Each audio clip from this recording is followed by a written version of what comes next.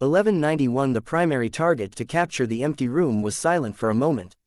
After Xiao Dao nodded in acknowledgement, the person in charge let out a soft sigh and slowly sat back in his chair. When Xiao Dao saw the person in charge's troubled expression, he laughed bitterly and said, "Captain, you don't have to worry too much. I'll take responsibility for what I've done. From the start of the plan, I didn't intend to drag my brothers into this. I know you're worried about me and how you can save me from death." At this moment, Xiao Dao's face was filled with gratitude, but he gently shook his head and said, "Actually, there's no need for that at all. I'm already prepared to die. The only regret is that I can't see the scene of the enemy being killed while I'm alive." Xiao Dao's words were firm and decisive. It was obvious that he was not lying, and he was indeed prepared to be punished if the matter was exposed. The person in charge waved his hand. After looking at Xiao Dao for a long time, he took a deep breath and reluctantly said to Xiao Dao, "Maybe things aren't as bad as you think. As long as we plan properly, we might be able to get through this crisis." Disbelief appeared on Dagger's face when he heard this. He then gave the person in charge a silly smile and stood up from his chair. "Captain, I already appreciate your good intentions, so don't waste your energy. I'm well aware of what I've done. I've already violated the rules of the cultivators of the Shang City. I deserve to be punished. There's no need to involve you in this. I'm going to plead guilty to the manager now. As for the team leaders, just pretend you don't know anything and don't get involved in this mess." As soon as he finished speaking, Xiao Dao was about to turn around and leave, but he heard the person in charge behind him let out a bitter laugh. "It's too late." Xiao Dao's strong body trembled slightly. He slowly turned to look at the person in charge and asked in a shocked and hesitant tone, "Captain, don't tell me you've already cowered." "That's right, I've already told the manager about this matter, just before you came here." Xiao Dao's expression was nervous, and there was a hint of anxiety and unwillingness in his voice. "Captain, why do you have to waste your time? Don't say any more. What we need to do now is to make use of the current situation to make you redeem yourself. In this way, not only can you avoid punishment, but you may also realize your revenge plan." Xiao Dao, whose face was ashen, was stunned. He looked at the person in charge in a daze and did not know what to say for a moment. "All right, now tell me everything you know, and then we'll discuss how to operate this matter." Xiao Dao nodded blankly. Even though he didn't think that he could easily get away with it, he still told the captain everything in detail so as not to disappoint him. The person in charge listened attentively and nodded his head from time to time. No one knew what he was thinking. At this moment, the person in charge's communicator rang. Someone had requested to receive the call. The person in charge motioned for Xiao Dao to wait for a moment and immediately turned on the communicator. The figure of a cultivator from the mall appeared.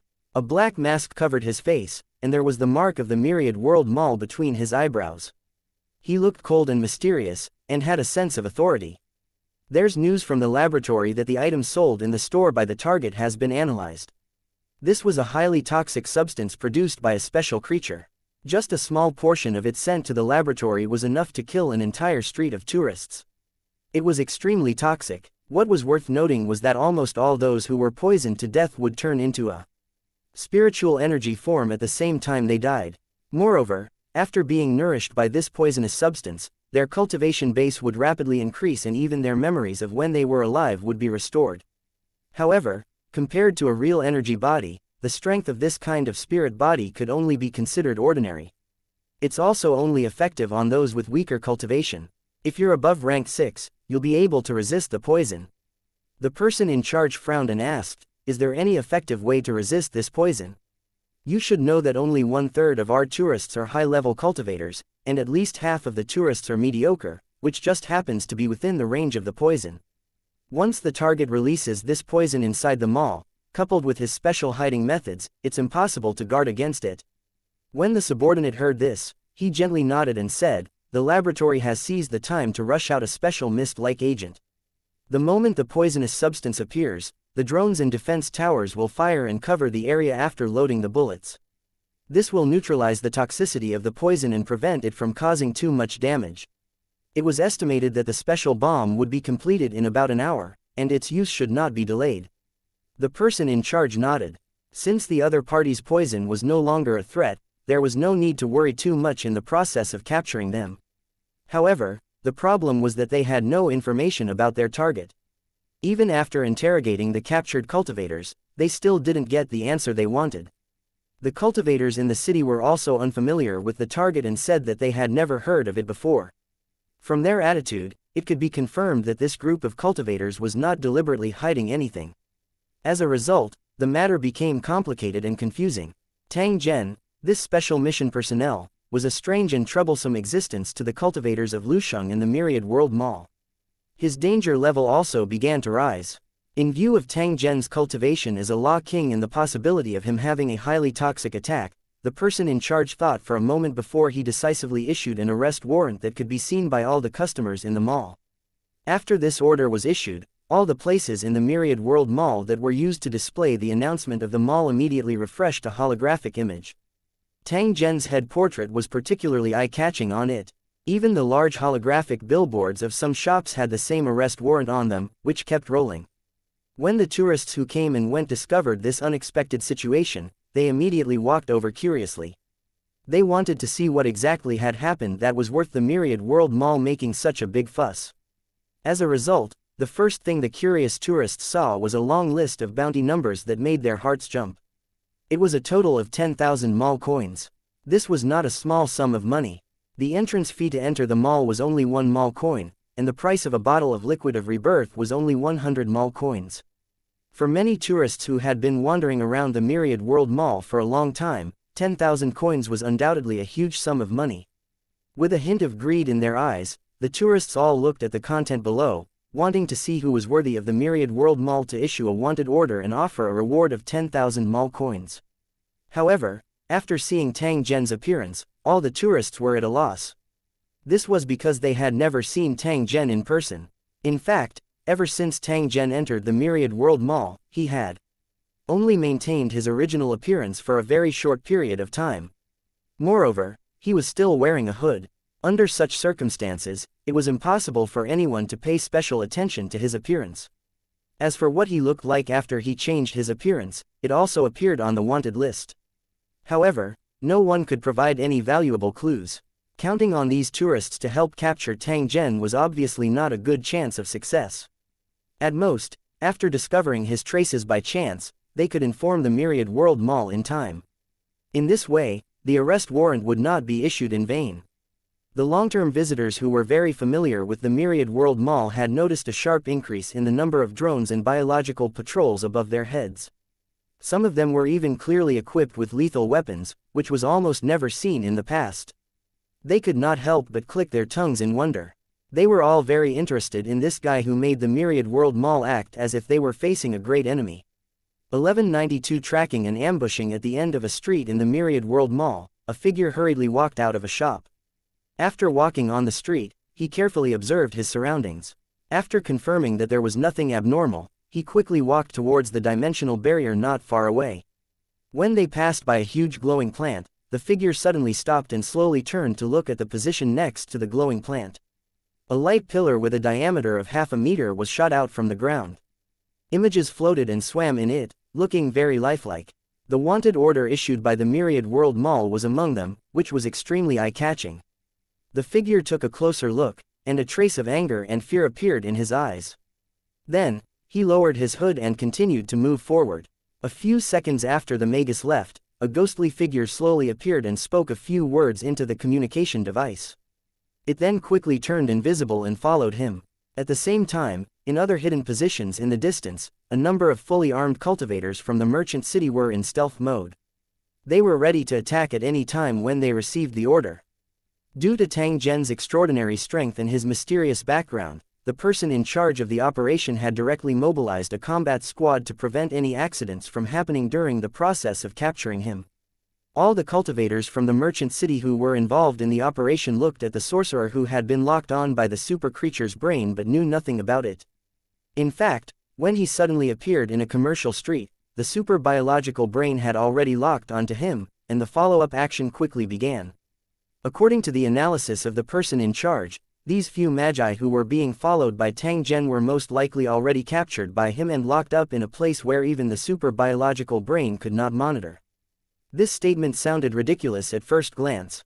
The super biological brain that could control the entire Myriad World Mall actually had places that it could not monitor.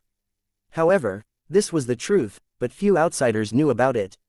In fact, less than 1% of the dimensional gaps in the Myriad World Mall had been developed so far.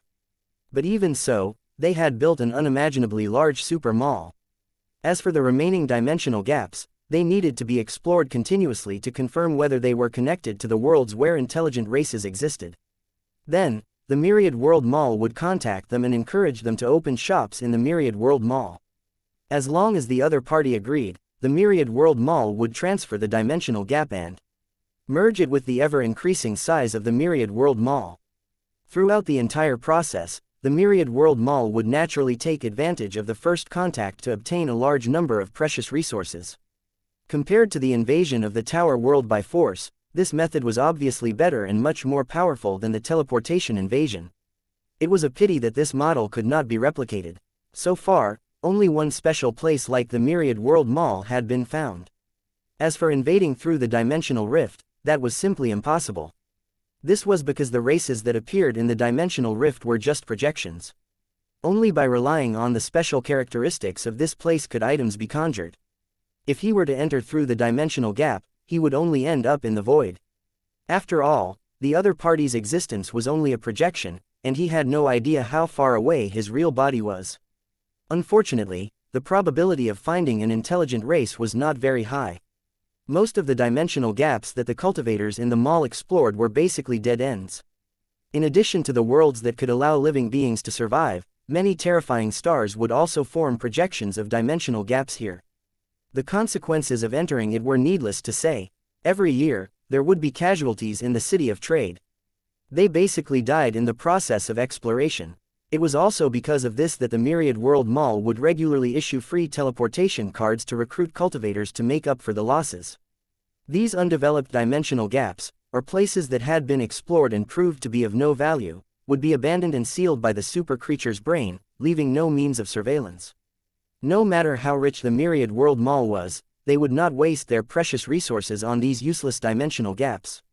The reason was to reduce the energy consumption of the super creature's brain and reduce operating costs as much as possible. However, from the looks of it now, this method had a certain drawback. Perhaps, Tang Zhen had made use of this point. That was why he was able to hide without a trace. Even the super biological smart brain could not discover him. Fortunately, this situation was an exception. Otherwise, the managers of the Myriad World Mall would definitely have a headache. However, it was also for this reason that the controllers of the Myriad World Mall attached great importance to Tang Zhen and ordered that he must be captured alive. They wanted to find out how he did it. Such an unknown method had actually posed a certain threat to the interests of the Myriad World Mall, so they had to be wary of it. At this moment, the wizard in charge of collecting the ransom money was still on his way.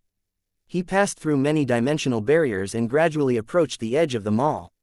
The person in charge, who was hiding in the dark and observing, knew that it might not be long before Tang Zhen appeared in front of him. After passing through another dimensional barrier, the sorcerer suddenly stopped in his tracks, as if he was waiting for something. The cultivators from the mall who were hiding at the side held their breath and focused. They knew that the last moment was coming, so they all subconsciously clenched their weapons. Pa-da! A crisp sound rang out, and a figure slowly walked out from behind a huge glowing ore. However, because of the cloak, it was impossible to see his specific appearance. The figure stood still in front of the wizard, and the wizard threw out a bag in his hand. The figure grabbed the bag and opened it. After checking it, he nodded. "I've brought the ransom. It's time for you to fulfill your promise and release my companions." The magus' tone was very stiff, with a hint of anger and hostility. "I always do what I say. Now, you can leave together." As soon as he finished speaking, the dimensional barrier not far away flashed slightly, and the blood-eyed sorcerer and the others appeared one after another. The blood-eyed magus coldly glanced at Zhen Tang before waving his hand at his companions. Then, he turned around and entered the dimensional barrier. He knew that it was impossible for Tang Zhen to attack him again. However, out of caution, he still got someone to test it out before he felt at ease. "No problem, let's go." The sorcerer returned quickly and nodded to the blood-eyed sorcerer, indicating that there were no problems. The blood-eyed magus looked at the figure standing in front of him. After hesitating for a few seconds, he gave a serious magus salute, then quickly turned around and left. He was thanking Tang Zhen for showing mercy. Otherwise, Tang Zhen would definitely have been able to easily kill them in that completely sealed dimensional gap. However, he did not do so in the end. The blood-eyed magus didn't know why Tang Zhen was like this. However, the fact that the other party had let him live was something that the blood-eyed magus had already remembered in his heart. If he stepped into the world of Lusheng one day and met Tang Zhen again, he might even repay this favor. The blood-eyed cultivator didn't care about the ransom that Tang Zhen asked for at all. This was because this was a war method that didn't lose face and was suitable for any side that lost. This method at least proved his value. Moreover, the blood-eyed magus was of noble status, and clearly did not lack this sum of money. If Tang Zhen disdained them and let them go without asking for a single cent after toying with them, that would be the greatest trampling and contempt on the dignity of wizards. After sending the blood-eyed magus and the rest off with his eyes, Tang Zhen placed the bag in his hand into the storage space and revealed a satisfied expression. With these large denomination coins in his account, his trip was not in vain. Now, he only needed to find a way to complete the mission and find a way to leave. As for the complicated old grudges between the battle zone of the spirit ruins and the Magus world, and even the Myriad World Mall, he was not in the mood to care at all, because it actually had little to do with him. Moreover, in the battle between the three behemoths, if he was not careful, he would be smashed into pieces by the torrent, so why should he risk his life? He just needed to quietly wait at the side and reap the benefits. Tang Zhen grinned after tidying up his cloak. He gently raised his arm and suddenly blasted out an enormous fire dragon to his side. In the burning sea of fire, a dozen swift figures suddenly appeared and surrounded him, pouncing at him at high speed. 1193 besieging, chasing, and blocking -1 more than 10 figures suddenly appeared in the sea of fire. They were the cultivators from the Shang city who had been following and hiding for a long time. After the blood-eyed magus and the others left, they were ready to capture Tang Zhen. However, before they could take action, they encountered Tang Zhen's counterattack. Under the attack of the fire of law, the cultivators of the City of Trade could only move ahead of schedule, and their original plan was completely disrupted. Although they didn't get hurt because they dodged in time, the cultivators from the mall felt their faces burning. They didn't expect that they would still be discovered by the other party even though they had hidden so cleverly. Was the enemy too powerful, or was he too incompetent? There was no time to think about other things.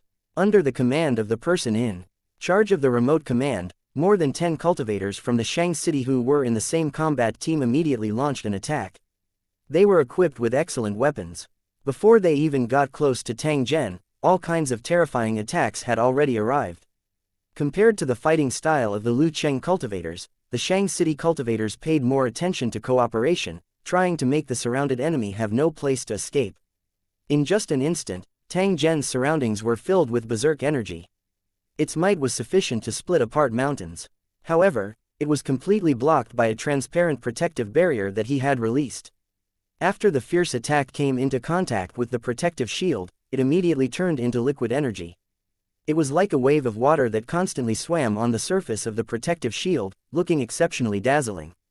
The surrounding ground was affected by this terrifying energy. Several huge ravines immediately appeared on the ground. Only the ground under Tang Zhen's feet remained intact. Pa. Seeing that his comrade's attack had been blocked, a cultivator from the merchant city immediately raised the gun in his hand and shot out thumb-sized bullets at the protective shield, causing it to shake continuously. The special cannonballs seemed to have the ability to break energy shields. After being blocked, they immediately transformed into spider-like forms, their sharp claws gripping the energy shield tightly. As the mechanical spiders glowed at the same time, the protective shield immediately began to move, shattering and disappearing in an instant. The concentrated and sharp attacks also arrived at the same time as the protective shield shattered. Tang Zhen shouted in a low voice when he saw this. His body suddenly moved backward and casually threw out a metal-like fireball. It rushed into the cultivators from the merchant city and suddenly exploded. The lava flames that had been compressed to the extreme spread out, causing the surrounding 1,000 meters to instantly turn into a sea of fire. Flame-feathered snakes flew out from the sea of fire like terrifying bees as they continuously flew towards the cultivators from the Shang city who were surrounding Tang Zhen. Knowing that these magical creatures were extraordinary, the cultivators didn't dare to be careless. They activated all kinds of energy shields to block the frenzied attacks of the flame-feathered snakes. On the wide street, more than a dozen huge fireballs immediately appeared, looking like a beehive surrounded by bees. Seeing this, Tang Zhen waved his hand again. Teams of flame cavalry rose from the sea of fire and raised the flame spears in their hands. They began to attack the cultivators from the Shang city who were trapped by the flame-feathered snakes. The expressions of the cultivators from the merchant city changed when they saw the valiant and extraordinary flame knights charging over. Their ears were filled with the neighing of the warhorses as they charged. They could only dodge the attacks in a panic and had no time to care about Tang Zhen. Although the cultivation of these cultivators from the Shang city wasn't ordinary, it was still a lot weaker than Tang Zhen's cultivation. They dared to attack because they had the advantage of equipment and numbers. Furthermore, they were in the Myriad World Mall. Cultivators from the mall would receive the assistance of the super biological intelligent brain. Experts of the same level as Tang Zhen were also on the way to reinforce them. As long as he persisted for enough time, Tang Zhen would definitely be unable to escape even if he had wings. Who knew that Tang Zhen already had the idea of retreating quickly in his heart? To avoid being surrounded, when he saw that the cultivators from the Shang city who were besieging him were being held back, he immediately retreated and his figure ran into the distance like lightning. The cultivators from the Shang city who were trapped in the sea of fire immediately let out indignant roars. They broke through the interception of the magical creatures one after another and followed in the direction where Tang Zhen had disappeared. At the same time, the dimensional barrier not far from the sea of fire flickered one after another. The person in charge and another Law King who had come to reinforce them had arrived with a large group of people. The person in charge's face was covered in frost as he watched Tang Zhen's figure gradually disappear into the distance. He coldly swept his gaze over the members of the combat squad that had rushed out from the sea of fire before ferociously giving chase. This abnormal scene immediately alarmed the tourists. They looked at Tang Zhen in surprise as he disappeared in a flash. Immediately after, a large number of cultivators from the mall with angry faces whizzed over, their bodies filled with killing intent. Before they could figure out what was going on, they heard a sudden noise in the sky in front of them, and drones fell from the sky one after another. The plankton in the air could not escape the same fate. Under the influence of the raging energy explosion, they all turned into a rain of blood and sprayed to the ground. Under the control of the super creature's smart brain, the defense towers that no one paid attention to during normal days were all activated at this time. Bright rays of light pierced through the sky one after another, making the sky flash continuously as if there was a thunderstorm. The loud sounds were even connected together. At this moment, a different number of cultivators from the mall had also rushed out from the dimensional barrier that was connected to the other commercial streets. With their special privileges, they completely ignored the flight prohibition here and swarmed towards Tang Zhen's location. At this moment, Tang Zhen was like a small boat struggling in a storm. He was in an extremely dangerous state at every moment.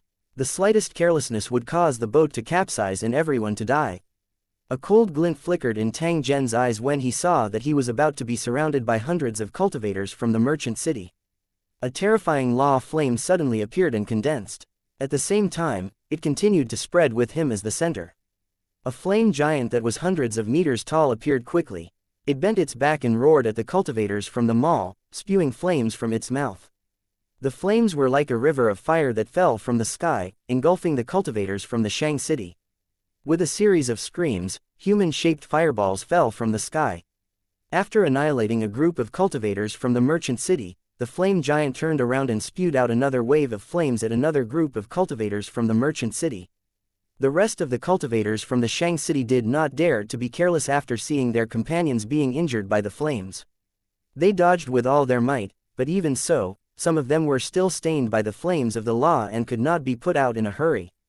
A rain of fire fell from the sky and landed on the streets and shops, instantly causing a panic and chaos.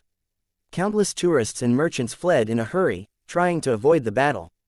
The sky and the ground were filled with jumping flames, and the area was getting bigger and bigger.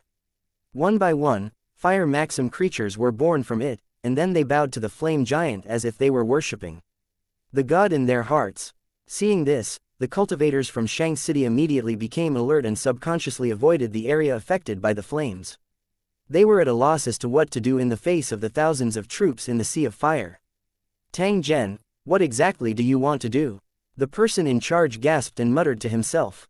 He had long guessed that Tang Zhen's cultivation was extraordinary and might even surpass his own.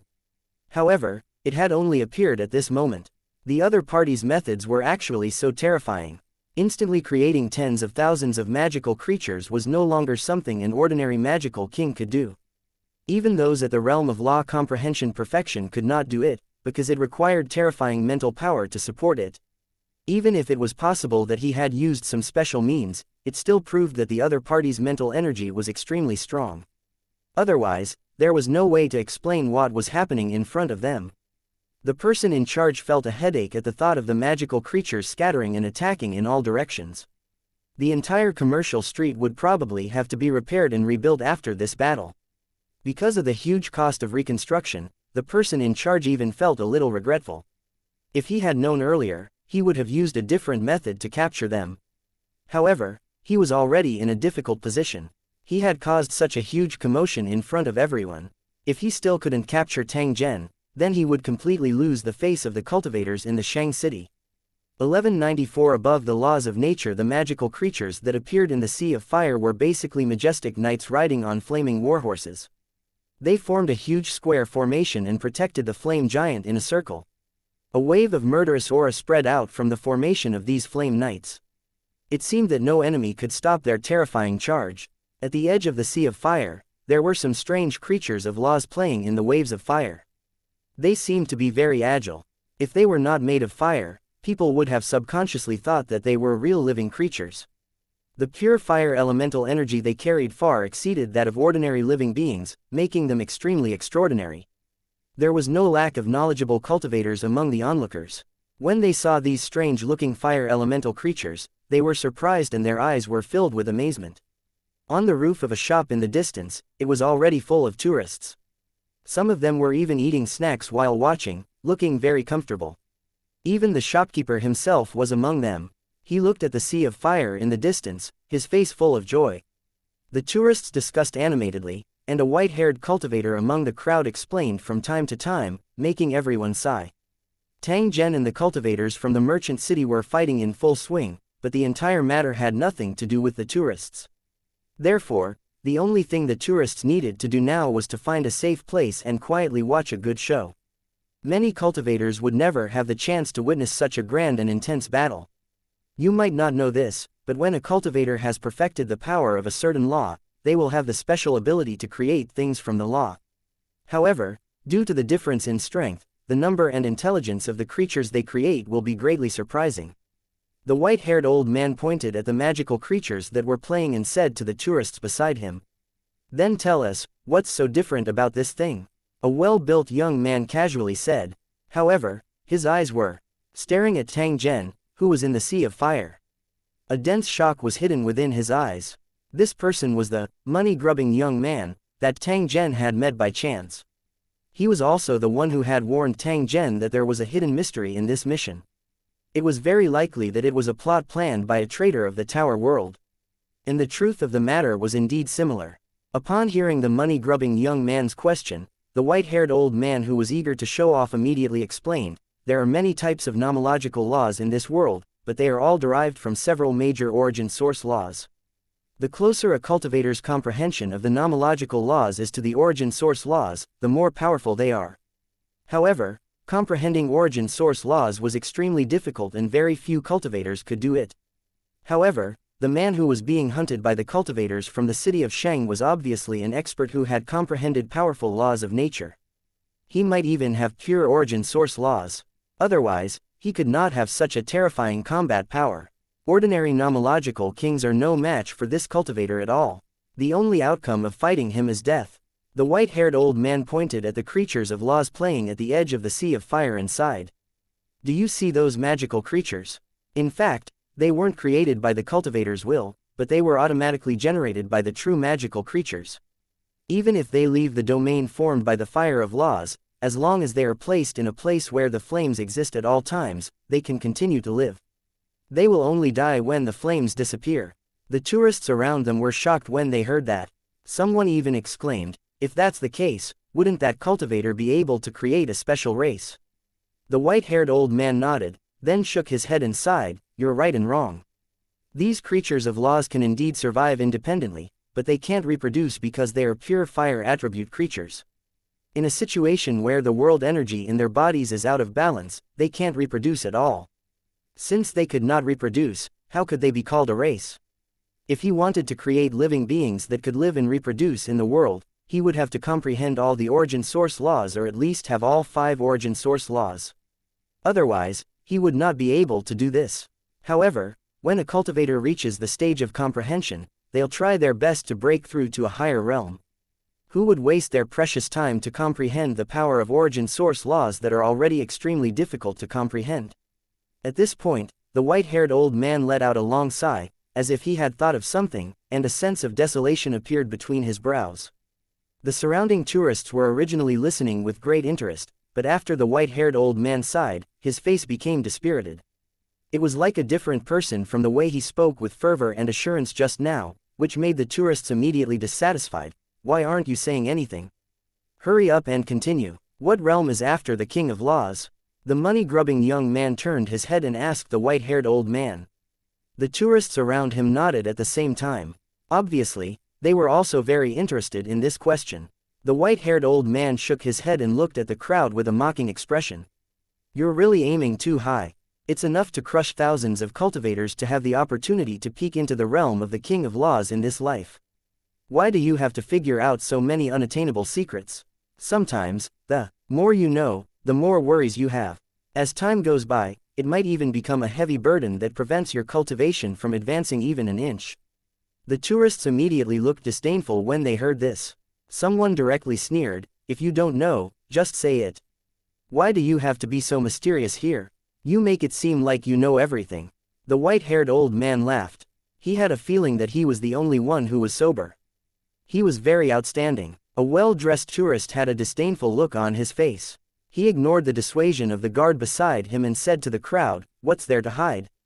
Actually, I've heard before that the realm after the King of Laws is actually called the Spiritual Emperor. It's said that spiritual emperors are of a higher level of life, and they have many incredible abilities. They can control an area of 10,000 miles, change the weather with a snap of their fingers, and all living beings are like ants in their eyes. The tourists were stunned, and their faces were filled with shock and suspicion. They did not seem to believe what the other party had just said. Only the white-haired old man and the money-grubbing young man had a grave expression. After exchanging a glance, they looked in Tang Zhen's direction. Although the current Tang Zhen appeared majestic, only he himself knew that this kind of formation would not last for long. Even if his mental energy was as vast as the sea, he was still unable to support such a terrifying output for long. The only thing he could do now was to get out of here as soon as possible to prevent the Myriad World Mall from dispatching more high-level experts. By then, it would be difficult to get out. 1195 in danger. 1. As the battle broke out, the entire street became empty, and the doors of the shops were tightly closed, looking like a ghost town. At the same time as the battle, the super-biological brain issued an evacuation order, asking tourists and merchants to leave as soon as possible. At the same time, it temporarily closed the entrance and exit passage. Except for verified personnel, no one could leave through the dimensional gap. The remaining tourists were also expelled by the cultivators of the mall. Even if they were unwilling, they could not fight against these powerful cultivators. Otherwise, they would most likely face the punishment of being expelled and denied entry. After the super-biological brain had analyzed it, it had determined that Tang Zhen had the means to steal the authority of the waste token. Therefore, it was constantly on guard to prevent him from using the same trick again. It was also because of the interference of the super creature's brain that the mobile phone could not send him to the unmonitored dimensional gap in a short time, let alone leave this world. The Myriad World Mall did not have many restrictions on small batches of stowaways, which was why cultivators from Lucheng had the opportunity to teleport to this world. However, it was extremely difficult to teleport in and out of this world on a large scale because of the defense array of the Myriad World Mall. In most cases, the best way to leave was to rely on the teleportation array. As for the success rate of smuggling out, it was pitifully low. Because Tang Zhen was on the wanted list, it was impossible for him to rely on the teleportation array to leave. Thus, he could only rely on the mobile phone to teleport. Being in a sealed dimensional gap and surrounded by a large number of cultivators from the mall, Tang Zhen was already in an extremely dangerous situation. How much time do I have to activate the teleportation? I'm in a very bad situation right now. I can't hold on for too long. Tang Zhen was suspended in the middle of the flame giant as he asked in a deep voice. In order to delay the cultivators from the mall and let his phone find a way to escape from danger, he had to constantly activate the power of laws to defend against the enemy. Although the effect was good, it also consumed a lot of his energy. If he was unable to obtain the result he wanted, then Tang Zhen could only fight a bloody battle with the enemy and even die together. Under Tang Zhen's questioning, the phone was silent for a few seconds before it gave a rather clear answer. The space has been sealed. Trying to break it, estimated time is around 10 minutes. After hearing the notification on his phone, Zhen Tang's brows furrowed slightly as he raised his head to look at the dimensional barrier in the distance. It's best to be faster. I don't know how long I can last. I was too careless this time, hehe. Having a way to escape from a desperate situation was already something that made people feel fortunate. However, Tang Zhen clearly knew in his heart that although 10 minutes was not a long time, it was completely enough to carry out a high-intensity offensive and defensive battle. On the battlefield, life and death were often decided. Where would there be so much time to waste? The cultivators from the Shang city wouldn't give him too much time either. When the powerful reinforcements arrived, they would definitely launch a strong attack on Tang Zhen.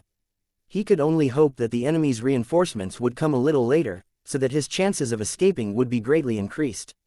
Unfortunately, Tang Zhen's wish was destined to be unable to be realized under such circumstances. This was because he had already sensed the aura of a powerful enemy that was unceasingly approaching his location. Because of the powerful strength he had shown, the Myriad World Mall had finally sent out a strong enough expert, and the aura that the enemy revealed made even him feel a little shocked. If his guess was correct, this cultivator from Shang City that was approaching him was most likely an expert that had surpassed the realm of a nomological king. The Myriad World Mall really thinks highly of me. They actually sent such an expert to participate in the battle. The corner of Tang Zhen's mouth revealed a ridiculing smile. However, it was soon replaced by a crazy fighting intent. He looked at the group of figures that were rushing over from the distance and coldly laughed as he waved his hand. Countless flame knights roared in unison and charged toward the enemy like a thunderbolt. It was as if a wave of flames was surging forward. Anything that blocked their way was instantly turned into ashes. All the cultivators from the city of trade dodged to the side in case they were killed. On the other hand, the enemy that the flame cavalry was attacking did not have any intention of retreating. Instead, they charged forward, especially the cultivator in the lead. He stepped out from the crowd and faced the flame cavalry. Owu. As the cultivator from the city of commerce waved his arm, dozens of terrifying giant beasts of law appeared out of thin air. They roared and roared furiously, colliding with the flame cavalry with ferocious expressions. As soon as the two sides came into contact, a fierce collision immediately broke out.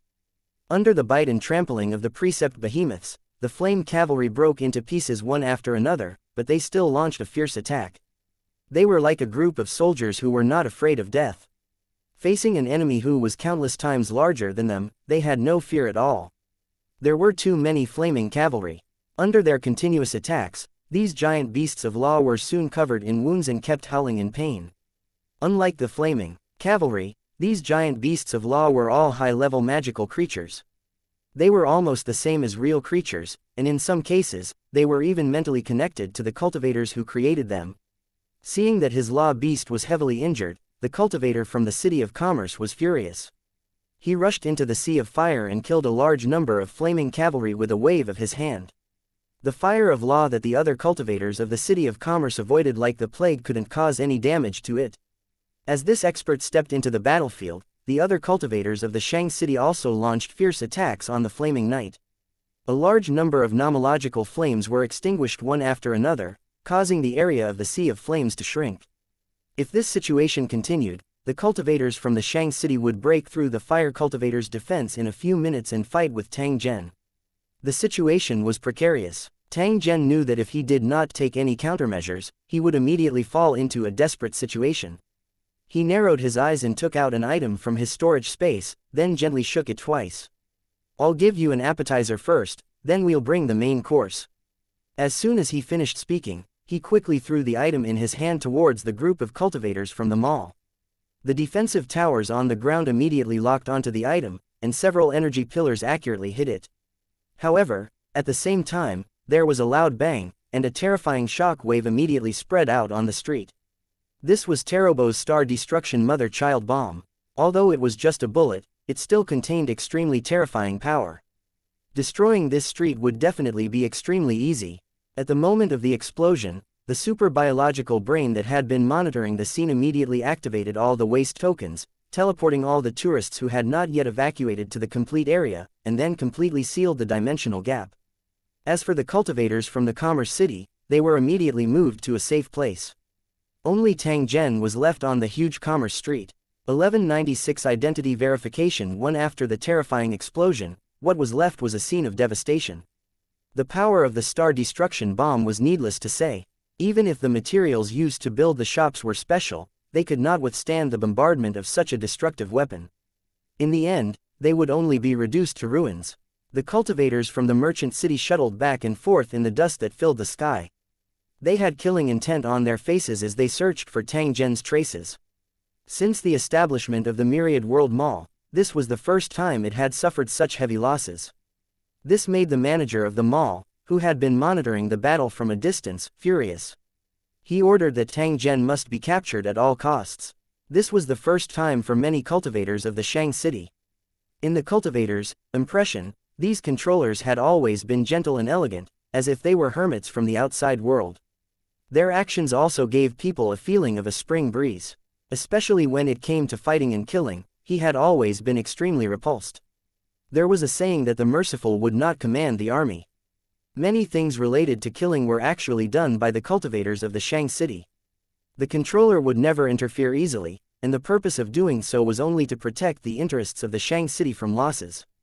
If a controller were to do these things, it would only make the situation worse. It was also because of the indifferent nature of the controllers that the Myriad World Mall had been provoked by the Lusheng World one after another, but had never taken any powerful revenge. However, the long-suppressed dissatisfaction was already on the verge of erupting. Tang Zhen's appearance had coincidentally caused it to completely explode, causing the controller to personally issue the order to capture him. In fact, even if Tang Zhen did not appear, this situation would happen sooner or later. This was because with the greed of the cornerstone platform, it would definitely not let go of such a huge piece of fat meat. The Shang City cultivators who had received the order continued to search the ruins. At the same time, a large number of reinforcements had arrived. Any loopholes that could allow Tang Zhen to escape had been completely sealed. They had to capture him alive. At the center of the explosion, more than a dozen figures were floating high in the sky, coldly sizing up the wreckage on the ground. According to the estimation of the super biological brain, the direct loss of the Myriad World Mall this time had exceeded 10 million mall coins. If the subsequent restoration and reconstruction, as well as the compensation for the shops, this number would probably double several times. This was definitely not a small sum. Even the total wealth of some worlds added together was far less than this. It was just a cultivator from Lucheng City, but he had caused such a huge loss. This situation was beyond everyone's expectations, and it was a heavy slap to the faces of the cultivators from Shang City who thought they could protect the city. Compared to the anger of the ruler, the cultivators of the City of Commerce felt a trace of shame and humiliation. Only by capturing and killing Tang Zhen could they recover some of their lost face. What are you all doing? Why haven't you found any traces of that cultivator from Lucheng after searching for so long? The reprimanding voice came from the cultivator in the lead. He was the one who had fought with Tang Zhen earlier and created a few powerful law beasts. Moreover, his strength had obviously surpassed the level of a law king. Although he was still a distance away from the next realm, Tang Zhen was definitely not his match. Lord Deputy Director, we've searched every inch of the center of the explosion, but we didn't find anything. We don't know where he's hiding either. The person in charge of capturing Tang Zhen bowed and replied. His face was filled with a depressed expression. He could be considered to have personally experienced how powerful and difficult it was to deal with Tang Zhen. The cultivator who was called the deputy manager snorted. His expression softened, but his tone was still cold. The orders given by the controller must be carried out thoroughly.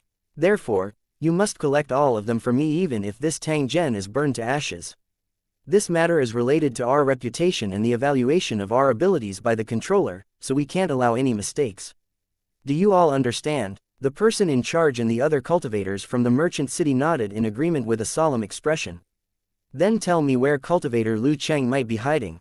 You must know that this place has been completely sealed by the super creature's artificial intelligence. It's impossible for him to escape using the loophole on the waste token. With his strength only inferior to mine, it's impossible for him to die in the explosion just now.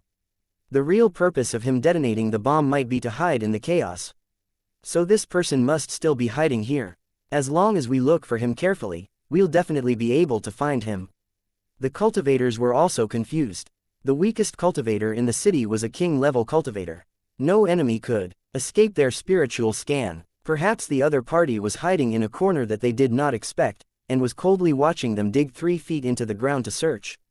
After realizing this point, the person in charge's heart suddenly jolted. He recalled Tang Zhen's ability to change one's appearance. It was so realistic that even the super creature's brain was unable to distinguish it. Not good, he must be hiding among us and disguised as a cultivator from the Shang city. The person in charge roared, causing the other cultivators' expressions to change. They then looked at each other nervously with a trace of vigilance in their eyes. The surrounding cultivators from the Shang city were the same. Some of them even raised their muzzles, hinting at the suspicious targets. "What are you all doing? Put down your weapons." After the deputy manager reproached him, he coldly glanced at the cultivators around him and ordered in a decisive tone, "All cultivators of the Shang city who are involved in the operation, gather at my location immediately. Anyone who disobeys my order will be killed without mercy." The voice resounded through the clouds and reverberated in the destroyed dimensional gap. The cultivators from the Shang city who were participating in the search and capture received the order and ran to the designated location without any hesitation to avoid being suspected by their companions. It didn't take long for them to gather in the open space in front of the deputy director. Each and every one of them had a serious expression on their faces, and there was a trace of doubt in their eyes. "All of you, come before me one by one and report your names and ID numbers. Don't hide anything." Ignoring the reactions of the cultivators, the deputy manager pointed at a random person and said, "We'll start with you. Tell us your name and identification number." The cultivator from the Shang city immediately gave his name and a string of special numbers. Verification complete. A ray of light swept across the cultivator's body, and the voice of the super biological brain came from somewhere unknown, proving that the other party was indeed the real person and not the enemy in disguise. The deputy director waved his hand, signaling the next cultivator to step forward and continue to be tested by the super creature's artificial intelligence. As if they had realized something, the cultivators from the City of Commerce actively cooperated with the test. However, after dozens of cultivators were checked, their identities were proven to be correct. However, the deputy manager and the others didn't look relaxed at all, because there were still dozens of cultivators from the mall who hadn't been tested, which meant that the enemy was very likely to be hidden among them. "It's your turn, tell me your name and ID number." The person in charge pointed to a cultivator from the mall. Although he had some impression of this person, he still continued to examine meticulously. The cultivator raised his head and glanced at the person in charge expressionlessly. However, a strange smile appeared on his face, causing the person in charge's heart to tremble. Just as he was about to warn his companions, he saw the other party suddenly throw out an item that looked familiar. "This is a red mist bomb." The person in charge's expression changed drastically, and he suddenly let out a cry of surprise. 1197 breaking out of the encirclement. 1. As the person in charge exclaimed, all the cultivators of the mall changed their expressions. The cultivators had already suffered one of Tang Zhen's bombarding attacks. However, because they had been teleported away in time, not many cultivators from the Shang city were injured. However, it was inevitable that they were covered in dust. The cultivators of the Shang city were also afraid of this special bomb that had an amazing destructive power and a large area of coverage. Even though they were king-level cultivators, they still did not dare to face the blast with their bodies. In that case, it would be no different from courting death. To the cultivators of the Shang city, it was already a very unpleasant thing to be blown up by the enemy in their own territory. However, it was going to happen again. While they were frightened, they were also filled with anger. They swore that they would not let the bomb go off successfully. Therefore, the moment Tang Zhen threw the bomb, more than half of the cultivators from the Shang city used all kinds of confinement techniques to wrap the bomb in an attempt to prevent it from detonating again. The other half of the cultivators from the merchant city locked onto Tang Zhen and launched fierce attacks from all directions. As the target of the cultivators from the Shang city, Tang Zhen immediately felt as if he was in a stormy sea and was surrounded by killing intent. "Come on, let's see what you can do to me." Tang Zhen wildly laughed. The talismans carved out of spirit jade appeared like spurting spring water. They scattered around his body and continuously revolved around it. Furthermore, they were all activated and used at the same time. A super thick protective shield that the cultivators from the Shang city had never seen before suddenly covered Tang Zhen's body. It was unknown how many layers it had, but it blocked the attacks from the cultivators from the Shang city. However, under the attacks of the cultivators from the City of Commerce, the protective barrier was instantly shattered. The second layer was shattered, followed by the third and fourth layers. It was only the first wave of attacks, and countless layers of protective shields had been shattered. The shockingly thick protective barrier also began to disappear at a speed that was visible to the naked eye. If this situation continued, Tang Zhen would be facing the frenzied attacks of the cultivators from the Shang city in just a few seconds. The person in charge by the side revealed a cold smile. From the way he saw it, Tang Zhen would definitely be unable to escape this time around. However, just as the smile appeared, it suddenly froze on his face, because the person in charge heard the rapid alarm of the super creature's artificial intelligence. "Warning, an unknown force has invaded. It is attempting to unseal the space. Please take immediate action to stop it." The unknown force has successfully infiltrated the AI. Part of the AI's authority has been stolen. The enemy is attempting to activate the teleportation.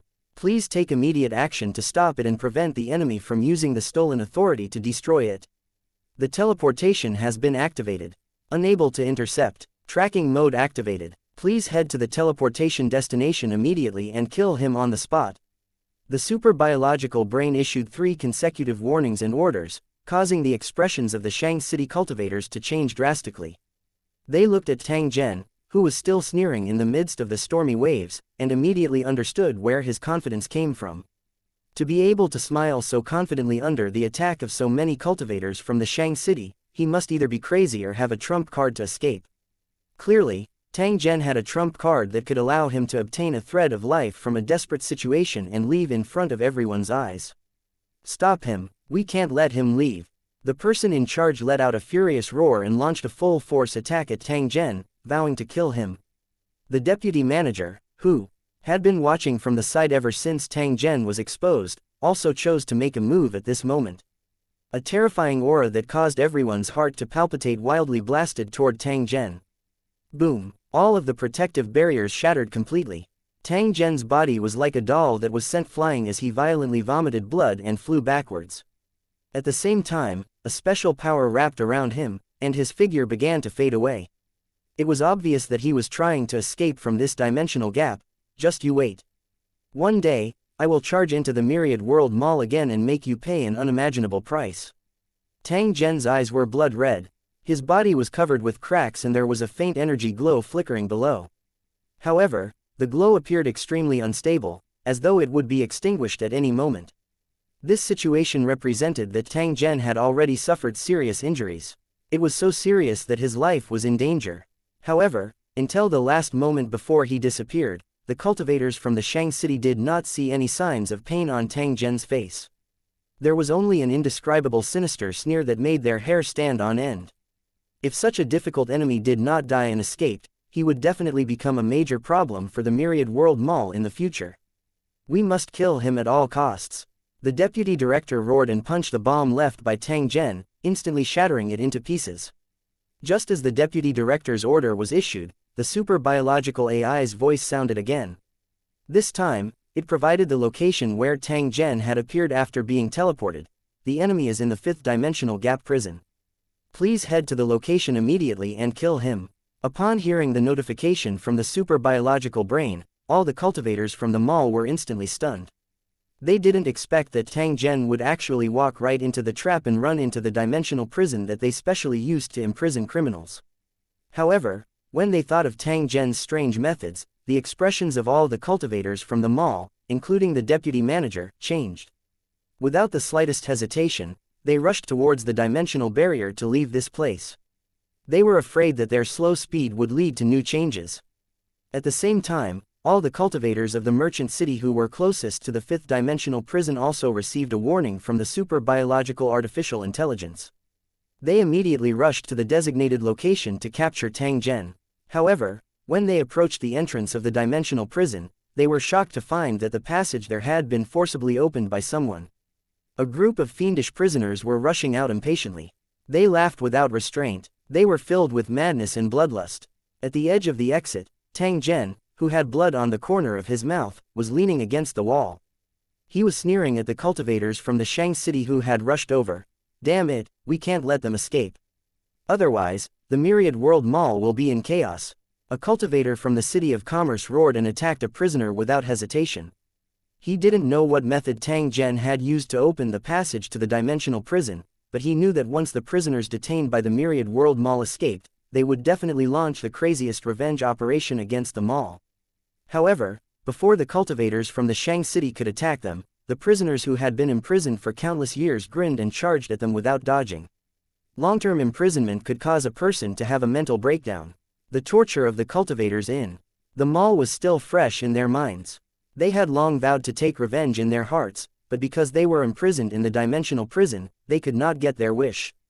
Now that the opportunity was right in front of them, how could they miss it? As the prisoners fought with the cultivators from the mall, more prisoners swarmed out of the dimensional prison, looking for possible escape routes. Brother, aren't you going to leave with us? Nearly 100 Lu Cheng cultivators came out of the dimensional prison. They were the cultivators from the war zone of the spirit ruins who had carried out the mission with Tang Zhen previously. Compared to their full armor when they came, they were only wearing a single layer of clothes at this moment. Many of the cultivators were covered in shocking wounds. A cultivator from Lu City looked at Tang Zhen and asked with a slightly concerned voice. If it wasn't for Tang Zhen's sudden appearance and the use of special methods to open the dimensional prison's channel, who knew if they would have had the chance to see the light of day again? The controller of the Myriad World Mall did not like to kill, so he chose to imprison the enemy. However, he did not know that this endless imprisonment was actually far more terrifying and desperate than death. 1198 The private collection of the super-biological smart brain. They had thought that they would never be able to escape the shackles of this life, but they did not expect a pleasant turn of events. They were able to escape from this prison full of the bones of the desperators. The cultivators of Lu Cheng were grateful to Tang Zhen, who had appeared in time and rescued them. At this time, they even took the initiative to take Tang Zhen away from here. No need. I still have things to do. You guys should leave quickly. Tang Zhen gently shook his head and rejected the other party's help. Alright, if you have the opportunity to go to the center of the spiritual ruins in the future, remember to come to the city I'm in. I'll treat you well. The Law King smiled and shook hands with Tang Zhen before saying the name of the city he was in. When the other cultivators of the Tower City saw this, they also laughed and told Tang Zhen the name and location of their respective towers.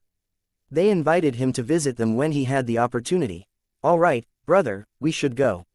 We'll meet again. The leading nomological king laughed and charged at the cultivators from the Shang city who had come to reinforce him.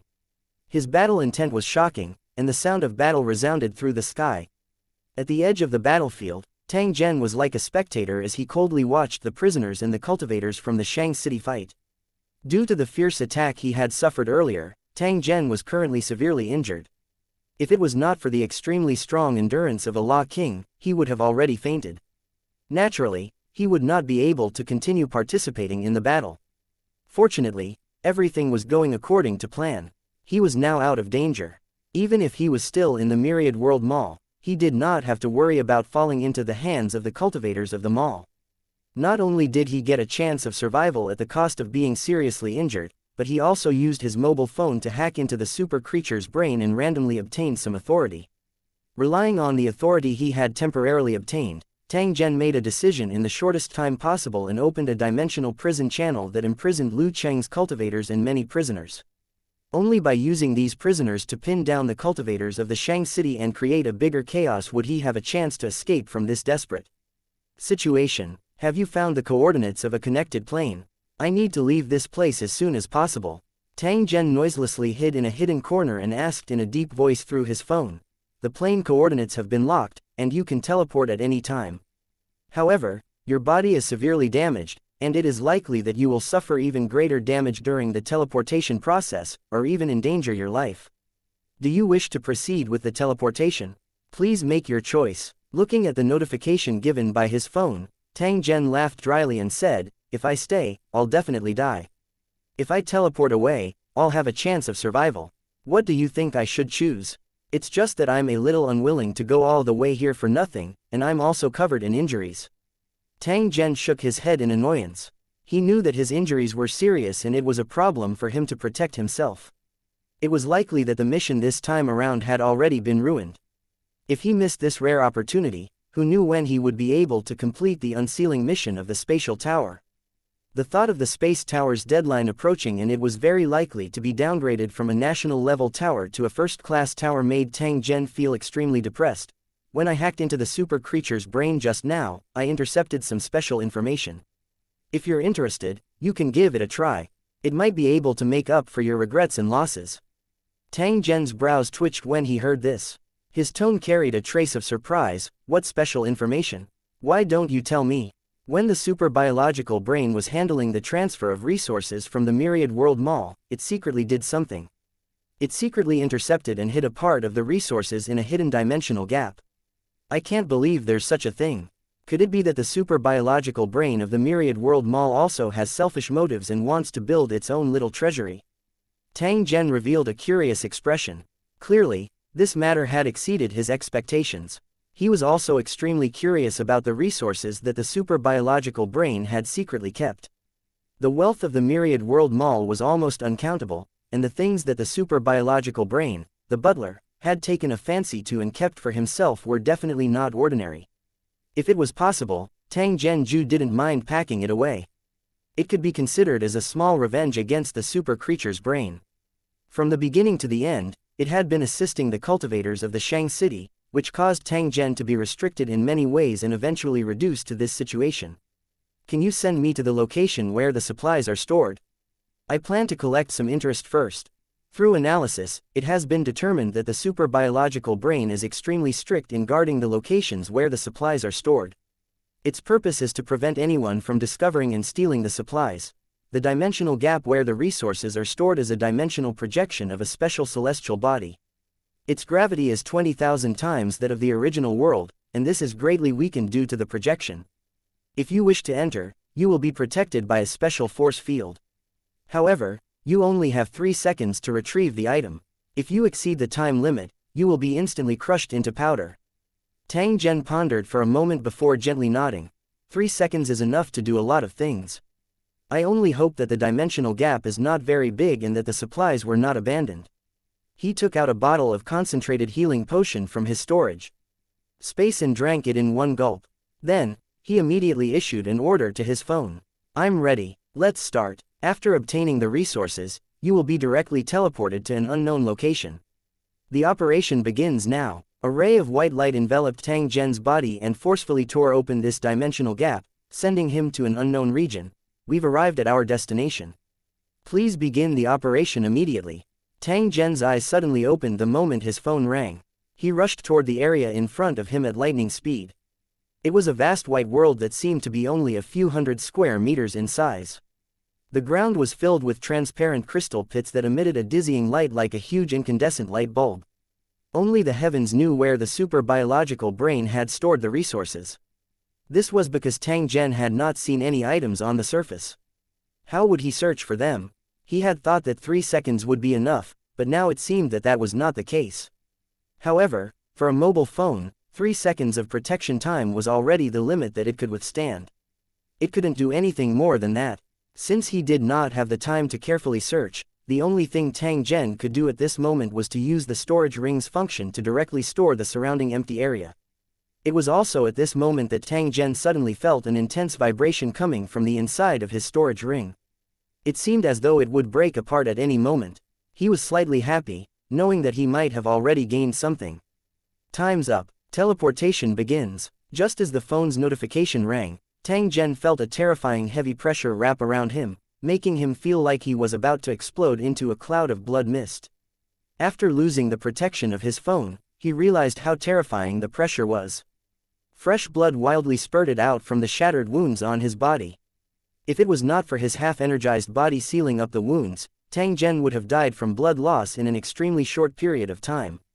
Fortunately, this process lasted for a very short time. In an instant, he felt the familiar power of teleportation. Although it still brought him a painful feeling, it was undoubtedly much better.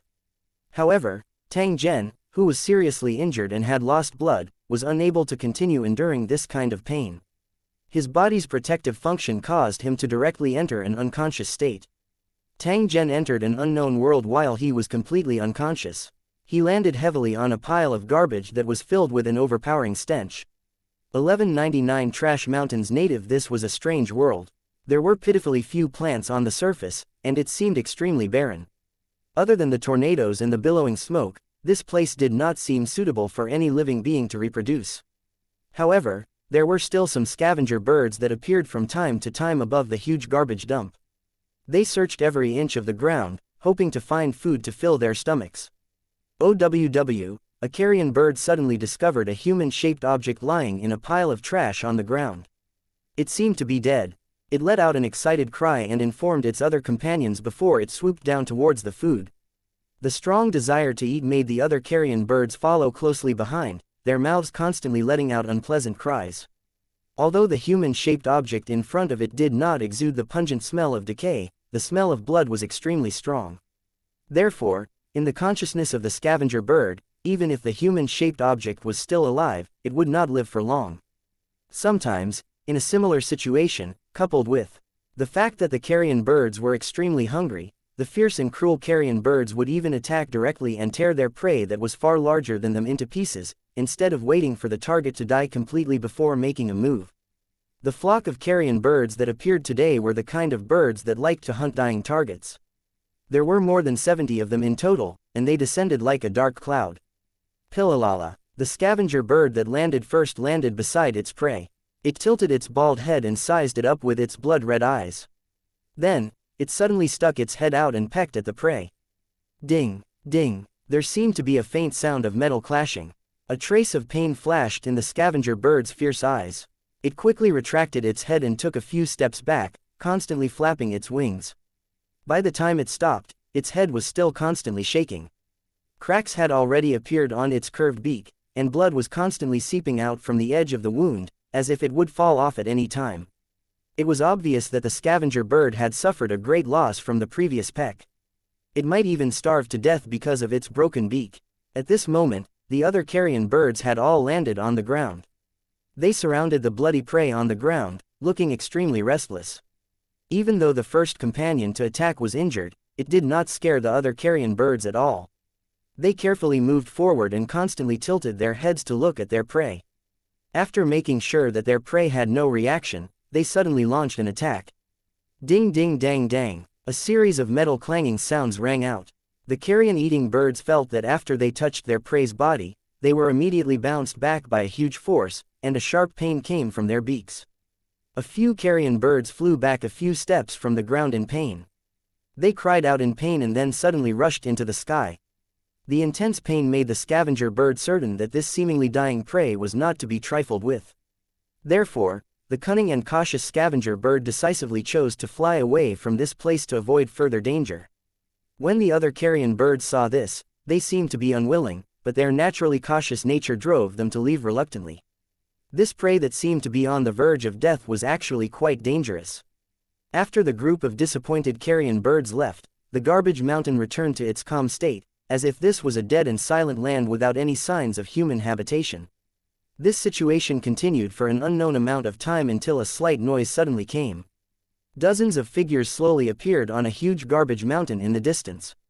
These figures that suddenly appeared were of different heights, wrapped tightly in robes made of various materials, and the large goggles on their helmets were extremely conspicuous, making people mistakenly think that they were some kind of creature with huge eyes.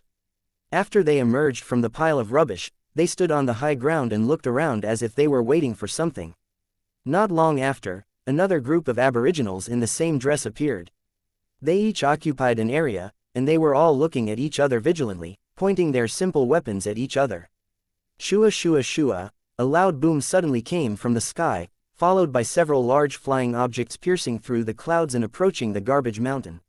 When the strangely dressed natives on the ground saw this, they immediately turned their attention to the flying objects and used the surrounding garbage to hide themselves. Under countless gazes, the huge flying devices slowly flew over the garbage mountain, and then a huge amount of garbage fell from the sky and landed on the edge of the garbage mountain. The earth rumbled, and in the blink of an eye, another huge mountain of garbage appeared. An indescribable strange smell immediately filled the air. Although they were separated by thick lenses, the greedy gazes of the aboriginals when they looked at the garbage mountain could almost be seen through the lenses. After the aircraft slowly left the place and gradually disappeared on the horizon, all the aboriginals suddenly jumped out of their hiding places and rushed to the huge fresh garbage mountain as fast as they could. Only God knew where these aboriginals were hiding. At this time, they were like ants emerging from the ground. They quickly surrounded the garbage mountain and began to frantically rummage through the garbage, trying to find something that could be used. Sometimes, these strange-looking natives would even fight over the same item, even to the point of fighting. Every time this happened, the natives with strong bodies and weapons would stand up. They seemed to play the role of warriors, responsible for fighting against competitors and protecting their own interests. Although the garbage mountain was huge, there were very few useful resources. It was not an easy task to dig it out. There were fights for items from time to time, but they weren't intense. This was because the most important thing right now was to find as many useful items as possible and then leave this place in the shortest time possible. As for the reason for doing so, it was actually very simple. It was because this trash did not belong to them. Hurry up, we only have an hour. Bring as many useful items as you can. Do you all hear me? A man with a huge machete in his hand stood on the garbage mountain and shouted at the busy figure in front of him. From time to time, he would look at the wilderness in the distance, his eyes revealing a sense of urgency. Time slowly passed, and when a dark cloud slowly appeared in the distant sky, all the natives immediately stopped what they were doing and gathered with their companions. Then, they carried the items they had collected and quickly fled. Somewhere in the garbage mountain, more than a dozen aboriginals were running at their fastest speed, trying to avoid the dark clouds. However, when they crossed a gully, one of the aboriginals let out a scream. "Morris, what are you shouting for? Why are you still here? Are you waiting for the destructive storm to tear you to pieces?" The man holding the huge machete roared, but his eyes subconsciously followed the direction his companion named Morris was pointing. Then, a man covered in blood, but unconscious on the ground, entered his sight. Looking at the unconscious man's strange dressing and the serious injuries all over his body, the leader, the muscular man, frowned and shook his head. "We don't know where this guy came from. Maybe he's already dead. Besides, the destructive storm is coming. We have to leave as soon as possible. But Uncle Jim, I don't think this person is dead yet. It's very possible that he can be saved. Why don't we bring him back?" After Morris said that, he actually rushed towards the unconscious man with his bag on his back. Uncle Jim was so angry that he stomped his foot and rushed forward, afraid that this reckless guy would be hurt. "Uncle Jim, he's still alive. Shall we rescue him and bring him back?" Morris' tone carried a hint of excitement as he shouted at Uncle Jim, who had a helpless look on his face. 1200 The strange unconscious person. "Sigh, you little fellow, I really can't do anything to you."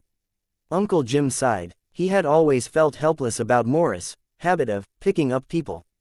In the past few years, this kid had picked up more than a dozen injured wanderers with unknown identities.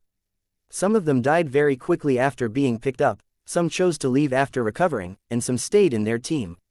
This included Jim himself, who was actually picked up by Morris. After his injury recovered, he stayed and became the trusted Uncle Jim. Therefore, Uncle Jim could not stop Morris' habit of picking up people.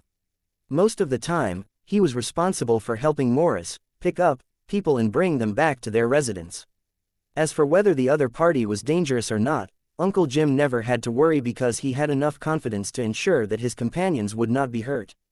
However, the unconscious man in front of him made Uncle Jim feel a little uneasy, and he subconsciously wanted to refuse Morris' request.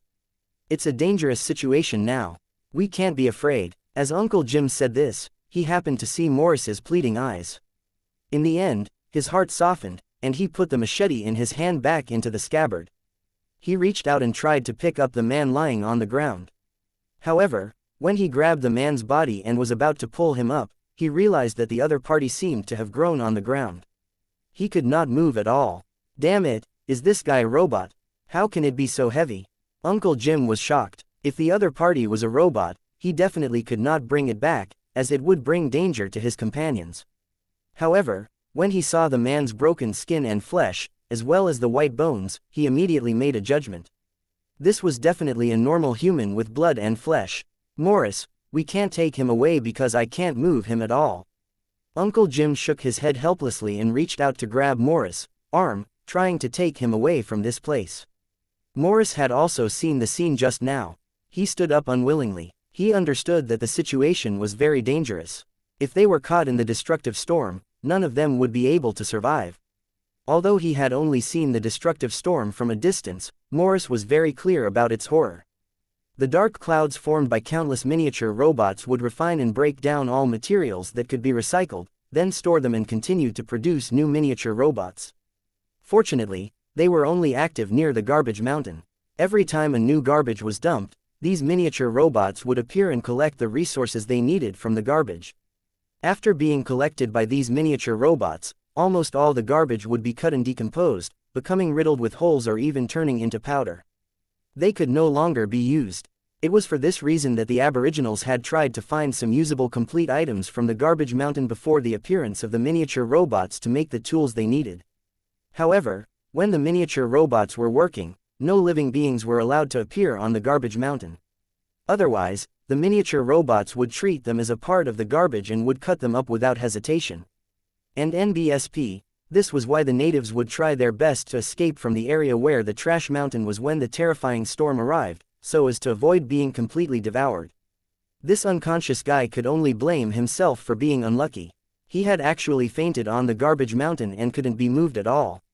All right, Uncle Jim, let's leave quickly. Standing up quickly, Morris carried the bag of miscellaneous items on his back and was about to leave. However, at this moment, he felt his calf being grabbed by someone, as if it was an iron plier.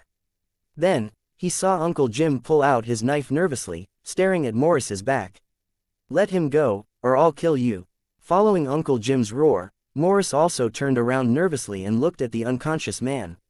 A pair of clear and calm eyes that seemed to be able to see through everything met Morris, eyes just like that, causing him to shiver slightly. Please help me leave this place, thank you. After the man said that, he clenched his fist.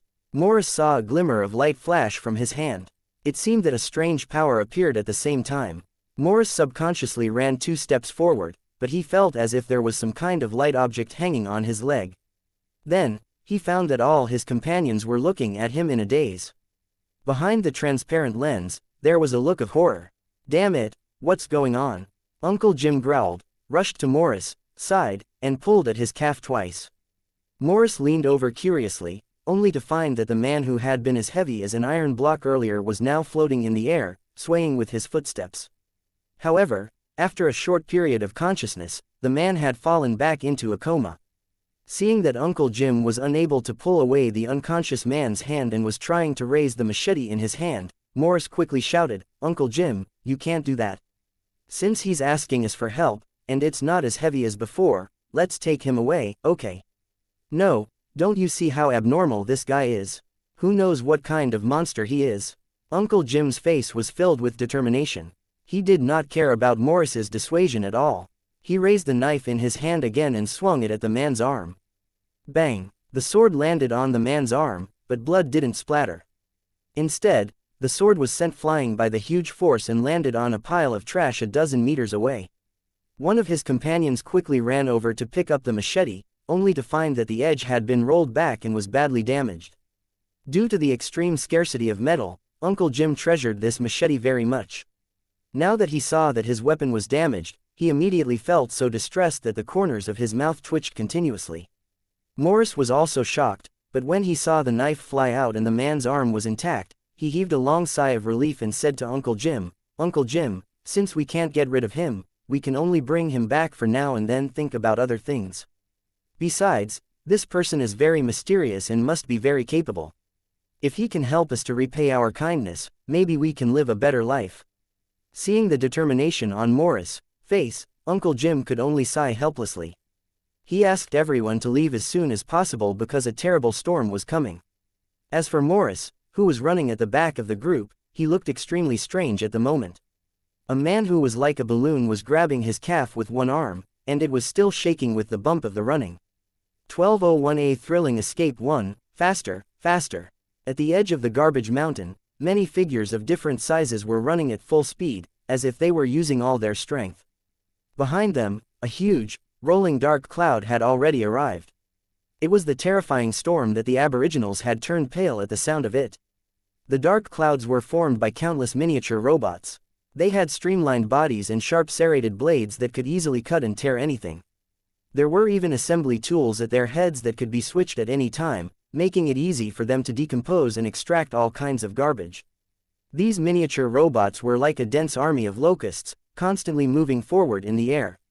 When they got close to the garbage mountain, they began to disperse rapidly, like a large drop of viscous ink, beginning to spread in the clear water. The entire garbage mountain was gradually engulfed by the dark clouds. A wave of dense rustling sounds rang out, and the complete garbage that was visible to the naked eye immediately disintegrated into powder like crisp soil. At the same time, the powder continued to surge like a boiling pot. Even metal objects had no chance of survival. In fact, they crumbled even faster. Such a terrifying scene was unforgettable for the rest of their lives. They then tried their best to avoid the dark clouds that were constantly spreading. Due to the delay earlier, Uncle Jim and the others were only a few dozen meters away from the dark cloud. As time passed, the distance between them and the dark cloud was rapidly shrinking. Uncle Jim was extremely anxious. As he ran, he desperately urged his companions to get away from this terrible storm as soon as possible. To the Aboriginals, this was an existence that they couldn't fight against. They had no other means of resistance except to hide. Morris was running at the back of the group, dragging an unconscious man on his leg. Although he looked light and effortless, it still affected his running speed. Seeing that the distance between Morris and the team was getting further and further, Uncle Jim could not help but shout, "Morris, quickly throw away your pocket, this way you can run faster." "But Uncle Jim, it's a pity to throw away these mayflies." Morris was out of breath as he ran. He responded loudly as he ran, but he never let go of the bag on his back. "You're still thinking about this at a time like this. If you don't throw it away, you won't be able to keep your little life." Uncle Jim was so angry that he stopped in his tracks. When Morris approached, he grabbed the broken bag on his back and threw it into the dark clouds behind him. The tattered bag was still in midair when it was wrapped up by the densely packed miniature robots in the dark clouds. Then, it slowly floated as if it had lost its gravity and rapidly disintegrated at a speed visible to the naked eye. Morris, who had been a little unwilling, could only withdraw his regretful gaze, turn around, and continue to run. However, after this short delay, the two of them had closed the distance between them and the dark cloud by a large margin. The buzzing sound seemed to be right next to their ears, and the strange sound of metal wings rubbing against each other made their scalps go numb. "Morris, jump on my back. I'll carry you out of here." Uncle Jim's eyes were bloodshot, and his voice suddenly became hoarse. After letting out a low roar, he did not allow Morris to refuse. He pulled Morris and threw him behind him. At the same time, he grabbed Morris' robe with his other hand and firmly fixed it on his body. As for the unconscious man, who had been floating all this time, he also landed on Uncle Jim's body. He was still swaying along with the rhythm of running, looking like a big tail that was constantly waving. "Uncle Jim, hurry up and run. Those monsters have caught up." Morris, who was lying on Uncle Jim's back, looked back and saw a small group of miniature robots suddenly rush out of the formation and then rush towards them. Uncle Jim didn't react at all when he heard that. He just kept running. "Oh no, are those monsters going to touch Ying? They've already touched the man's legs." Hearing Morris' exclamation, Uncle Jim's heart trembled. He exerted all his strength and accelerated even more. However, this was already Uncle Jim's maximum speed, and it was also an insurmountable shackle for mortals. No matter how hard he tried, it would be of no use. As for the mysterious man who was touched by the dark clouds, Uncle Jim had already sentenced him to death in his heart. There had never been anything that could resist the decomposition and cutting of these miniature robots. Even metal could not resist it, let alone a body of flesh and blood. Even if the other party was lucky enough to survive, it would be difficult to save his legs. In this environment where there was a lack of medicine, he would not be able to hold on for long. "Thank you for your sacrifice and for becoming our shield." Uncle Jim mourned for this unlucky fellow in his heart. He then stared at the uneven road in front of him with full concentration to prevent himself from accidentally falling. However, at this moment, Morris, cry of surprise came from behind him again. "Oh my God, Uncle Jim, those monsters landed on that man's body, but they didn't disintegrate him. Why did they suddenly stop moving? What did I just see? These monsters are fighting with their own kind, trying to protect the man from harm. This is unbelievable, Uncle Jim. Those monsters are actually blocking us from the storm." Listening to Morris' long-winded exclamation, Uncle Jim finally couldn't hold back his curiosity and turned around to take a look. It was this scene that frightened Uncle Jim so much that he almost threw Morris out. It turned out that the body of the unconscious man was covered with those terrifying metal bugs. He was only one step away from touching her body. Looking at those monsters with sharp metal-cutting teeth, Uncle Jim had a sudden realization. No wonder he felt that Morris on his back was getting heavier and heavier. Now it seemed that it was the accumulated weight of these metal bugs. However, what was shocking was that these terrifying metal insects, which would usually make the aboriginals pale, did not disintegrate the unconscious man's body. Instead, they formed a protective shell and firmly protected him. Any other metal bug that landed on the man's body would immediately be attacked by the protectors. As sparks flew, the metal bugs fell to the ground one after another. In addition to the metal bugs that were protecting their bodies, there were also some metal bugs behind them that formed a line of defense, clashing with the endless dark clouds. The sound of metal clanking and electric sparks rose one after another. As Uncle Jim ran forward, he actually left behind a flaming trail. It was also because of the obstruction of these metal bugs that Uncle Jim and Morris could hold on for such a long time. Otherwise, they would have been devoured by the dark clouds that rushed over and disintegrated into nothing. While he was secretly shocked, Uncle Jim was also very curious and vigilant about the culprit of all this, the unconscious man who was filled with a mysterious and strange aura. "Uncle Jim, we're almost at the cliff."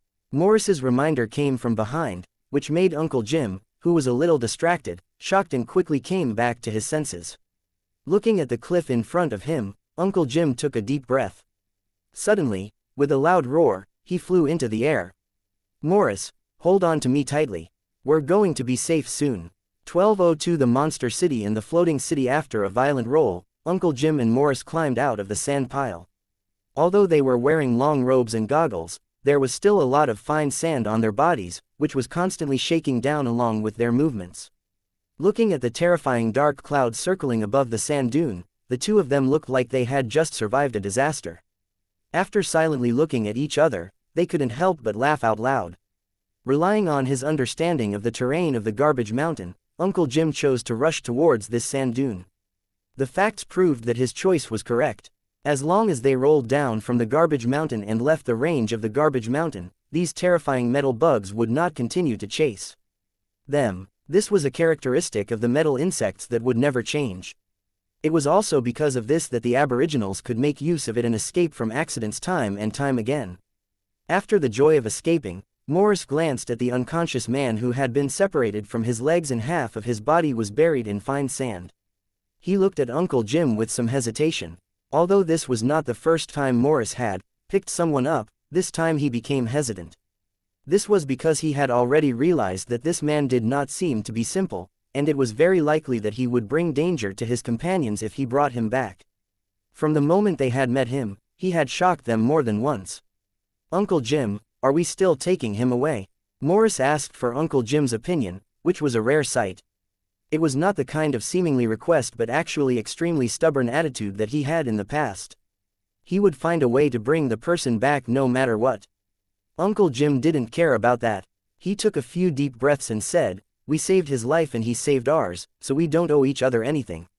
A hint of disappointment flashed in Morris' eyes, but he did not continue to be stubborn. "But this person's background is very mysterious. Just like what you said, Yingluo, maybe after he recovers, he might give us unexpected rewards out of gratitude. So Yingluo, let's Yingluo bring him back."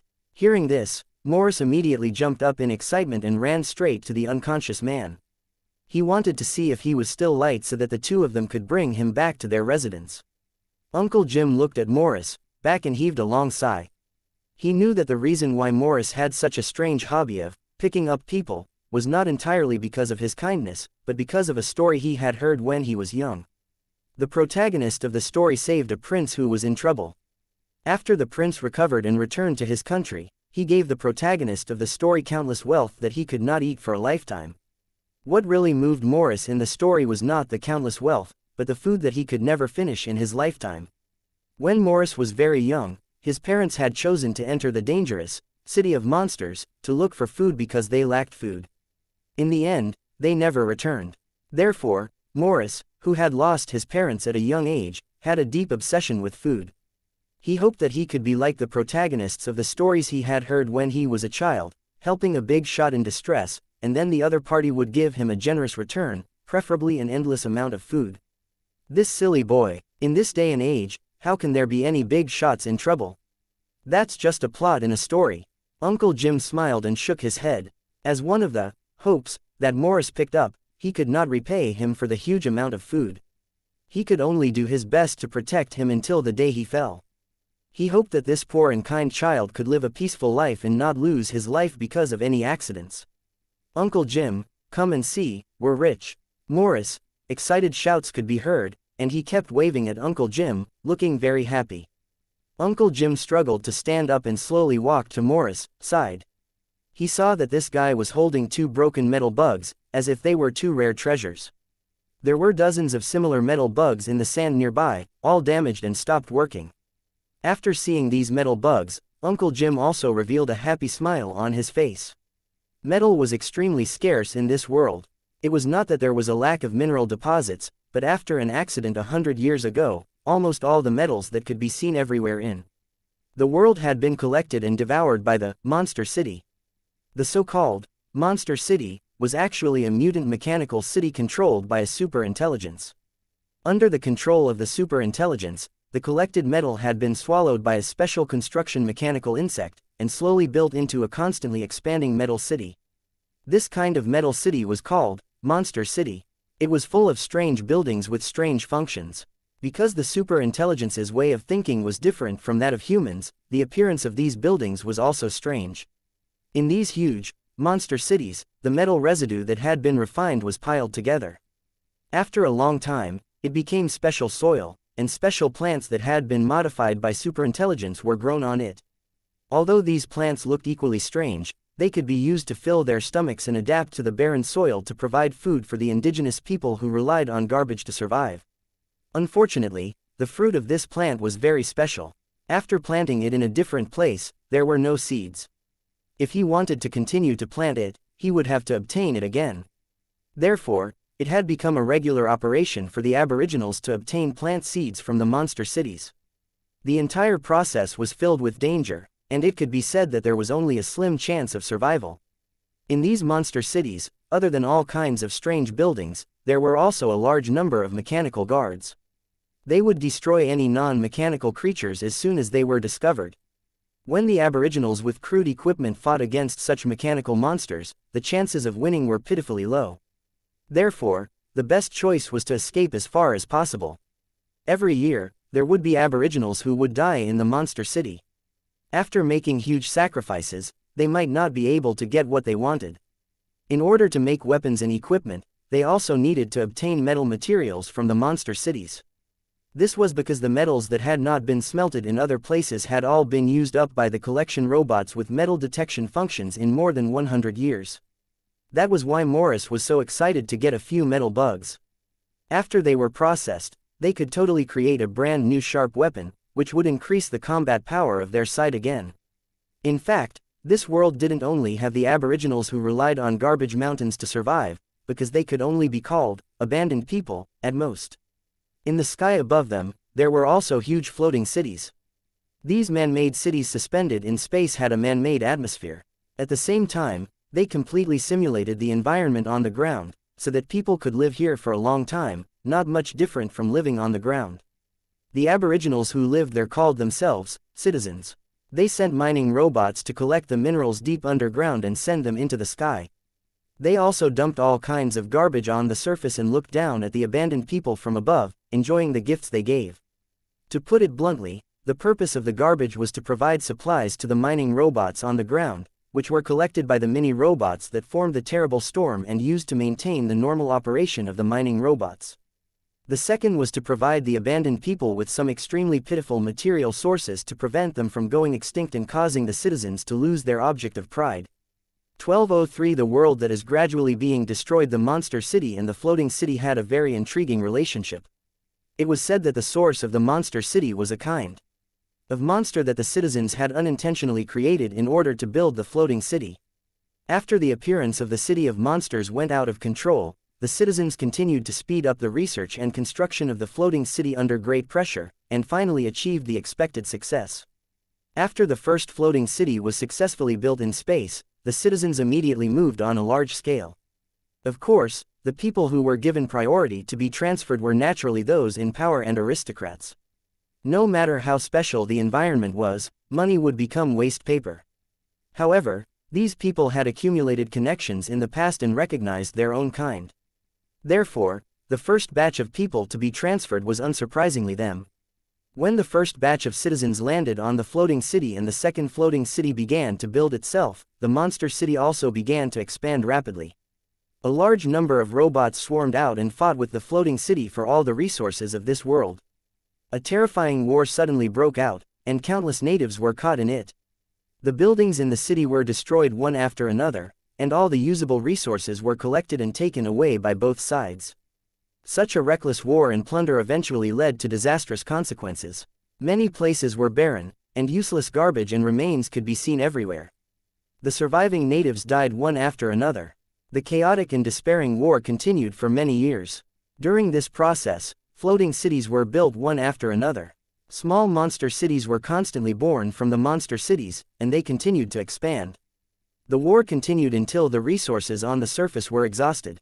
Then, the two sides, who could destroy each other, reached a truce and began to explore and plunder the resources underground. The war ended quietly, and the survivors of the abandoned people finally had a chance to breathe. In the days that followed, the abandoned people struggled to survive in the harsh environment. They relied on the airdrops that were regularly sent by the citizens to obtain resources that were not available on the surface to fight against the monsters that had appeared due to the radiation. The citizens had even tried to use the abandoned people to destroy the expansion of the monster city, but it naturally ended in failure. As time passed, the citizens gave up on using the abandoned people. However, they did not stop the airdrop of garbage because the garbage had to be disposed of somewhere. Thus, a strange pattern was formed. While providing supplies to the mining robots, they also gave themselves a benevolent halo. They unanimously agreed that it was because of their generosity that these abandoned people had a chance of survival. The abandoned people were completely unaware of all this. While they were struggling to survive, they didn't know that the citizens in the sky would often hold feasts with all kinds of delicious food. When they were tasting good food, the citizens liked to talk about their generous, good deeds, to show how great and benevolent they were.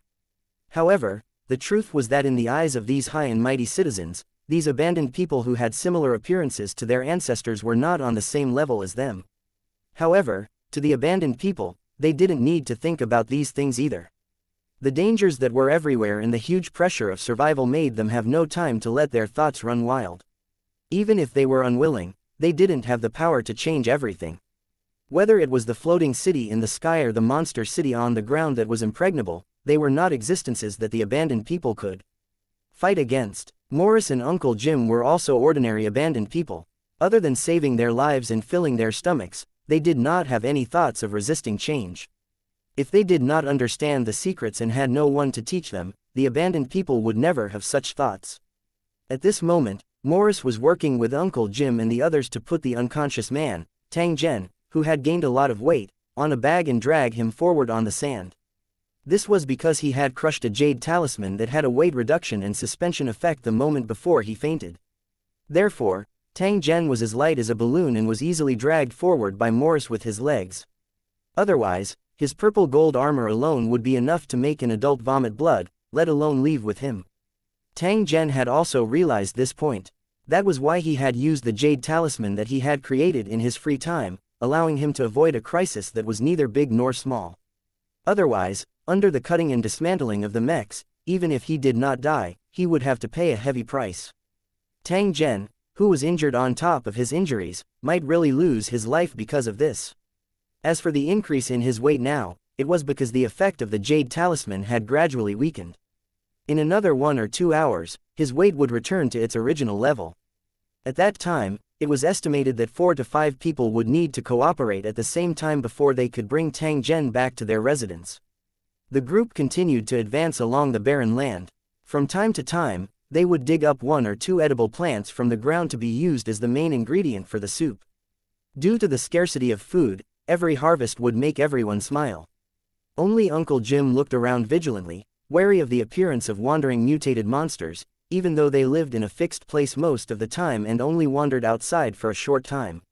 Only when the day of extreme darkness arrived would these mutated monsters suddenly appear and attack all living creatures, including the abandoned people. They would use their blood to relieve the violent blood and desires in their bodies. Every time this moment came, the abandoned people would choose to hide themselves and avoid the most difficult 2 days and 2 nights. And there were actually less than 3 days left until the day of extreme darkness. After walking for about 3 hours, they finally arrived at the bottom of a huge pit. In the rock formation that was exposed after the explosion, there was a cave entrance that was more than 2 meters wide. This was the place where the abandoned people lived. In fact, there was more than one group of abandoned people in this huge pit. However, most of the time, they did not have much in-depth contact with each other except for simple communication. Such an approach was naturally to ensure autonomy and not be used as cannon fodder by other races.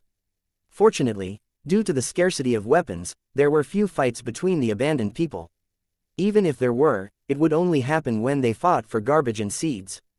Perhaps it was the heavens' blessing, but there was a spring at the bottom of the pit.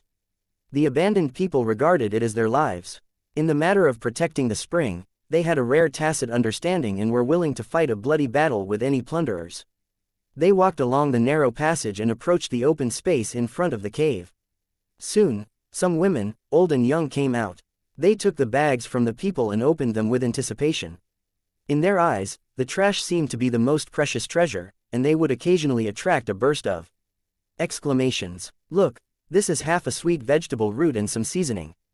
I can use it to make a pot of fresh soup. These silk threads are not bad, they can be used to sew clothes. Haha, what's this? It looks pretty good, I have to study it. Buddy, I've finally gathered the necessary materials for the wind mirror that you've always wanted. There's a huge piece of plexiglass here." At the entrance of the cave, the abandoned people were surrounding the trash that had been thrown away by the citizens with faces full of joy. 12:04 Wake up 1. After looking through the harvest, everyone then shifted the topic to Tang Zhen, who had been brought back. "Morris, did you bring back another person? Perhaps after this person recovers from his injuries, we can satisfy Morris's wish and give him a house full of food. This person's attire is not simple. Perhaps he is really an important person." A few women in the crowd carefully sized up Tang Zhen and then said to Morris with a smile. Their tone had a trace of friendly teasing. "Of course, I'm telling you, Yingluo." Hearing this, Morris was about to tell everyone about the previous thrilling encounter, but Uncle Jim interrupted him and said loudly to the crowd, "Let's hurry up, everyone. After we've eaten, we'll go outside to continue looking for food. The day of extreme darkness is about to arrive, so we have to prepare enough food and water. At the same time, we also have to move some rocks to block the entrance of the cave." With just a few words, Uncle Jim had arranged everyone's work, and everyone nodded at the same time. They were obviously used to his command. Seeing that everyone was busy, Uncle Jim asked Morris to go to the waterhole to get some fresh spring water. Then, he put in a lot of effort to get Tang Zhen into the cave. The light in the cave was very dim, and the ground was covered with a thin layer of hay. Although it looked very simple, it was very clean and there was not much smell. After placing Tang Zhen in a corner of the cave, Uncle Jim heaved a long sigh of relief. Only then did he sit at the side and carefully observe. In this world, Easterners were not rare. Even among the wanderers, there were many who had Asian faces. There were many similarities in parallel worlds, including the races they had. Therefore, Tang Zhen's obvious Oriental face did not surprise Uncle Jim. The only thing that made him feel strange was that Tang Zhen had revealed an extraordinary aspect in his strange attire. The outermost robe looked to be of good quality, but it was now in tatters and disheveled, revealing the purple gold armor engraved with complex runes inside, shining with a mysterious luster. Uncle Jim swore that he had never seen such an exquisite armor before. It was definitely a precious work of art. Although he did not know the exact material of the purple gold battle armor, Uncle Jim was certain that it was made of some kind of metal. In this world that was extremely lacking in metal, it undoubtedly represented a huge amount of wealth.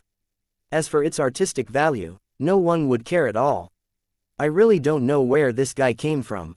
He's actually wearing this kind of metal armor. Uncle Jim had seen similar equipment many years ago, and the owners of these equipment were the citizens from the floating city.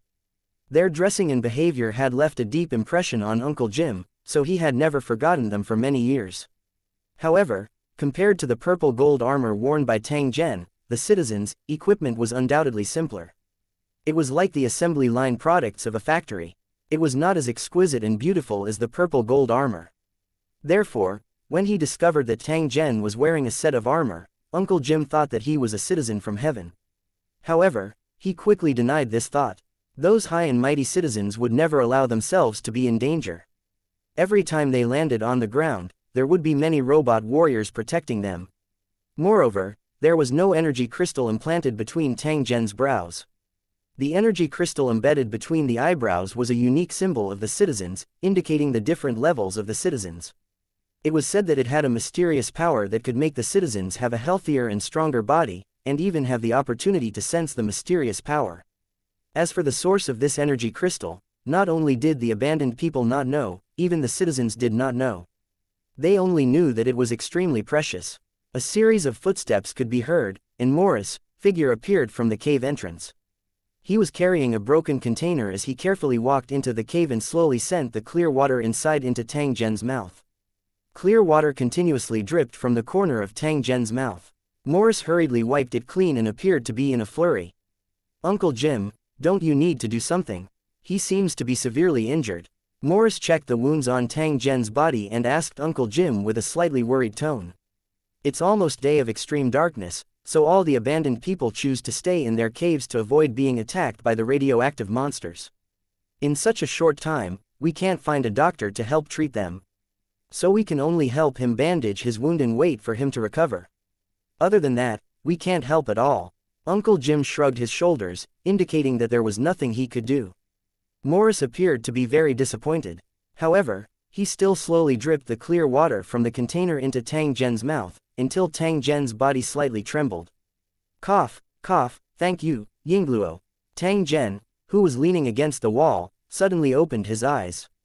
He glanced at Morris, who was feeding him water, and said with a hoarse voice. Uncle Jim and Morris were startled. The two of them subconsciously took a few steps back and looked at Tang Zhen with vigilant eyes. "Since you've brought me back, are you still afraid that I'll harm you?" Tang Zhen smiled, after which, he strenuously supported his body in an attempt to lie down in a more comfortable manner. When Morris saw this, he quickly walked over and supported Tang Zhen's arm with great difficulty, helping him lean against the stone wall in the corner. "I feel much better now. Thank you, Morris." Tang Zhen smiled as he expressed his thanks. After which, he turned to look at Uncle Jim by the side and said in a faint tone, "I know you're suspicious of my background and are afraid that I'll bring danger to you and your companions. You can rest assured that I won't attack my life savior." Uncle Jim nodded. Although Tang Zhen had only made a verbal promise, it made him feel a trace of peace of mind. "For the next period of time, I will stay here to recuperate. When my injuries are healed, I will leave. Do what you need to do, and there is no need to pay attention to me." After Tang Zhen said this to Uncle Jim, he turned to look at Morris. "Thank you, little brother. If it wasn't for your persistence, I might have been torn to pieces by those miniature robots. Of course, it could also be them who were torn to pieces by me. So, to thank you for your help, you can tell me about your dream. Maybe I can help you realize it." Tang Zhen had actually woken up a long time ago. However, due to his injuries being too serious, he did not have the mood to care about anything else. He only focused on healing the injuries on his body. Fortunately, he had a lot of special medicine in his hand, which was extremely effective in treating injuries. At this time, he had recovered a lot, and there was no problem for him to protect himself or chat. After continuous observation along the way, Tang Zhen had basically judged the situation of this world. Even if it was not a pure wasteland world, it was not far from it. Of course, other than that, he knew almost nothing about this world. As for his promise to Morris, it was not fake at all because he really intended to help the other party realize his wish. Moreover, Tang Zhen was very clear that for an abandoned person who had limited knowledge and struggled to survive all day long, most of their wishes were very practical. With the means Tang Zhen possessed, he would definitely be able to easily satisfy the wish of his savior. Morris had always insisted on picking up people. Now that he had accidentally picked up Tang Zhen, he had finally received the expected reward. 1205 stopped temporarily. One Tang Zhen had never minded displaying his magical methods in front of outsiders to prove his strength. This would make them a little more honest. Pretending to be a pig to eat a tiger would only bring him a lot of trouble. He would not be like a person with a taunting halo, looking for trouble all day long. A vast amount of wealth would make people greedy, and a powerful strength would make people respect and fear. When the two were combined, they would produce a special effect that would make people subconsciously choose to obey. At this moment, Tang Zhen's body had this kind of temperament. Under the influence of his spiritual energy, it could cause others to subconsciously have a good impression of him and choose to believe in him. "Sir, you're saying you can fulfill my wish?" Morris had an excited look on his face as he asked Tang Zhen. His face was full of apprehension. He had been waiting for this day for a long time, and now that he had finally gotten what he wanted, he was naturally excited. Uncle Jim stood at the side, but his expression didn't change much. He didn't doubt Tang Zhen's strength, but he didn't believe that Tang Zhen could satisfy Morris' wish. To the abandoned people, the value of food was equivalent to gold, and Morris' dream was to have food that he could not finish eating in his lifetime. This was almost equivalent to a shocking treasure. No one would give Morris such a valuable reward to repay his kindness. At least in this world, no one would do so. "I want a lot of food, enough for Uncle Jim and the rest to eat for a long time. This way, we don't have to risk our lives to collect food." Morris did not ask. Please like and share the video on the YouTube channel Cultivation Audiobooks. For enough food to last him a lifetime, because he knew very well that it was unrealistic. After hearing Morris' wish, Tang Zhen didn't have the slightest surprised expression. Instead, he revealed a faint smile. When he entered this place just now, Tang Zhen had heard the women's laughter and conversation. From the content of these conversations, he knew about Morris' habit of picking people up, which was why he said those words just now. A small price could make Morris abnormally excited. It could also pull the relationship between him and these natives closer. To the current Tang Zhen, there was absolutely no harm in this. If someone had bad intentions because of this, Tang Zhen could guarantee that the other party would soon become a corpse. He stretched out his hand and pointed forward. Then, under the shocked gazes of Morris and Uncle Jim, a large pile of food suddenly appeared in front of them, emitting an alluring aroma. Even though they had never seen such exquisite and delicious food, the fragrance that made them drool could not be faked. Morris and Morris were sure that they were not hallucinating. "Ha ha ha, Yingluo has so much food, it's enough for us to eat for a long time." Morris rushed to the pile of food and picked up a sausage from it. He placed it under his nose and took a deep breath, his face filled with an intoxicated expression. Uncle Jim was in a daze for more than 10 seconds. Only then did he withdraw his gaze from the pile of food and slowly turned his head to look at Tang Zhen. At this moment, his eyes were filled with shock and reverence. There was also a trace of fear that was deeply hidden. No one would be able to remain calm after witnessing such a magical scene, especially for the abandoned people. This was a miracle. Tang Zhen, who had used such a technique, was naturally no different from a god. Originally, he still wanted to say something. However, after those words circled in his mind a few times, he did not say it in the end. He did not want to cause Tang Zhen to be unhappy. After witnessing Tang Zhen's mysterious means, Uncle Jim's words and actions had already begun to become restrained. On the other hand, the simple-minded Morris did not care about all these. He greedily sniffed the fragrance of every food and kept swallowing his saliva, but he resisted the urge to taste it. From Morris' point of view, every food here was extremely precious, so he should share it with his companions and not keep it for himself. When the ecstasy in his heart subsided a little, Morris came back to his senses. He walked to Tang Zhen and bowed deeply. "Thank you so much. With this food reserve, we won't have to worry about hunger for a long time." Facing the inexplicably excited Morris, Tang Zhen only smiled and waved his hand. He softly said, "You guys better store this food and have a good meal. I need to rest too, understand?" Hearing this, Morris and Uncle Jim both nodded their heads, and then moved the food to the small cave at the side. After they were done with all this, the two of them picked out 2 types of food. After bowing to Tang Zhen, they walked out of the cave and prepared to study how to cook it. Tang Zhen only let out a long sigh of relief after the cave had finally quieted down. His face revealed a trace of a rejoicing expression. In the following time, he would be regarded as a god by these natives, and he would no longer have to worry about being harassed. He could also focus on recuperating and counting his gains. This trip to the Myriad World Mall was really thrilling. He had almost lost his life there. Although he did not complete the Cornerstone Platform's mission, the additional rewards were extremely rich. In addition to the ransom paid by the blood-eyed sorcerer, he also brought back the private collection of the super creature's brain. In fact, Tang Zhen could not be sure if he had managed to do this. This was because there seemed to be nothing in that dimensional gap. Only the abnormal condition of his storage ring before he left allowed him to vaguely confirm that he had succeeded. However, he couldn't take it out to check it yet, because any material that could be preserved in such a special environment would have a terrifying weight. Once it appeared, it would probably sink into the ground. Of course, this was not a big problem for Tang Zhen. He could completely use his mental energy to control it and prevent it from falling into the ground right in front of his eyes. The main reason was that the matter in that environment was always in a state of extreme compression. God knew if it would spread rapidly and cause an explosion the moment it appeared, completely blowing up the cave he was in. At that time, the items stored in it would also be released with a boom, filling the entire cave and even bursting. With the scale of the Myriad World Mall, even if the super biological brain kept a very small part of the resources, the amount would be absolutely terrifying. That was why it deliberately found such an environment to compress and store the resources to the limit, in case the other areas were not enough. It was also because of all these reasons that Tang Zhen was unable to immediately check his spoils of war. Moreover, his current injuries did not allow him to do so. As for the other thing that he needed to do immediately, it was to look for the plane coordinates of the Lusheng world through his mobile phone so that he could return to Holy Dragon City or teleport the Lusheng cultivators over. The plane coordinates of the Lusheng world were stored in his phone. As long as he connected it to this world, Tang Zhen would be able to freely return. However, this process could be long or short. The only thing Tang Zhen could do was to wait patiently. Other than these 2 things, Tang Zhen also discovered an extremely interesting situation.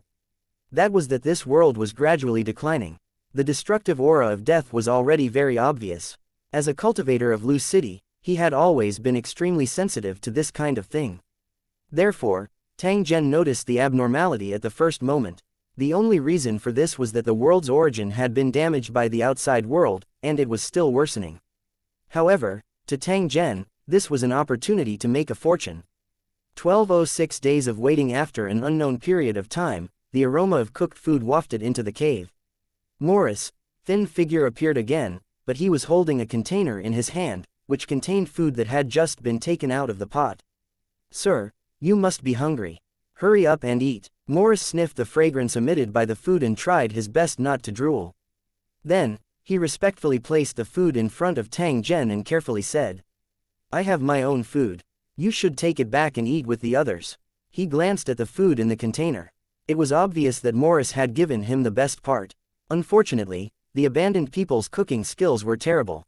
In addition, Tang Zhen really had no appetite now, so he smiled and declined Morris. "Sir, you're injured. You should eat quickly. We still have a lot. It's enough to fill everyone's stomachs." When Morris saw that Tang Zhen didn't want to eat, he thought that Tang Zhen was worried about the lack of food, so he opened his mouth to persuade him. This was actually a lie. Even though they had just obtained a large pile of food, the abandoned people still did not dare to waste it and only had a little more than usual.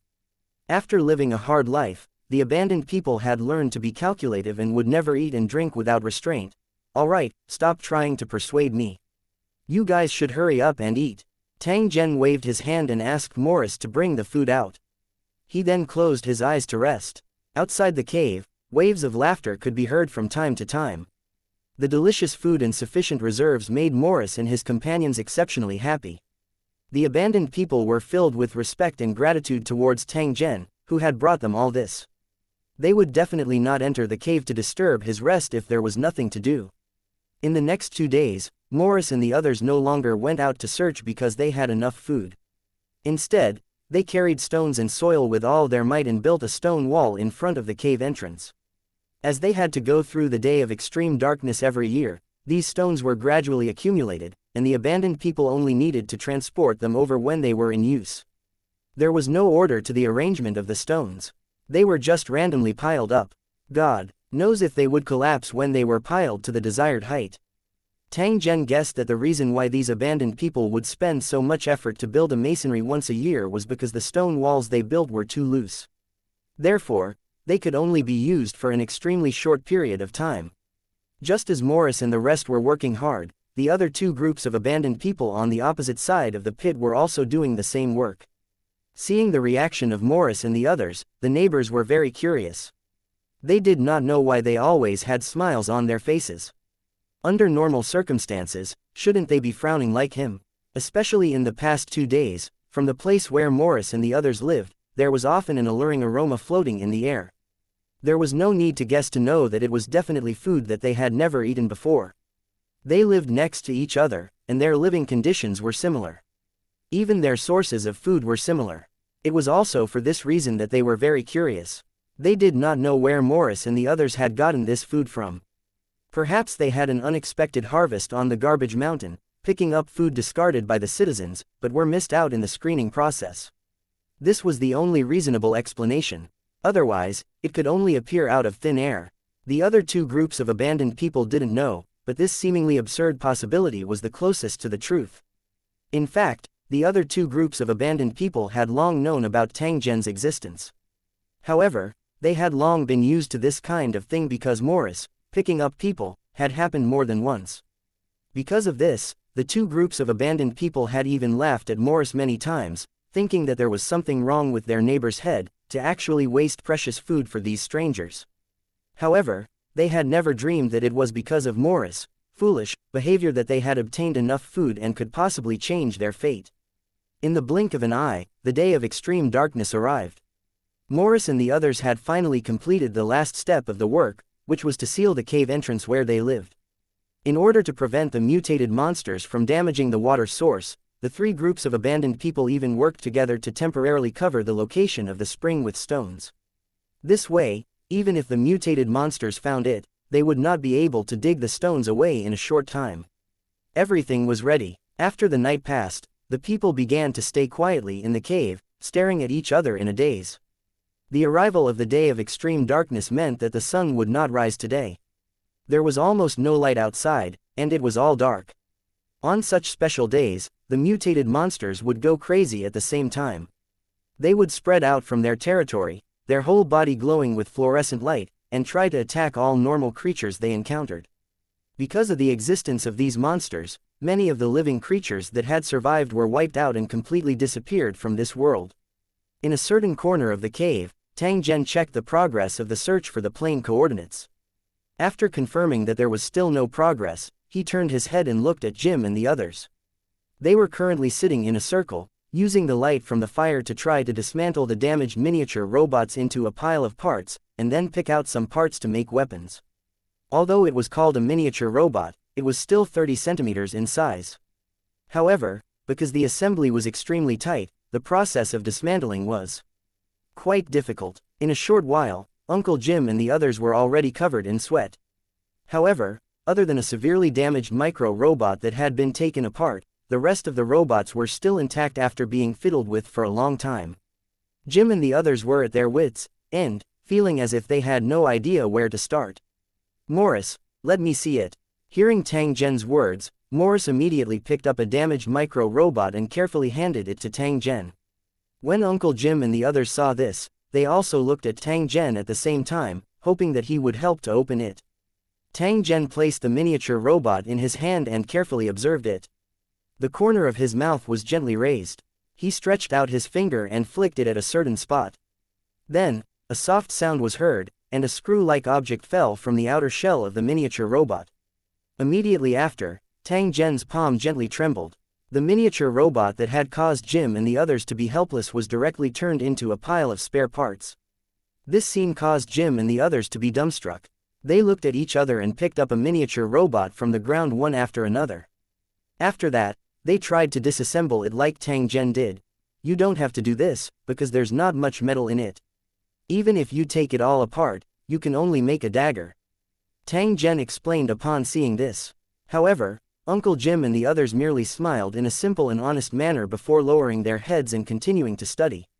Morris, who was sitting on the side, explained in a low voice when he saw that Tang Zhen did not seem to understand this. Sir, among us, only Uncle Jim has a metal machete. The other people's weapons are almost all made of stone, so everyone hopes to have another one. This way, whether it's snatching garbage or entering a monster city to get seeds, I'll have more confidence. Tang Zhen nodded. In these 2 days, he already had a deeper understanding of this world. He also knew how difficult it was to obtain metals. Even so, he did not give Morris and the others weapons directly. Perhaps he would give them a few in the future, but definitely not under such circumstances. Compared to ordinary cold weapons, not only were the demonic weapons stored by Tang Zhen extremely valuable, but they also had special properties. In this world, they could definitely be called divine weapons. Once the enemy knew about it and tried to snatch it, it would be equivalent to bringing disaster to Morris and the others. He had seen too many similar things, so Tang Zhen naturally would not do this. However, it was not a problem to give them 1 or 2 ordinary cold weapons. 1207 Forging a Blade 1. After sizing up his surroundings, Tang Zhen extended his hand and beckoned. Soon after, a fist-sized brown rock landed in front of him. Tang Zhen extended his hand and broke off a piece of rock. After forcefully rubbing it into powder, he gently shook his head. Tang Zhen had already discovered these scattered iron ores and he believed that the abandoned people were also very familiar with them. However, as they did not know about smelting techniques and lacked the inheritance of knowledge, the abandoned people did not even know that these ores could be extracted into wrought iron, which was definitely more than enough to be used to forge weapons. The main reason why war would cause civilization to regress was because of the destruction of productivity and the loss of a large amount of knowledge. What's so good about this broken stone? Can it be turned into food? Morris saw Tang Zhen looking at the iron ore in his hand and felt very strange, but he didn't open his mouth to ask. In these 2 days, Tang Zhen had asked them many questions and seemed to be very interested in many things. What puzzled Morris was that there were many questions that were common knowledge that every abandoned person knew, but Tang Zhen seemed to not know and listened with great interest. God knows where he used to live. How could he not know about these things? Although Morris' heart was filled with doubts, he could only watch his mouth because of Uncle Jim's warning to avoid Tang Zhen's dissatisfaction. Morris, do you want a metal weapon of your own? Tang Zhen tossed the iron ore in his hand a few times before turning his head and asking Morris with a smile. I want it, of course I want it. After hearing this, Morris' eyes immediately flickered. At the same time, he looked at Tang Zhen with an extremely expectant gaze, as if he was filled with desire. Living in such a world, every boy yearned to have a metal weapon of their own. Unfortunately, for most people, this was just a wish that was destined to never be realized. Unless they had enough courage and luck, they would not be able to obtain the materials from the monster city and create a weapon of their own. When Uncle Jim and the others heard this, they kept looking at Tang Zhen while they were working. The abandoned people already had some understanding of his mysteriousness and strength over the past 2 days. They knew that he had a special ability that exceeded the imagination of ordinary people. Since he had said that he would give Morris' weapon as a gift, he would definitely be able to do it. Their hearts were filled with envy towards Morris. At the same time, they were also filled with curiosity. Everyone was waiting for the moment Tang Zhen took out the weapon. It was just that Tang Zhen did not conjure a weapon out of thin air as they had imagined. Instead, he handed the ore in his hand to Morris. I need stones like this. If you want your weapon to be longer than Jim's, then try to collect as many as you can. Morris took a glance at the iron ore and immediately jumped up from the ground.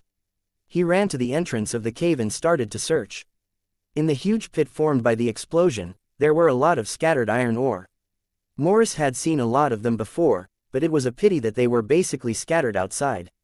Before this, no one had paid much attention to them. At most, they were used as throwing weapons. As for the iron ore in the cave, it was just that the abandoned people had accidentally brought it in and then left it in the corner. Morris rummaged for a while before he returned with a pile of fine ores of different sizes in his clothes. He carefully placed them in front of Tang Zhen. Sir, this is the only thing in the cave. I've brought everything. At this point, Morris still showed a regretful expression and said in a somewhat unwilling tone, "There are a lot of such stones outside. If you had told me earlier, I could have definitely found a lot of them. This is enough. You can just stand aside and wait." Tang Zhen's voice had just sounded when he casually picked up a piece of iron ore and casually crushed it into powder. Upon seeing this, everyone gasped. They naturally knew how hard these stones were and how difficult it was to crush them. Uncle Jim's heart was beating wildly. After witnessing Tang Zhen's terrifying strength, he was even secretly rejoicing. Back then, he did not injure Tang Zhen with his knife in a moment of desperation. Otherwise, he might have already turned into a corpse. Ignoring everyone's shocked eyes, Tang Zhen crushed the iron ore in front of him one by one. Soon, a large pile of powder appeared in front of him. Using his spiritual force to lift up the powder, Tang Zhen snapped his fingers and a ball of flame appeared out of thin air in the cave. The ball of fire did not seem to emit any heat, but for some reason, Uncle Jim and the rest felt that it was extremely dangerous, as if it could easily burn people into ashes. Under Tang Zhen's control, this cluster of flame slowly approached the ore powder. After which, it completely wrapped around it. Then, as if they were watching fireworks, sparks kept flying out, and the powder floating in the air quickly turned into an orange-red liquid. Under normal circumstances, the extraction of iron ore would have been completed. However, for Tang Zhen, this was only the beginning. The residue of the smelting fell to the ground, and the flames wrapped up the metal solution again, then continued to refine. What Tang Zhen wanted was not high-purity iron because its texture was too soft. It was not suitable to be used to make weapons. After the metal solution changed its color again, Tang Zhen took out a crystal from his storage space. He reached out and crushed it before throwing it into the flame. And NBSP, as the powder seeped into the liquid's color rapidly changed. There was even a faint light shining from within, making it look like a transparent pearl. Tang Zhen ignored the metallic liquid suspended in the air. He extended his hand and wiped it on the rock on the ground. Immediately, the ground became as smooth as a tile. The abandoned people who were already dumbstruck felt their hearts convulse when they saw this. They subconsciously touched the rocky ground beneath them. In a cloud of dust, a simple mold appeared on the ground. It had the shape of a battle sword, and it looked very ordinary. He controlled the metal solution to fall into it. After it was completely filled, a battle sword was completely formed. Due to the limited conditions, Tang Zhen had chosen the forging method. Moreover, after he had refined it with his special technique, the elements within the battle blade had been arranged in an extremely even manner. It wasn't inferior to the forging blade in the slightest. Even compared to powdered steel, it was not much worse. Moreover, Tang Zhen had added special materials from the Lusheng world into the metal solution, which greatly increased the toughness and elasticity of the battle blade. The sharpness of the blade had also been greatly improved. No matter how one looked at it, this was a treasured saber that could cut through iron like mud. Morris had been watching Tang Zhen's forging process without blinking. When the battle blade gradually cooled down in the mold, he couldn't wait to immediately rush forward and admire it. Uncle Jim and the others also recovered from the shock. Their eyes were also filled with anticipation, wanting to see how sharp the weapon was. Tang Zhen didn't let everyone wait for too long. As a ball of cold air wrapped around the battle saber, the temperature of the metal's surface rapidly dropped. He then extended his hand and took the battle saber out of the mold. To be honest, the appearance of this saber was really not flattering. If it was not for its obvious shape, outsiders would probably think that it was an iron plate. The battle sword was slender and the handle and the blade were one. Tang Zhen asked Uncle Jim for a piece of cloth and simply wrapped the handle before casually throwing it to Morris. From now on, it belongs to you. Morris, who had received the battle sword, was extremely excited. He did not care about its ugly appearance at all, and his expression was one of adoration. In fact, the blade that Uncle Jim regarded as his life was even uglier. It was merely polished from a piece of iron. On the other hand, the blade that Tang Zhen forged out of boredom was much stronger in terms of both quality and shape. The other abandoned people's greedy and envious expressions also illustrated this point. Just as everyone gathered together and touched the saber as if it were a treasure, a scream suddenly came from outside the cave that was blocked by rocks. When Uncle Jim and the others heard the sound, their expressions changed. They looked at the entrance of the cave in unison, looking very nervous. 1208 Choice 1 Morris, what's going on? Tang Zhen looked at the similarly nervous Morris and asked with a slightly serious tone. Hearing this, Morris hurriedly explained. Sir, our neighbor has been attacked by mutated monsters. She might be in a very dangerous situation. When he said this, Morris' tone clearly had a hint of worry. When the day of extreme darkness arrived, the world was pitch black, and it was impossible to see anything with the naked eye. However, in such a special environment, the mutated monsters seemed to be unaffected. They moved around in the dark like the wind, trying to destroy all normal living creatures, and the abandoned people were the first to bear the brunt. In order to prevent being targeted by the monsters during the day of extreme darkness, the abandoned people would carefully hide their caves and do their best to get rid of any traces left behind by their daily activities. It was never too much to be careful. The group of abandoned people opposite them must have done the same, but something went wrong and they were targeted by the mutated monsters. Their lives were in danger. The seemingly solid stone wall would not be able to hold on for long against the radiation monsters in their berserk state. Once they were forced into the cave, the final outcome would definitely be very tragic. What should we do? Should we help them? An abandoned person asked, but he was immediately met with strong opposition from his companions. How can we help? Once we go out, it's very likely that we'll attract the radiation monsters. At that time, not only will they not survive, but we won't be able to escape either. Then what should we do? Are we just going to watch them die? What else can we do? Don't tell me that we have to sacrifice our lives to save someone who's going to die. But, the dispute came to an end in a very short time. Although they couldn't bear it, no one could save an outsider they were not very close to when they were risking their own and their companions' lives. If he really made such a choice, it was definitely not heroic, but selfish and irresponsible. Therefore, despite the screams and cries for help outside, mixed with the roars of the radioactive monsters, Uncle Jim and the others in the cave could only sigh and could not provide any help. Tang Zhen turned his head and looked in the direction of the cave entrance. His calm eyes contained a trace of coldness.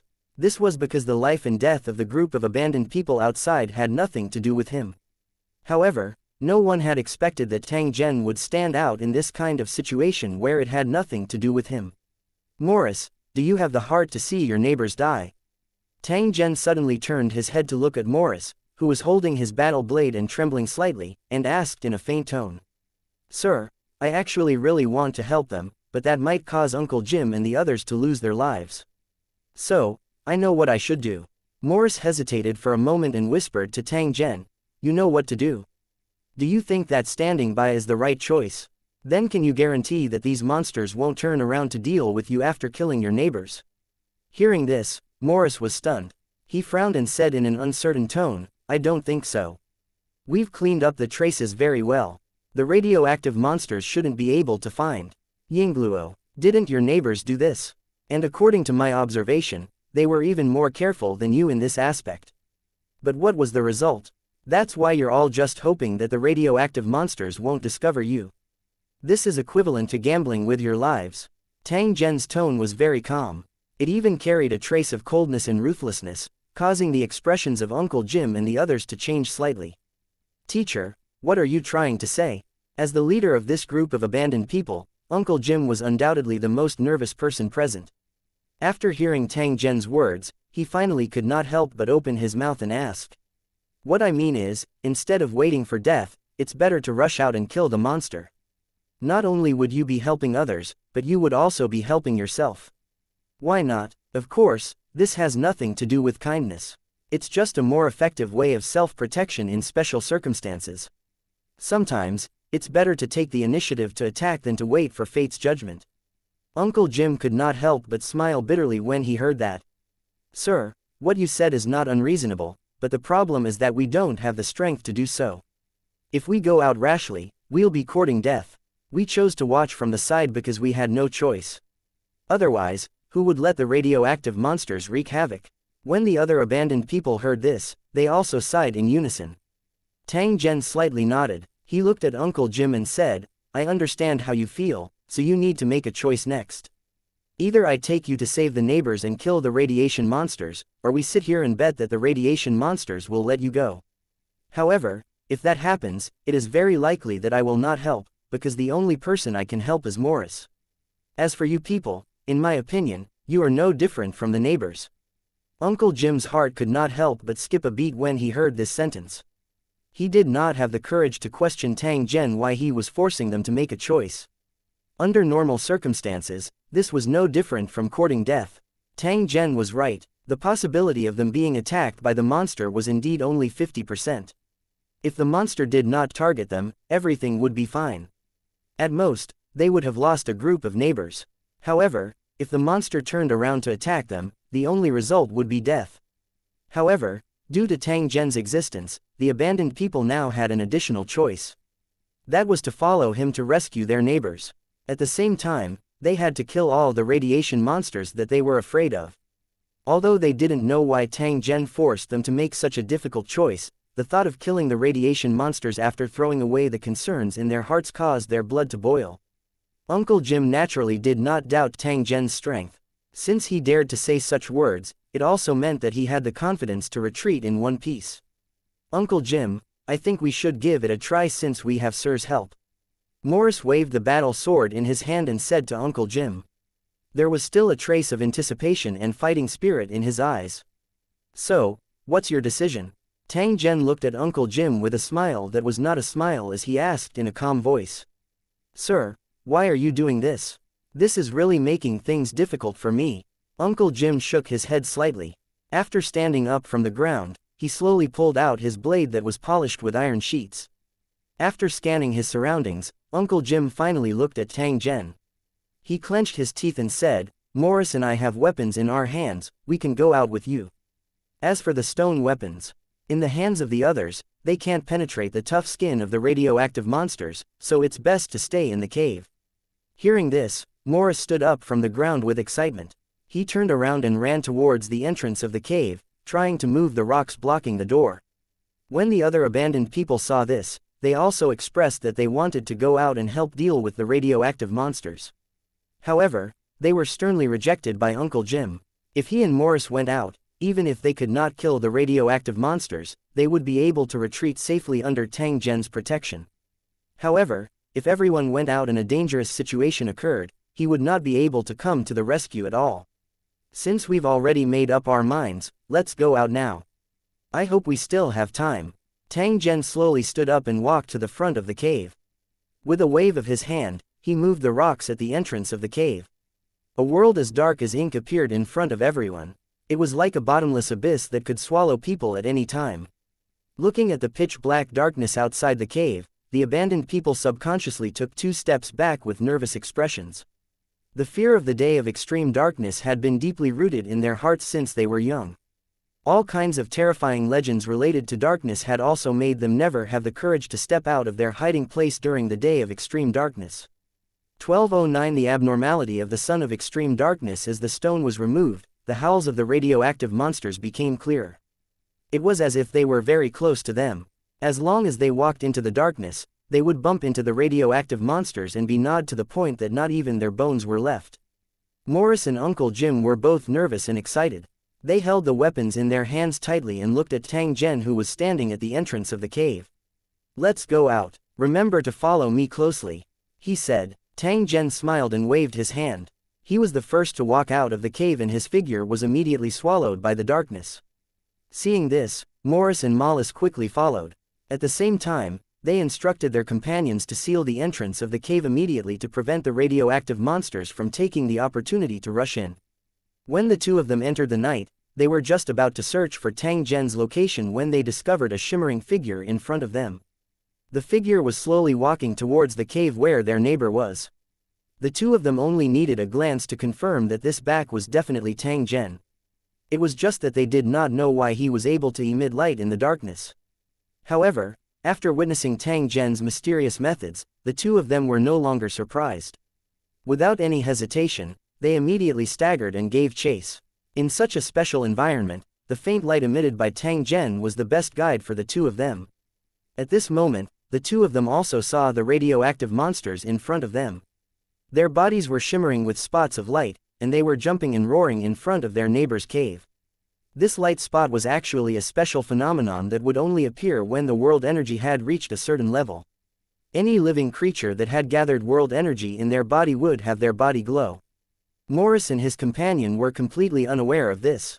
They only looked around nervously, their ears perked up high to prevent the radioactive monsters from taking the opportunity to attack. Although it was too dark to see the surroundings clearly, Jim and his partner were certain that their neighbor had not met with any mishaps, which made them feel slightly relieved. As Tang Zhen's group approached, the radioactive monsters immediately sensed it. After being silent for a few seconds, they began to slowly approach Tang Zhen's group. Looking at the oncoming radiation monsters, Morris and Ellen immediately held their weapons tightly, waiting for the best time to attack. You guys might need some light to see the traces of the radioactive monsters. Tang Zhen's voice came from the darkness. Soon after, two light balls suddenly appeared and enveloped Morris and Uncle Jim. The two of them were stunned at first, then they looked surprised and looked up curiously. The floating light ball's illumination range reached more than 50 meters, completely dispelling the surrounding darkness. The two of them were in the center of the light source, so they could see everything within the illumination range clearly. As for Tang Zhen himself, he was still in the darkness. Just as the two of them were secretly worried, another light ball suddenly appeared. Tang Zhen's figure appeared in the field of vision of the two. However, he was currently standing in front in a very casual manner. His eyes were staring at the dark region in front of him. The monster that had been howling non-stop suddenly became silent, as if it had left. However, Uncle Jim and Morris were very clear that the radiation monsters were not really far away. Instead, they stopped in a position where the light could not reach, and stared at them fiercely. The monster wouldn't wait too long and would probably attack soon. Owu. As expected, after a mournful roar sounded, numerous figures rushed out from the darkness and headed straight for Tang Zhen's group. Under the illumination of the light source, Morris could clearly see these radioactive monsters that usually only moved in certain areas. They looked very similar to humans, but their bodies were hunched, looking like swollen and rotten living corpses. Compared to the size of a normal person, the radioactive monster was at least twice as large. Other than that, there were also some monsters that were probably mutated animals. However, their bodies were covered in bone spur mucus, which made them look unusually ferocious. As the radiation monsters began to attack, the light balls above Morris and Morris suddenly flickered. The light became extremely dazzling. As long as one was in the middle of it, their vision would be greatly disturbed, and then they would feel dizzy and even lose their sight. The eyes of the attacking monsters were damaged and they kept wailing. The attacking formation became chaotic. Morris and his partner, who were under the light ball, were instead shrouded in darkness. This allowed them to clearly see the enemy's movements, but they themselves were not affected by the flash at all. With the assistance of the light ball, Morris and Eliard were overjoyed. They immediately waved the weapons in their hands and ruthlessly slashed at the incoming radiation monsters. The sound of sharp blades cutting through the air could be heard. The radioactive monsters fell to the ground one after another under the attacks of the two people. Their stinky blood scattered everywhere. However, when comparing the two, Morris' killing efficiency was still higher. Almost none of the radioactive monsters that were attacked by him had a complete body. Even their hard bones were easily broken by the sharp battle sword. As for Uncle Jim's blade, it had already started to bend, and the blade was also deformed by the huge impact. After giving Morris an envious look, Uncle Jim took out a stone battle axe from his waist and slashed at the radioactive monster with the saber in his hand, letting out a loud roar from time to time. Due to Tang Zhen's help, the battle between the two of them appeared to be very easy. After confirming that the radioactive monster was not as terrifying as they had imagined, the confidence in their hearts grew. As for Tang Zhen himself, he was currently carefully observing those radiation monsters with a pondering expression. Previously, he had taken the initiative to come outside because when the day of extreme darkness arrived, the world energy outside would suddenly begin to surge. This situation was clearly not right. In addition, he could vaguely sense a familiar aura from these radioactive monsters. They were actually somewhat similar to the monsters in the world of the building. In the bodies of these monsters, there was a special energy. The difference was in the strength and purity. Compared to the monsters in the world of Lusheng, the radioactive monsters in this world could only be considered semi-finished products. Although there was energy gathering in their bodies, they did not condense at all, forming high-energy crystals similar to brain pearls. Tang Zhen had a guess. Once the radiation monsters formed this kind of energy crystal within their bodies, the natives of this world would also embark on the path of cultivation. According to the data he had collected, the more complete the world was, the less likely monsters and cultivators would appear. For example, the environment of the original world was not suitable for the existence of monsters and cultivators. Because the world's origin had not suffered too much damage, the energy of heaven and earth would be concentrated and stored to ensure the continuous development of this world. The origin of a world was the basic power for a world to operate. The more complete the origin of a world was, the more living creatures and plants it would have. On the contrary, after the world's origin source was destroyed and was not artificially obtained in large quantities, the overflowing natural energy would give birth to all kinds of monsters, and cultivators would be born. Therefore, the emergence of the cultivation era was not a good thing. It was even very likely to be the beginning of the world's destruction. When this situation reached a certain level, the world's principal will would awaken and then cultivate a son of destiny with great destiny in order to suppress all the chaos and finally bring peace to the world. In such a stable environment, the world's origin would gradually recover, the heaven and earth energy would gradually disappear, and the Dharma ending era would descend once more. Tang Zhen's world was currently in the early stages of this cultivation era. Under the influence of the overflowing energy from the world's origin source, the most elementary monsters had already appeared. Even this special day of extreme darkness was closely related to the influence of the world's principal will. Perhaps it was using this special environment filled with heaven and earth energy to accelerate the growth of monsters. As for whether there were already natives who could cultivate, the information he had was not complete, so he could not be sure for the time being. Tang Zhen's goal had already been achieved after he figured out the cause of these monsters. As such, there was no need for him to hold back. 1210 Fragile Monster 1. Following the sound of a gunshot, Tang Zhen suddenly launched an attack. Although the wounds on his body had yet to heal, it was more than enough to deal with a group of beginner-level monsters. In fact, he only needed to think about it and he could kill all the mutated monsters. However, since there was an even more convenient method, Tang Zhen would naturally not waste any more energy. Therefore, he simply took out a gun from his storage space and directly shot at the radioactive monster. As the rapid gunshots rang out, the dense bullets easily tore through the tough skin of the radioactive monsters, causing them to fall to the ground in screams. However, most of the radioactive monsters were directly torn to pieces. Tang Zhen used a special grapeshot grenade, also known as an air bomb. It was an improved version developed by the Holy Dragon City. It could explode in the air after approaching the target. The violent shock wave and the flying fine steel balls had a lethality several times higher than ordinary bullets. Once hit by such a bullet, the body would be like a torn rag doll. The situation of the minced flesh and internal organs flying in the air could be said to be as tragic as it could be. This seemingly inhumane weapon was actually originally developed to deal with a large number of low-level monsters. After it was fired by weapons such as close-range artillery, it could definitely form a tide of death in an instant. As their strength continued to increase, the Holy Dragon City's research on weapons to kill monsters had become more concise and efficient.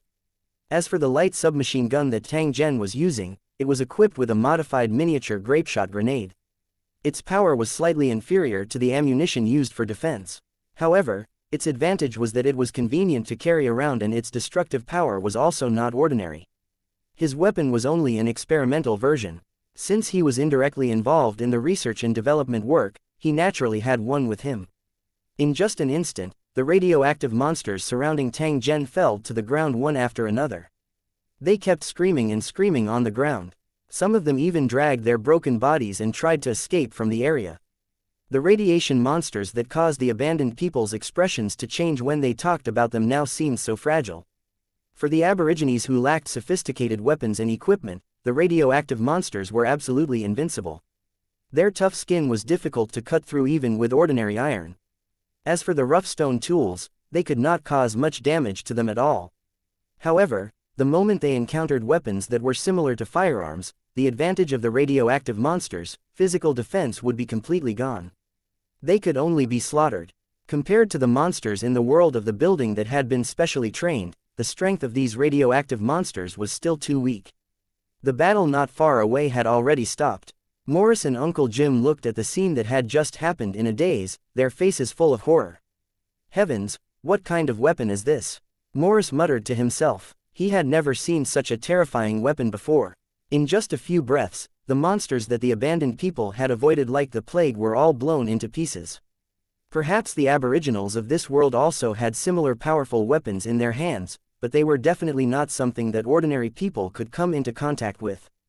At least, Morris and Uncle Jim had never seen such a form of attack before, which was why they were so shocked. Pa-da! The special disposable magazine fell to the ground. Tang Zhen pushed a new magazine and coldly swept his gaze around. After which, he raised his gun and pointed it at Morris, who was still in a daze. "Sir, what are you doing?" After witnessing the terrifying might of a gun, Uncle Jim was filled with fear towards this kind of weapon. At this moment, when he saw Tang Zhen actually pointing the muzzle at Morris, he immediately turned pale with fright and roared. At the same time, he subconsciously blocked in front of Morris. However, just as he lifted his foot, Tang Zhen had already pulled the trigger, and the crisp sound of a gunshot followed. Hearing the gunshot, Uncle Jim was immediately stunned on the spot, and his mind went blank. He had never thought that Tang Zhen would actually shoot Morris. What was the reason for this? However, what puzzled him was that Morris was not like those monsters who were torn to pieces by the shock wave of the grapeshot grenade. He had not even recovered from the shock. On the contrary, a shrill roar suddenly came from behind him, and then a translucent figure staggered and fell to the ground, covered in terrible wounds. Morris was shocked. After he recovered from his shock, he immediately realized that Tang Zhen had only fired the shot to save him. If this transparent monster really managed to get behind him, then Morris would not be able to escape death.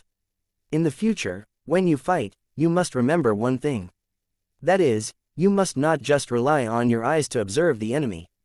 You must also listen and sense. Otherwise, you may lose your life because of a little negligence.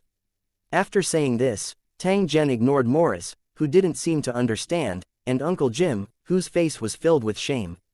He continued to walk towards the cave where another group of abandoned people lived. Seeing this, Uncle Jim and Morris quickly followed. As the three of them moved forward at the same time, a moving light source illuminated the dark area, and soon the cave where the neighbor lived appeared in front of them. However, at the entrance of the cave, there were a few dead radioactive monsters lying there. However, there were more bodies of abandoned people. They had been torn into a bloody mess, and there were pools of blood and broken limbs everywhere. Let's go in and take a look. If there are still people who are lucky enough to survive, we'll bring them back to where we live. Tang Zhen spoke indifferently, after which, he turned around and looked at the sky above his head. Uncle Jim and Morris agreed, then walked to the hole that had been dug open with a serious expression. They put their weapons in front of them and went in with their backs bent. It did not take long for the two of them to come out again, followed by two women and a few young children. Seeing their dead companions, the woman and the children immediately burst into tears. They were the only survivors of the abandoned people. When they were attacked by the radioactive monsters, they had hidden in the small cave where they stored food. They were then sealed by their companions with stones and managed to escape the attack of the radioactive monsters. Fortunately, Tang Zhen's group of three had arrived in time. Otherwise, they would have been unable to escape death. Morris, you take them back first. Uncle Jim and I will deal with the bodies. Otherwise, the smell of blood will attract more radioactive monsters. Morris agreed and led the survivors back to his cave. At this time, his back with his sword in hand was enough to give the survivors a sense of security. After waiting for Morris to leave, Tang Zhen waved his hand. Immediately after, flames the size of candlelight appeared. Like dancing spirits in the night, they landed on the corpses of the abandoned people and monsters that had died in battle. Boom! With a series of muffled sounds, the walnut-sized flames suddenly exploded, burning all the corpses to ashes. Jim, do you know what those shiny things in the sky are? Tang Zhen extended his hand and pointed at the few bright spots in the sky as he asked with a doubtful tone. Uncle Jim turned his head to look at the sky, but he could not see anything because of the light ball. After the ball of light was extinguished, he looked up at the sky and explained, the bright spots are the floating cities where the citizens live. Of course, I've only heard about it from others. I'm not sure whether it's true or not. A cold smile surfaced on the corner of Tang Zhen's mouth. He used an indifferent tone to speak. In a collapsed world, anything can happen. I just don't know if these floating cities can really bring permanent safety to those citizens. Uncle Jim didn't know what Tang Zhen's words meant. Therefore, he only laughed dryly and didn't reply. However, he didn't know that for a city lord like Lu, once he said such words, it meant that a war might happen soon. 12:11 The preparations before the operation. In the midst of the boring wait, the day of extreme darkness finally passed. During this time, although there were several waves of radioactive monsters that came to the place where Morris and the others lived, they did not attack the cave. They only roared for a while and then slowly left. While the abandoned people rejoiced, they also thought that they had disguised themselves well enough, so the monsters did not discover the location of the cave. However, Uncle Jim and Morris did not think so. After all, the neighbor's cave was hidden even more cleverly, but it was still discovered by the radiation monsters. How could they not find them, who were only 100 meters away? Therefore, the real reason why the monster did not invade them was most likely related to Tang Zhen. This was indeed the case. It was the aura that Tang Zhen deliberately emitted that scared away the low-level monsters that were not even considered cannon fodder in the tower world so as to prevent them from disturbing his rest. When the day of extreme darkness passed and the sun reappeared on the horizon, the important annual activity of the abandoned people was about to begin. Due to the destruction caused by the radioactive monsters during day of extreme darkness, the defense of the monster cities would be greatly weakened. The abandoned people would take this opportunity to sneak into the monster cities and search for food seeds that they could bring back to sow. In order to have enough food, none of the abandoned people would give up such an opportunity. They would send the strongest group of people in their group to participate in this grand event. "Sir, are you really coming with us to the monster city to search for food seeds?" Morris had a trace of excitement on his face as he followed behind Tang Zhen and asked. "I've already said it 3 times. If you continue to talk nonsense, do you believe that I'll kick your butt open?" Ever since the bloody battle with the radioactive monsters that night, Morris' entire person seemed to have changed a little. Although his character was still as carefree as before, there was a faint trace of fierceness in his temperament. As expected, only through the baptism of blood and life and death battles could a man completely grow up. Uncle Jim, who was at the side, smiled and put on the simple equipment one by one with nimble hands and feet. Every action of his seemed to be very serious. To the abandoned people, every time they entered a monster city, there was a possibility that they would never return. Therefore, maintaining their peak condition would have a huge impact on the success of the operation. Due to Tang Zhen's participation, Morris and the rest had increased their confidence by quite a bit. Their faces would occasionally reveal a smile. It was obvious that they were extremely looking forward to the harvest of this operation. If they were lucky enough, they would not have to worry about food for the next year. Tang Zhen stood at the entrance of the cave and silently sized up the busy people. After a few days of living together, he and the other abandoned people had gradually become familiar with each other. Now that he saw them wearing simple equipment and using rough stone tools to fight, he could not help but shake his head slightly. With such simple equipment, even if they were to face a radioactive monster, they would still have a slim chance of survival, let alone enter a city controlled by robots. Once they encountered armed robots with heavy firepower, they would not even have the ability to resist. If he wanted to protect himself, he had to at least have a decent weapon. Since they were already familiar with each other, it wasn't impossible to give them a few. However, the weapons in his storage space were basically all custom-made, so the abandoned people couldn't use them at all. The best way was to make a batch on the spot. He had downloaded such a mobile application before. It could easily build all kinds of mechanical items.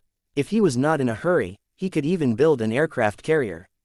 Unfortunately, those ordinary items were not of much use to Tang Zhen, causing him to rarely use this application. When a good deed was done, one would send Buddha to the west. Since they were acquainted, Tang Zhen did not mind helping them once more. "You guys go and collect some iron ore, the more the better."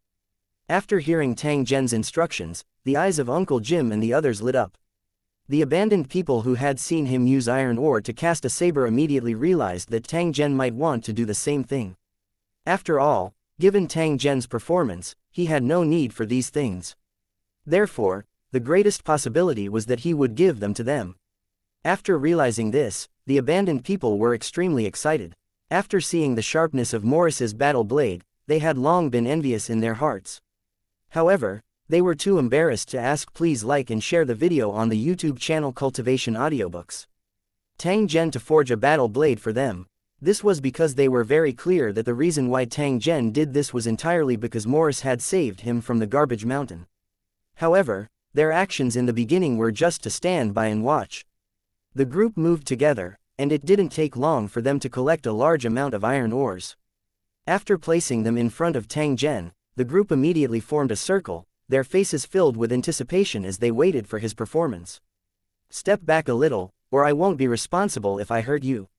After hearing Tang Zhen's warning, everyone was so frightened that they immediately took 7 to 8 steps back. After seeing those terrifying flames, everyone was really afraid that even a tiny bit of it would splash onto their bodies and burn them into a pile of charcoal. Seeing that everyone was frightened by his words, the corner of Tang Zhen's mouth raised into a smile. He immediately opened the mobile phone's operation interface and glanced at the many downloaded applications. He then opened one of them. All-purpose shaping device. Comes with 100,000 blueprints. It can be used to create ordinary items made of various materials. If the materials are not complete, you will have to pay the corresponding material cost. This application was downloaded by Tang Zhen when he was bored. However, other than playing it a few times in the beginning and trying to create a few items, he had never used it for the rest of the time. He had observed the entire process of making items with this application and found that when it was working, it would form a special 3-dimensional skeleton, and then various powders of various textures would be quickly filled until the item was completely formed. Compared to man-made products, the performance and quality of mobile phones would be doubled. The reason why Tang Zhen asked Morris and the others to collect iron ore was that the cost of this kind of application material was too expensive. Even if it was ordinary steel, it would need 10 brain beads per kilogram. Compared to the true value of the brains, this price was indeed a little outrageous. Tang Zhen didn't lack brains, but he wouldn't spend this money for nothing. Moreover, since this was to create weapons for the abandoned people, they would naturally have to put in some effort. The ore was crushed into powder and then refined into pieces of iron ingots. Then, Zhen Tang chose a weapon drawing from the application and began to make it. A square-shaped light screen suddenly appeared. Immediately after, everyone saw a translucent 3-dimensional skeleton floating in the air. The iron ingots that Tang Zhen had refined were also shrouded in it. They began to rapidly reduce at a speed that was visible to the naked eye. The powder continued to be absorbed by the transparent 3-dimensional skeleton. Under the gazes of the abandoned people, the gaps in the 3-dimensional skeleton were completely filled with metal powder. Then, a strange weapon that was shining with a fine luster appeared before everyone. With a gentle wave of his hand, the weapon that had just been completed landed in Tang Zhen's hand. This weapon's appearance was somewhat similar to a gun, but it relied on mechanical force to fire. Strictly speaking, it was more like a crossbow. There was a magazine-like storage box at the bottom of the weapon. As long as a crossbow bolt that was polished to the standard was placed in it, it could be fired normally. Its adaptability was absolutely first class. Of course, crossbow bolts made of different materials had different destructive power. As long as Morris and the others carefully maintained it, this weapon would be enough for them to use for a long time. The missing crossbow bolts could also be made and replenished by collecting various materials. This way, its practicality would be greatly enhanced. With these weapons in hand, Morris and the others would have the power to protect themselves when they faced the enemy. It was more than enough to deal with the operation this time. As for those terrifying guardians of the machine, Tang Zhen would naturally be in charge of dealing with them. 12-12 The threat of the monster city 1 In the open space in the cave, Tang Zhen threw a completed crossbow gun into Morris, hands under the anticipating gazes of the abandoned people. Take it and familiarize yourself with it. If you don't understand anything, ask. Please like and share the video on the YouTube channel Cultivation Audiobooks. Me. Hearing this, Morris hurriedly nodded. Then, under Tang Zhen's guidance, he adjusted the crossbow to a firing position and aimed at a stone as the target. Bang! As Morris aimed at the target and pulled the trigger, the sharp short crossbow arrow shot out like lightning, hitting the fist-sized rock and shattering it into several pieces. As for the sharp crossbow arrow, it was not too damaged and could still be used after a little polishing. This situation was enough to prove that the accuracy and lethality of the crossbow was outstanding. It was definitely a rare divine weapon for the abandoned people. Good fellow, this thing is really strong. Don't fight over it, show me the Morris stone. With this thing in hand, let's see who dares to bully us in the future. Seeing Morris and the others excitedly gathered together and carefully fiddling with the crossbow, Tang Zhen turned his head and continued to complete the next work. After all 5 of the people participating in the operation had their weapons, Tang Zhen closed the application and then made the remaining iron ingots into Simple armor and machetes for everyone to distribute. Everyone, get familiar with your new equipment as soon as possible. We'll set off when the sun rises to that position. Uncle Jim's face was filled with pride and confidence. Soon after, he turned his head and bowed to Tang Zhen in order to express his gratitude. When the other abandoned people saw this, no matter what they were doing, they immediately followed Uncle Jim's actions and expressed their gratitude to Tang Zhen. They were extremely clear in their hearts just how precious the weapons and equipment given by Tang Zhen were in this world. For example, even if the abandoned people obtained enough iron, they would definitely not be able to find a similar processing method to make this crossbow into an excellent killing weapon. The process of turning an iron ingot into a crossbow was definitely not a simple change of the metal's appearance, but a lot of special processes were added in, which could not be replicated at all. Even if the abandoned people had modern industrial machines, the result would still be the same. This was the advantage that mobile applications could not compare to. Of course, Tang Zhen wouldn't specially remind the abandoned people as they didn't understand these things. Even if they didn't understand these things, the abandoned people would definitely treat crossbows as their lives. After waiting for the time that Uncle Jim had set, the 6 of them, including Tang Zhen, immediately set off. They carried the supplies they needed for this trip and slowly advanced on the barren plains. This was a true plain, and there was nothing blocking his view as far as the eye could see. There wasn't even a foot-long weed. At this moment, Uncle Jim and the others were wearing tattered and patched long robes, hoods, and goggles. They carefully hid their weapons and equipment to prevent other abandoned people from coveting them. The purpose of their operation this time was to enter the monster city to search for seeds. Naturally, the less trouble they had, the better.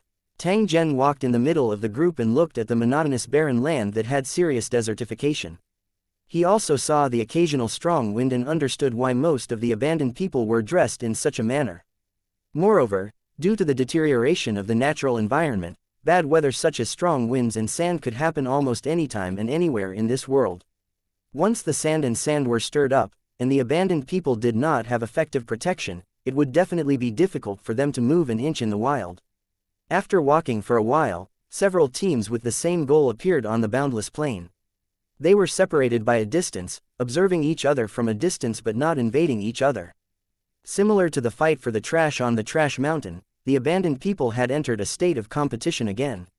There were limited special plants in a monster city, and the opportunity to bring out the seeds of the plants from the monster city required some good luck.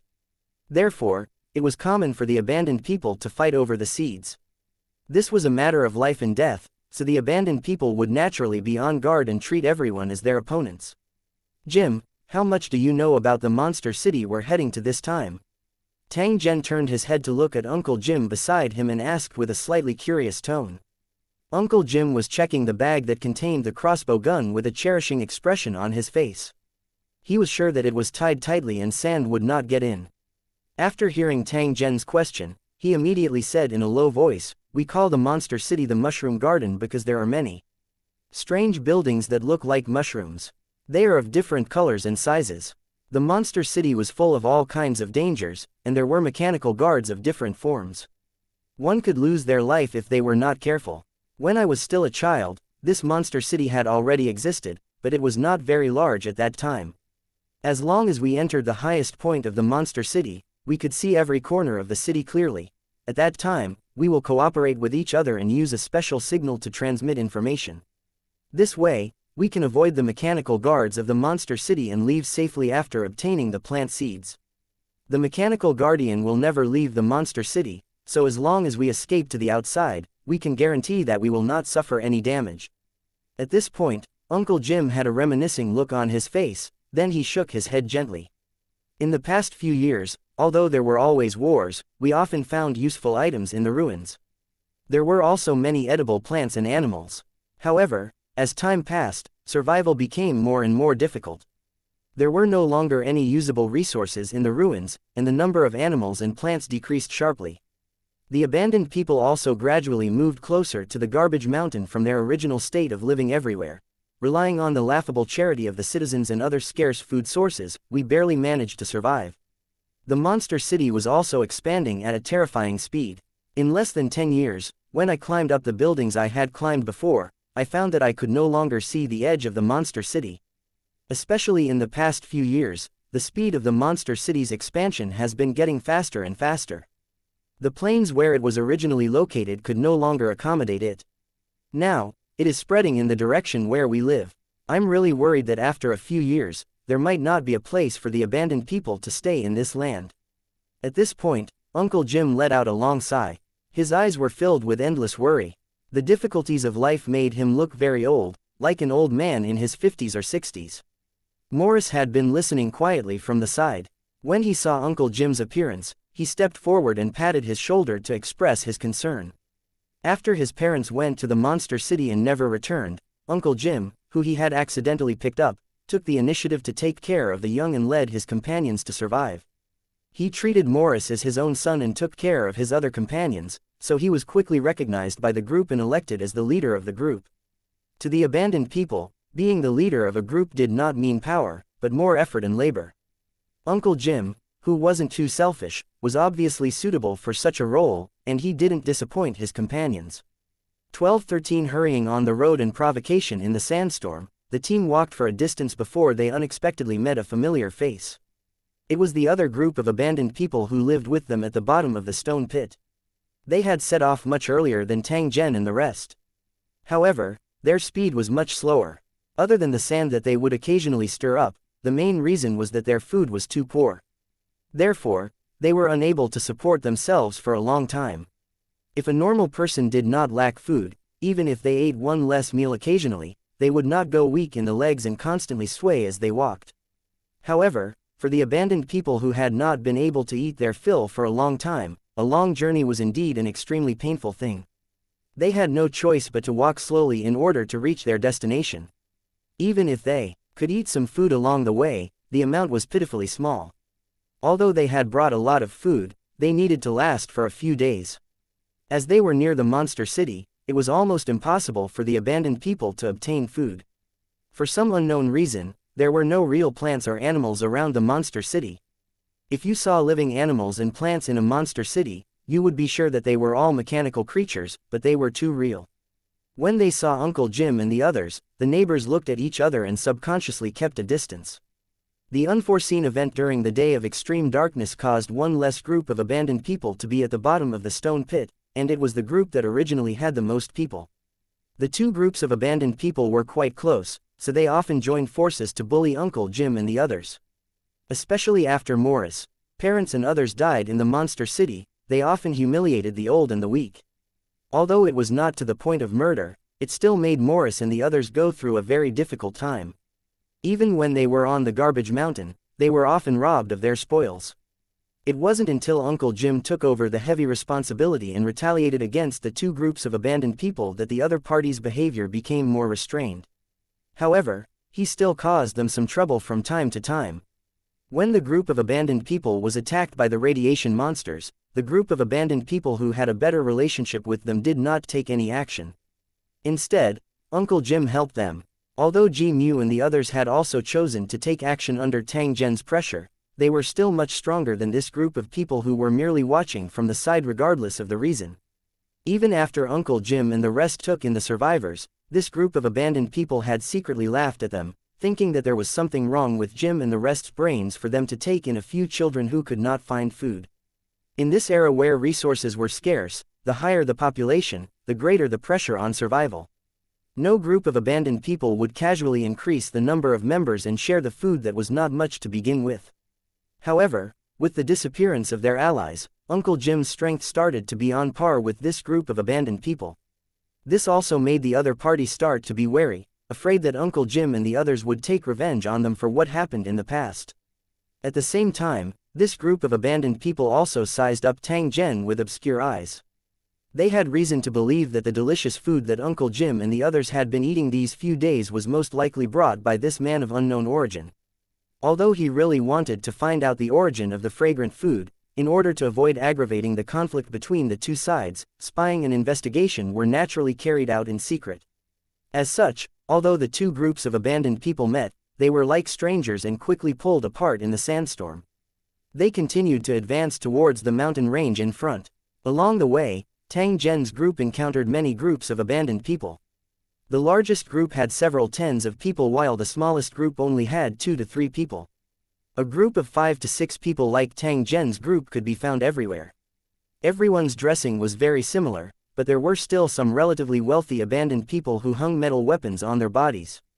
At the same time, they used some ornaments to indicate their identity and origins. Even if the entire world was on the verge of collapse and the abandoned people had almost no next meal, the consciousness of social class and competition had never disappeared. However, to the high and mighty residents of the floating city, the abandoned people's behavior was laughable. The citizens would even observe the lives of the abandoned people for a long time, treating them like ants in glass cabinets. Tang Zhen's group was actually not eye-catching when they walked among the crowd. This was especially so after their weapons and equipment were hidden by their clothes. Outsiders were unable to see any clues. If he took out those weapons at this moment, he was afraid that it would immediately attract the covetous eyes of the abandoned people who had a larger number of people. They might even directly snatch them. The abandoned people in this world rarely fought because there were not many benefits worth fighting for. However, after seeing these weapons, the abandoned people naturally had a reason to fight for them. A series of footsteps could be heard as another large group of abandoned people appeared in the sandstorm. Compared to the other abandoned people, this group's equipment could be said to be luxurious. He didn't know what kind of luck they had, but they actually had a large number of metal weapons. From the style of the weapons, he could confirm that they were from some scrapped robot. Although the appearance of the weapons was strange, it did not affect the lethality of the weapons. Looking at the sharp blades, people subconsciously chose to avoid them. This group of abandoned people clearly knew about the fear of others, so they acted unscrupulously. They didn't dodge when they walked and even deliberately bumped into those groups of abandoned people with fewer people. Perhaps they were using this method to show off their strength and let the other abandoned people know how powerful they were. This way, when fighting for the food seeds in the monster city, they would subconsciously avoid them. In this way, they could monopolize the area, and the chances of harvesting would greatly increase. Although they had yet to enter the monster city, the battle between the abandoned people had already begun. In the end, Tang Zhen and the others who were hurrying on their way were randomly targeted by this group of abandoned people. They quickly approached from behind and started provoking them. The guy blocking the way in front, "Hurry up and get out of the way." A sharp and arrogant voice rang out. Morris, who was walking at the back of the group, turned around and saw dozens of abandoned people standing behind him. The eyes behind the goggles were staring at them coldly. Morris had experienced this more than once, so he immediately realized that this group of abandoned people was deliberately looking for trouble. Seeing the number of people and equipment on the other side, Morris dodged to the side without hesitation. At the same time, he reminded Uncle Jim and the others to make way to avoid unnecessary fights. Choosing to retreat and give in when you're at a disadvantage was not a sign of cowardice, but a simple and mature survival wisdom. You can only have everything if you're alive, and you'll have nothing if you die. After hearing Morris' reminder, Uncle Jim and the others turned around and glanced at the group of provocative abandoned people. They silently chose to make way. Like the young Morris, these older abandoned people knew what they should do. However, Uncle Jim looked at the leader with a complicated expression.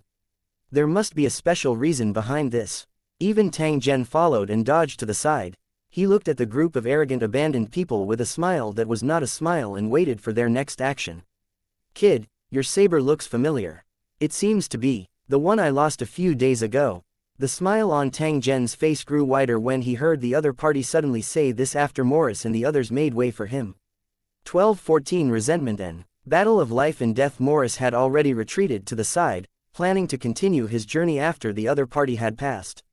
This was to prevent him from accidentally stepping on the poisonous fungi if he could not see the path clearly due to the sandstorm. Once these horse dung-like poisonous fungi powder touched the skin, it would be painful and itchy, and in serious cases, it could even kill. The abandoned people's habit of wearing long robes and goggles also had the effect of preventing contact with the fungus powder. After all, in an environment that lacked medical care and medicine, the only way to fight against poisoning was to resist it. If they could survive, they would keep their lives, but if they couldn't, they could only admit that they were unlucky. The reason why the abandoned people met each other on the road from time to time was that the poisonous fungi on the route they had chosen were few in number, so they did not have to be careful when they walked. However, Morris did not expect that even though he had already tolerated the other party still did not let him off. He even had a crooked idea on the battle sword that he regarded as his life. This had already touched Morris, bottom line, and it made him feel a sudden desire to kill. Morris narrowed his eyes and a cold glint flashed in his eyes. He looked coldly at the provoker. Since the day he killed the radioactive monster, some violent genes in his blood had been awakened. His attitude towards battle was no longer to avoid it, but rather, he was eager to fight. It was like a wild cat that had tasted fresh fish.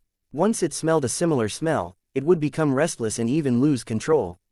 The humiliation that he had suffered in the past also emerged in Morris' mind, making the coldness in his eyes even more intense. He knew very well that for those who liked to bully others, the more aggrieved the victim was, the happier they would be and the greater sense of accomplishment they would have. There was even a type of person who would never give up until they achieved their goal. If the victim's reaction did not satisfy them, they would intensify the bullying.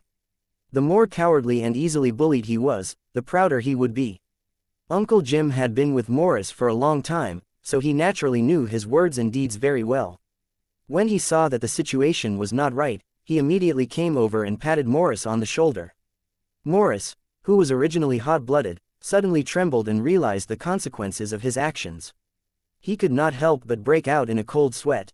Regardless of whether the other party was deliberately looking for trouble, the outcome would be unpredictable if they really fought. Even if they had sharp equipment now, they were destined to not have an absolute advantage. If they were not careful, they might even lose their comrades' lives and their precious crossbows would be taken away by the other party.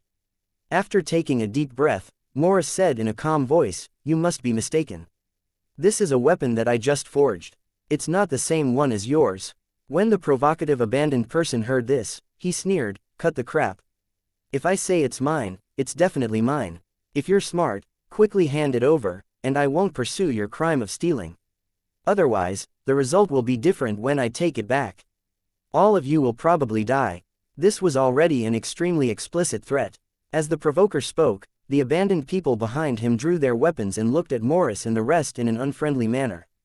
Morris was furious and was about to argue with him, but he was dragged behind by Uncle Jim. "Don't go too far. He has already explained it just now, and you all know in your hearts who this weapon belongs to. Do you think we're easy to bully by being so aggressive?"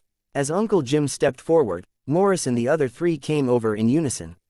Their hands were slightly close to the crossbow guns under their clothes, and a faint murderous aura was constantly gathering on their bodies. The provoker swept a glance at Uncle Jim, as a look of ridicule flashed past his eyes, and he spoke in a disdainful tone, "Who are you? What right do you have to talk to me? Get lost." The provoker's companions immediately laughed wildly when they heard that, and they sized up Uncle Jim with malicious eyes. Uncle Jim's expression did not change. He snorted heavily and said in a mocking tone, "I forgot that we are not the same kind. How can you understand the human language I speak?" Hearing that, Morris and the others could not help but burst out laughing. They naturally understood what he meant. The provoker squinted his eyes and glared at Uncle Jim viciously. He was like a venomous snake, radiating a strong killing intent. "Are you looking for death? He didn't die back then, and he definitely won't die now. You were lucky back then, but luck won't last forever, and no one will block a knife for you. You're wrong. As long as I'm in danger again, there will definitely be people who will risk their lives to help me. However, if it's you who's being hunted down, I reckon that there will only be people who will hit you when you're down." "Oh, really? However, you also said that this is only an if. Now that you are about to be hunted down again, I want to see if it is really as you said, that there will be someone who will risk their life to save you.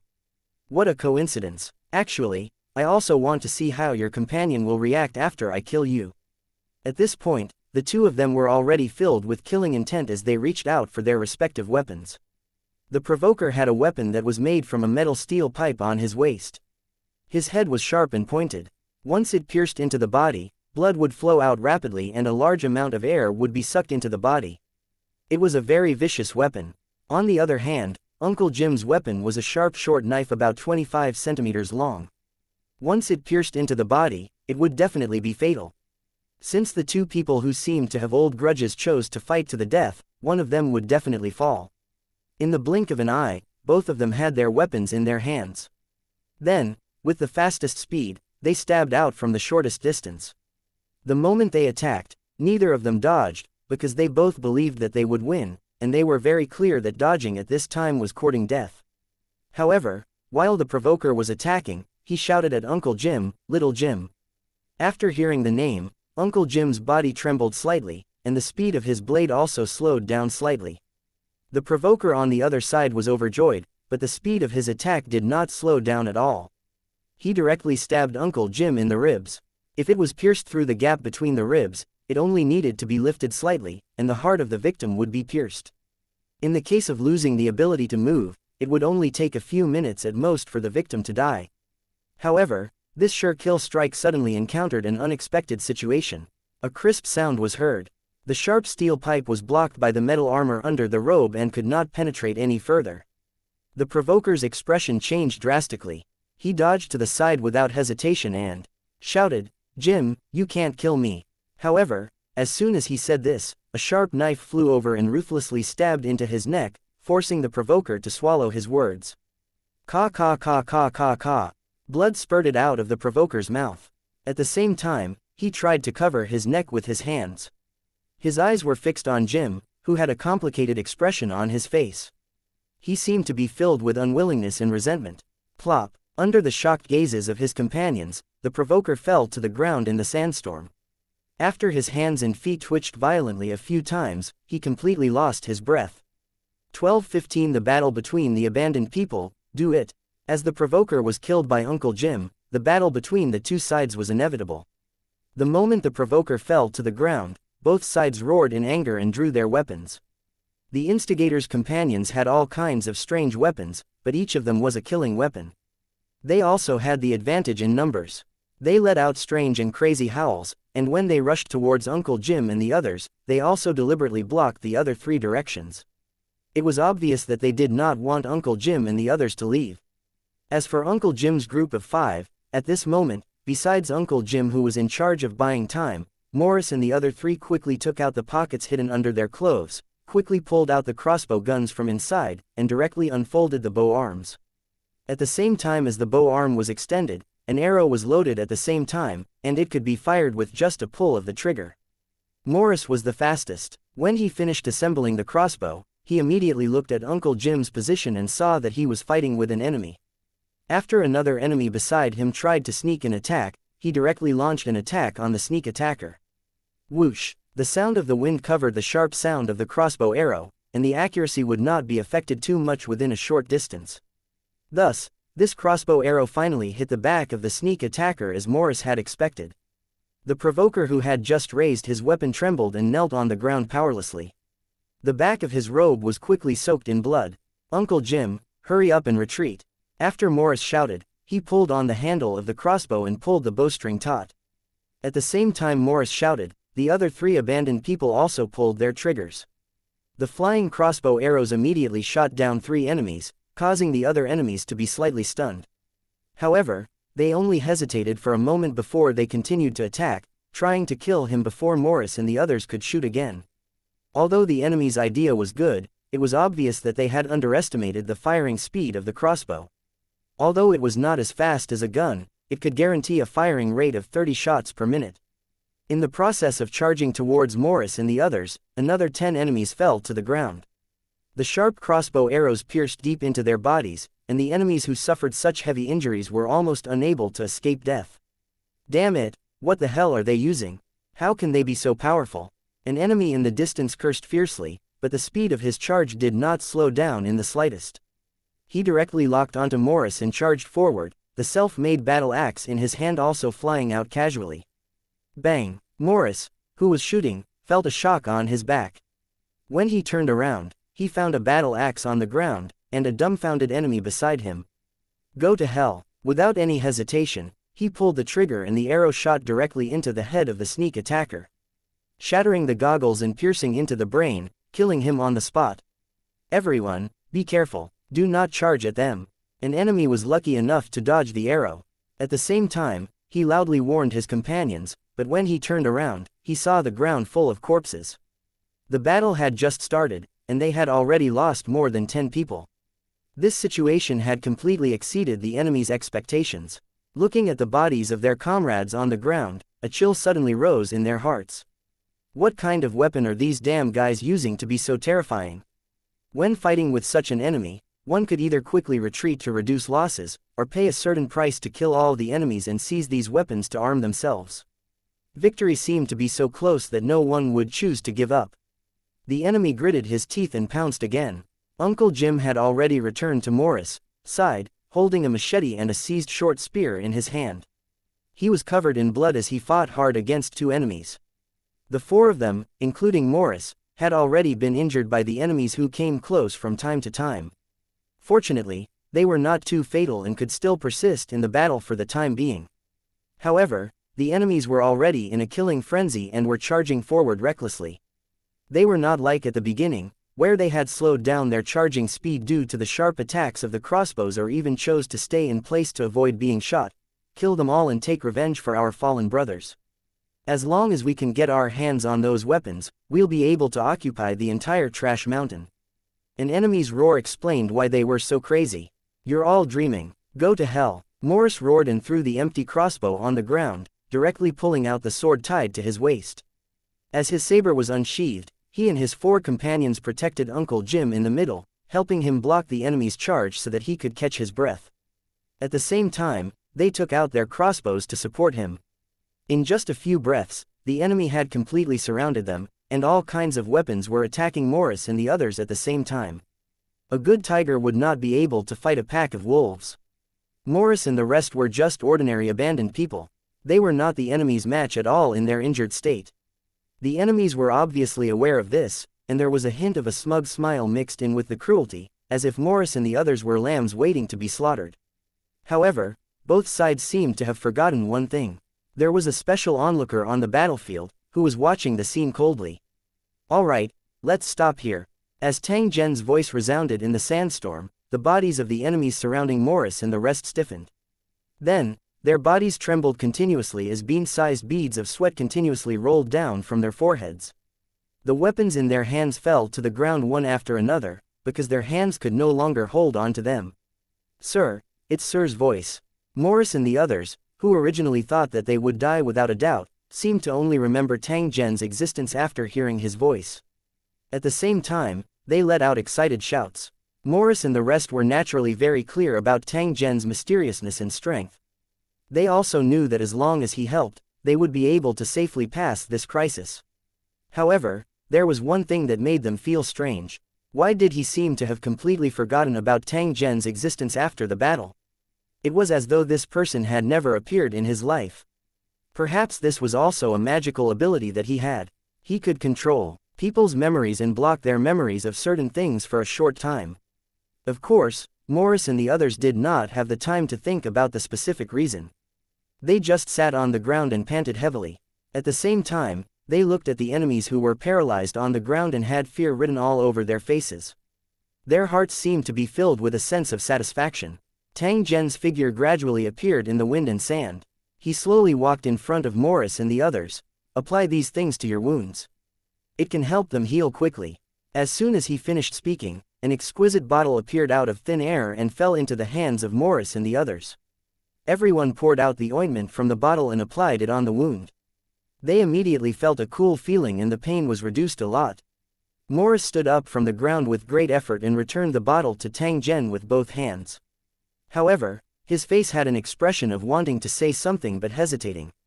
Do you have any questions to ask? Please like and share the video on the YouTube channel Cultivation Audiobooks. Me. If you do, why don't you just ask? Please like and share the video on the YouTube channel Cultivation Audiobooks.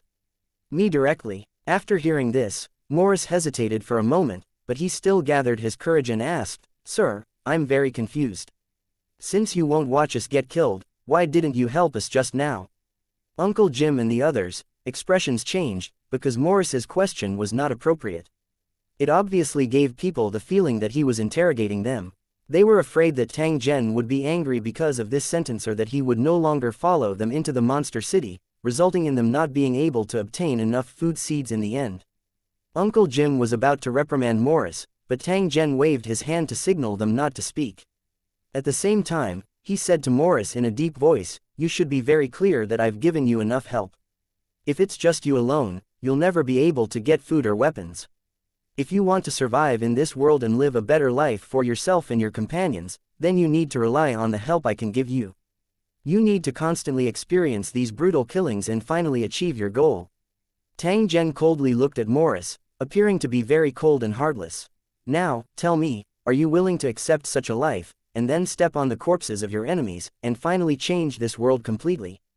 12:16 The choice and arrival one. After hearing Tang Zhen's words, Morris was immediately stunned.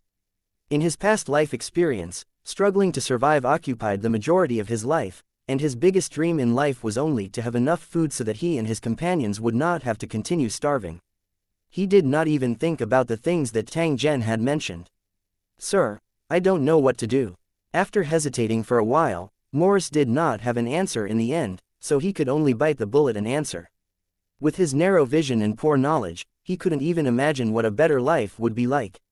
He only knew that if he had to experience such bloody fighting every day, his companions would most likely die. Swords had no eyes. On the cruel battlefield, death was an eternal melody, and there was no distinction between friend and foe. Perhaps they were still talking and laughing together yesterday, but today they would be separated forever. However, if they chose this path, they had to be mentally prepared for this.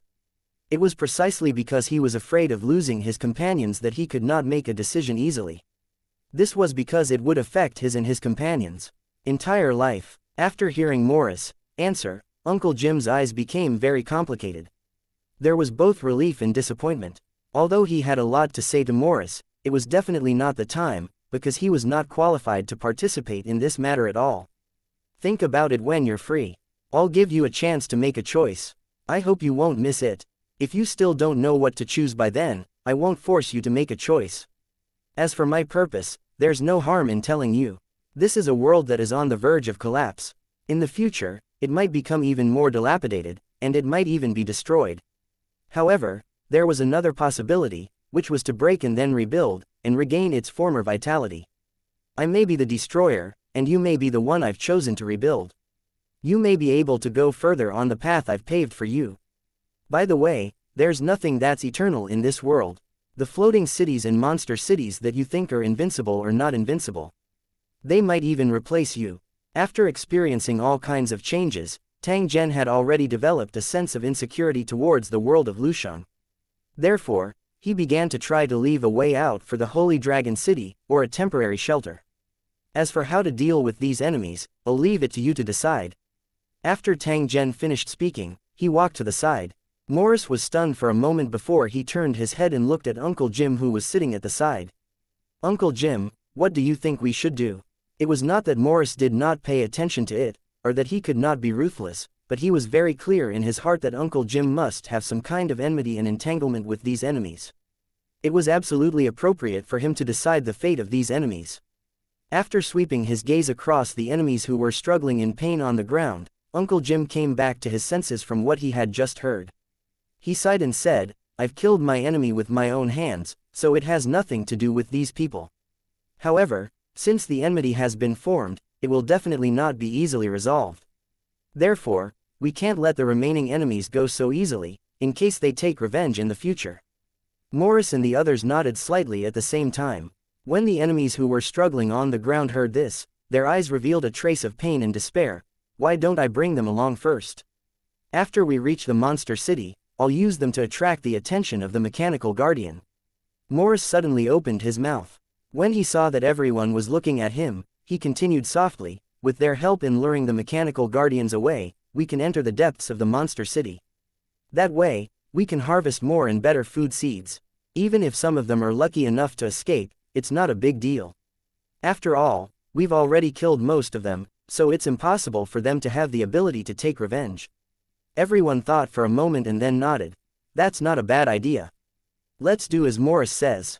After deciding the fate of these enemies with a few words, everyone got up from the ground and began to tie them up one by one, and then strung them up into a string. As for the enemies' weapons, they were carefully buried and marked for easy search. All right, you bastards, if you don't want to be stabbed, then hurry up and leave. An abandoned person waved the weapon in his hand and chased away the enemies who had just recovered from the intense twitching but were still weak. From time to time, he would give them a fierce kick. Even if the enemies were unwilling, they had no choice but to be controlled by others. If they wanted to save their lives, they could only grit their teeth and bear it. The previous strange encounter still filled their hearts with fear and suspicion. At least, before they figured out the reason for the collective twitching and paralysis, they would definitely not dare to act rashly. As for Tang Zhen, who was extremely respected by Morris and the others, he had also aroused the curiosity and speculation of the enemies. Some people had even confirmed that it was Tang Zhen who had caused all of them to fall to the ground in an instant. The original team of 6 had now become more than 30 people, especially since many of them were tied up and strung up. It was hard not to notice such a scene. As such, during the rest of the journey, Morris and the rest would encounter other groups of abandoned people from time to time. However, when they saw the long string of captives, all the abandoned people would subconsciously avoid them. The abandoned people who knew the background of these enemies were all secretly shocked. They couldn't understand how such a powerful group of abandoned people would actually be defeated by a small group of 6. After advancing for a distance, a long black line rose along the ground, faintly visible in the wind and sand. As they got closer, the power of the sandstorm began to weaken, and their vision gradually became much clearer. An incomparably huge metal city suddenly came into view. The monster city seemed to have no boundaries. Mushroom-shaped buildings made of various metal materials stood in the middle, exuding a gloomy and oppressive aura. It was as if this place was a dead city without any life. Tang Zhen looked into the distance and discovered that there were actually a few huge mushroom-shaped metal towers in the depths of the monster city. Soul-stirring lightning would appear in the sky from time to time, heavily striking the top of those metal towers. It was obvious that the energy contained in the lightning had been collected by the metal tower and then converted into power for the monster city. After switching to the map view and preparing to carefully observe the internal situation of the monster city, Tang Zhen was surprised to discover that there were many energy shielding areas in this city. It was so blurry that it was impossible to determine what was hidden inside. If he wanted to figure out the specific situation, he had to arrive at the scene. Tang Zhen revealed a pensive expression before turning his gaze to the edge of the monster city. He immediately saw groups of abandoned people maintaining a certain distance from each other, waiting for the best opportunity to enter the monster city. According to Uncle Jim, every year after the day of extreme darkness, the monster city would go into hibernation for a period of time, and the security devices at the edge of the city would be shut down. Every time this moment came, the abandoned people would swarm in and enter various locations in the monster city. They would then leave before the security system was reactivated. The abandoned people had to remember the exact time, or else no one would be able to break through the security system. In the end, they could only wait for death in the monster city. 12:17 The fight for the entrance. Unknowingly, Tang Zhen and the rest had already reached the edge of the monster city. Although the area of the monster city was extremely large, and it was not inferior to the super cities in the original world, it was by no means like the cities in the original world, which had a transportation network that extended in all directions.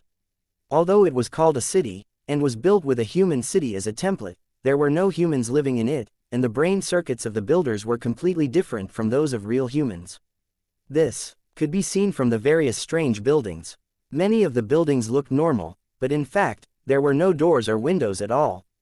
Therefore, for a monster city, roads would only waste land and metal resources, so they were rarely laid. Even if there were roads, they had special functions. Uncle Jim swept his gaze across the border of the monster city before turning his head to look at Tang Zhen and the others. He helplessly shrugged his shoulders. Guys, it seems that we're too late. The good entrances have been occupied by others. We can only choose the edge area. Uncle Jim glanced at the abandoned people at the edge of the city and revealed a trace of annoyance, but it quickly disappeared. This was because he knew very well that with Tang Zhen's help, even if they didn't get the best position, they might still return with a full load. Morris, however, interjected from the side, "Uncle Jim, have you forgotten about these guys? Since the good spot has been taken, then we can directly take their original entrance. Isn't that better?" Uncle Jim smiled and nodded, agreeing with Morris' suggestion. Could it be that the different locations will also affect the harvest? Tang Zhen noticed Uncle Jim's earlier expression and casually asked. Uncle Jim knew that Tang Zhen didn't understand the common knowledge of the abandoned people. Therefore, he didn't find it strange at all and explained in detail. The entrances to the monster cities all open in one direction, which is the area we are in now. Although the number of entrances to a monster city seemed high, the number of entrances varied greatly. Some of the entrances were filled with danger, some were empty, and some often contained food seeds.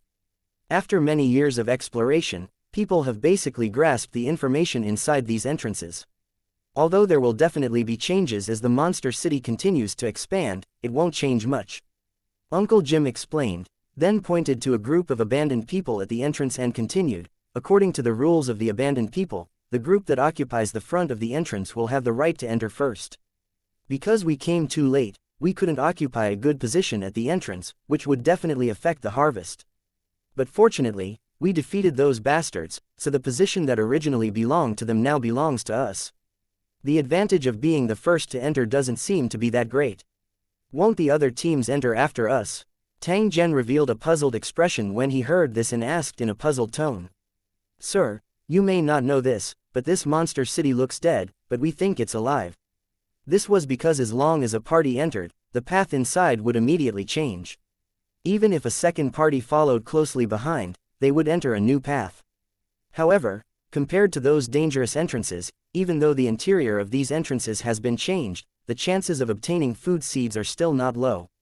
Uncle Jim said, I see, but since food seeds are so precious, won't people fight for the position of the entrance? As they approached the edge of the monster city, Tang Zhen raised another question. In the past, there were people who tried to snatch the entrance, but they were retaliated by the team that snatched it. They attracted the mechanical guards, causing the robbers to almost all die inside. No group of abandoned people would take this lying down. Therefore, the entrance was robbed more than once, and the revenge was also continuous. However, right now, the priority to enter the entrance only belongs to the stronger teams.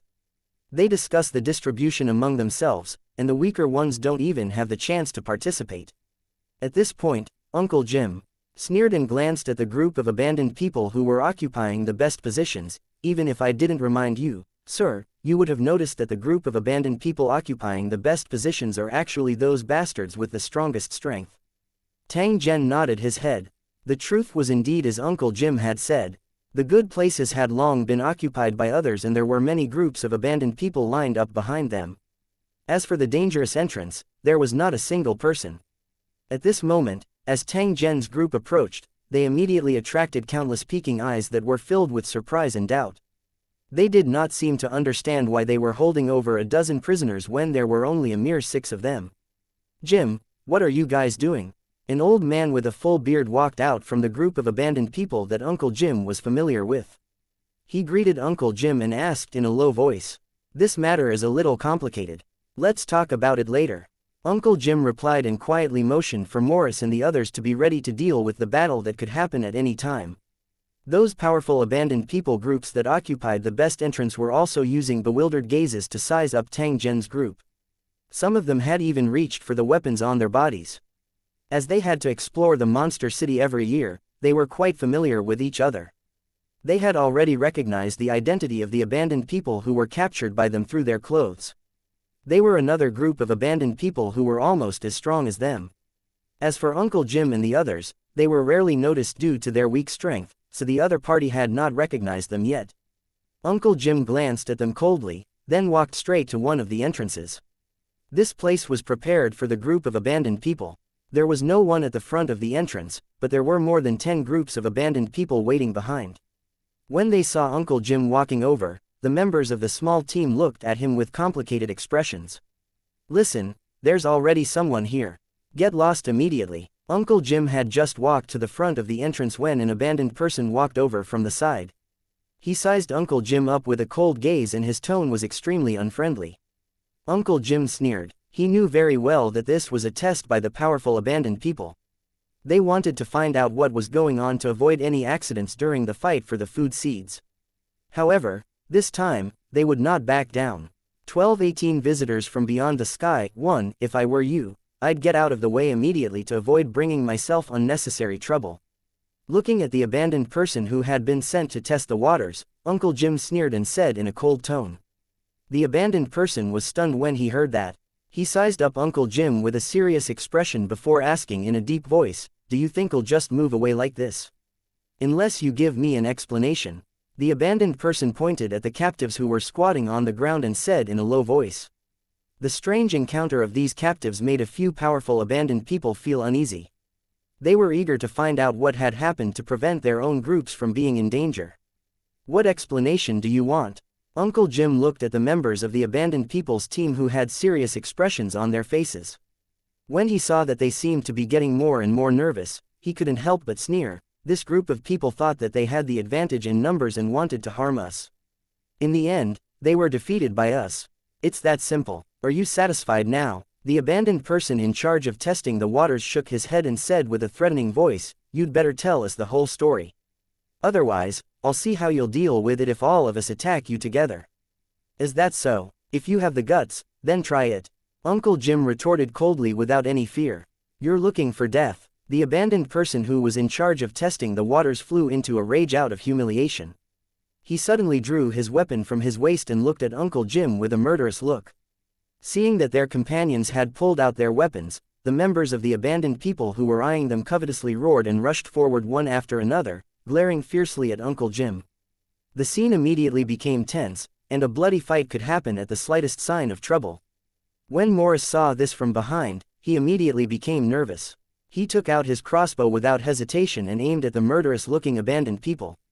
All of you, get out of my way. Otherwise, don't blame me for being impolite. Morris warned loudly, and at the same time, he asked Uncle Jim to quickly retreat to avoid being surrounded.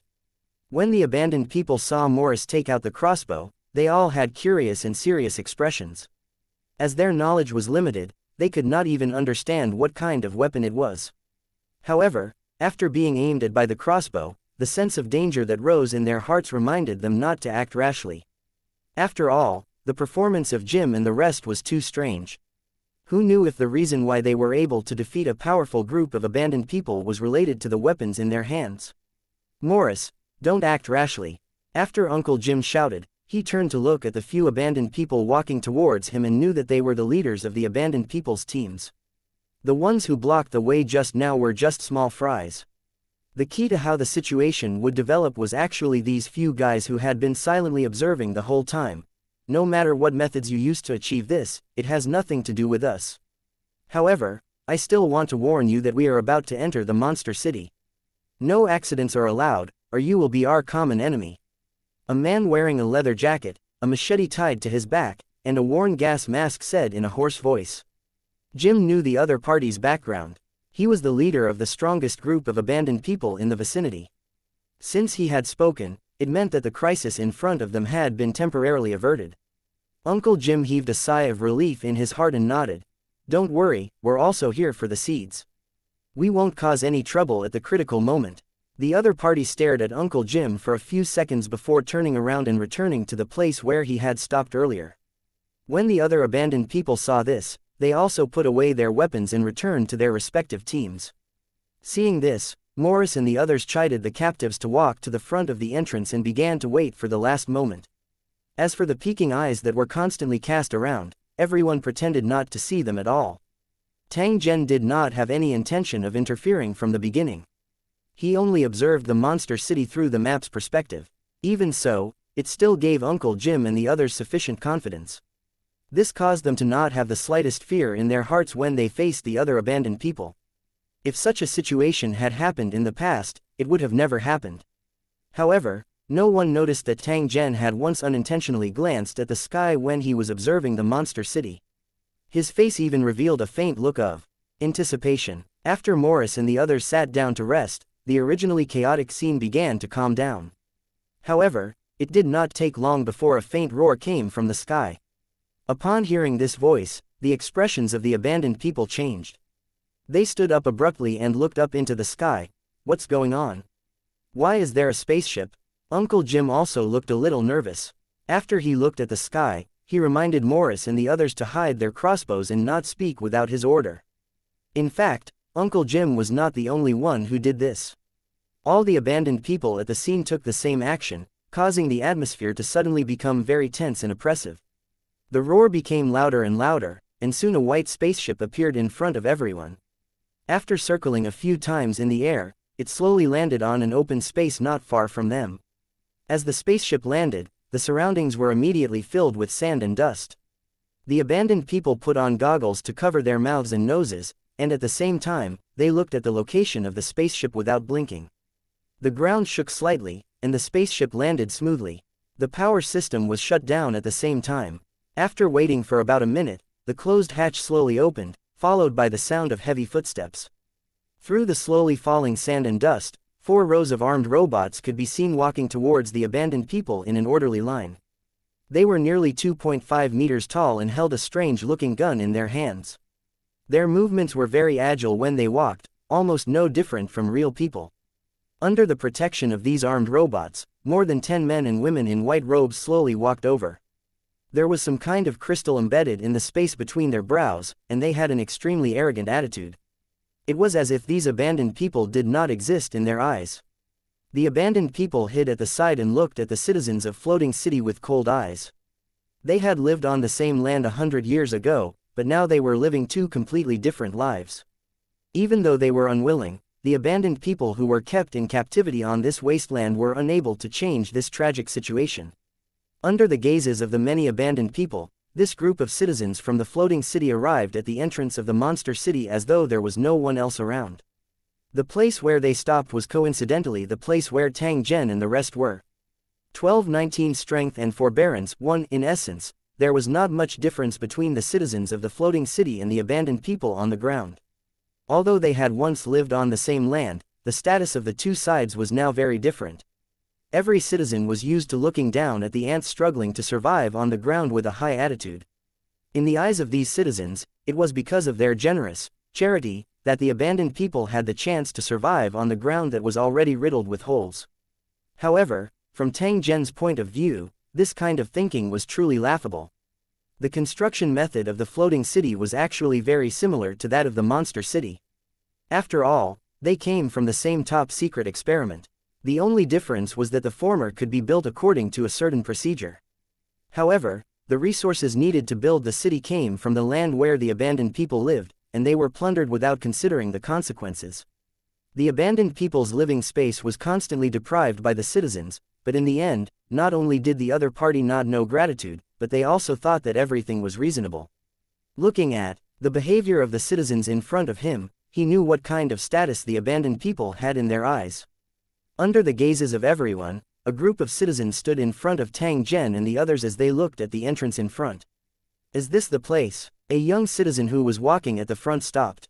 He looked at the deep metal passage in front of him and asked in a very cold voice. This citizen was dressed in an exquisitely long white robe that looked spotless. His face was very handsome, and his long hair was draped behind his back. He looked like he was out of this world. The most eye-catching thing was the crystal embedded between his brows. It looked very valuable, and its surface would flash from time to time.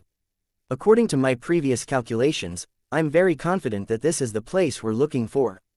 After hearing the question from the leading white-robed citizen, the other white-robed citizen behind him quickly replied. Compared to the other citizens, this citizen's physique was slightly thinner and weaker. At the same time, he was wearing a pair of heavy mechanical glasses. It's good that we didn't get the wrong place. We don't have that much time to waste, the young citizen in the lead said. Then, he glanced at Tang Zhen and the others with a cold gaze. His eyes seemed to be mixed with traces of disdain and disgust. He waved his hand gently and turned to look at the Monster City.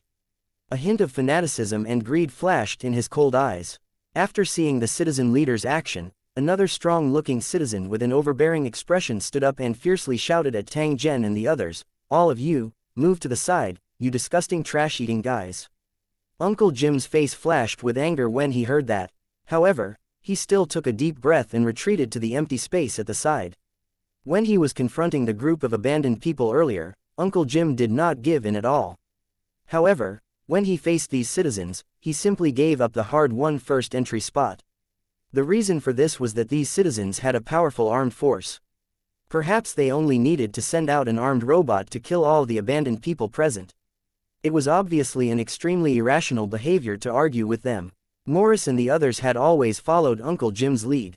Seeing that he had chosen to retreat, no matter how unwilling they were, they could only retreat obediently and give up the area they had stopped in earlier to the other party. However, in the process of retreating, Morris's behavior was very strange. His face seemed to be a little red, and he was also avoiding the citizen's position. One of his companions noticed Morris' abnormal behavior.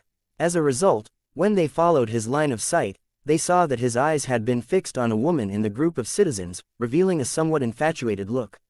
The woman was tall and slender. She was like a beautiful fairy in the white robe.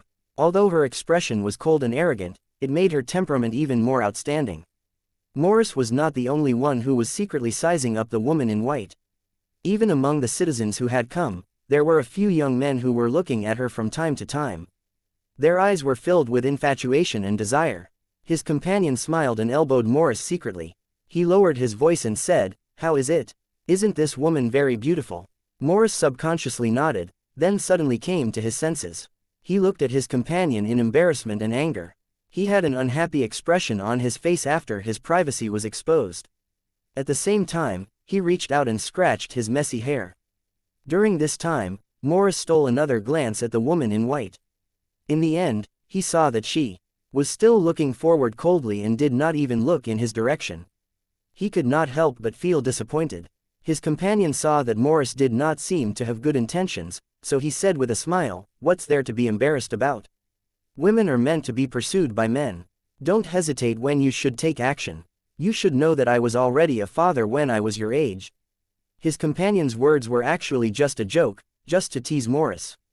Hearing this, Morris' face turned even redder. At the same time, he argued in a low voice, "It's different, it's different." "What's the difference? Aren't we all women? Hey, I told you, this is different." Morris' tone was a little embarrassed and angry. He argued in a low voice, but he still looked at the woman in white from time to time. Perhaps it was because both parties were close to each other, but the conversation between Morris and his companions was almost entirely heard by the white-robed citizens. The woman in white, whose expression was as cold as an ice mountain, finally turned her head slightly to where Morris was. Then, she sized him up with an expressionless face. Her eyes were equally cold, as if there was no emotion in them at all. Coupled with the mysterious crystal shimmering on her forehead, she looked more like a goddess who was above the common populace. Morris looked at the woman in white in a daze, and even his breathing seemed to have become rapid. In the end, the woman in white turned her head back after taking a glance at Morris, as if Morris was just a mass of air. A hint of disappointment appeared in Morris' eyes, but it was more of an inferiority complex and unwillingness. Uncle Jim sighed to himself. He wanted to comfort Morris and tell him that there would always be a huge gap between the abandoned and the citizens. Friendship and love would never exist. Morris was young and could not be seen through, so he had to remind him in time, in case he was deeply trapped in it and could not extricate himself. However, before Uncle Jim could speak, a burst of mocking laughter came from the citizens opposite him. "Ha ha ha, this is interesting. This trash-eating guy has actually taken a fancy to our goddess. I've heard of this saying before, overestimating your own ability. I didn't understand it at first, but now I finally understand what it means. HMPH, you're worse than a dog and you want to have improper thoughts about citizens. This is a crime." "I think so too, so it's necessary to teach them a lesson so that they can remember." 1220 Sneak attack. One Uncle Jim's expression changed when he heard that. He had come into contact with these citizens in the past and knew what kind of status the abandoned people had in their eyes. He also knew what kind of miserable ending would be awaiting him if he angered them. To the citizens, there was no punishment for killing an abandoned person. In most cases, they just had to return to the floating city to explain themselves and pay a fine. As for the reason for the punishment, it was similar to the intentional destruction of an experimental object. It could not even be considered murder. However, under normal circumstances, citizens rarely killed. First, very few citizens were allowed to enter the surface to avoid bringing back terrible bacteria and causing accidents. Second, even if citizens entered the surface, they rarely came into contact with abandoned people. At the same time, the armed robots that were responsible for protecting the citizens also had the responsibility of monitoring them to ensure that they would not cause any destruction or kill abandoned people at will. Although there were these restrictions, when a citizen was prepared to deal with the abandoned people, there were still many methods that could be used. Behind the woman in white stood two citizens with unfriendly expressions. After looking at each other, they revealed a cold smile. One of the white-robed citizens stared at Morris. The crystal between his brows flickered slightly, and at the same time, an obscure power continued to extend towards Morris. After this power appeared, the citizens around him immediately sensed it, and the mysterious crystal between their brows flashed at the same time. They all turned to look at Morris at the same time. There was a hint of mockery in the eyes of the citizens, as if they were waiting for a good show to start. Morris naturally heard the ridicule of the citizens. At this moment, his expression was uncertain. His fists were tightly clenched together, and his body was trembling non-stop. His heart was already filled with unwillingness and humiliation. This was the first time he had fallen for a woman, but not only did she treat him like air, the other citizens' ridicule had also deeply hurt Morris's self-esteem. Morris kept roaring in his heart, questioning why there was such a huge gap between the abandoned and the citizens, and why there were so many injustices in the world. Without realizing it, a thought emerged in Morris' mind. He wanted to completely change his situation and trample on those fellows who looked down on the abandoned people. Morris finally understood Tang Zhen's previous words and had already made a decision. However, at this moment, he felt a slight pain in the space between his eyebrows, as if his brain was about to split open. Damn it, what's going on? Morris clutched his head, his face contorted in pain. He did not know what had happened, and could only helplessly groan in pain as he squatted on the ground. After seeing Morris' appearance, the citizens immediately laughed softly, the disdain and ridicule in their eyes becoming more and more obvious. As for the woman in white, she did not even spare a glance at Morris, as if he had never existed. When the citizen who was secretly attacking Morris saw this, the smug look on his face became more obvious. As if to show off his ability in front of his companions, he once again increased the output of his mental power. Once this level of mental power entered the brain, it was enough to cause a certain degree of damage, and it could even turn ordinary people into idiots. You're looking for death. Just as the spiritual force was about to pierce Morris, a cold snort suddenly rang in everyone's ears. Immediately after, they saw the citizen who had ambushed Morris scream in pain and fall to the ground, rolling and wailing. The mysterious crystal embedded in his glabella had already shattered into powder, and blood was flowing out of his 7 orifices. He looked extremely miserable. The ambusher's miserable state frightened his companions. The citizens immediately surrounded him and carefully checked the situation of the ambusher. He suffered a backlash when he used his spiritual power. The person who attacked him must be nearby, and his cultivation is far higher than his. The woman in white, who had been silent the entire time, suddenly spoke. Her words shocked everyone. One of the rights of a citizen was to transplant the mysterious crystal between their eyebrows to stimulate and strengthen their spiritual power, turning ordinary people into cultivators with telekinesis. After 100 years of exploration, the floating city had already sorted out a set of cultivation methods. Any citizen would have begun cultivating their spiritual power from the moment they could understand. However, due to the difference in mysterious crystals and aptitudes, the cultivation of the citizens was also different. This citizen who had sneaked an attack on Morris could only be considered to be at the intermediate level. However, this level of cultivation was enough to kill an ordinary person with his bare hands. However, no matter what, it was impossible for an ordinary person to use their spiritual power to hurt a citizen, unless the person who did it was a modified citizen. However, the people present and the attacker were all companions. This time, they had come for another matter, so they naturally couldn't attack the attacker. You bunch of bastards, who did this? The tough-looking citizen from before stood up again and roared at the abandoned people around him. He even took out a gun-like weapon from his waist and waved it in his hand. The other citizens also looked at the abandoned people unkindly. Even the armed robots pointed their guns at the abandoned people. When the abandoned people who were originally surrounding them saw this, they were so frightened that they took a few steps back, afraid that they would be injured by the other party's weapon. Say something, say something. Who's the one behind this? If you still don't admit it, I'll kill all of you, a bunch of damn trash. The intrepid citizen saw that there was no reaction from the crowd, so he looked around fiercely and walked directly toward Morris. Little trash, were you the one who caused trouble just now? The intrepid citizen roared and pointed his gun at Morris, as if he would shoot at any time. Morris looked at the tough-looking citizen coldly. His expression was very calm, as if he did not care about the other party's threat at all. Seeing this, Uncle Jim immediately rushed over and stood in front of Morris. He quickly explained, "My lord, please don't be rash. He's only a child. How could he possibly hurt your companion? The intrepid citizen raised his eyebrows and reached out his hand to wave at Uncle Jim. Then, there was a crisp, "Pa" sound. Uncle Jim was slapped hard, and half of his face immediately swelled up. Uncle Jim. Morris immediately rushed forward and stood in front of Uncle Jim. He glared at the tough citizen with a faint murderous intent in his eyes.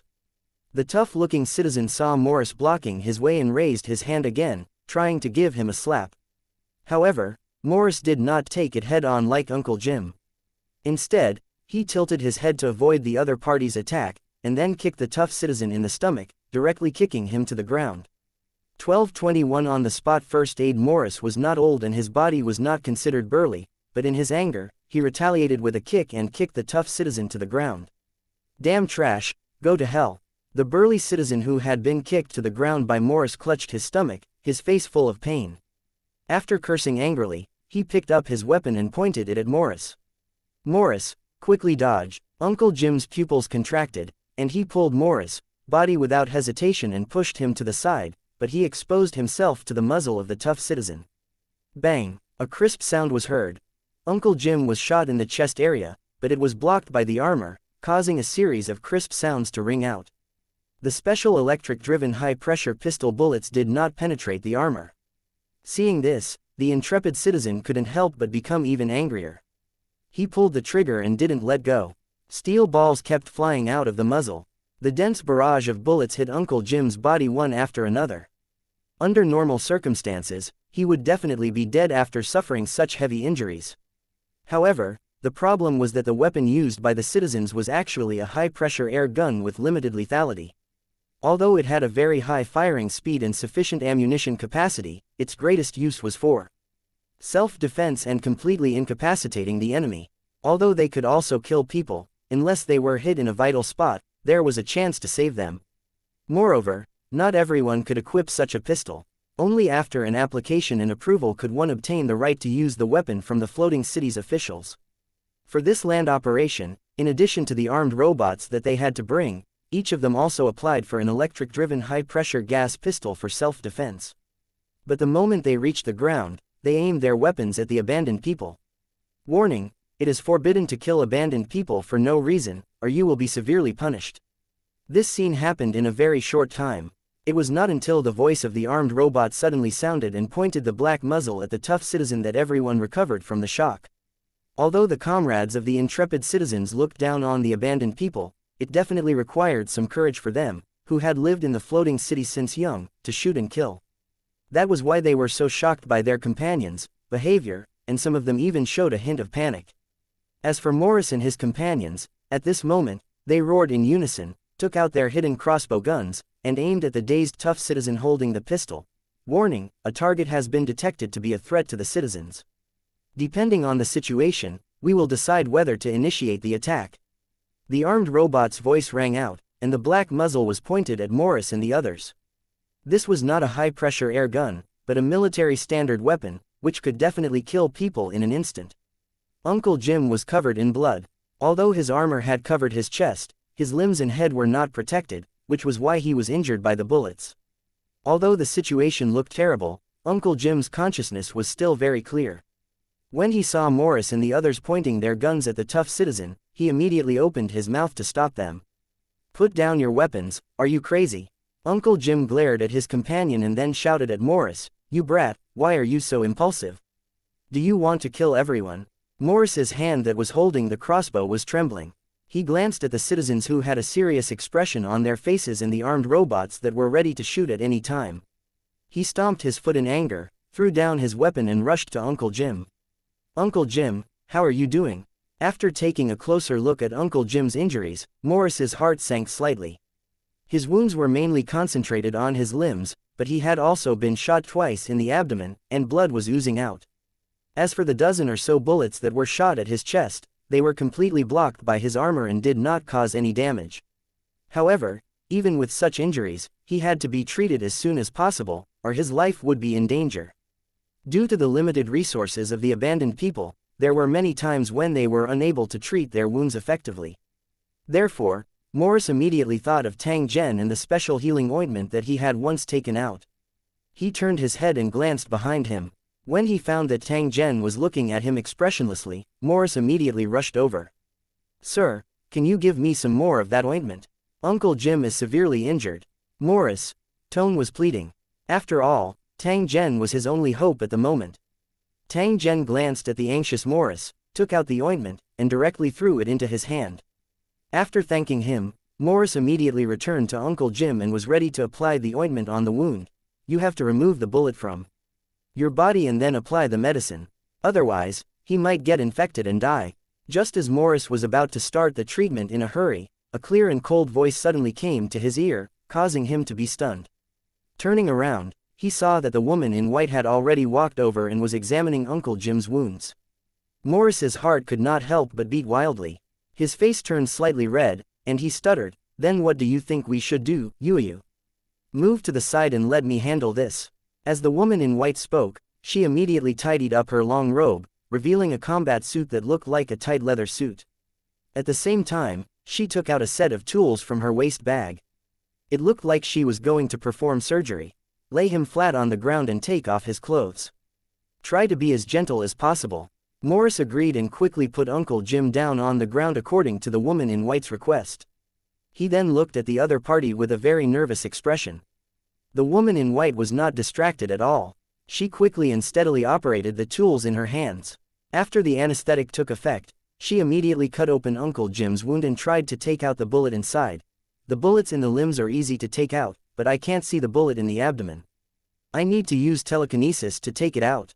Remember, don't resist." After reminding Uncle Jim and seeing him nod in agreement, the mysterious crystal between the woman in white's brows flashed.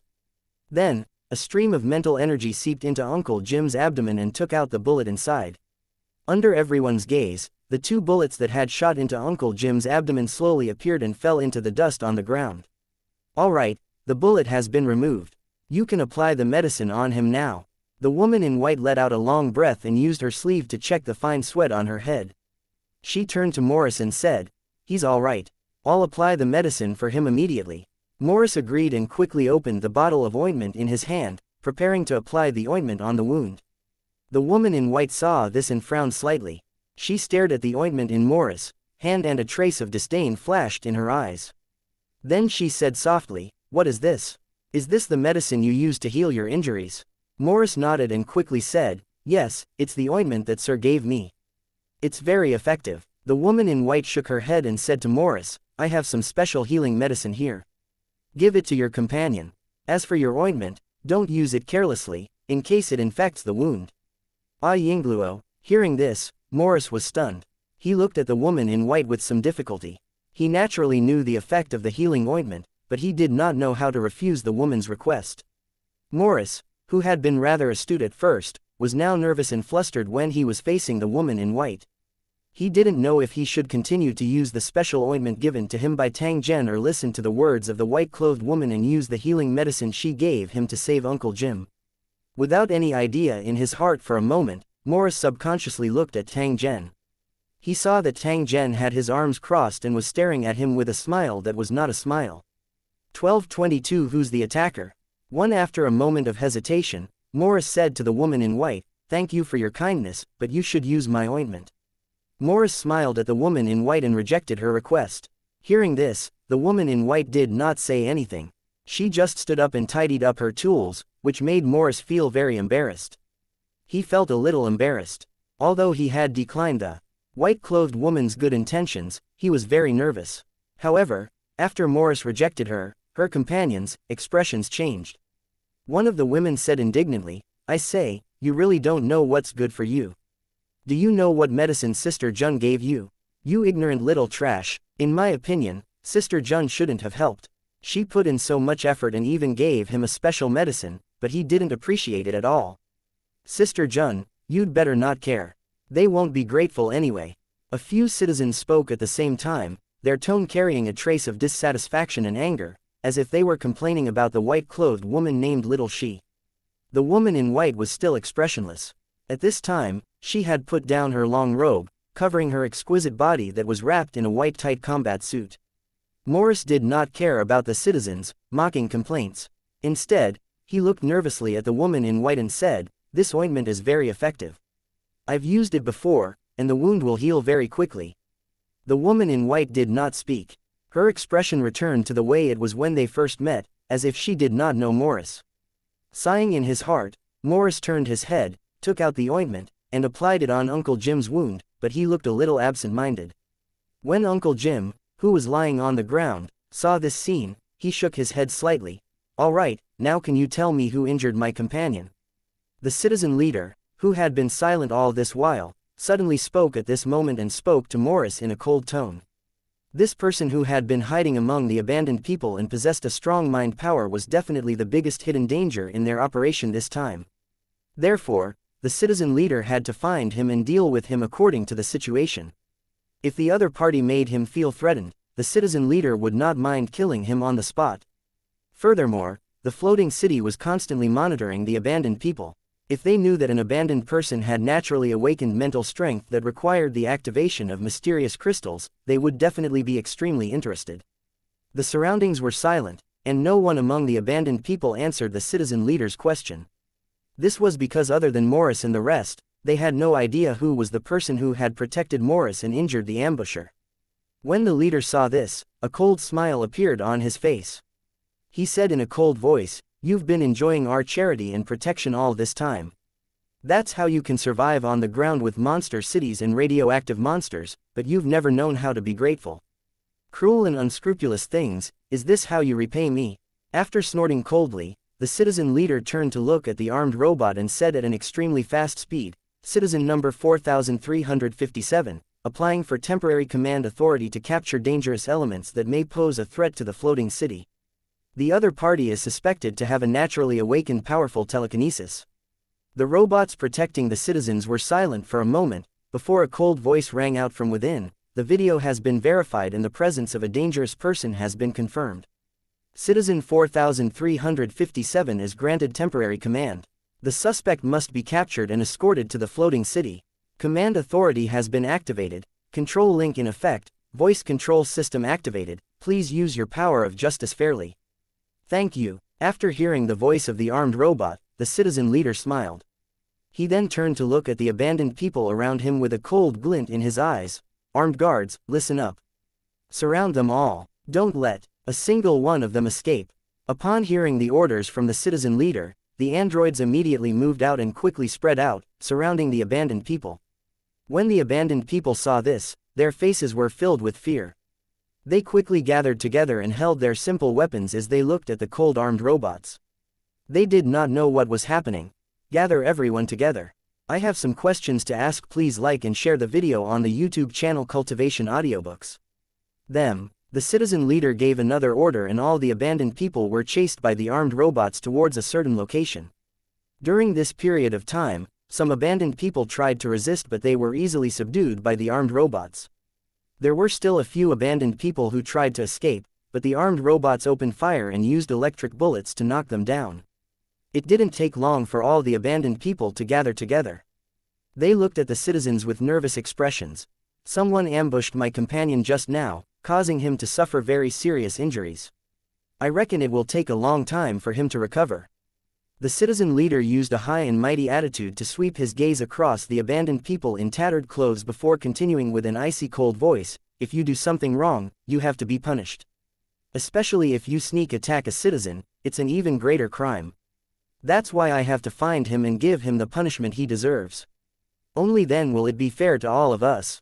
Because if you can't find that person, all of you here will have to share the punishment.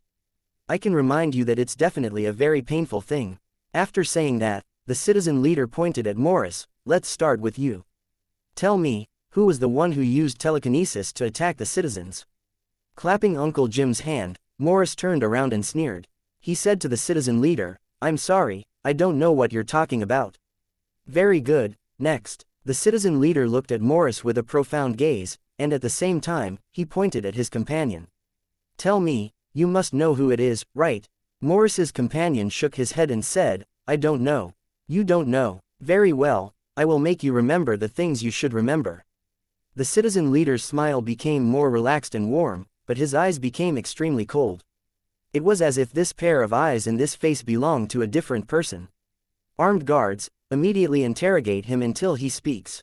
With an order, Two armed robots immediately stood up and grabbed the struggling abandoned person tightly. "Morris!" Companion shouted loudly, but he was shocked by the electricity and trembled all over. His body immediately went limp. "Damn bastards, what are you doing? Let him go." After seeing what had happened to his companion, Morris could no longer hold back. He shook off Uncle Jim's hand and pointed the crossbow on his body at the citizen leader. After seeing Morris' actions, the armed robots immediately locked onto him with their weapons and issued a cold warning. The citizen leader laughed and looked at the furious Morris. "Now, you can tell me who was the one who launched the sneak attack. Of course, you can also choose not to tell me. However, if you do that, your companions will suffer." Looking at the struggling Morris, the citizen leader's smile became even brighter. 1223 Resisting the hostage 1. With the crossbows in their hands, Morris and the other four defeated the group of abandoned people who tried to attack them. Even though it was Tang Zhen who made a move at the last moment and Morris and the others were spared, their performance during the battle was indeed remarkable. At the same time, they showed their faces to all the abandoned people's groups nearby. However, when their opponents became citizens, their advantage in weapons was completely crushed, and a mere crossbow could no longer pose a threat to the enemy. Even if they risked their lives to kill a few citizens, they would not be able to escape death in the end. Not only did Uncle Jim understand this principle, but Morris and the rest also understood it. Therefore, they were not willing to completely fall out with the citizens until they were at the end of their rope. However, the forbearance of Morris and the others would not be able to exchange for the citizens' restraint. They, who thought that they were superior to others and had powerful martial arts, would not let the matter rest until they had beaten the enemy down and stepped on them. It was undoubtedly a fool's dream for the abandoned people to understand each other and live in peace with each other. At this moment, seeing his companion being lifted off the ground by the armed robots, his thin and weak body convulsing continuously due to the electric shock, and even his pants being soaked in urine, Morris only felt the anger in his heart was indescribable. It was not the first time he had seen such a scene, nor was it the first time he had heard of the overbearing citizens. However, he had never been too concerned about it, even thinking that it was a reasonable thing to do. Who asked them to be born lowly and the citizens to always be high above? However, when he was unwilling to accept this, and when this happened to him, Morris was shocked to find out that this feeling was so painful and desperate. Looking coldly at the mocking citizens, Morris felt as if he was in a furnace. He could either fight to the death and burn the enemy to death, or surrender and burn his dignity to ashes. Other than that, Morris had another thought in his heart that even he was unwilling to admit, and that was to change his life, so that the white-clothed woman among the citizens could look at him squarely, and even become his woman. Otherwise, with his current appearance, he would forever be an ordinary passerby whose name she didn't know and would soon be forgotten. As for the sneak attacker who used his spiritual energy to injure the citizens, Morris had already confirmed that it was Tang Zhen. He also knew that Tang Zhen had definitely attacked to protect him. The reason why he chose to hide was because the enemy was too powerful. The injured Tang Zhen was not a match for him. Even if he had guessed this, Morris would never sell him out, even if it meant death.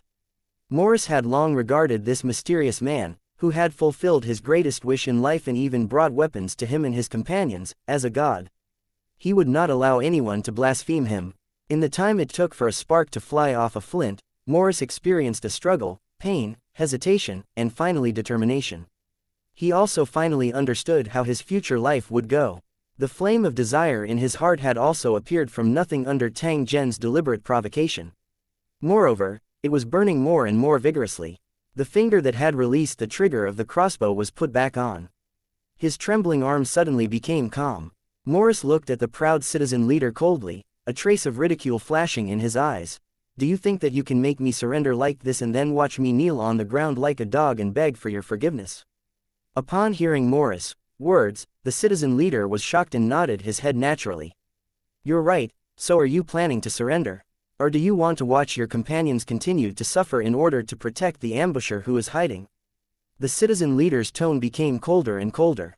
"I can tell you that the floating city will never let off anyone who dares to harm the interests of its citizens."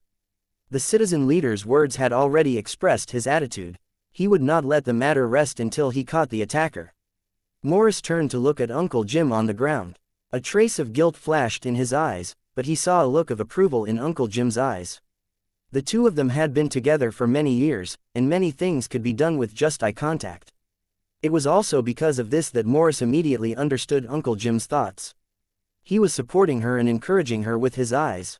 Nodding at Uncle Jim, he turned his head to look at his companion and Tang Zhen.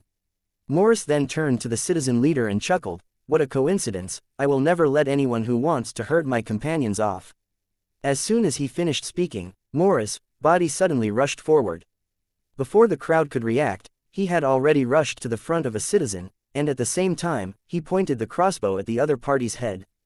"Get out of my way, or I'll kill him." Morris's face was a little twisted. He used his arms to hold the shocked citizens and shouted at the citizens who were caught off guard. "Damn bastard, are you crazy?" The citizen leader's expression changed. He was at a loss for what to do with the sudden situation, but he still ordered the armed robot to point its muzzle at Morris. "Hurry up and let him go, or you and your companions will all die." The citizen leader roared fiercely, his face filled with shame and anger, and the killing intent in his eyes began to grow stronger. "Cut the crap and let go of my companion. Otherwise, if my hand trembles, this guy will die without a doubt." The citizens who were being held down by Morris' crossbow were panicking. At the same time, they looked at the citizen leader and the others for help, hoping that they could save them.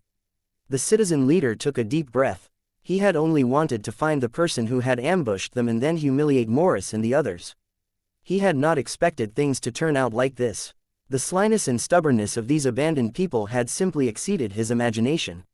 He did not want to see another citizen die when there were already citizens who had been injured by mental strength. This would definitely be the biggest stain in his life and would also add a lot of obstacles to his future climbing. Morris had the courage to cut off all means of retreat, but the citizen leader did not have the determination to persist to the end. The best choice at the moment was to choose to compromise and then find an opportunity to kill them. Only then could he get rid of the anger in his heart. After a few seconds of silence, the citizen leader waved his hand and the comrade who was interrogated by the armed robot was thrown to the ground. "Release the citizens you're holding hostage, and then take your companions and disappear from my sight."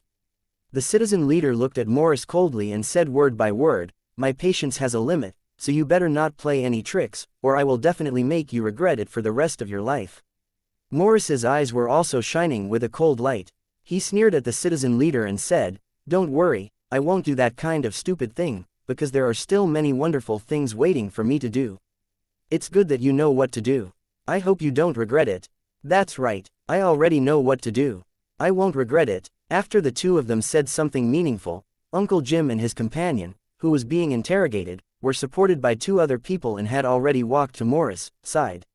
Tang Zhen followed behind and was looking at Morris with a satisfied gaze. The smile on the corner of his mouth became more and more brilliant. 1224 The woman in white's choice. You must be on high alert. Be careful of a sudden attack from the citizen society. Next, we will slowly retreat to the entrance of the monster city.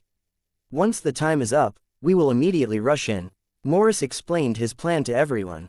At the same time, he took a deep breath, and his gaze became more and more determined. His operation this time could be said to be cutting off all cauldrons and sinking all boats. If he failed, he would very likely lose the lives of himself and his companions.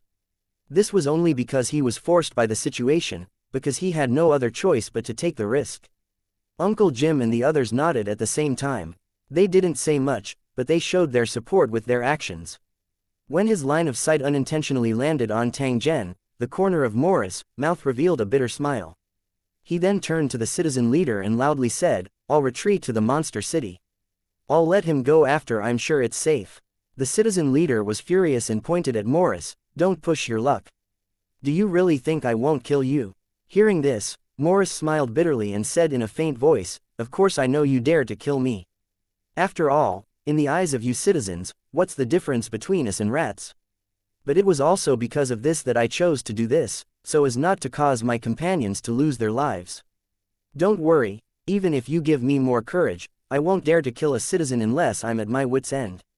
Looking at the flustered and exasperated citizen leader, Morris's tone was extremely firm. "I have no other choice. Other than letting us go, you have another choice, and that is to kill me and your companions. It's up to you what you should do." Hearing this, the citizen leader clenched his fists tightly in anger, and looked at Morris with a gaze that could almost kill. He wanted to use his psychic power to attack Morris, but he could not guarantee that he would kill him instantly. In this short moment, Morris could pull the trigger on reflex and shoot the hostage citizen to death. The citizen also realized that the situation was not good and quickly shouted for help, his tone full of pleading. The citizen leader hesitated a few times, but he did not dare to order the armed robots to open fire. In the end, he could only sigh and prepare to do as Morris asked. To be manipulated by an abandoned person whom he regarded as trash was definitely a great humiliation to the citizen leader. At this moment, he had already begun to secretly swear in his heart that he would definitely find an opportunity to torture Morris and the rest to death. However, at this moment, a cold voice suddenly rang out. Then, the woman in white named Little She stepped out of the crowd and slowly walked to Morris and the others. "I'm here to take his place as a hostage. You can let him go now," the woman named She said as she looked at Morris coldly. "She, don't mess around, come back here." The citizen leader's expression changed as he shouted at the white-clothed woman in exasperation. It was clear that he was truly anxious now. "Second brother, this matter ends here.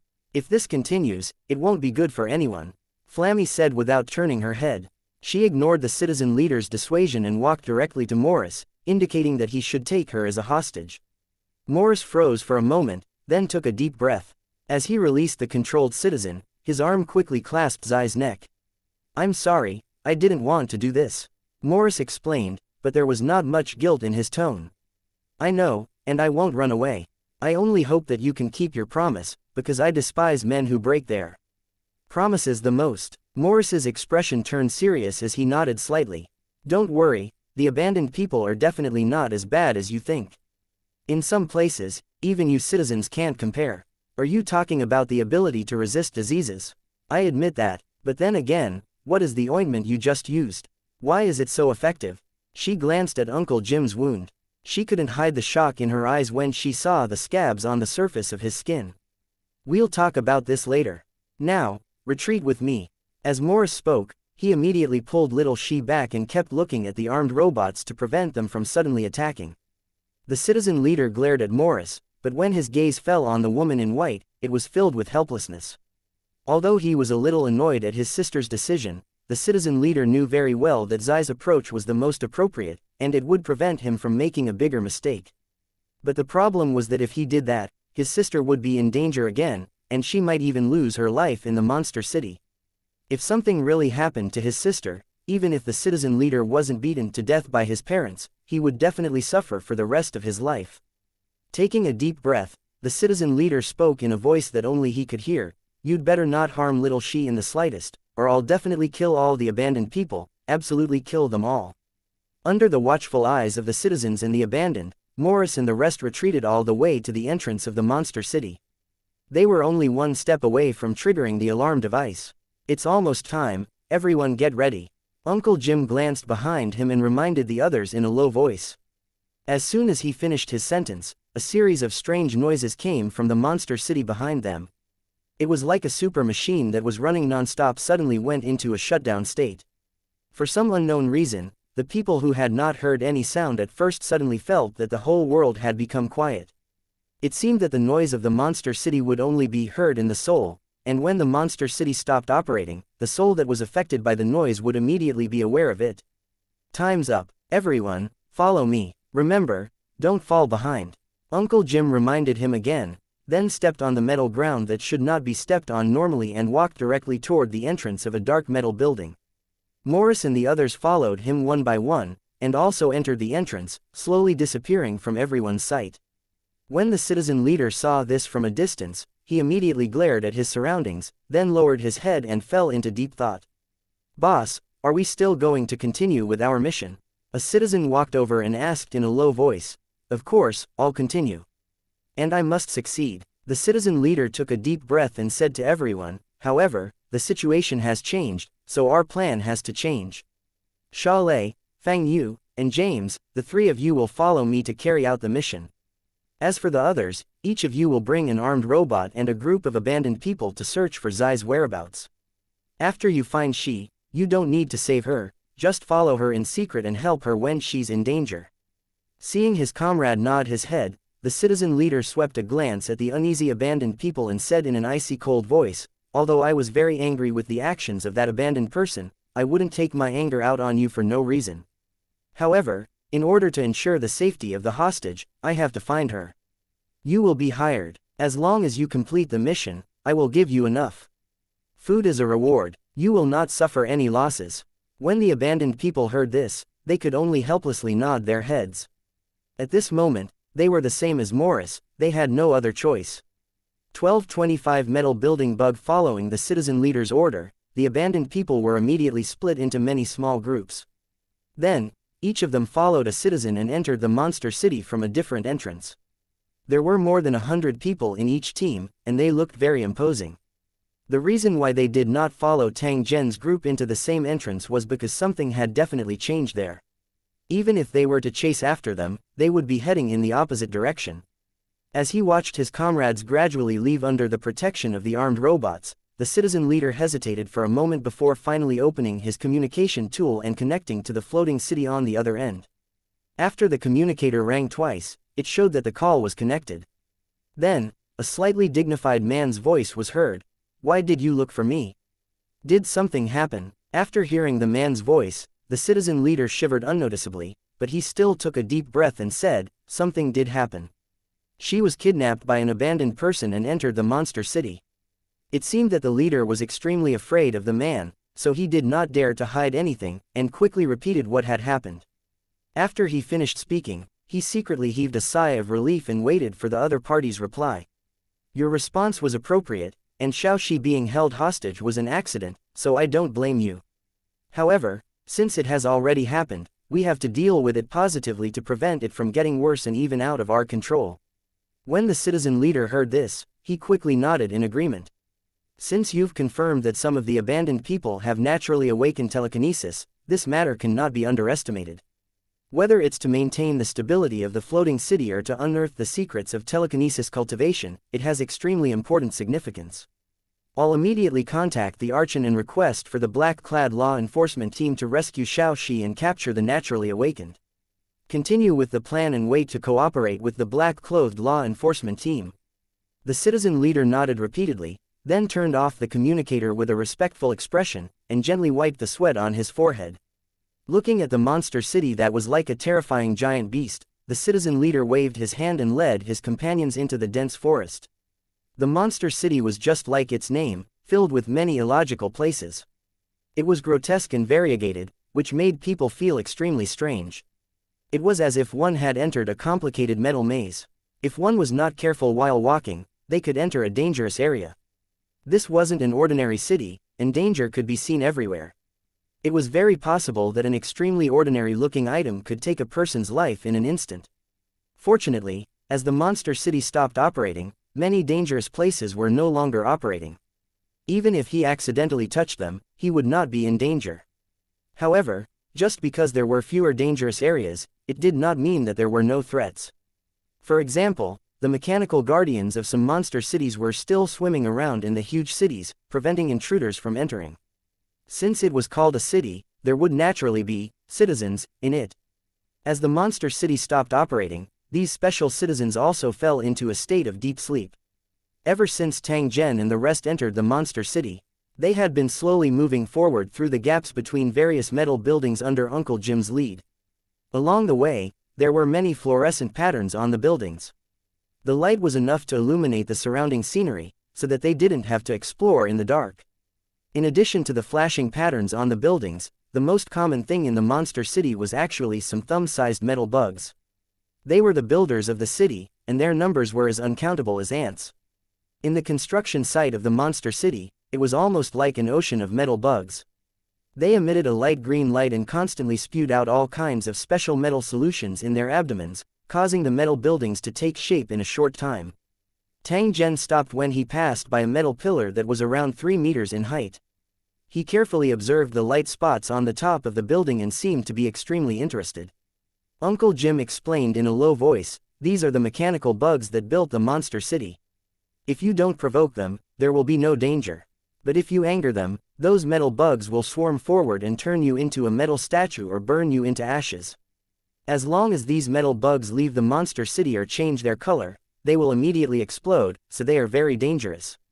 As he spoke, Uncle Jim pointed at a location not far away. As expected, there were two metal figures lying on the ground. They looked very alive, however, their faces were filled with despair and pain, giving people a chilling feeling. They were all abandoned people who died because of their carelessness. Because they turned into metal lumps, their companions couldn't take their bodies away and could only leave them here. Tang Zhen nodded his head as he stretched out his hand to pick up a metal bug. He seemed to have completely ignored Uncle Jim's warning. The woman in white named Little She saw this and couldn't help but frown. "You'll put everyone in danger if you do this. Why didn't you listen to the warning?" From the very beginning, Little She had noticed Tang Zhen, who had a completely different temperament and dressing compared to the abandoned people. However, she had only noticed him and did not think much about it. However, from the current situation, this mysterious man was definitely not an abandoned person. At the very least, he was not a simple abandoned person. Tang Zhen swept his eyes over Little She. He picked up another metal bug and squeezed it with all his might under everyone's gaze. Everyone's expression changed drastically at the same time. This was because other than Tang Zhen, almost everyone was clear about the terrifying aspect of these metal bugs. It was even more impossible for them to do anything to destroy the bugs. It could be said that Tang Zhen's actions were akin to seeking his own death. Moreover, he was even implicating others. However, with a crisp sound, the metal bug was torn into pieces, but the expected explosion did not happen. Flammy's face was filled with shock. She didn't understand what was going on. As for Morris and the others, they shook their heads and chuckled. It seemed that this was the result that matched Tang Zhen's usual mysteriousness. "How did you do it? Are all these mechanical insects out of order?" Little She was very curious, and directly reached out to grab the mechanical bug closest to her, as if she wanted to see what was going on. Their operation this time was actually related to the secret of the monster city, so they could not ignore any unusual situations. "Don't touch it, it's dangerous." Morris quickly stopped her, but it was obviously to no avail. Little She still stubbornly grabbed onto a motionless mechanical bug. The moment her finger touched the mechanical insect and brought it in front of her, the mechanical insect that was originally emitting a light green fluorescent light suddenly changed color, turning into a dangerous blood red. After seeing this scene, Little She panicked and subconsciously threw the metal bug out. Who would have thought that it would land right where Morris was? Morris was scared out of his wits when he saw the metal bugs flying towards him. He wanted to dodge them, but he realized that there was not enough safe distance around him. Uncle Jim and the others had their hearts in their throats, because as long as this metal bug exploded, it would definitely alert the other metal bugs. Not only would Morris' life be in danger, but they would also not be able to leave alive today. 1226 Successful imprisonment and positioning. Once seeing the metal bug that was about to explode land in front of Morris, everyone was already in despair. It was as if Morris would be blown into a bloody mess in the next second. Immediately after, the red mechanical insect flashed rapidly, and a ball of flames burst out from its body, shrouding Morris. The flames were mixed with a lot of metal solution. When it came into contact with the air, it solidified quickly. It was hard to imagine how a metal worm of this size could have so much metal solution in its body. Perhaps the monster city already had a mature space technology and had applied it to these metal bugs. At this moment, as the mechanical insects finally exploded, it seemed that Morris was unable to escape, and so were they. However, what happened next made everyone's eyes widen in disbelief. It turned out that Tang Zhen had unknowingly appeared in front of Morris and was directly facing that ball of raging flames and shock wave. At the same time, he extended his hand and gently touched the flame. The moment the terrifying flame touched Tang Zhen's finger, it immediately trembled a few times gently like a jelly. Soon after, it rapidly shrank until it became a small dot of light. It flickered a few times before disappearing. As for the sound of the explosion, it seemed to be confined to a fixed area and did not spread too far. As a result, it did not alarm the other metal bugs and attract a terrible bug-tide attack. A terrifying disaster was easily eliminated by Tang Zhen in an instant just like that. Morris heaved a long sigh of relief and patted his chest in relief. The situation just now had really frightened him. "It's good that you're all right, it's good," Uncle Jim said with a smile. His face was filled with dissatisfaction as he glanced at Little She. At the same time, he bowed and thanked Tang Zhen. If it was not for Tang Zhen's help along the way, it was likely that they would have already died a few times. Perhaps, their corpses would have already been half covered by the sand. This is the fluctuation of telekinesis. You're the hidden attacker. Little She extended her hand and pointed at Tang Zhen. There was a trace of anger in her eyes, as well as unconcealable shock. The power of the metal worm's explosion just now could have easily killed Morris, but after meeting Tang Zhen, it was easily dealt with. Especially the mental power that overflowed during the process, it made Little She, who was also a cultivator, feel as if she was facing a bottomless abyss. It was as if she would be devoured and killed if she dared to resist. At this moment, how could she not guess that the person who had protected Morris and counterattacked was actually Tang Zhen himself?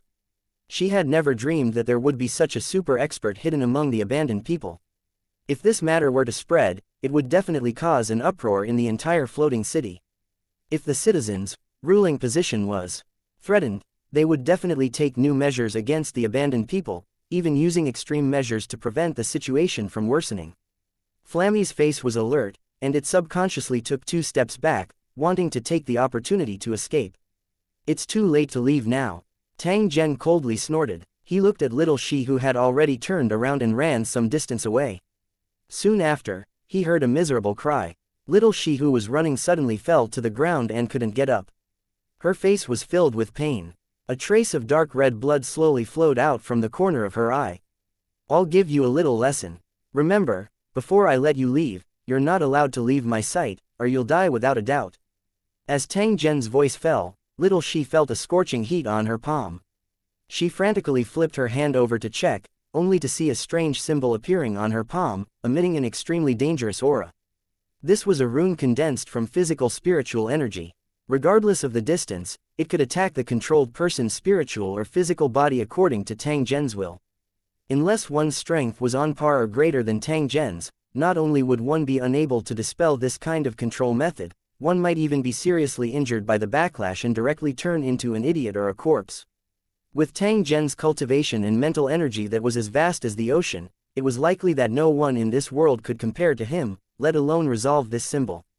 Although Little She didn't know how terrifying Tang Zhen was and had never seen such a method, she was extremely clear in her heart that she was no longer in control of her own actions. Her life and death were only in the hands of a single thought from Tang Zhen. She started to regret her actions. She should not have been so impulsive and willful back then. She should not have taken the initiative to stand out and become Morris' hostage, which had led to her being in such a dangerous situation. However, since things had already come to this, there was no use in regretting. If he wanted to live, he had to listen to the commands of this mysterious abandoned person and slowly find a solution to the problem. Teacher, you don't have to be like this. Morris' voice sounded. He seemed to be a little hesitant. His eyes dodged and did not dare to look at Tang Zhen. She almost killed you just now. Don't you care? Tang Zhen's gaze fell to other places as he asked Morris in a very casual tone. I don't think Ran did it on purpose. Besides, I'm fine, aren't I? After hearing Tang Zhen's question, Morris mustered up his courage and replied. Without waiting for Tang Zhen to speak, Uncle Jim by the side suddenly opened his mouth and spoke to Morris with a solemn expression. The reason why you're safe and sound is because teacher saved your life. Otherwise, you might have already died. Child, there are some things I shouldn't say, but I still have to remind you that we abandoned people and citizens are people from 2 different worlds. There will be no result if we stay together, so you'd better not do anything stupid. Hearing this, Morris's face turned red, and he still argued, Uncle Jim, you've misunderstood. It's not what you think. I'm just a little pixie. Alright, you don't have to explain. Just remember to be responsible for your own actions. Tang Zhen waved his hand and interrupted Morris. He then pointed at the space between Morris' eyebrows and a rune appeared there. Morris touched his forehead and looked at Tang Zhen with a puzzled face. This is a wisp of spiritual power I'm giving you. It's enough for you to use for self-protection. You'll also be in control of this woman. However, I have to remind you that once the runes that are binding her disappear, your spiritual power will also disappear completely. After he finished speaking, Tang Zhen no longer paid attention to Morris, who had a complicated expression on his face. He took the lead and walked toward the depths of the monster city. Uncle Jim sighed softly and patted Morris' shoulder. He immediately followed closely behind Tang Zhen. After standing still for a few seconds, Morris looked at Dawn, who had already stood up, with a complicated look in his eyes, indicating for her to follow him. As for Little She, whose life and death had already been controlled by someone else, she had now returned to the indifference she had when they first met, or even more so. Her attitude towards Morris had changed a little, but now it was like they were strangers. Morris was naturally aware of this, so he was also very depressed. Tang Zhen naturally noticed this scene, but he didn't pay attention to it. As for Morris's training, he was just doing it as he pleased. The most important thing at the moment was to search for the world of towers and build a plain channel as soon as possible.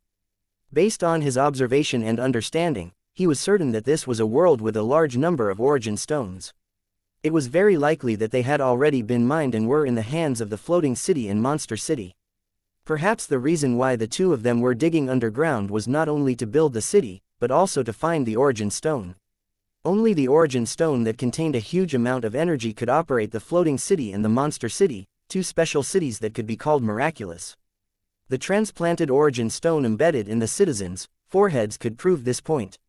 After checking the progress of the search for the plane coordinates as usual, Tang Zhen was pleasantly surprised to discover that the plane coordinates of the tower world had already been locked and the transmission channel was already being built. This meant that it would not take long for him to return to the tower world or teleport the Holy Dragon City cultivators over to start a new invasion. 1227 The law enforcement team in black in the area outside the monster city, the sandstorm did not stop. God knew how long it would take for it to dissipate. The deteriorating environment had cut off all signs of life. It was estimated that after another 100 years, only monster cities and pure mechanical creatures would be left on the ground. As for the abandoned people who were struggling at death's door, if there were no accidents, they would only become piles of bones. According to Tang Zhen's estimation, even the citizens of the floating city had to leave this place as soon as possible and find a new home to live in. Otherwise, it would only be a matter of time before they were destroyed. The collapse of a world was truly the destruction of all living things. It would definitely not change because of the existence of a certain intelligent creature. A huge aircraft appeared in the sandstorm and slowly landed outside the monster city. Under normal circumstances, these spaceships from the floating city would not dare to get too close to the monster city in case they were shot down by the security system. However, before and after the dormant period of the monster city, the spaceships from the floating city could get as close as possible without having to worry about being attacked. Of course, the only thing they could do was to get closer. If they tried to do something more outrageous, such as trying to destroy the monster city, they would inevitably be retaliated by the ultimate defense system. This kind of defense system was similar to a death hand system. It was enough to cause both sides to fall into a terrible disaster at the same time. It was also because of this that both sides were afraid of each other and tried to avoid the end of mutual destruction. As the spaceship came to a stop, the cabin door was quickly opened, and strong figures quickly walked down. This was a group of special citizens wearing black masks and black windbreakers. Compared to the group of white-robed citizens from before, they all exuded a dangerous and bloody aura. Moreover, the weapons and equipment they had were extremely lethal weapons, and they were by no means comparable to the electric-driven high-pressure gas handguns that little Shi and the others had. After seeing the group of men in black appear, one of the citizens who stayed outside the monster city immediately went forward to welcome them. He did not dare to show any neglect in the face of this group of notorious black-shirted law enforcers.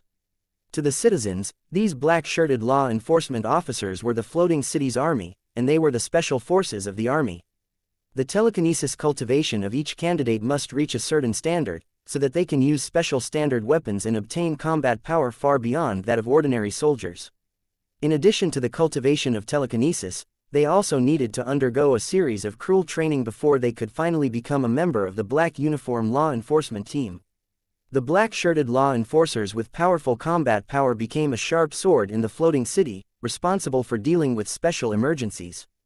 One of the black-shirted law enforcement team was in charge of the rescue in the monster city this time. They successfully arrived at the target location in less than 3 hours after receiving the order. "Your Excellency Judge, you've come so quickly." The citizens who were waiting to receive them looked at the black-robed cultivator in front and spoke in a very respectful tone. The other party was a big shot with a great reputation in the floating city. No one had expected him to personally make a move this time. The judge nodded. There was no special expression on his face. Even if he was a little resentful about the mission, he did not show it at all.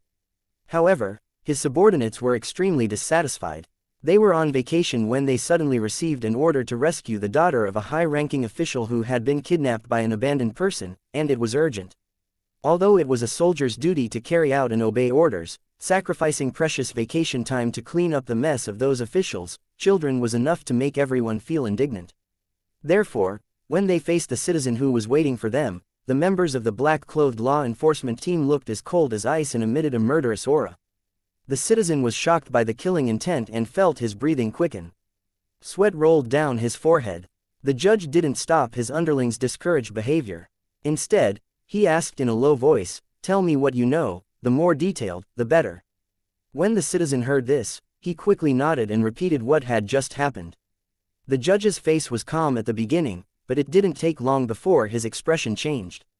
"You're saying that there's a natural awakener among the abandoned people, and his cultivation doesn't seem weak?" the judge asked. After receiving the other party's confirmation, he immediately ordered him to take him to check on the injured man's condition. In the ship's medical room, the citizen who had ambushed Morris had been treated, but his condition did not look good. He was still in a coma. The judge looked at the injured man with a serious expression. After pondering for a while, he suddenly pointed at the area between the man's eyebrows. At the same time, he slowly penetrated the man's mind with his spiritual power. "His memory has been stolen. Even if he wakes up, I'm afraid he won't remember anything. He'll be like a newborn baby," the judge said in a low voice as he withdrew his finger from the man's forehead. After hearing this, the citizens and medical personnel were all stunned. They only knew that the attacker was unconscious, but they didn't know that his memory had been stolen. When they thought of the ambusher waking up like a baby, clueless about everything, they couldn't help but cast a sympathetic look at him. Losing the memories of her past life and having to learn to come into contact with this world again was a very painful thing to think about. The judge ignored everyone's strange expressions. He walked to the control cabin of the spaceship and used his special authority to check the video recording that was automatically taken by the spaceship. He couldn't make an accurate judgment just by listening to people's descriptions. He had to analyze it through video records. It was related to the appearance of a natural awakened for the first time, so it could not be too detailed. Moreover, he had a grave expression on his face, which surprised his subordinates, because this kind of expression was rarely seen on the judge's face. But once it did, it meant that there might be big trouble. He knew that the judge did not like to be disturbed when he was working, so his subordinate suppressed his curiosity and waited quietly at the side. At that moment, the video just happened to show the attacker using psychic power to attack Morris, and the scene where Morris' face was filled with pain. A few seconds later, the attacker was ambushed by the natural awakened. The judge deliberately slowed down the video and stared at it, as if he was trying to figure out something. When the judge saw the man who had ambushed him fall to the ground, he seemed to have noticed something. He suddenly froze the image and then quickly zoomed in on a certain part of it. A man with a sneer on the corner of his mouth, who was dressed slightly different from the abandoned people, directly appeared in front of the judge. He was Tang Zhen, who had been standing by the side earlier. "Who is he?" He pointed at the image that was still clear even after it was magnified several times and asked with a serious tone. "He's one of the people who kidnapped Sister Jun. However, he didn't do anything from the beginning to the end. He just stood by and watched." "Yes, sir," the remaining citizens immediately replied when they saw the video. "HMPH, he didn't make a move. I'm afraid you didn't notice his hand gesture. It's a special telekinesis release technique, very similar to a secret technique I know. If I'm not wrong, he's the naturally awakened one, and his strength is beyond imagination." Seeing the surprised look on the citizens' faces, the judge sighed to himself. He knew that he was in big trouble this time. 1228 Tang Zhen's opportunity. When he saw Tang Zhen's appearance and the way he had casually attacked, the judge had an intuition that this mysterious man, who was completely different from the other abandoned people, was definitely not a simple naturally awakened one. The reason why he thought this way was naturally because he had analyzed it. Due to the importance of telekinesis cultivation, the floating city had invested a large amount of resources into research. As a special force, the members were generally telekinesis experts, so the black-clothed law enforcement team naturally became the best experimental subjects. No matter what the latest research results were, the judge would come into contact with them in the shortest time possible and help the researchers with their experimental analysis. The hand gesture used by Tang Zhen in the image was extremely similar to a telekinesis application method listed as top secret by the floating city. Its function was to spy on and intercept the memories of the victim, and the side effect was that the victim would faint and lose their memories completely. There was a saying that, all changes are the same, and the use of mental power had a certain rule. Even if they belonged to different schools, experts could find what they wanted from the clues. The judge, the leader of the law enforcement team in black, was an expert in this field. His heart was filled with shock. As far as he knew, this method of using mind power only existed in the realm of deduction. With the strength of the cultivators in the floating city, it was impossible to realize it. However, this mysterious naturally awakened one could not only use it successfully, but it also seemed to be extremely easy. If he had not seen it with his own eyes, the judge would not have believed it at all. Unfortunately, the facts had already proven that the other party did have such a terrifying ability. If he denied it, he would be deceiving himself. He even had a faint guess that xianxia, who had taken the initiative to be a hostage, was also affected by the other party's telekinesis, and she herself knew nothing about it. However, why did the other party only choose little she? Could there be some special purpose? Immediately connect to the law enforcement team's database and conduct a comprehensive analysis of this abandoned person. I want to know all the information related to him. The judge gave the order, and his subordinates naturally followed it immediately. Very soon, two of his team members stood out. They quickly operated the equipment on the spaceship and entered Tang Zhen's image for comparison. The floating city was not ignorant of the abandoned people and left them to their own devices. Instead, it had been secretly monitoring them from a high position. After a long time, it had naturally collected and sorted out a lot of information on the abandoned people.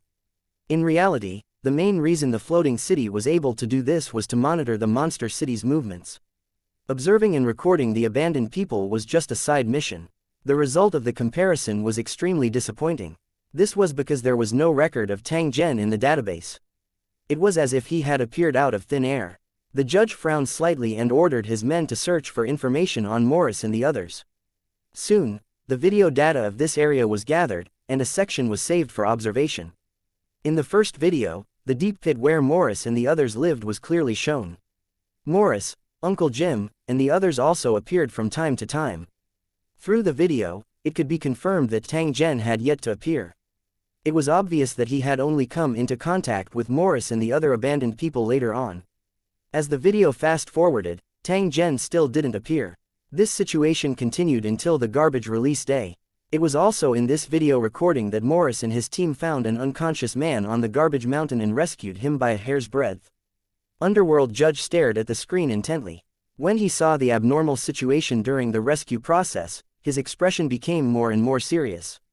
Tang Zhen's mysterious performance made him increasingly aware that there was definitely a huge secret that no one knew about behind it. Lock onto this rubbish mountain. I want to see who can injure him to this extent. The subordinate followed the judge's request and quickly pulled up the video recording of the garbage mountain area. The injured and unconscious, Tang Zhen once again appeared in front of everyone. However, his current attire was different from what he had looked like before the monster city. His eye-catching purple gold armor and terrifying injuries made people shudder with fear. The judge carefully looked at the unconscious Tang Zhen. He felt that he was getting closer and closer to the truth. The video kept rewinding. When it reached a certain point in time, the image immediately shook violently. Nothing could be seen clearly at all. It was as if some kind of special force was erupting in the surroundings. Fortunately, the scene returned to normal after a few seconds. However, Tang Zhen, who was originally lying there, had already disappeared. The judge's pupils suddenly shrank, and he stood up from his chair. My God, what's going on? How did this guy appear out of nowhere? Someone beside him exclaimed, as if he was extremely shocked. Everyone looked at the judge. They didn't know how to deal with this unimaginable matter and this man who was obviously of mysterious origin.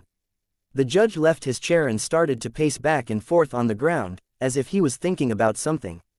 From the video, this mysterious man is obviously not an abandoned person, but an outsider who appeared out of thin air. Based on his appearance and clothes, it's very likely that he doesn't belong to this world. I had been wondering earlier how an abandoned person could awaken naturally and be so powerful. However, if he came from another world, it would make sense.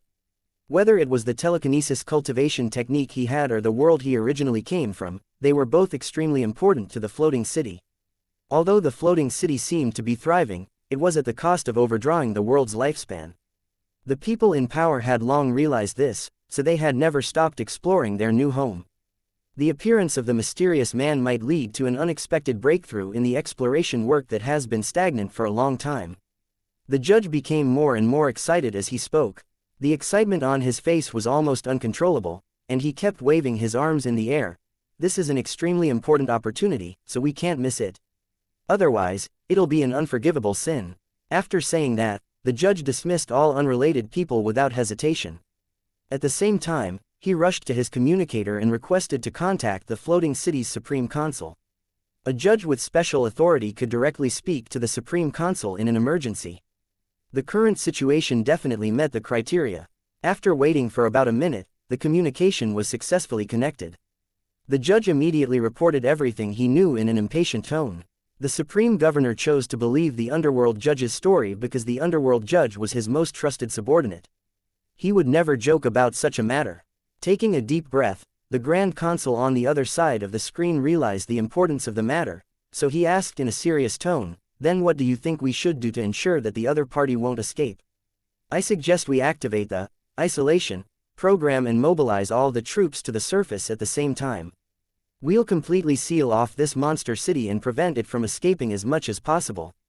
At the same time, all the members of the law enforcement team were dispatched to enter the monster city to carry out a search and capture operation. Once the target was found, they would capture it at all costs. "Your Excellency, the opportunity is fleeting. We must not hesitate this time." Looking at the anxious and fanatical expression of his most trusted subordinate, the supreme consul was silent for a moment before he finally nodded slowly. 1229 The Tower of Isolation. A stream of light streaked across the sky and fell rapidly to the ground, leaving an eye-catching trail of light in the night sky. Following the appearance of the first ray of light, a second and a third appeared. A meteor-like light spread out in an unusually even manner with the monster city as the center, until it fell to the ground at a certain moment. Huge exhaust flames spurted out from the bottom of these cylindrical objects, slowing down the falling force so that they would not sink to the ground due to inertia. After the force of the fall was offset, these huge and special cylinders directly rooted to the ground at a precise distance as if they had been measured with a ruler, standing straight on the desolate land. From a distance, they looked like tall metal guard towers. Swish! 4 bright rays of light appeared from the top of the pillar, shining on the surrounding area like a searchlight. At the same time, exquisite armed drones flew out from the inside of the pillar like a swarm of bees, circling around the area. They completely sealed off the sky, and even a bird could not escape their detection and fly to the sky outside the giant pillar. Other than that, the top of the pillar bloomed like a lotus flower, revealing the hidden defensive weapons in a huge floating ball of light. After the light orbs appeared, they immediately flickered with a dark blue radiance. Then, the light orbs suddenly lit up the night sky and shot out energy beams like high-voltage electric arcs to both sides at the same time, connecting all the cylinders together. When the energy beams from the 2 giant pillars connected with each other, they once again spread to the ground, forming an invisible barrier that appeared and disappeared from time to time, completely isolating the monster city from the outside world. This energy was released by the ball of light. After it spread in the air to form an isolation barrier, it went directly underground and was then absorbed and stored by the giant pillar. The blue light ball was responsible for replenishing the energy consumed during this cycle. Because it was filled with a special energy source, the giant light pillar could maintain this isolation mode for a long time. When the invisible energy barrier was set up and completely isolated the monster city, from time to time, there would be creatures like rats and insects that would accidentally touch the invisible barrier. They would either turn into ashes or faint immediately. At this moment, the monster city had been completely isolated. Without permission, it was absolutely impossible to leave. Not long after, there was another roar in the sky, and several huge spaceships slowly landed from the sky. After they stopped outside the isolation barrier, a large number of soldiers rushed out from the spaceships. They cooperated with various armed robots and formed a defensive circle outside the isolation barrier. There were more than 10,000 soldiers and they were equipped with excellent weapons. They were a force to be reckoned with. The floating city was situated high up in the sky. Logically speaking, it should not have kept a large number of troops, only a few security personnel should have been left. However, this was not the case. Due to the existence of the monster city and the radioactive monsters, the ruler of the floating city had always been in a state of distress. In order to cope with the possible war at any time and to guard against the possible rebellion of the armed robots, each floating city had at least 10,000 soldiers stationed on it. The soldiers who were mobilized to participate in the operation came from one of the floating cities, and it could be considered that they had come in full force. Such a large-scale military operation naturally attracted the attention of all the powerful figures in Floating City. They were all watching the entire process of the arrest from a distance. Those who were well informed even knew the true purpose of the operation in time and were full of anticipation.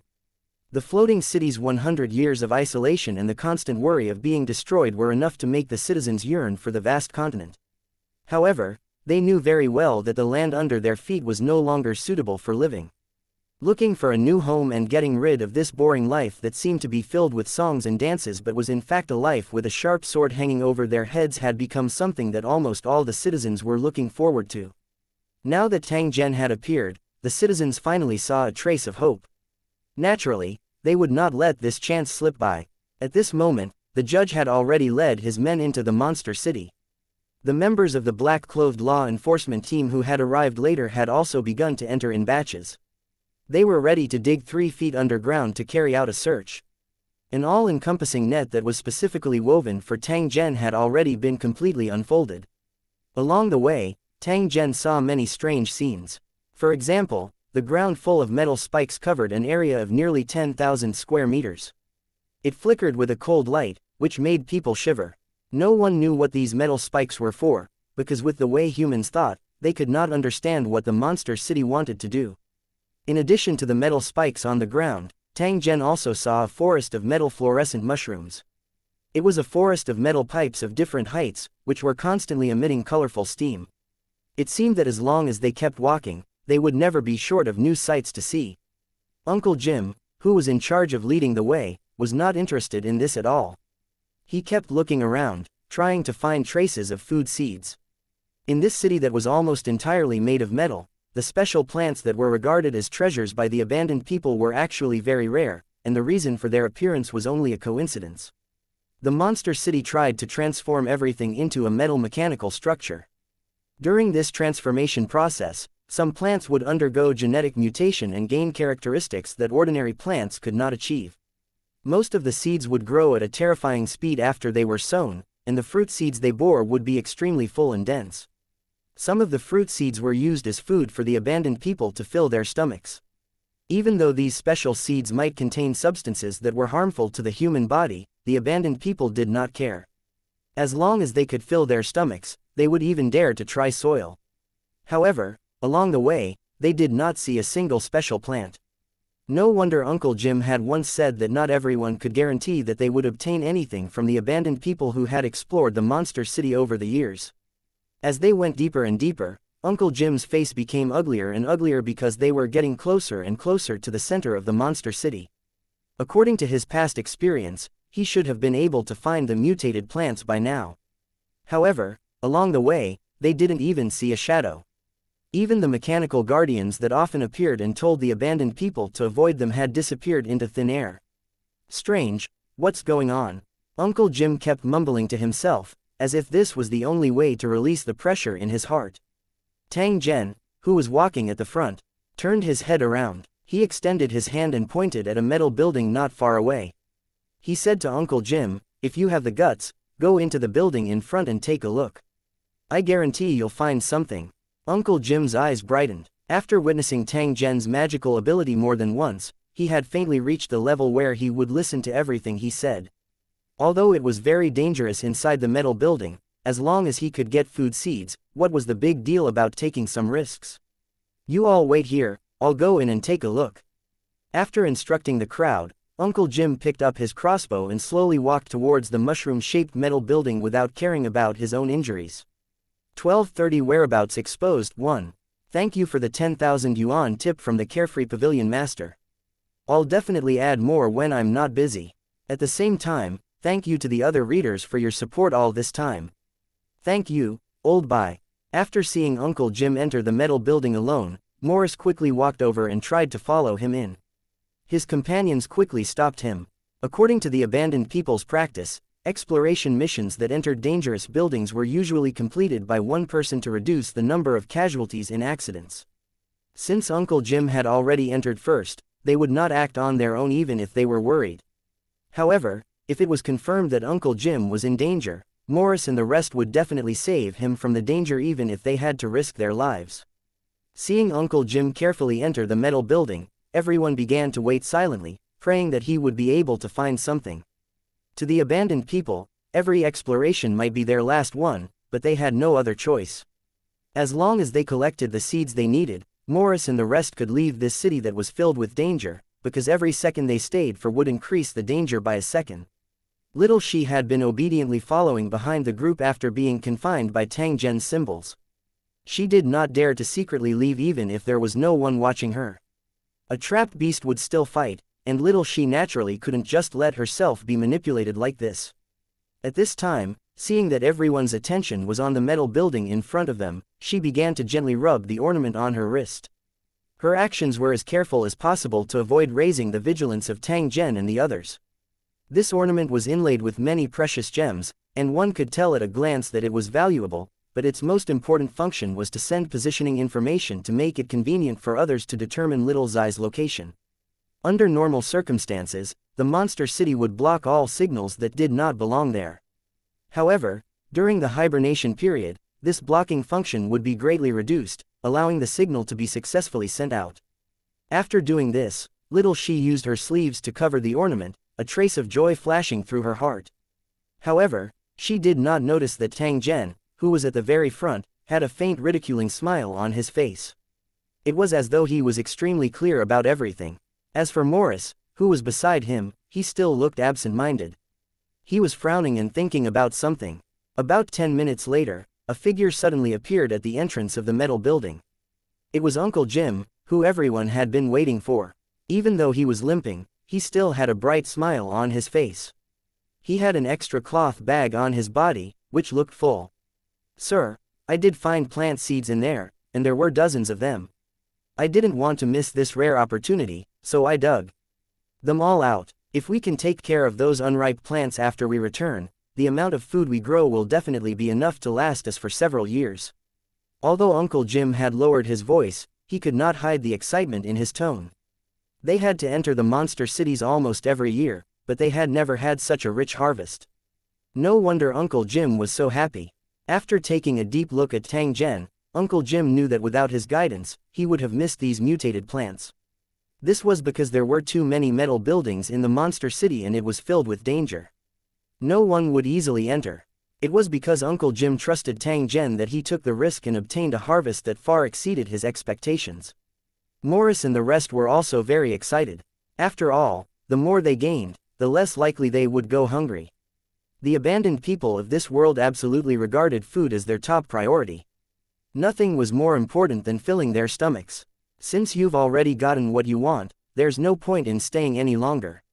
Furthermore, danger will soon befall this place, and you might lose your lives if you stay.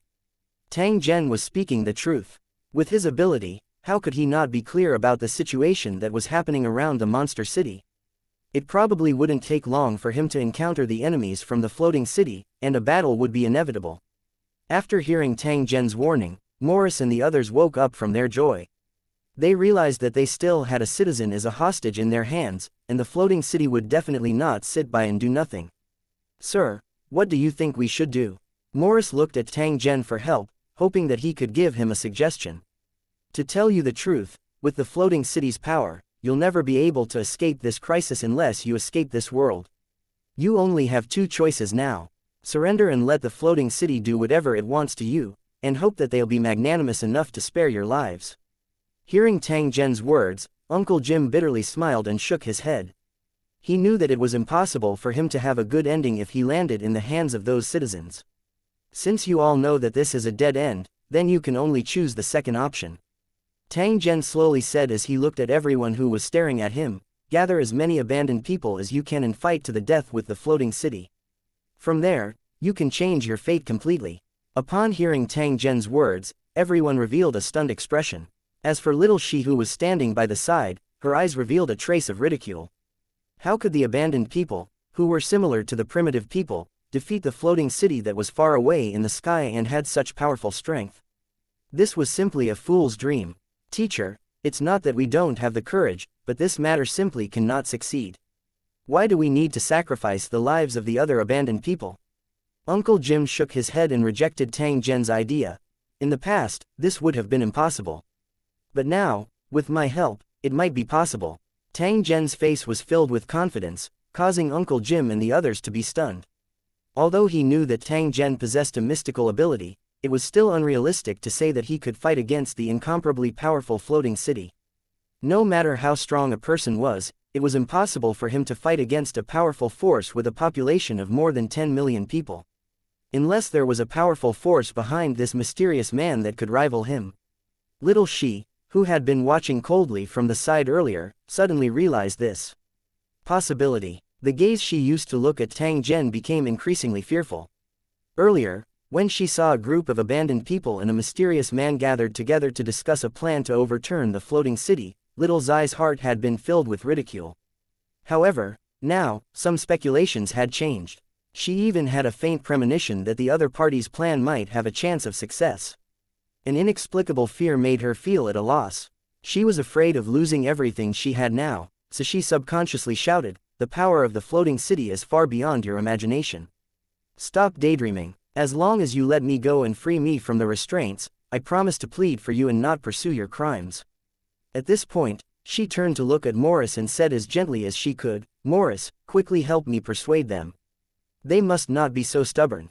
They will get you killed." Hearing little Shi calling his name softly, Morris's body trembled slightly. After taking a deep breath, he turned his head and looked at Tang Zhen. "Sir, we really aren't a match for the floating city. How about Wufu?" Tang Zhen sneered when he heard this. He waved his hand to stop Morris, who was trying to speak up for little Shi, and said in a cold and indifferent tone, "Do you believe what she said?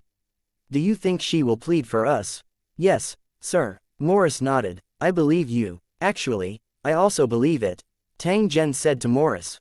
Seeing the surprise on his face, he continued in a cold voice, "However, his companions will never let you off, nor will they let me off.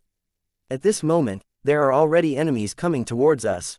As for how the enemy could lock onto us in this maze-like monster city, you can ask. Please like and share the video on the YouTube channel Cultivation Audiobooks." Sir, I don't understand what you mean." Morris turned his head and looked at little Shi, who was avoiding his eyes, and asked uneasily.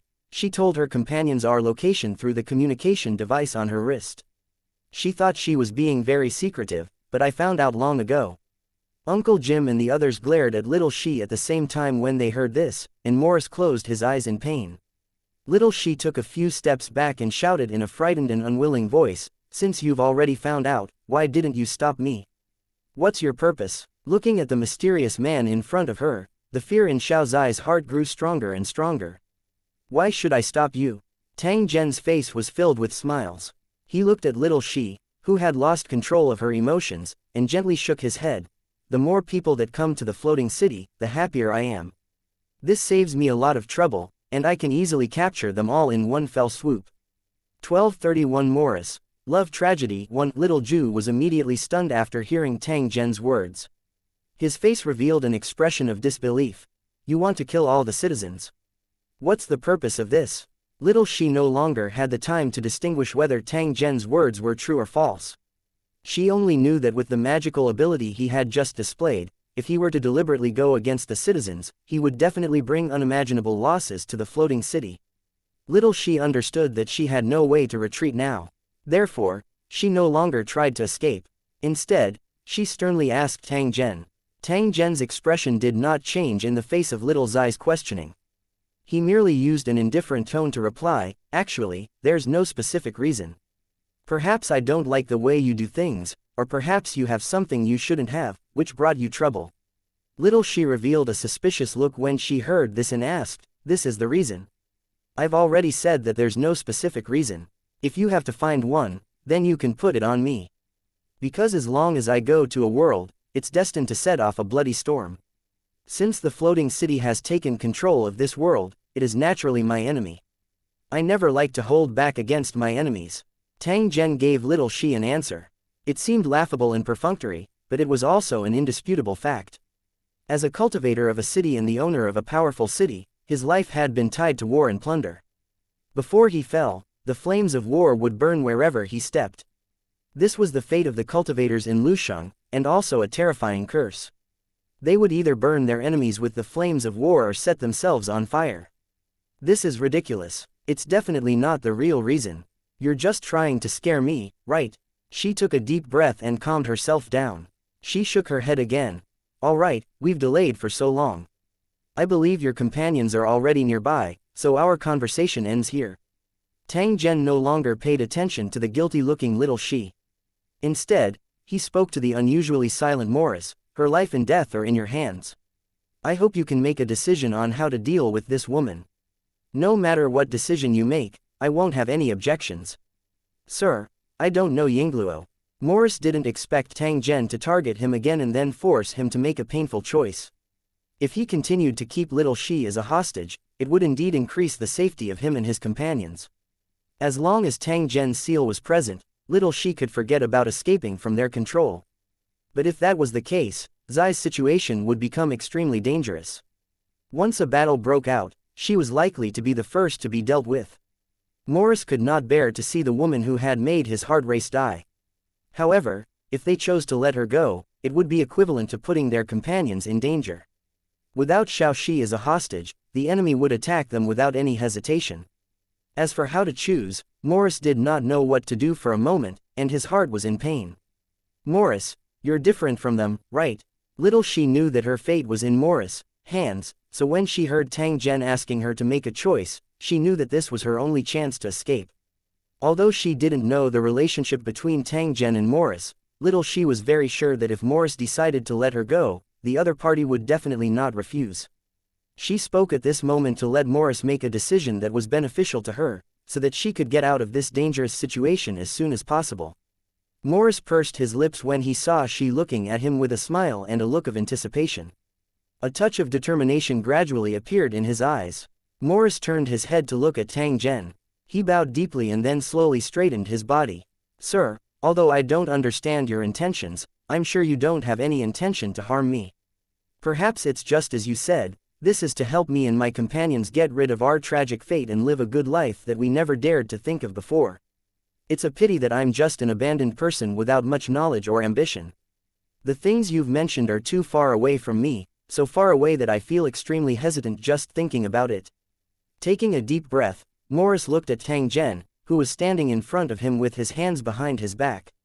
He clenched his teeth and said, "Whether you're happy or not, I've decided to let this woman go." Tang Zhen expressionlessly nodded. Little Shi, who was not far away, was secretly happy in her heart. At the same time, the gaze she used to look at Morris became increasingly gentle, as if it was filled with affection.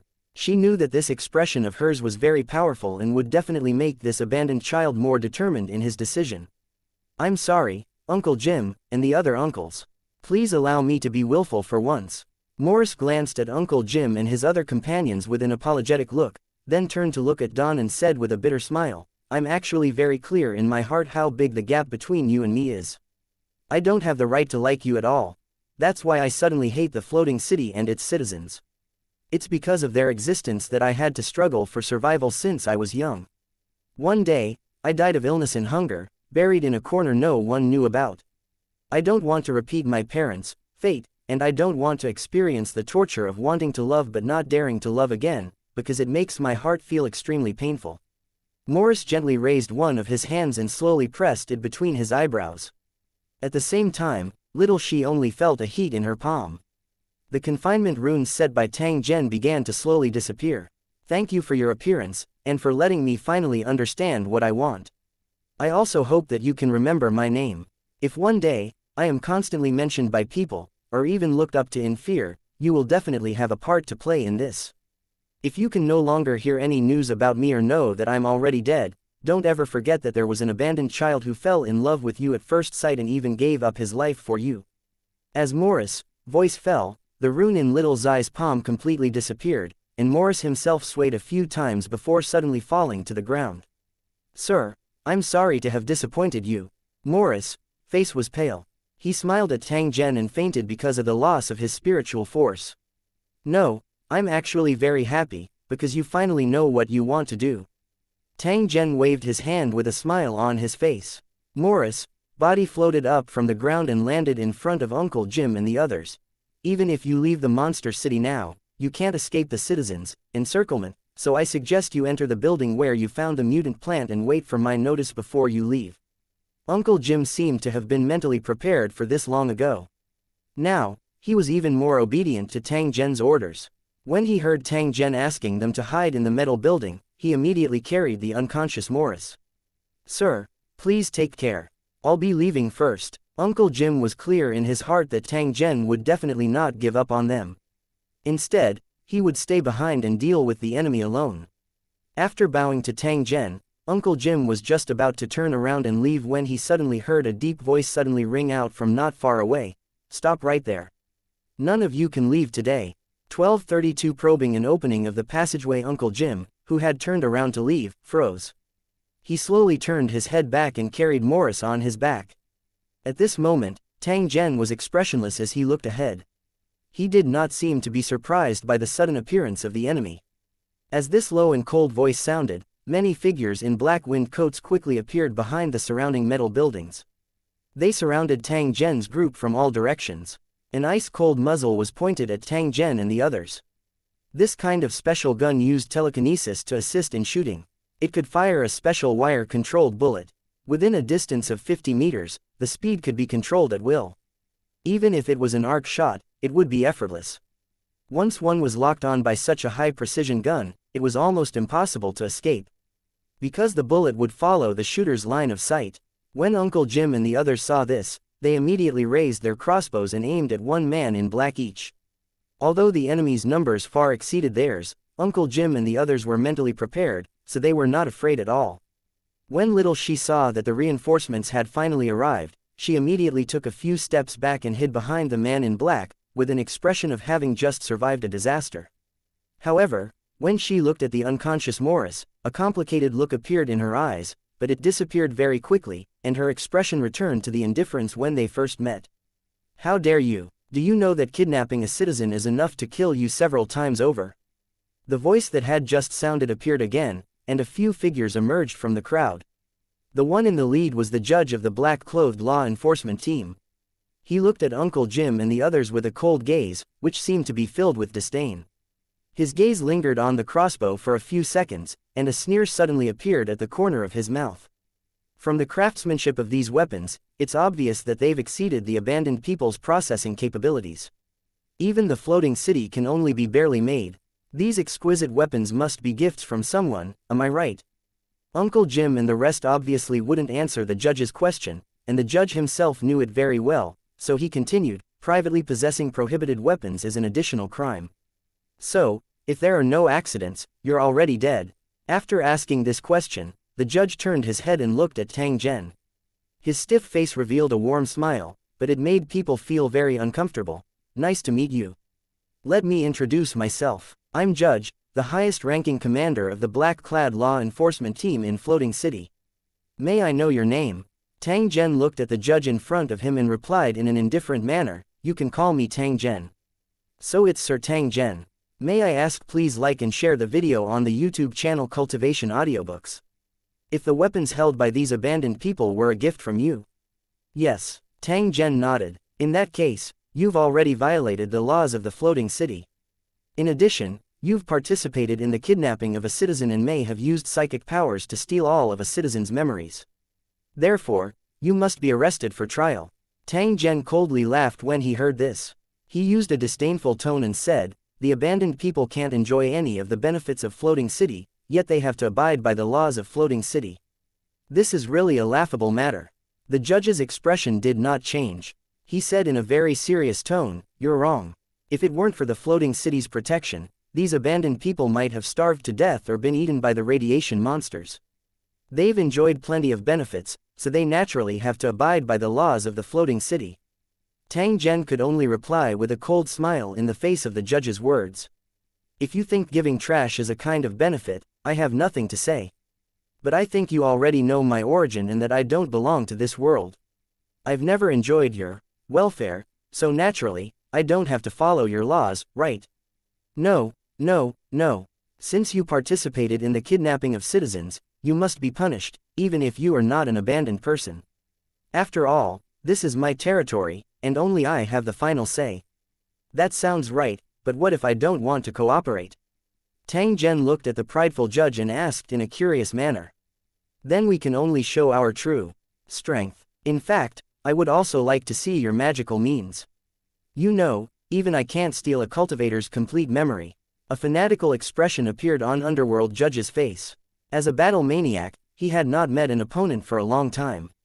Now that he had finally met an expert from another world, how could he miss this opportunity? As the two sides spoke up to this point, the smell of gunpowder became more and more intense, and the battle seemed to be on the verge of starting. Tang Zhen waved his hand as he looked at the muzzles pointed at him. He indicated Uncle Jim and the rest to retreat to a safe distance to prevent accidental injuries during the battle. The judge immediately became alert when he saw this. At the same time, he took out a weapon that looked like an iron rod from his waist and pointed it at Tang Zhen from a distance. Boom! A terrifying aura spread out from Tang Zhen's body, causing Uncle Jim and the rest who were the closest to him to have difficulty breathing. They once again retreated a distance of over 10 meters. At the same time, the mechanical insects on the surrounding metal buildings also began to surge uneasily. The judge's joy became even more intense when he saw this. A wave of pure mental power flowed out of his body and directly charged toward Tang Zhen. The two sides, mind power collided, and an invisible force immediately spread out in all directions. Those restless mechanical bugs were the first to bear the brunt, and they were all shattered into balls of flames. In an instant, the two of them were surrounded by blazing flames.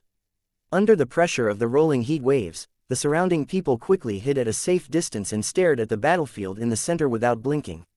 A barrier formed by spiritual energy appeared, isolating the judge from the raging flames around him. However, when he looked at Tang Zhen's position, his pupils suddenly shrank. Through the distorted air flow, he could see the raging flames that were enough to incinerate steel burning around Tang Zhen. However, Tang Zhen himself was safe and sound. He even revealed a trace of enjoyment. The judge knew that the power of the explosion of the mechanical insects was comparable to that of the Illuminoid agent, but this mysterious man from another world didn't seem to care at all. He already had an extremely high evaluation of Tang Zhen's strength in his heart. After seeing this scene, he became even more vigilant. The first round of the fight between both parties ended in a draw. Judge knew Tang Zhen's strength and did not dare to hold back. On the other hand, Tang Zhen had yet to recover from his serious injuries and was only able to display less than 10% of his full strength. Both sides had their own judgments on the strength of their opponents. Although Tang Zhen had the means to defeat this enemy whose mental power cultivation was close to a Lord-tier cultivator, he couldn't last long under the endless attacks of the enemy. Tang Zhen would not be afraid of these enemies if he was not injured. However, he had to use another method to solve the problem in front of him. Since you're bullying me with your numbers, why can't I return the favor? Tang Zhen smiled at the judge in front of him. The flames around him suddenly twisted and changed shape. Soon after, a circular passage quickly appeared in the sea of flames. At the same time, a special aura that did not belong to this world slowly seeped out from the passage. The judge's expression changed drastically when he saw the strange tunnel that had suddenly appeared. He immediately connected it to Tang Zhen's special identity. This mysterious man was definitely a guest from another world, and this strange passage that appeared out of thin air might be able to connect to the unknown world he was in. He stared at the scene in front of him and suddenly became nervous and excited. He even had a faint sense of anticipation. He wanted to see what would come out of the passage. Sir Tang Zhen, if my guess is correct, you should have come from the world behind the tunnel. The flames could not block their vision, and their conversation was not affected either. The judge, who was confident in his strength and eager to understand the situation in the other world, would naturally not attack at this time. Through the exchange earlier, he had determined that Tang Zhen's strength should be similar to his. However, he did not know that this was not Tang Zhen's true strength. Furthermore, through the crossbow that Tang Zhen had given to the abandoned person and the armor that he had worn when he first appeared, the judge had made a slight misjudgment and believed that he should have come from a world that used cold weapons. For a backward world like this, technological weapons could definitely crush it completely. Therefore, the judge would definitely not miss this precious opportunity to understand the other world. Otherwise, who knew when they would meet again? Of course, even if the judge were to really attack, he would definitely not be able to break through the defense that Tang Zhen had secretly set up in a short period of time. After all, he was a law king. Even if he had yet to recover from his serious injuries, he would definitely not put a native cultivator in his eyes. That's right. The place I came from is behind the passage, and there will be a surprise soon. Tang Zhen's words had just sounded out when the judge's expression drastically changed. This was because a killing intent that caused his heart to palpitate had brushed past his face. At the same time, many strong and vigorous figures rapidly shot out from the sea of flames. A series of angry roars and screams were heard. In a flash, the figures that appeared from the back of the passage killed the surrounding law enforcement members in black. The judge looked at the bloody scene in shock. His heart was beating wildly as he realized that he might have made an unforgivable mistake. 1233 The arrival of the reinforcements. Seeing his subordinates who had gone through life and death with him fall into a pool of blood one after another, the judge felt as if his head had been hit by a heavy hammer, and a loud boom was heard. He let out a furious roar towards the sky and rushed towards Tang Zhen, using all his strength to attack. In order to capture the bandits, one must first capture the leader. He wanted Tang Zhen, who had caused the current situation, to pay the price. Only by successfully subduing him, the main culprit, would he be able to intimidate the cultivators of Lusheng, who were like the arrival of a god of death and made him feel fear in his heart. Tang Zhen merely sneered as he looked at the judge, whose eyes were blood red and was attacking him as though he had met his father's murderer. However, he did not choose to dodge. Even if he was seriously injured, he could still completely crush his opponent, not to mention that the residents of his tower had already been teleported here, so he couldn't let himself get hurt no matter what. Sure enough, when they saw someone attempting to attack Tang Zhen, a furious roar suddenly rang out from the passageway. Soon after, several figures rapidly rushed out and headed toward the judge from both sides of Tang Zhen. Boom! A muffled sound was heard, followed by a blood-curdling scream. The judge's body was sent flying backward, and blood splattered in the air. After flying for more than 20 meters, the judge's body finally landed with a loud crash. The metal pillar he was leaning against broke into two. PFF'd. After spitting out another mouthful of blood, the judge's face was filled with horror. He looked at the cultivators standing in front of Tang Zhen with disbelief, and his heart was in turmoil. He had never imagined that such terrifying cultivators existed. He had dominated the entire floating city, but he was as weak as a baby in front of these otherworldly cultivators. What kind of world would give birth to such a terrifying monster? Once this group of otherworldly visitors invaded on a large scale, they would inevitably pose a huge threat to floating city. This was because, in terms of individual cultivation, even if one searched the entire floating city, there was no one who could match them. If he couldn't do it, others definitely couldn't. They could only hope that these powerful enemies did not understand technology. If they destroyed all the spaceships on the ground, the floating city in outer space would become a place that the invaders would never be able to reach. At the same time, the floating city could also use its own advantages to continuously throw war machines onto the surface, completely annihilating these enemies made of flesh and blood. In a flash, many thoughts flashed through the injured judge's mind. At the same time, he endured the excruciating pain and quietly sent a message with a device similar to a microphone. After that, the judge heaved a sigh of relief as if a heavy burden had been lifted off his shoulders. He then carefully observed the invader who had intercepted him. There were a total of 5 people on the other side. They had different appearances, but they all wore a kind of black standard armor. There was a dragon-shaped pattern similar to a coat of arms on their chest, which looked very powerful and domineering. He had been injured by one of the intruders, but the other 4 had not attacked. Instead, they were responsible for defending against sneak attacks from other directions. According to the judge's knowledge, although the armor had good defense, it was something that only warriors in ancient times would be equipped with. However, when he saw the armor of these intruders, his heart suddenly beat wildly, and his breathing became rapid again. He saw many things related to technology on these standard armors, and even he didn't recognize the additional equipment. The only weapons that he could recognize were the long, blood-red standard saber and the large-caliber rifle with a menacing design. However, These weapons and equipment alone had completely destroyed the last bit of hope in the judge's heart.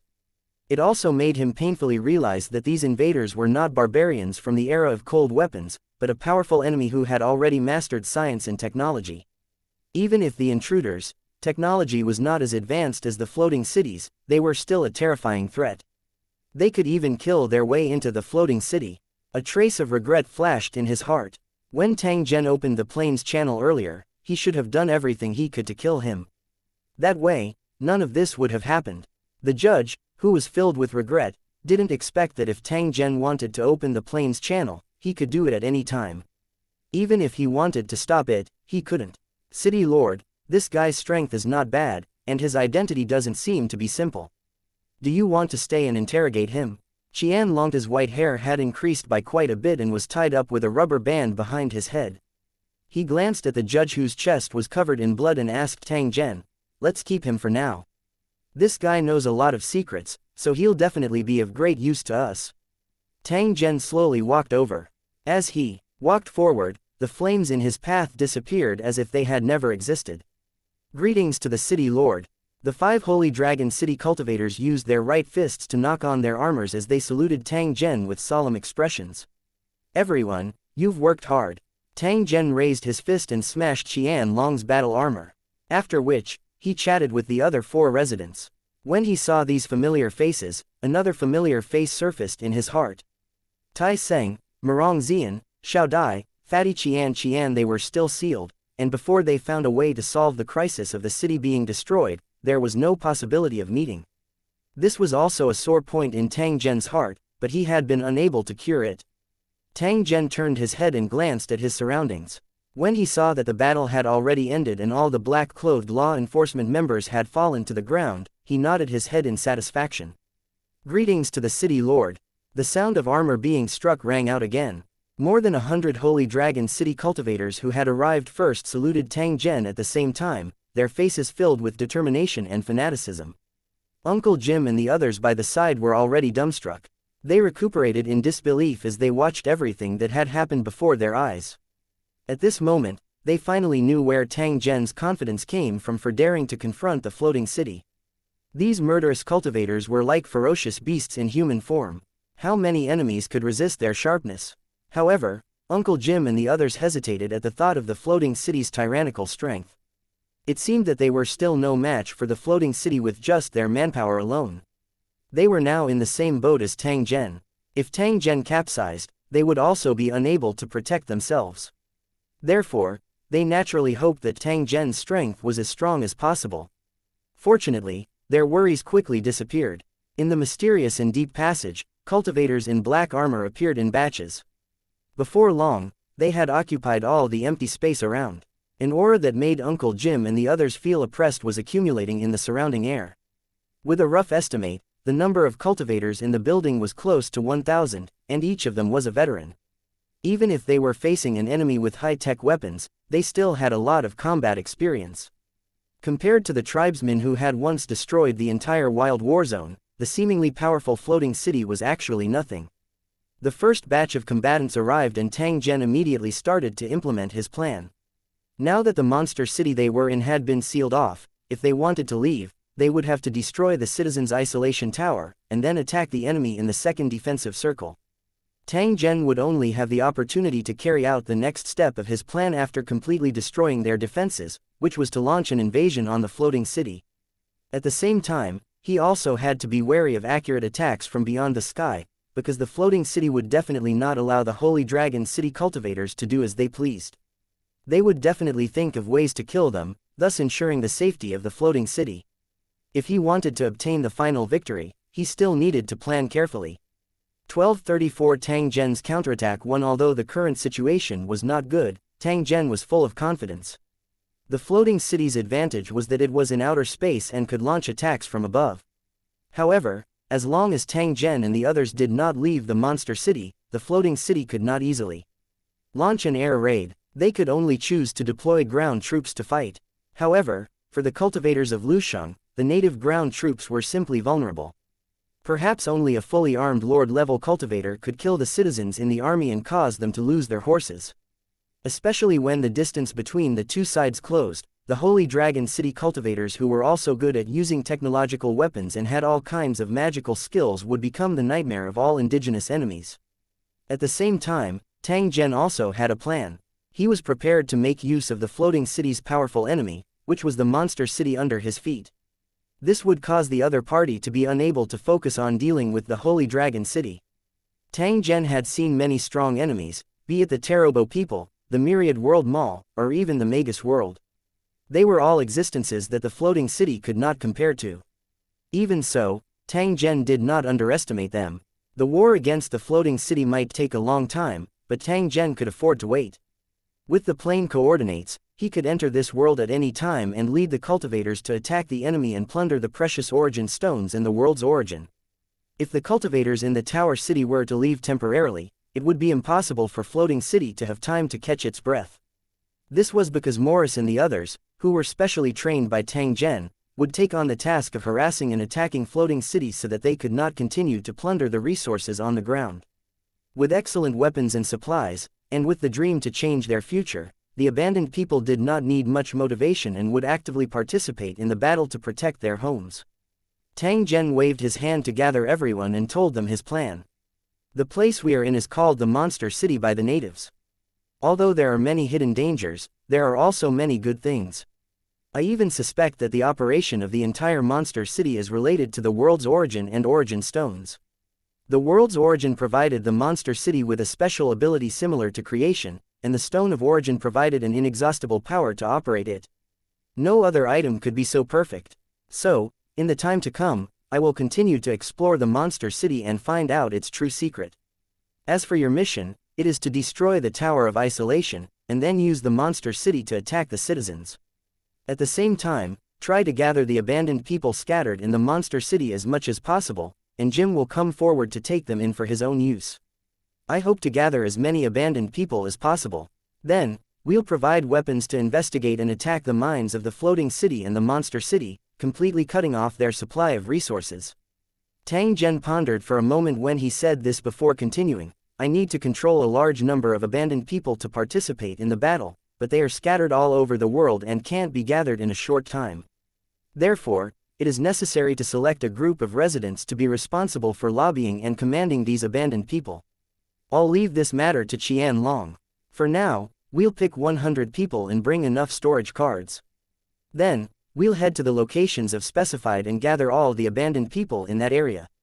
Qian Long nodded, indicating that he would make the arrangements later.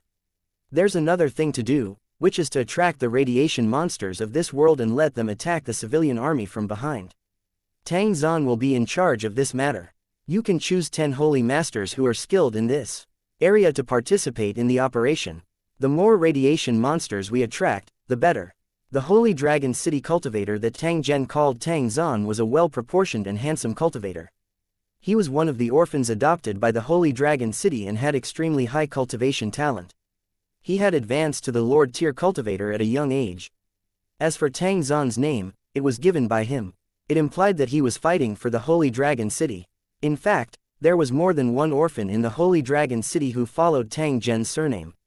Now that they had gradually grown up, they had also begun to participate in more and more matters in the city and shared a lot of pressure for Tang Zhen. My lord, can we build a tower here?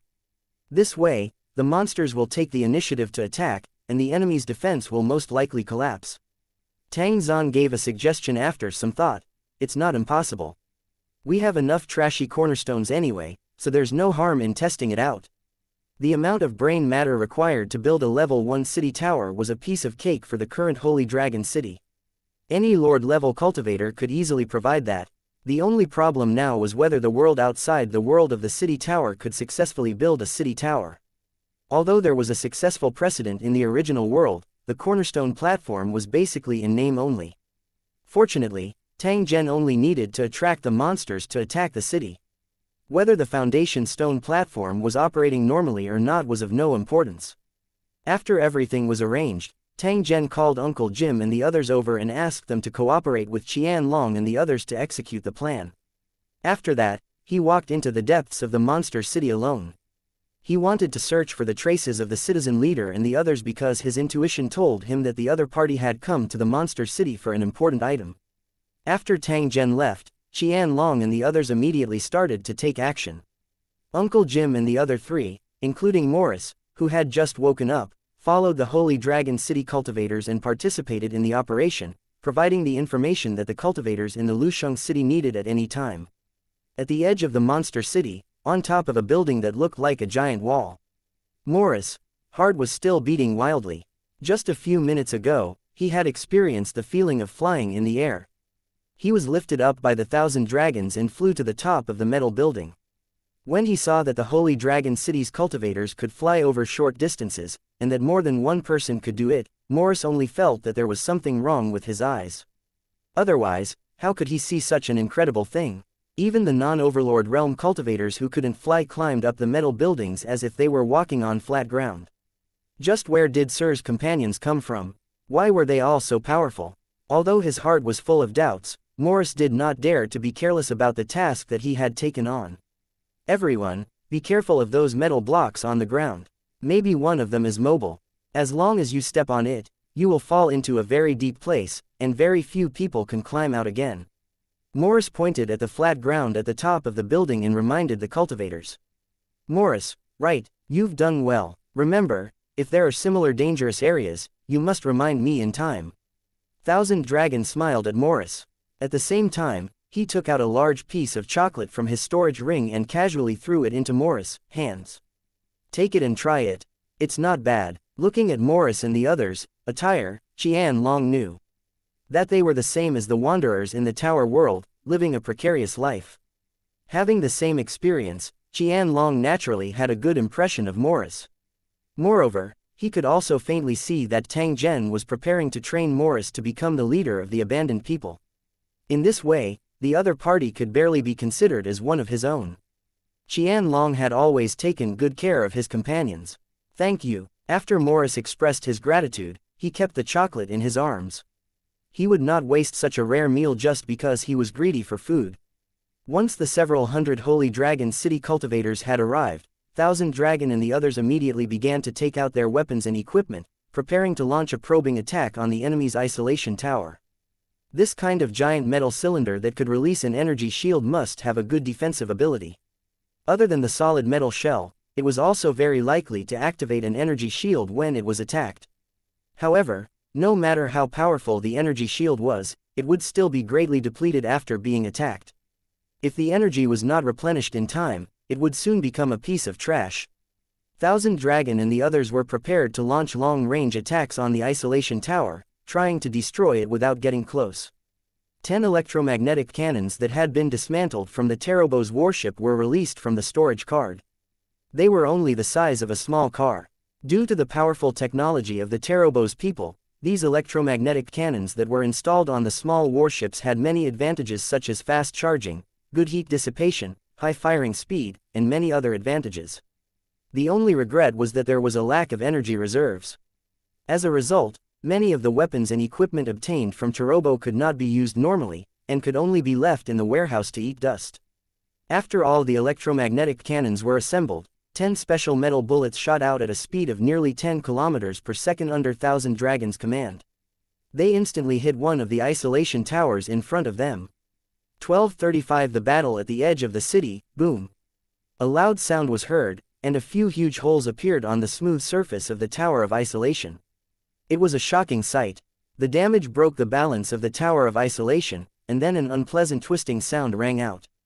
The tall Tower of Isolation was like a drunkard with a heavy head and light feet, and it was broken from 1/3 of its position above the ground. Under the disbelieving gazes of the citizens outside, the huge metal tower fell to the ground with a loud bang, raising a cloud of dust. With the collapse of an isolation tower, the energy barrier that isolated the monster city from the outside world also disappeared in an instant. A huge hole had been formed. Who can tell me what is going on? The commander of the second line of defense looked at the scene in front of him and couldn't help but shout. He ordered to strengthen the security of the loopholes and quickly contacted the monitoring department of the isolation tower to ask please like and share the video on the YouTube channel Cultivation Audiobooks. What had happened? However, before he could get the answer he wanted, a loud noise came from another isolation tower in front of him, and a shocking hole appeared again. The second isolation tower that had been attacked shook a few times, like a plant stem that had been gnawed at. It could no longer bear the heavy burden and broke again. 2 towers of isolation had been broken in a row, causing the energy barrier to lose its effectiveness completely.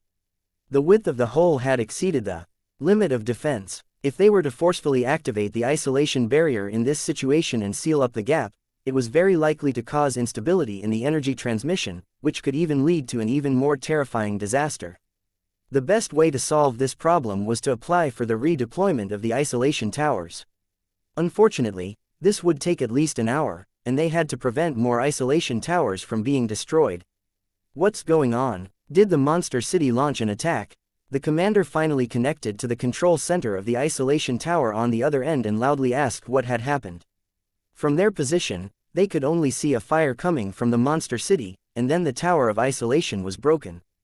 The tower of isolation was built to deal with the abandoned people and the radiation monsters, but the abandoned people would never have such means of attack. The only explanation was that the dormant monster city had launched an attack on them for some unknown reason. In this world, only a monster city could compete with a floating city, and the monitoring center's answer confirmed this point. The isolation tower had indeed been attacked by some kind of high-speed weapon. However, this situation did not make sense. The monster city had never initiated an attack. In order to avoid attracting the attention of the monster city, they had built the towers of isolation at a safe distance. What was the reason for the monster city's attack? Lock onto the position of the shot. I want to see what's going on. With the commander's order, the video immediately changed. At the same time, a giant metal wall appeared in front of them. When he saw the scene on the screen clearly, he gasped.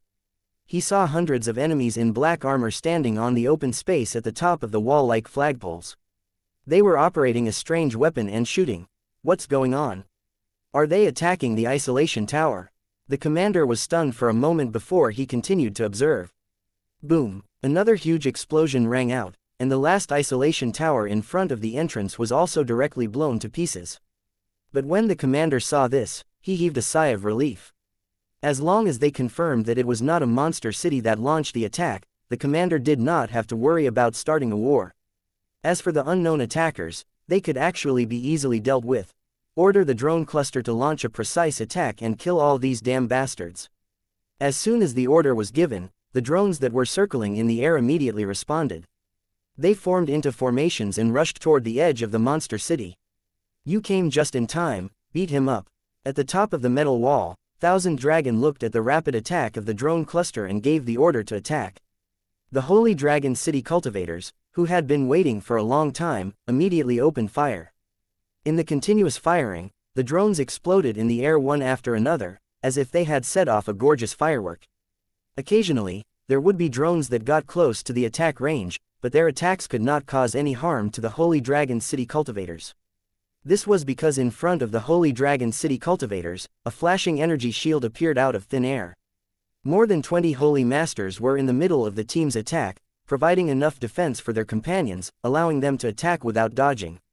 This scene was seen by the commander in the distance.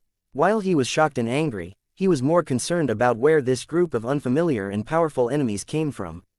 With the floating city's surveillance system, it was impossible for any armed forces to hide for decades without being discovered, unless they appeared out of thin air. Perhaps there was more than one visitor from another world, but a group of them. Thinking of this, the commander's pupils suddenly shrank, and his eyes were full of splendor. Seeing that the number of attacking drones was decreasing, he knew that it was not a solution to continue like this. He immediately decided to send troops to attack and subdue the unknown armed forces in the monster city. If it was proven that they really came from another world, then they had to be kept alive, which was of great significance to the floating city. The soldiers who received the order acted quickly. They rode the armored vehicles and sped through the open space in front of the monster city in a very short time. They suddenly stopped at the edge. Teams of heavily armed soldiers jumped down from the armored vehicles and tried to rush into the entrance of the monster city under the cover of their comrades. Everything seemed to be extremely smooth. However, before they could take action, they were suddenly attacked by the Holy Dragon City cultivators. With a burst of gunfire, the charging soldiers fell in pools of blood. The Holy Dragon City's cultivators used their extremely accurate shooting techniques to build a death blockade line at the edge of the monster city. In just a few minutes, the indigenous soldiers had paid a heavy price. They were hiding behind the heavily damaged armored vehicles and did not dare to stick their bodies out to avoid being cut in half by the rapidly approaching bullets. However, the Holy Dragon City cultivators obviously would not let them off easily. Very quickly, miniature rockets flew from the top of the metal wall, turning the armored vehicles into burning fireballs. Many soldiers were swept away by the shock waves of the explosion, and their bodies were torn into pieces in the air. It didn't take long for there to be no more moving figures on the battlefield. It was clear that the first attack had completely failed. When the commander saw this from afar, he was instantly enraged. The enemy's firepower was beyond his imagination, and it was the first time his troops had suffered such heavy casualties. The bloody fact finally made him realize that these enemies were not unarmed abandoned people, nor were they radiation monsters with low intelligence, but a group of soldiers who had really experienced the battlefield. He had no time to think about where his opponent came from. He only knew that if he wanted to defeat such an opponent, he had to go all out. Otherwise, he would definitely be the loser in the end. Order the 1st, 3rd, and 5th robot units to attack immediately and launch a strong attack on the enemy's area. At the same time, the 1st Regiment will join the battle. We must rush into the monster city and kill these bastards. The commander gave the order with a gloomy expression. As he could not fire at the monster city, he was so depressed that he was about to vomit blood. This group of damned guys actually shamelessly used this characteristic of the monster city to confront him without fear, and it had indeed achieved the expected effect.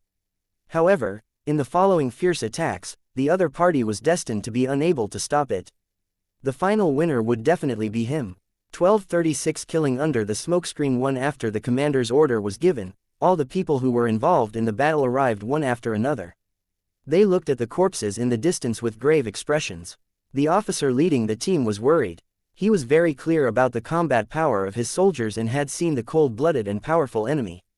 More than 100 well-trained elite soldiers were annihilated without even entering the entrance of the monster city. This was definitely a complete and utter defeat. In the last 20 years, the floating city's army had not participated in a real battle. Some soldiers had not even touched a gun.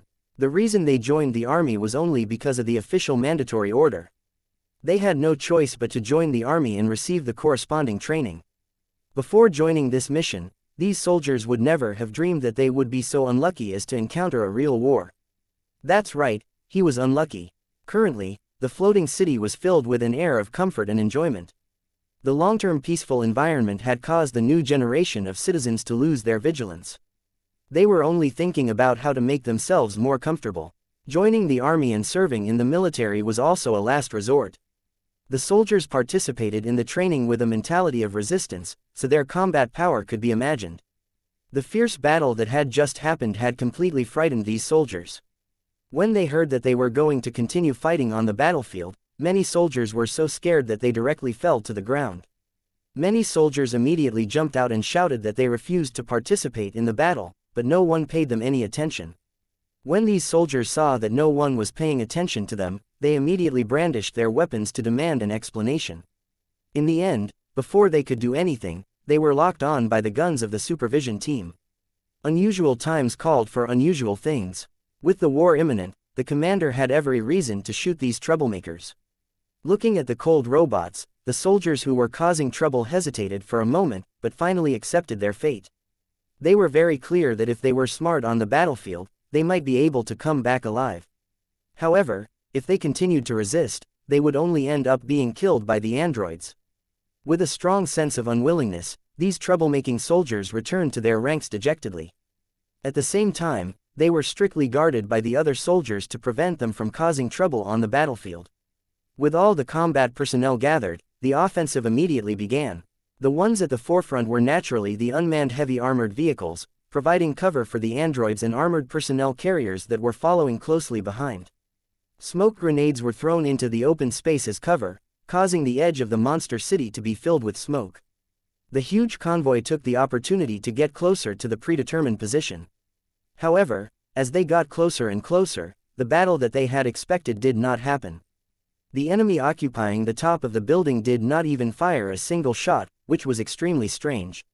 Not only did the soldiers' apprehension not ease, but they became even more nervous. Bang! An armored vehicle that was driving through the smoke suddenly shook and slowly stopped, as if it had hit something. What happened? Why did they stop? Inside the armored personnel carrier, the squad leader of the veterans looked at the driver and asked in a slightly nervous tone. I'm not sure. There are no signs of any obstacles on the device, but we can't move forward. The driver replied helplessly. At the same time, he contacted the other tank drivers, but there was no response. Guys, we might be in trouble because all communication has been cut off. You can only walk forward. Hearing the driver's notice, the squad leader frowned and turned to look at the soldier sitting in the cabin. We've encountered an accident. We have to walk now. Remember, don't run around after you get off the car. You must follow me closely. Do you understand? Quote. The soldiers quickly nodded and took a deep breath at the same time. They held their weapons tightly with nervous expressions. All right, guys, let's get out of the car now. As soon as he finished speaking, the armored personnel carrier shook violently, and a crisp sound rang in everyone's ears. The lights inside the armored vehicle flickered intensely. When it finally stabilized, a strong smell of blood entered everyone's nose, causing the veteran squad leader's expression to change. Who's injured? Tell me, the veteran squad leader shouted. The soldiers looked at each other and shook their heads at the same time, indicating that they were not injured. The seasoned soldier squad leader was stunned for a moment. His expression suddenly changed as he immediately looked behind him. A metal javelin pierced through the front armor and the pilot's seat. Blood was dripping from the sharp tip of the javelin. The pilot, who had been talking to him just now, had been pierced by the javelin and was lying on the seat, motionless.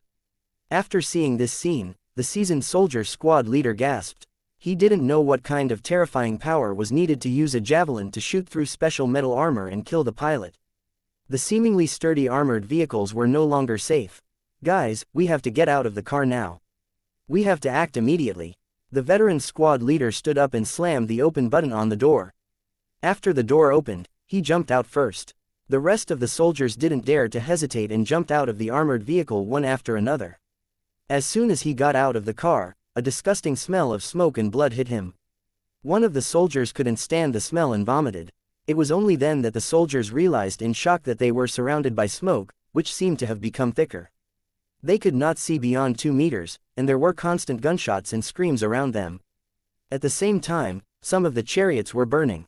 The flames were partly hidden by the smoke, like the sun covered by the mist. Put on your helmets and turn on your auxiliary equipment. We'll move out immediately. As the soldiers activated the auxiliary equipment, the silhouettes of war chariots and green figures running in panic appeared in the smoke that had originally blocked their vision. The screams and sounds of shooting were from them.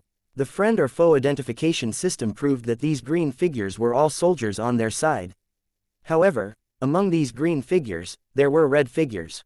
They flashed like ghosts, and wherever they passed, the soldiers on their side fell to the ground. The splashing liquid and screams were enough to prove that the fallen soldiers had suffered a rather fatal attack. After being stunned for more than 10 seconds, the soldiers were woken up by the veteran squad leader's roar. They then subconsciously gathered together to prevent the red figure marked as an enemy from launching a sneak attack.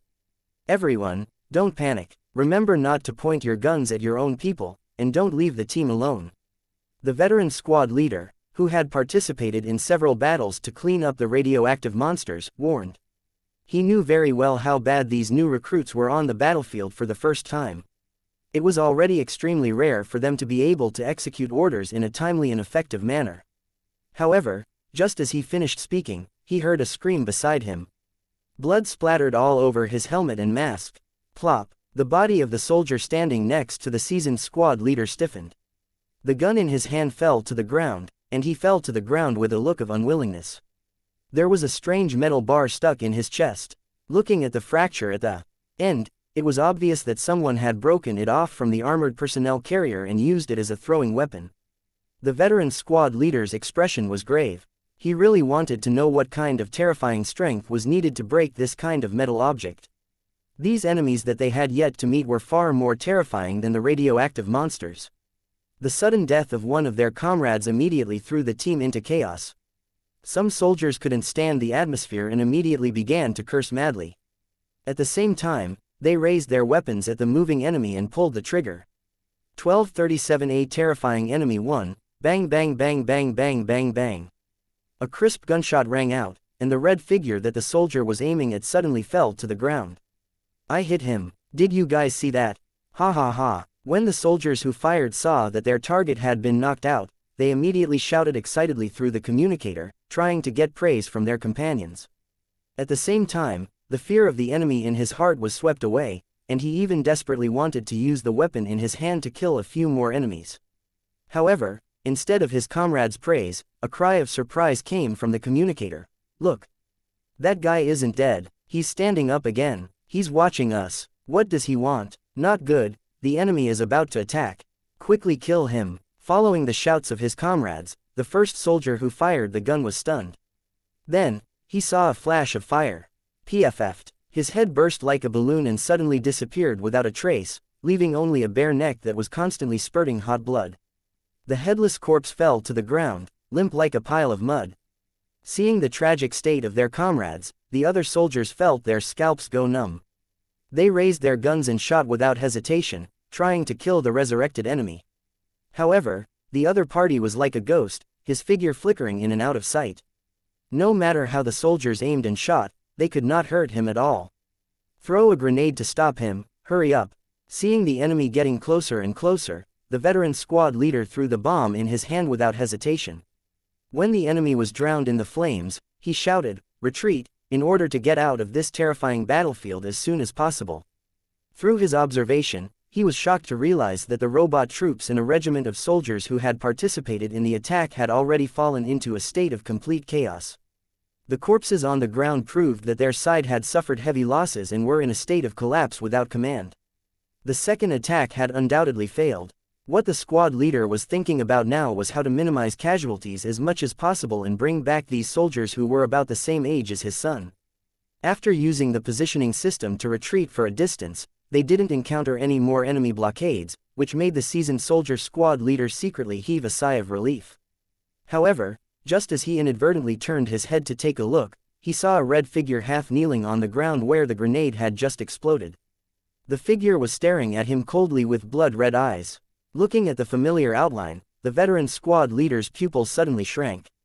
He knew that the figure was the enemy who had been attacked by the soldiers earlier. Who knew what kind of monster this was? How could he not be killed? Just as the ex-soldier squad leader was in a state of shock and fear, the enemy slowly stood up. His eyes seemed to be burning with flames as he slowly drew out a saber that was stuck behind him.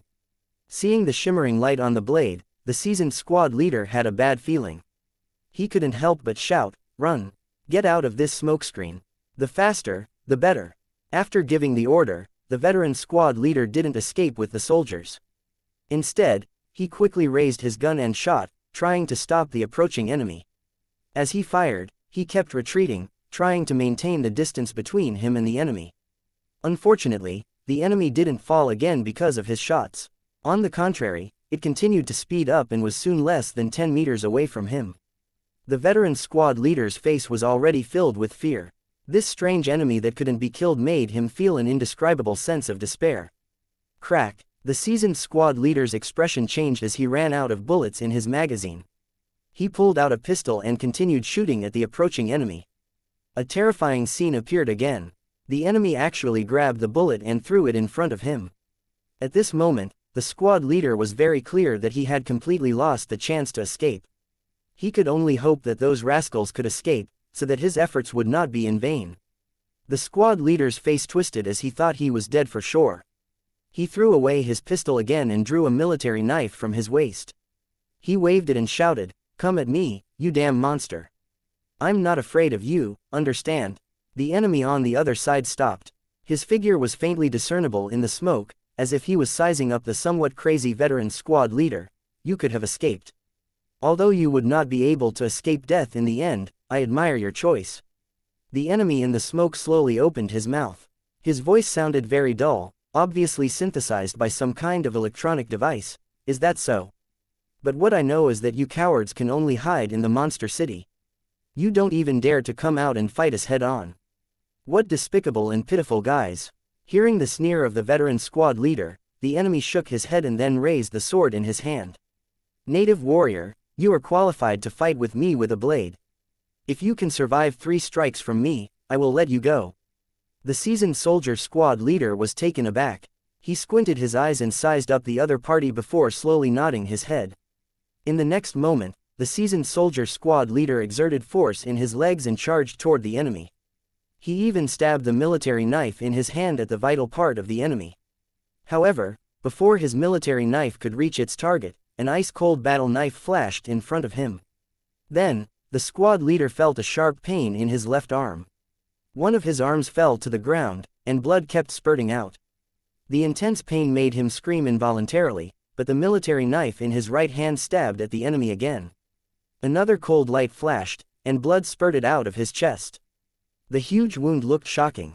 The 2 consecutive attacks had already made the veteran squad leader covered in blood, but he still gritted his teeth and stood up, launching a third attack at the enemy standing in front of him. To his surprise, he was struck by a cold light when he was halfway through raising his military saber. 3 of his fingers fell to the ground along with the saber. The ex-soldier squad leader, who had lost his weapon, laughed bitterly and fell to the ground powerlessly, waiting for the enemy to end his life. However, the attack he expected did not happen. Then, he heard the cold voice of the enemy. 3 moves have passed.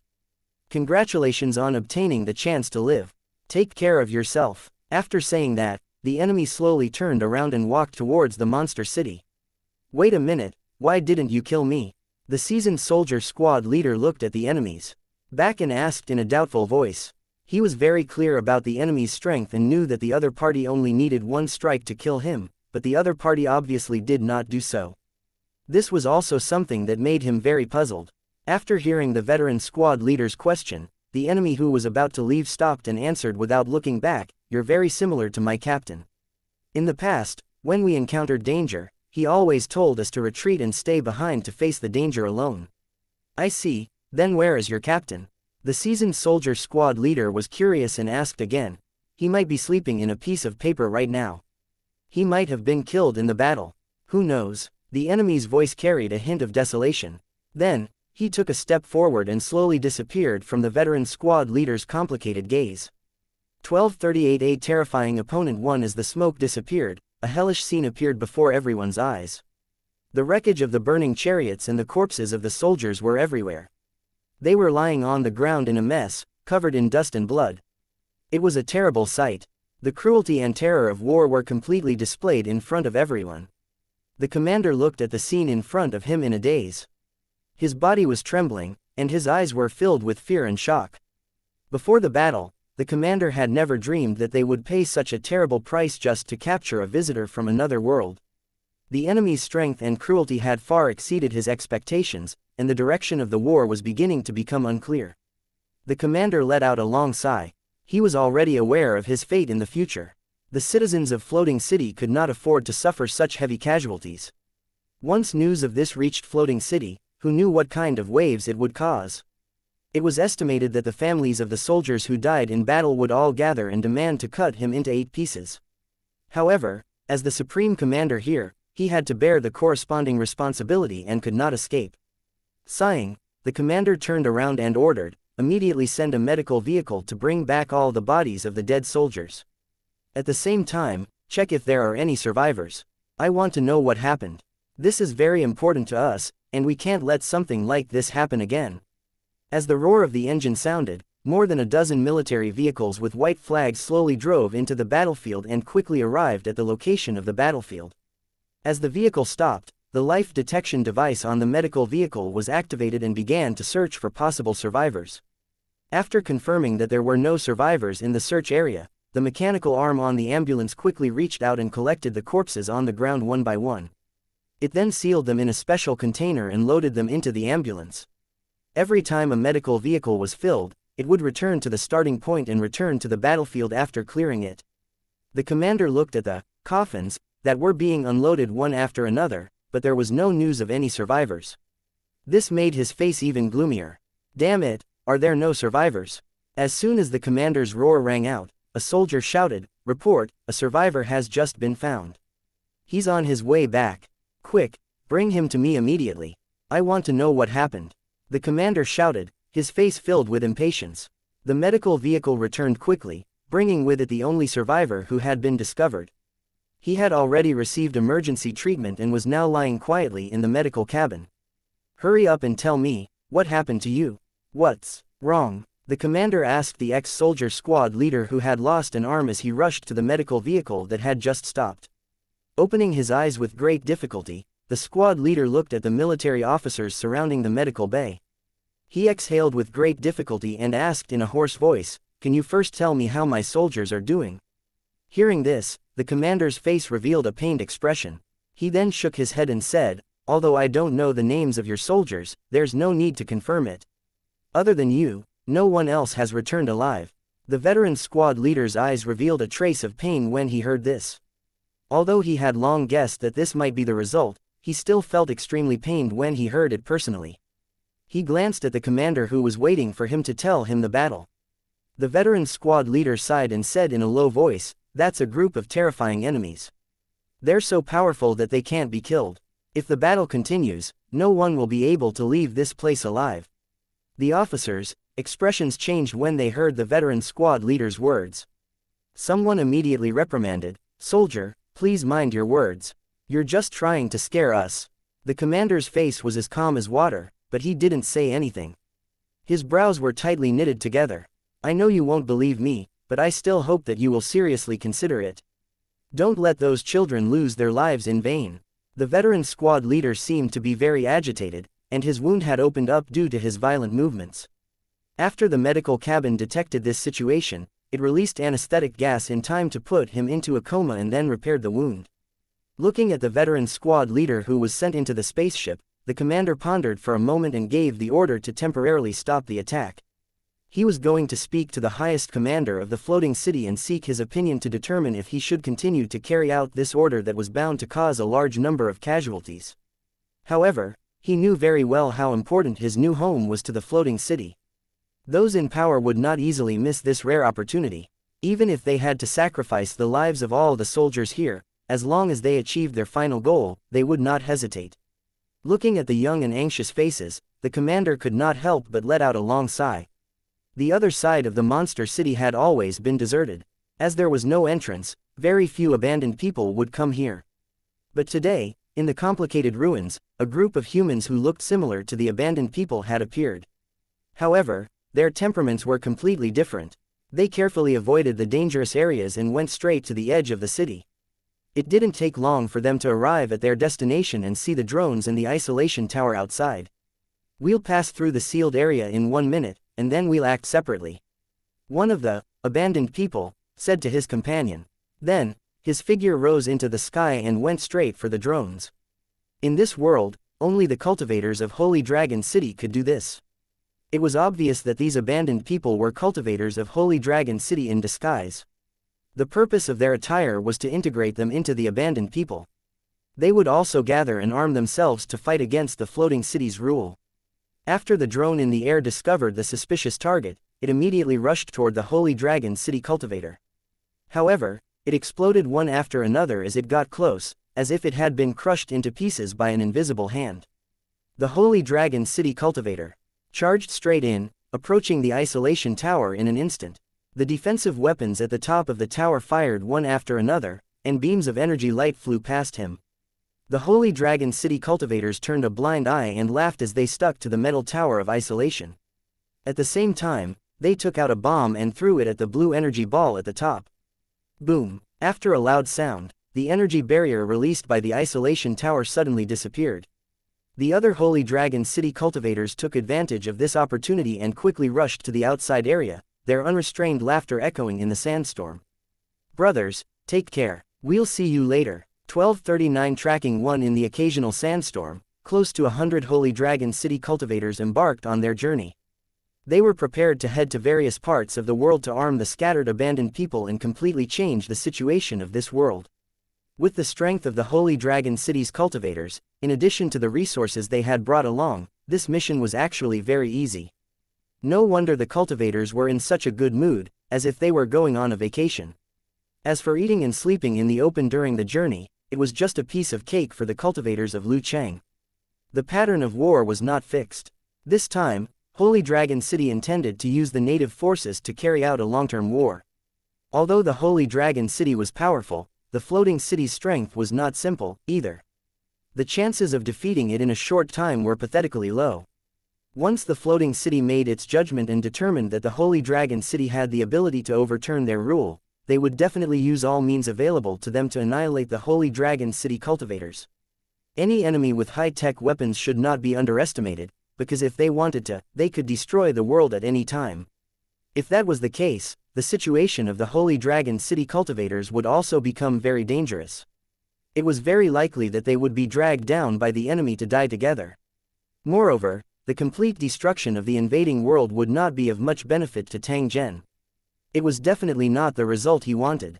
From the very beginning, he had already decided to completely disrupt the balance of power in this world. He wanted the abandoned and the citizens to fight each other, and the Holy Dragon City would obtain everything it needed in the chaos. If the abandoned people were successful, they would obtain a new life. This could be considered as Tang Zhen's reward. Therefore, an invasion didn't necessarily have to kill the enemy head-on. Using others as tools and hiding behind the scenes to control the overall situation was also a good way. From the moment the Holy Dragon City cultivators stepped into this world, the invasion of this world had already begun. Inside the monster city, Tang Zhen searched for traces of the citizen leader along the way. Finally, he locked onto his exact location and rapidly headed there. He was not far from the center of the monster city.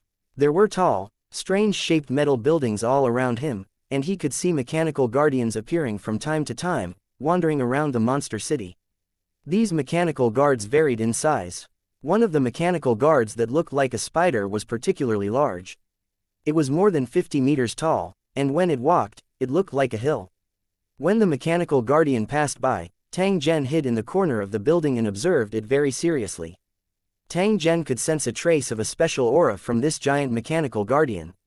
This was also the reason why he specially stopped to observe. After a few minutes, Tang Zhen's figure soared into the sky and directly landed on the head of the giant mechanical spider. He took out the soul-devouring saber and slashed down. Before the giant spider could react, the soul-devouring blade had already pierced into its head, forcibly opening a huge gap in the metal shell, revealing the dense metal wires inside. Tang Zhen leapt and entered the giant spider's body before starting to wreak havoc. The mechanical guardian that was under attack immediately went berserk.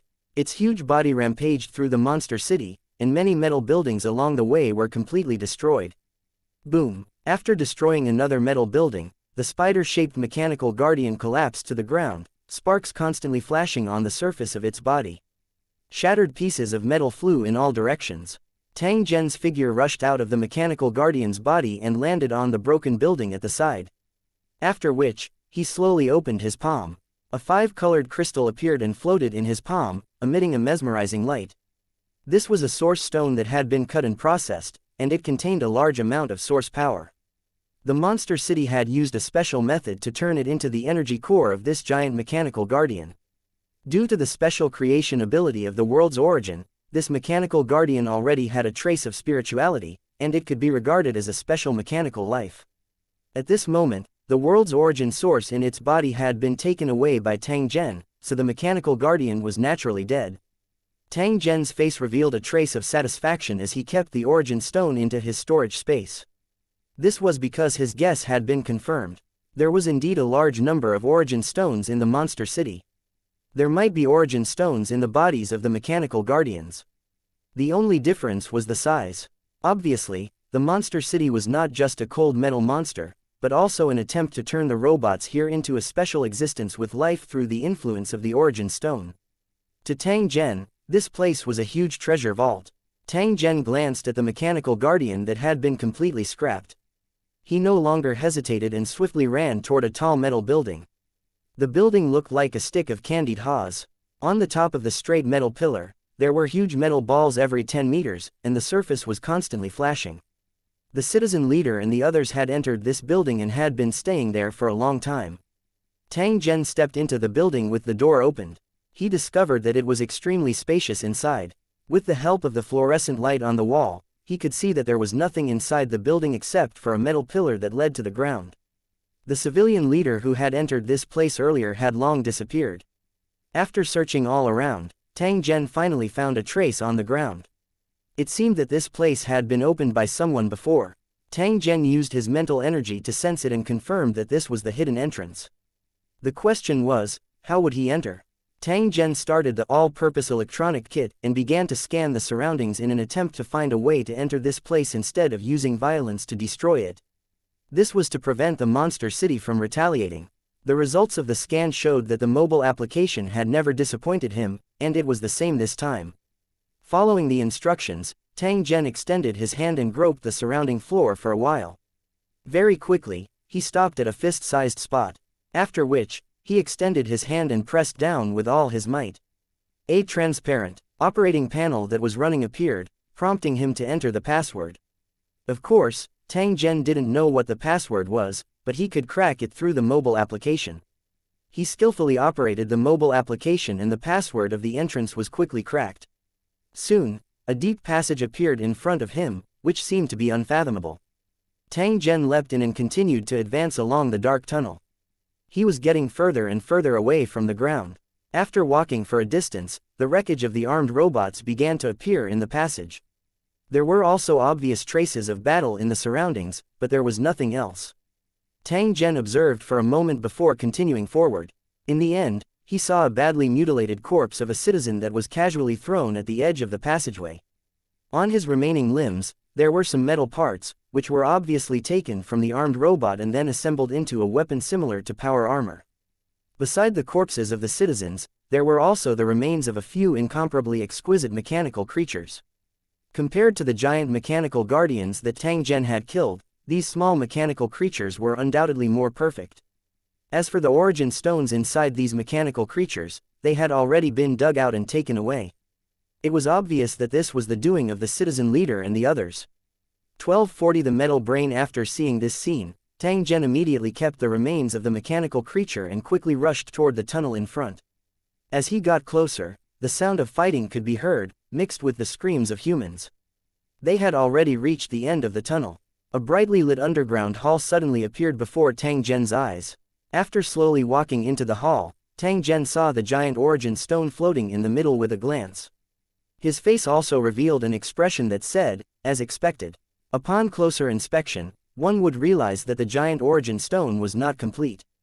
It was made up of many small origin stones, but under the constraint of a special force field, the many origin stones were always condensed together. However, in that case, its value would be greatly reduced. Under this huge origin stone, there were countless metal threads floating up. They kept dancing in the air like the roots of a plant, constantly absorbing the energy overflowing from the origin stone. Looking down along the metal wires, one would see a huge transparent vessel filled with an unknown liquid. A superbrain the size of a car was soaking in it. From the light that flashed from time to time on the sulci of the brain, he could confirm that it was not a real biological brain, but man-made. The metal threads that were absorbing the origin stone's energy extended out from the metal brain. The shimmering light on the grooves was clearly the origin energy that had been absorbed. Tang Zhen had reason to believe that the operation of the entire monster city was completed through the control of this metal brain.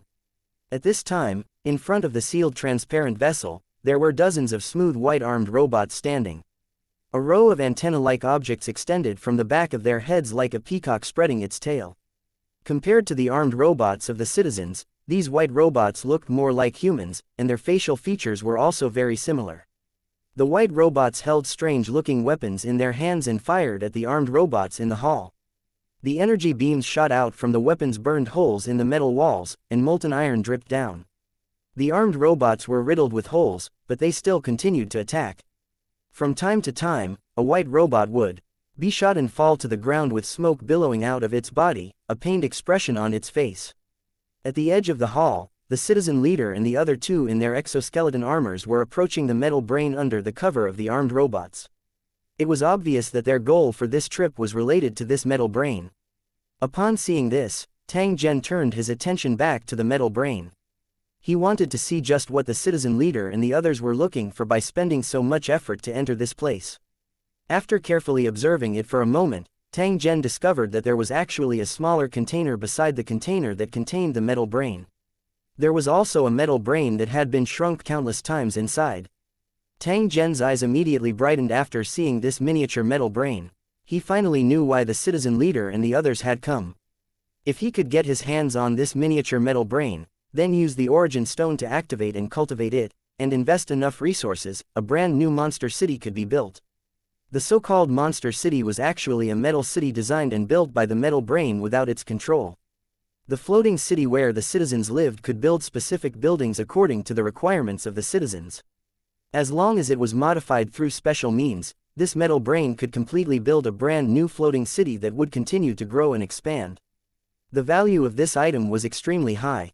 Not only was it extremely valuable to the citizens, but it was also something that Tang Zhen was determined to obtain.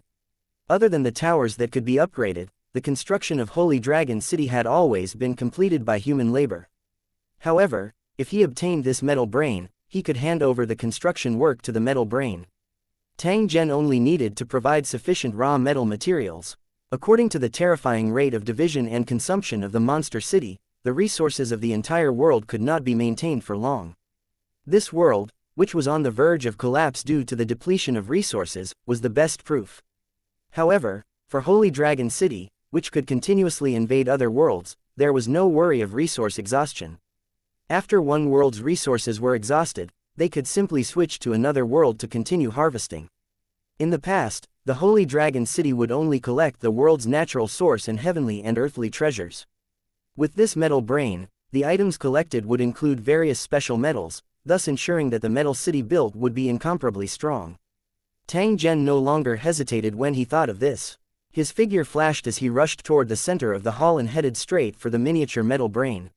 When they saw Tang Zhen suddenly charge into the battlefield, the citizen leader and the white robot's expressions changed. At the same time, they made him their target and dense bullet comments instantly enveloped him. "You're looking for death," Tang Zhen coldly snorted. He casually took out a pile of spirit jade talismans from his storage space and shot them out in all directions. Boom! A violent explosion was heard.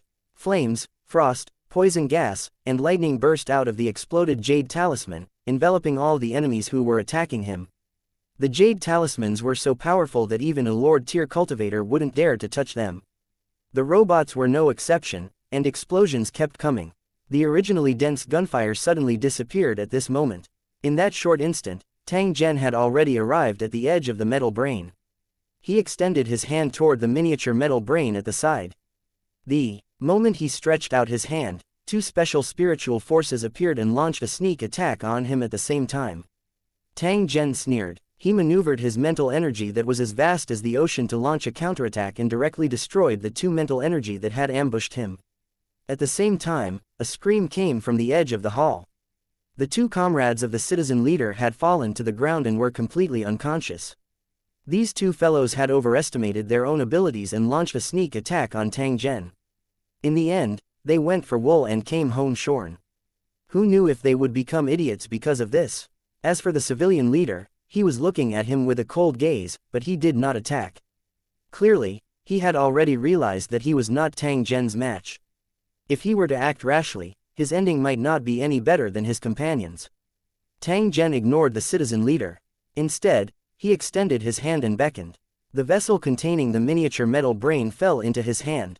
As the storage space could not transport living things, Tang Zhen took out a backpack and carefully placed the container inside.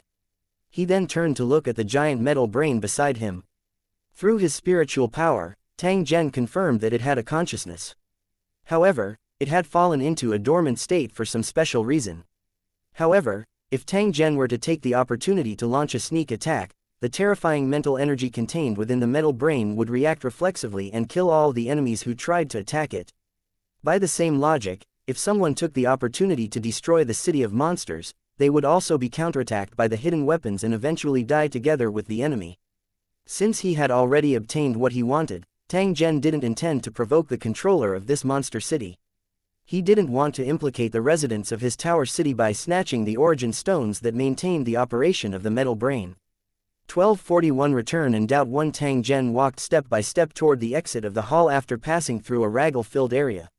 When the citizen leader saw that the situation was bad, he had already fled in a panic the moment Tang Zhen collected the metal brain. He did not pay any attention to his two unconscious companions. As for the armed robots he had brought, they had all been destroyed in the attack just now. If this guy wanted to leave the monster city alone, he would definitely have to take a huge risk. Tang Zhen was not interested in whether this fellow lived or died. He scanned the metal hall and found that there were still a few white robots guarding the metal brain that were still struggling and trying to stop him from leaving. However, their broken bodies made them powerless. There was no longer a need to stay any longer after this matter was over.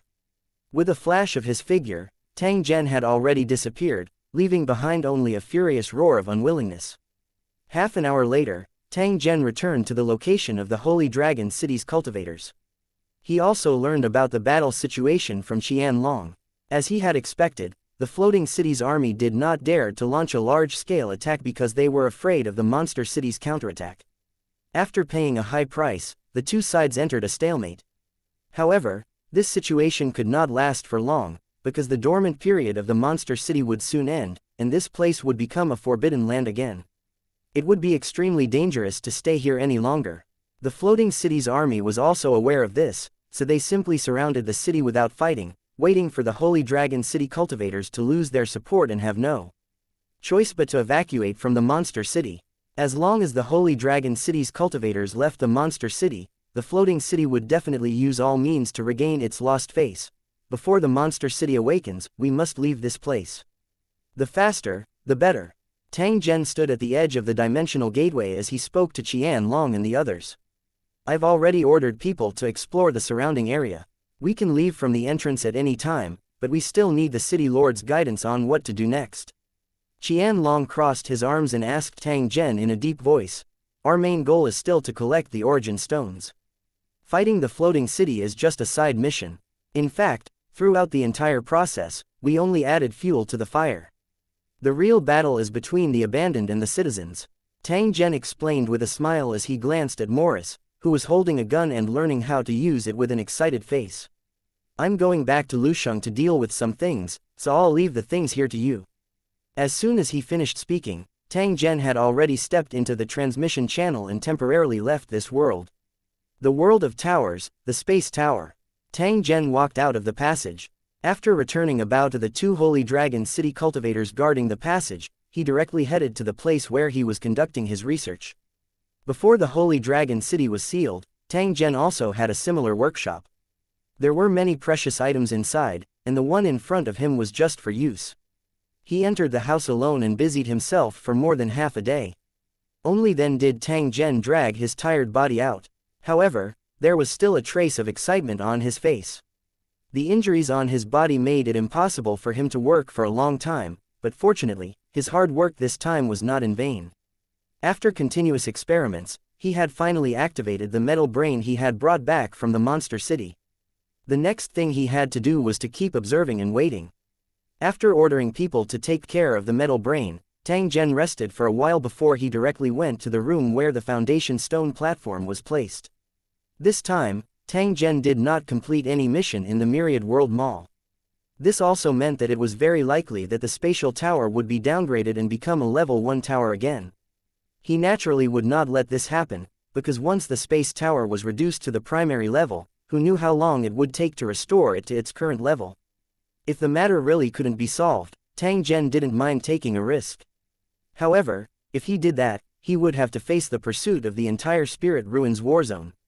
Opening the cornerstone platform as the city lord, Tang Zhen described the entire mission process.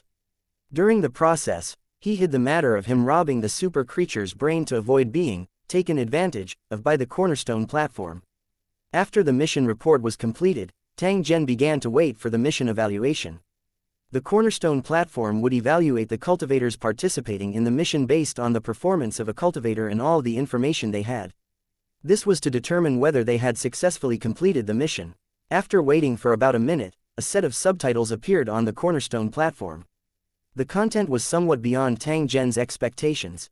In view of the great damage you caused to the Myriad World Mall during the mission, the rescue of a large number of captured cultivators, and the discovery of the Sorcerer World's conspiracy against the Spiritual Ruins battlefield, the platform believes that your contribution has fully met the requirements for the completion of the mission.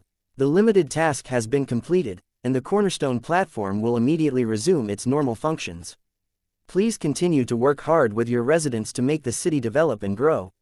Additionally, due to the importance of this mission, please head to the central region of the battle zone and describe the entire process of the mission to the Elder Council in detail. At the same time, you will receive additional rewards. After seeing the words displayed on the cornerstone platform, Tang Zhen's face revealed a hint of surprise. He had already prepared for the worst and was even prepared to betray and leave the Spirit Ruins battlefield. In the end, he was notified that he had already completed the mission. If this was an unexpected surprise, then he was a little confused about going to the central region of the war zone and describing the entire mission process to the Elders' Council. Could it be that he had not explained it clearly enough, or was there some other reason? Although his heart was filled with doubts, the matter that he had been worried about had suddenly been resolved. Tang Zhen's mood also became a little more comfortable. After browsing through the cornerstone platform, Tang Zhen returned to his room and began to sort out the gains this time. The other things could be ignored. The only real harvest was the private collection of the super biological brain. However, up until now, Tang Zhen still had not figured out what he had obtained. In order to figure out what the super creature's brain was hiding, he needed a special environment to release it. Tang Zhen's heart had quite a bit of anticipation towards the items inside. However, there were a lot of things to be done in the space tower at the moment. All aspects could not meet Tang Zhen's request at all. Therefore, this matter could only be put aside for the time being and continued to study it when the time was right. Other than that, there was another matter, which was how to solve the Holy Dragon City's seal crisis. After so many days, the researchers in the original world must have come up with a solution to the problem. Tang Zhen, who thought of this, could not sit still. After packing up a little, he directly teleported back to his original world. 1242 Preparations to remove the seal. Original world, Desert City Military Base. After arriving in the original world, Tang Zhen didn't waste any time and directly headed to the location where the researchers were. After a strict interrogation, Tang Zhen and the accompanying staff entered the research base. Currently, the entire research base was busy. People were surrounding the dismantled small battleships, using all kinds of equipment to constantly test them. From time to time, they would show excited and confused expressions. The partners in the original world attached great importance to this high-tech alien warship. They wanted to take this opportunity to study it in detail while Tang Zhen was looking for a solution to the Holy Dragon City's crisis. Tang Zhen helplessly shook his head when he saw this scene. He had really underestimated the degree of craziness of this group of people. In order to obtain what they wanted, they had actually dismembered a small battleship into 8 pieces. Fortunately, Tang Zhen did not care about this. As long as he could find a way to resolve the Holy Dragon City's crisis, even if he needed to dismantle a large warship, Tang Zhen would not hesitate to get it. Mr. Tang Zhen, you've finally come. A silver-haired Asian Alliance expert's eyes lit up when he saw Zhen Tang. The fatigue on his face was swept away as he rushed in front of Zhen Tang. The two of them shook hands and then sat down in the lounge to talk. Through this period of research and deduction, we have already formulated a set of plans. Now, we are only waiting for you to make the decision. The silver-haired expert pointed at the model on the holographic screen with a hint of excitement in his voice. Tang Zhen's heart was filled with joy when he heard this. He continued to ask, "Tell me, what's the plan and how should we implement it? If we want to resolve the Holy Dragon City's crisis, we must completely transfer and absorb the energy light pillar above the tower the moment the seal is opened. This way, we can ensure that the Holy Dragon City will not be harmed. In the information you gave us, you mentioned that there is a special device that can absorb a large amount of energy in a very short period of time. It was made by the Tarobo people. I think it's time to put it to use. Other than that, we also need a large amount of special metals, the kind that can absorb energy. They will be used to make a giant mirror to reduce the strength of the light beam. In addition, you and your Lu Cheng cultivators must also be prepared to block the energy light pillar the moment the seal is broken in order to offset a part of the energy attack." The silver-haired expert paused for a moment and said in a dissatisfied tone, "In addition, there are some other methods that need to be used together. However, even so, the success rate is only 50%. If you're willing to wait, we can come up with a more perfect plan and have a higher success rate. What do you think?" Tang Zhen pondered for a moment after hearing this before gently shaking his head. "It's already good enough to have a 50% success rate. Even if the plan fails, I have a way to minimize the Holy Dragon City's losses. So much time has passed. I don't want to wait any longer." Tang Zhen's eyes revealed a trace of longing. Every resident of the Holy Dragon City was like his family, not to mention that his brothers and women were also sealed. He didn't want to delay any longer, he just wanted to reunite with them as soon as possible. In fact, after fighting for a long time, Tang Zhen had already started to feel a little tired. However, since he was in the tower world, killing and plundering was something that could not be avoided. This was unless he could control a war zone and act according to his will. In this way, not only could he build the towers according to his own ideas, but he could also make the entire war zone the second home of mankind. At the same time, he could also choose to invade and no longer be controlled by others. However, before he found the land of no king, all of this was just a fantasy. In fact, after such a long period of analysis and investigation, Tang Zhen had already figured out what the land of no king was. To put it bluntly, it was just a large piece of land in the world of Lusheng that was not under the control of the cornerstone platform. The world of Lusheng was huge. Any one of the 3,000 battlefields had a land area that far exceeded the original world. If they were added together, it was truly boundless. The most important point was that the 3,000 battlefields were adjacent to each other, but they were also separated from each other. There was no empty space between them. To find an ownerless land in this area was no different from a fool's dream. Even if there was an ownerless land in the border area, who knew how much time would be spent on the road and how much danger would they encounter if they wanted to get there? After thinking about it, Tang Zhen helplessly discovered that the wilderness war zone that had been destroyed by the Teroboros people was actually his best choice. Could it be that he had to return to his home after going around outside? However, it was still too early to study these things. Solving the Holy Dragon City's crisis was the most important thing.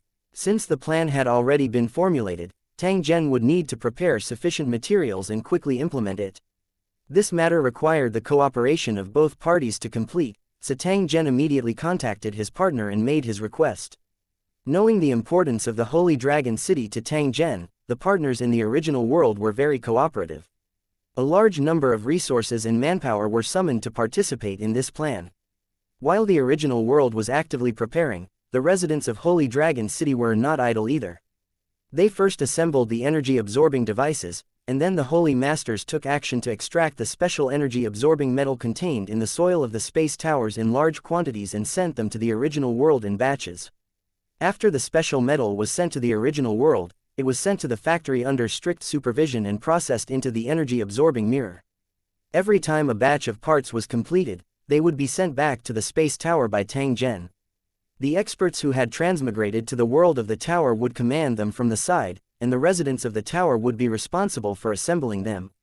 The area outside of Spirit Rock City had become a huge construction site. Busy figures could be seen everywhere. The energy-absorbing devices and mirrors were also being assembled, and they stood in the clearing of the huge site.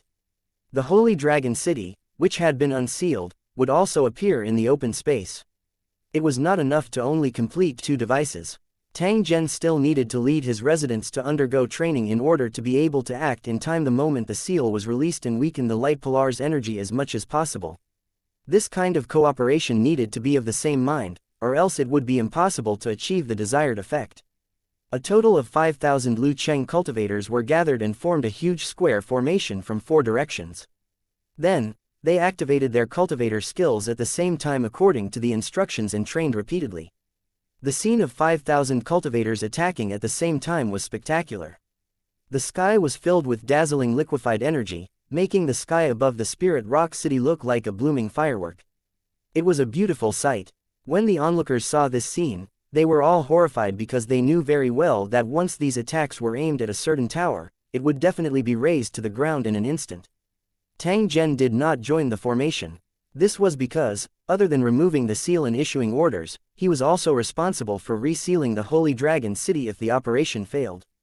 This was the only way to ensure that Holy Dragon City would not be destroyed by the energy light pillar after the plan failed. Then, they would have to wait for the next opportunity to unseal the city. As time passed, all the preparation work was completed, and the day of Holy Dragon City's unsealing had finally arrived. 1243 The seal is lifted. On this day, the wind was gentle, and the land that had been destroyed by the insect race was once again covered in a new layer of green. As far as the eye could see, it was a scene of prosperity. The Holy Dragon City's surroundings had been completely sealed off. Any trespassers would be attacked by drones and armed robots to ensure that they would not affect the upcoming unsealing mission. All of the Holy Dragon City's residents were mobilized. Whether it was the old residents or the new residents that Tang Zhen had brought back from the other world and promised to join the Holy Dragon City, all of them were filled with curiosity and anxiety as they gathered in the huge field in front of Spirit Rock City.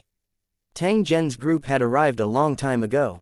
They were fully focused on the final preparations. When the time was almost up, Tang Zhen's figure soared into the sky. He lowered his head and looked down at the tens of thousands of Holy Dragon City residents. He slowly spoke with a heavy voice. Dear citizens, this unsealing operation is of great significance to our Holy Dragon City. Not only is it because the entire city's assets are inside, but it's also because this unsealing operation concerns the lives of our brothers and sisters. They are in the seal, and time is frozen.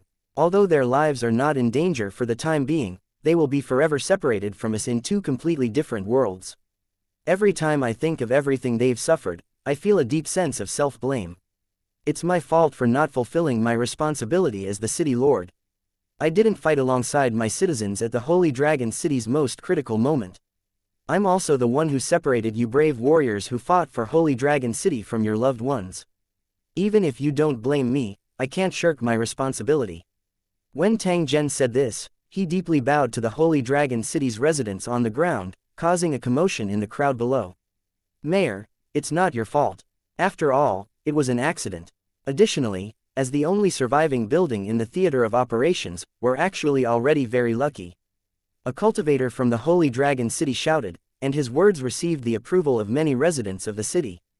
Waving his hand to stop the noisy crowd, Tang Zhen continued, this bow of mine can be considered as a slight apology.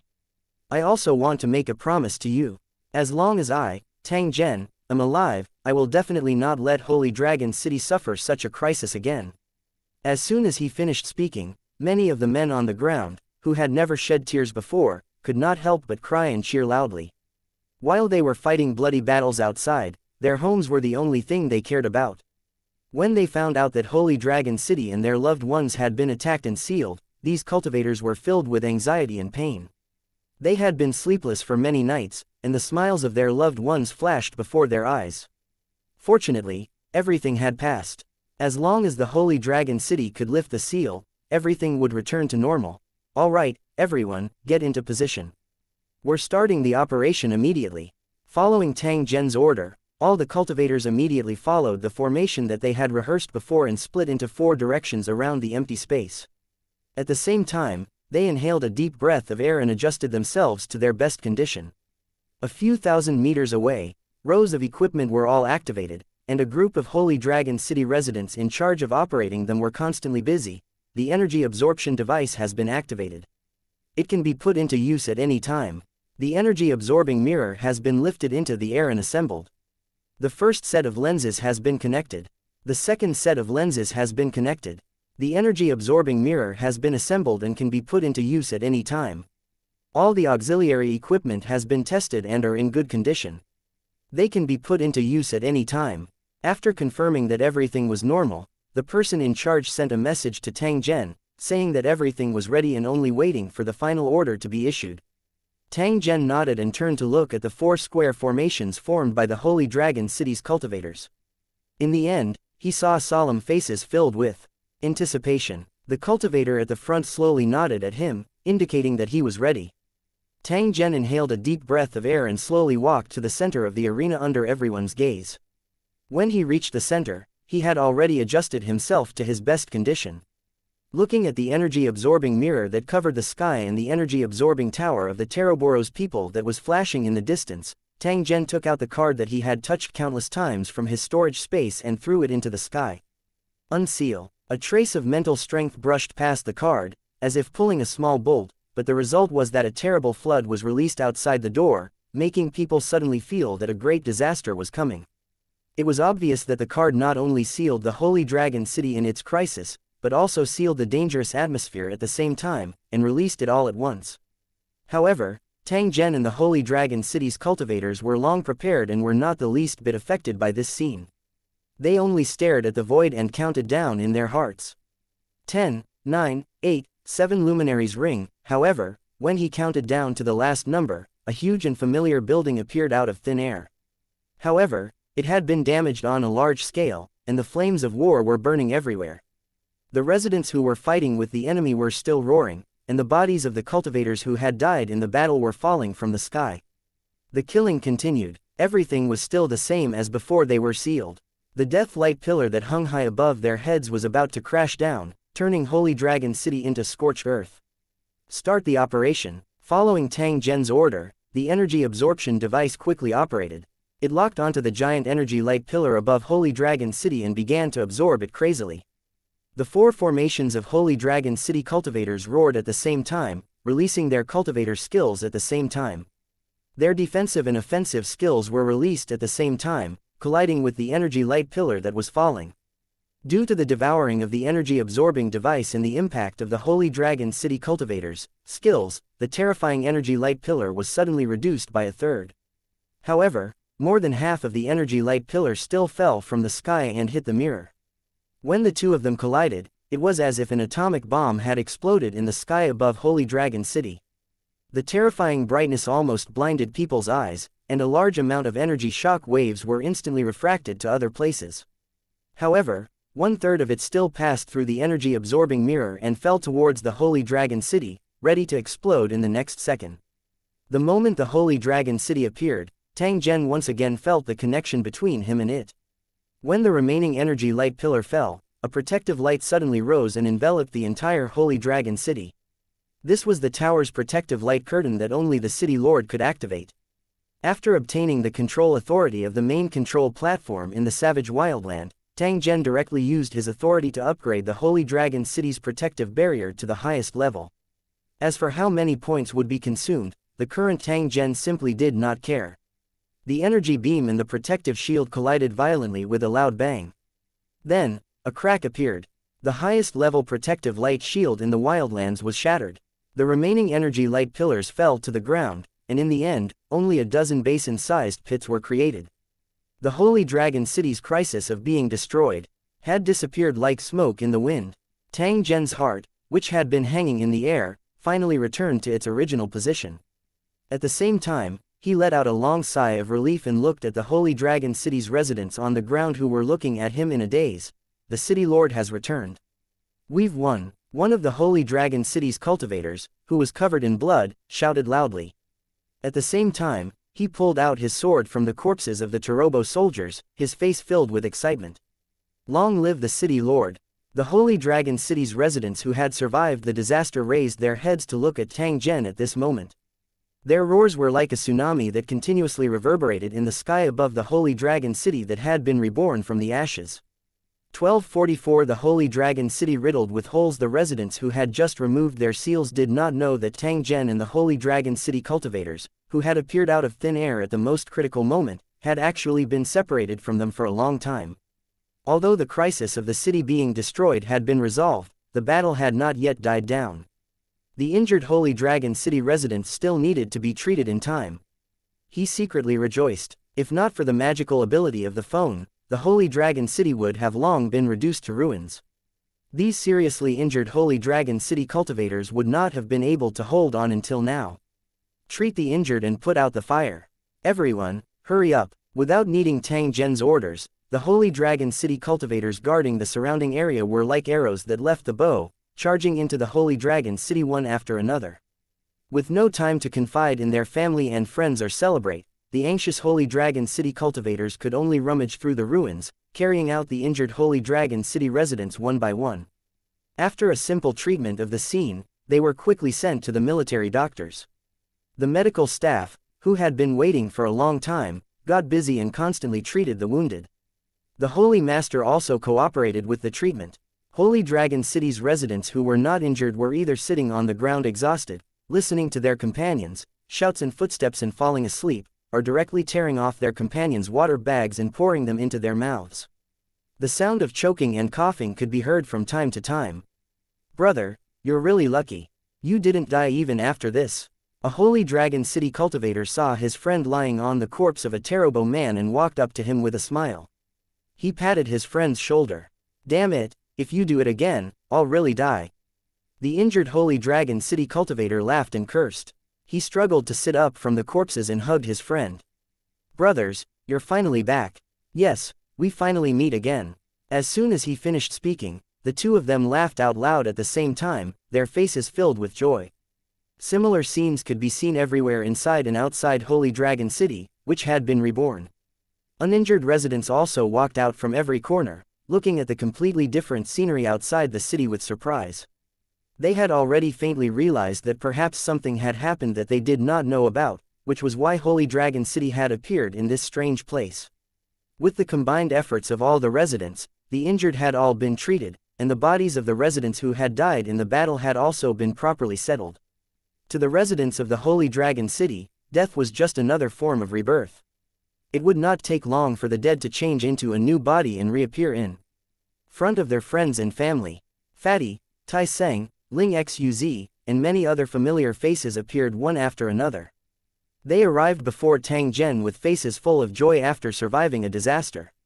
The strength of the Teroboros people was too terrifying. It was definitely something worth rejoicing that the Holy Dragon City was able to remain intact under such circumstances. The residents still did not know that the Holy Dragon City was actually the only surviving building in the entire savage wildland. They were also forcefully taken back by Tang Zhen from the hands of the god of death just before they were about to be destroyed. It was true that the Holy Dragon City was very lucky. Just as Tang Zhen was conversing with the crowd, Mirong Ziyu also walked out from the inner part of the tower. One of her hands was tightly holding onto her sister, and her eyes were red like cherries. The little girl had always been worried about her sister. Now that they finally met again, she would definitely cry. Xiao Dai was also safe and sound. At this moment, she was following behind the two sisters. However, her eyes were always on Tang Zhen, and her pretty face was full of joy after reuniting. After exchanging a glance with his women, Tang Zhen walked forward and hugged them tightly in his arms. "Don't worry, everything is over now." A smile was on Tang Zhen's face as he sensed the body in his embrace that was repeatedly trembling due to fear. He gently patted it a few times as a form of comfort. After letting everyone go outside the city to rest, Tang Zhen began to inspect the interior of the tower by himself. His expression was extremely grave. Although the crisis of the city being destroyed had been resolved, the damage Holy Dragon City had suffered was too great. It would definitely require a lot of resources and time to recover to its former state. Apart from the destruction of the environment, the defensive tower and the Mother Tree Tower had both suffered destructive attacks. One had collapsed and shattered, while the other had directly broken and withered. The rest of the towers, including the main tower, had also suffered varying degrees of damage. Fortunately, it did not affect their normal usage, and as long as they paid enough brain beads, they could be repaired at any time. Tang Zhen slowly came to a stop as he walked to the withered mother tree. At the same time, he extended his hand and gently stroked the withered tree trunk with a contemplative expression. "City Lord, the mother tree was sacrificed to protect the Holy Dragon City. Can you resurrect it?" Lisa, who was wearing a tattered white robe, walked over. She tidied up her messy long hair and softly said to Tang Zhen. When she looked at the mother tree behind him, Lisa's eyes were filled with a trace of pain and sadness. "Don't worry, I'll do everything I can to resurrect it and not build a new mother tree city." Tang Zhen nodded his head and promised Li Sha. After a destroyed building was rebuilt, a new building spirit would be born. Although it looked the same as before, it would not inherit the memories of the past. It was basically a replacement. The spirit of the mother tree that Lisa wanted was naturally the proud little girl that everyone was familiar with, not the rebuilt mother tree. After hearing Tang Zhen's promise, Lisa nodded her head and slowly knelt on the empty ground in front of the mother tree. This was the place where Lisa and the others usually cultivated, but now, not only had the mother tree withered, the green grass and flowers withered, even the gem lake that was like a treasure had completely dried up. Even without asking, he knew that Lisa must be in great pain. After seeing Lisa kneel down, many of the mother tree's cultivators, like her, spontaneously gathered at the cultivation site, praying and communicating as usual, hoping that the already withered mother tree could respond. Even though they knew that it was futile, no one chose to give up. Tang Zhen looked at this scene quietly. After a moment of silence, he took out the liquid of rebirth that he obtained from the Myriad World Mall from his storage space and slowly poured it on the withered root of the mother tree. Hopefully, this bottle of potion that the jellyfish shopkeeper had praised as a god could give the mother tree a new lease of life. Of course, Tang Zhen would not place all his hopes on a bottle of medicinal liquid. Instead, he would try his best to use the ability that he had mastered to awaken the mother tree from its withered state. After leaving Lisa and the others who were praying in a low voice, Tang Zhen went to the underground city in the back valley again. He checked every location that had been attacked. An idea slowly emerged in his mind, and that was to build a city with super offensive and defensive capabilities, to ensure that it would not be afraid of any enemy's attack. Apart from the current floating city, Tang Zhen was also prepared to use the metal brain he had just obtained to build a super steel city that could permanently float in the air. This way, not only would it be far away from the dangers on the ground, but ordinary attacks would also be unable to cause any damage to the Holy Dragon City. Sitting on a rock by the lake, Tang Zhen began to organize his thoughts and consider how the Holy Dragon City should develop next. The current Holy Dragon City had a lot of things to do. It was really not suitable to launch an invasion. Moreover, Tang Zhen still had the coordinates of several other worlds. He could use the mobile phone's teleportation function to travel back and forth at any time to provide sufficient resources for the construction of Holy Dragon City. Tang Zhen wanted to accumulate enough strength in order to be able to protect himself under any circumstances and avoid the crisis of the city being destroyed from happening again. The reason why Tang Zhen made such a choice was that there was always a trace of worry in his heart. The operation of the Myriad World Mall this time made him realize that the Wizard World would definitely not give up on the counter-invasion of the Lusheng world easily. Perhaps it wouldn't be long before a huge turmoil would happen in the Spiritual Ruins Warzone. The Holy Dragon City, which was in the middle of it, had to make early preparations. 1245 Predicament and Exploration. 1. When the sun set, countless flames lit up on the gentle grass in front of Holy Dragon City. Because many of the ordinary buildings outside Holy Dragon City had been destroyed in the war, a large number of Holy Dragon City residents who had entered the city to take refuge had become homeless. Settling them down had become an urgent problem that needed to be solved. The damaged tower needed to be repaired, and it was temporarily closed for safety reasons. The space tower under construction was also not suitable for nearly 1 million residents to live in. Even in the future, only core personnel would be allowed in. Many insects were imprisoned in Spirit Rock City, and no one was allowed to get close to it to avoid any accidents. Therefore, the Holy Dragon City's residents were temporarily settled on the grass in front of Spirit Rock City.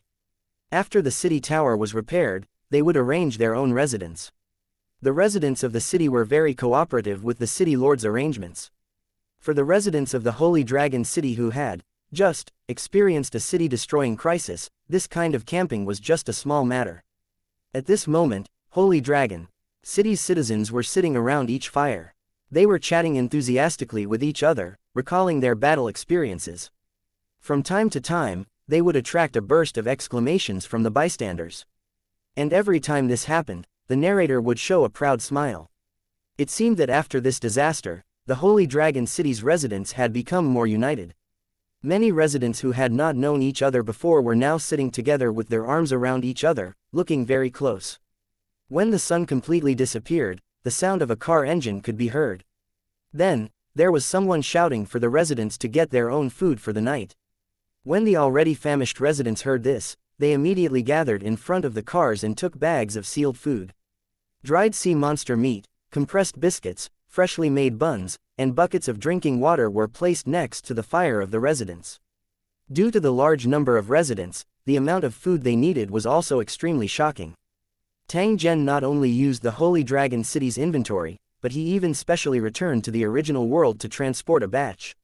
Only then did he temporarily solve the food problem for tonight. It was only now that he realized that Holy Dragon City had already become a giant.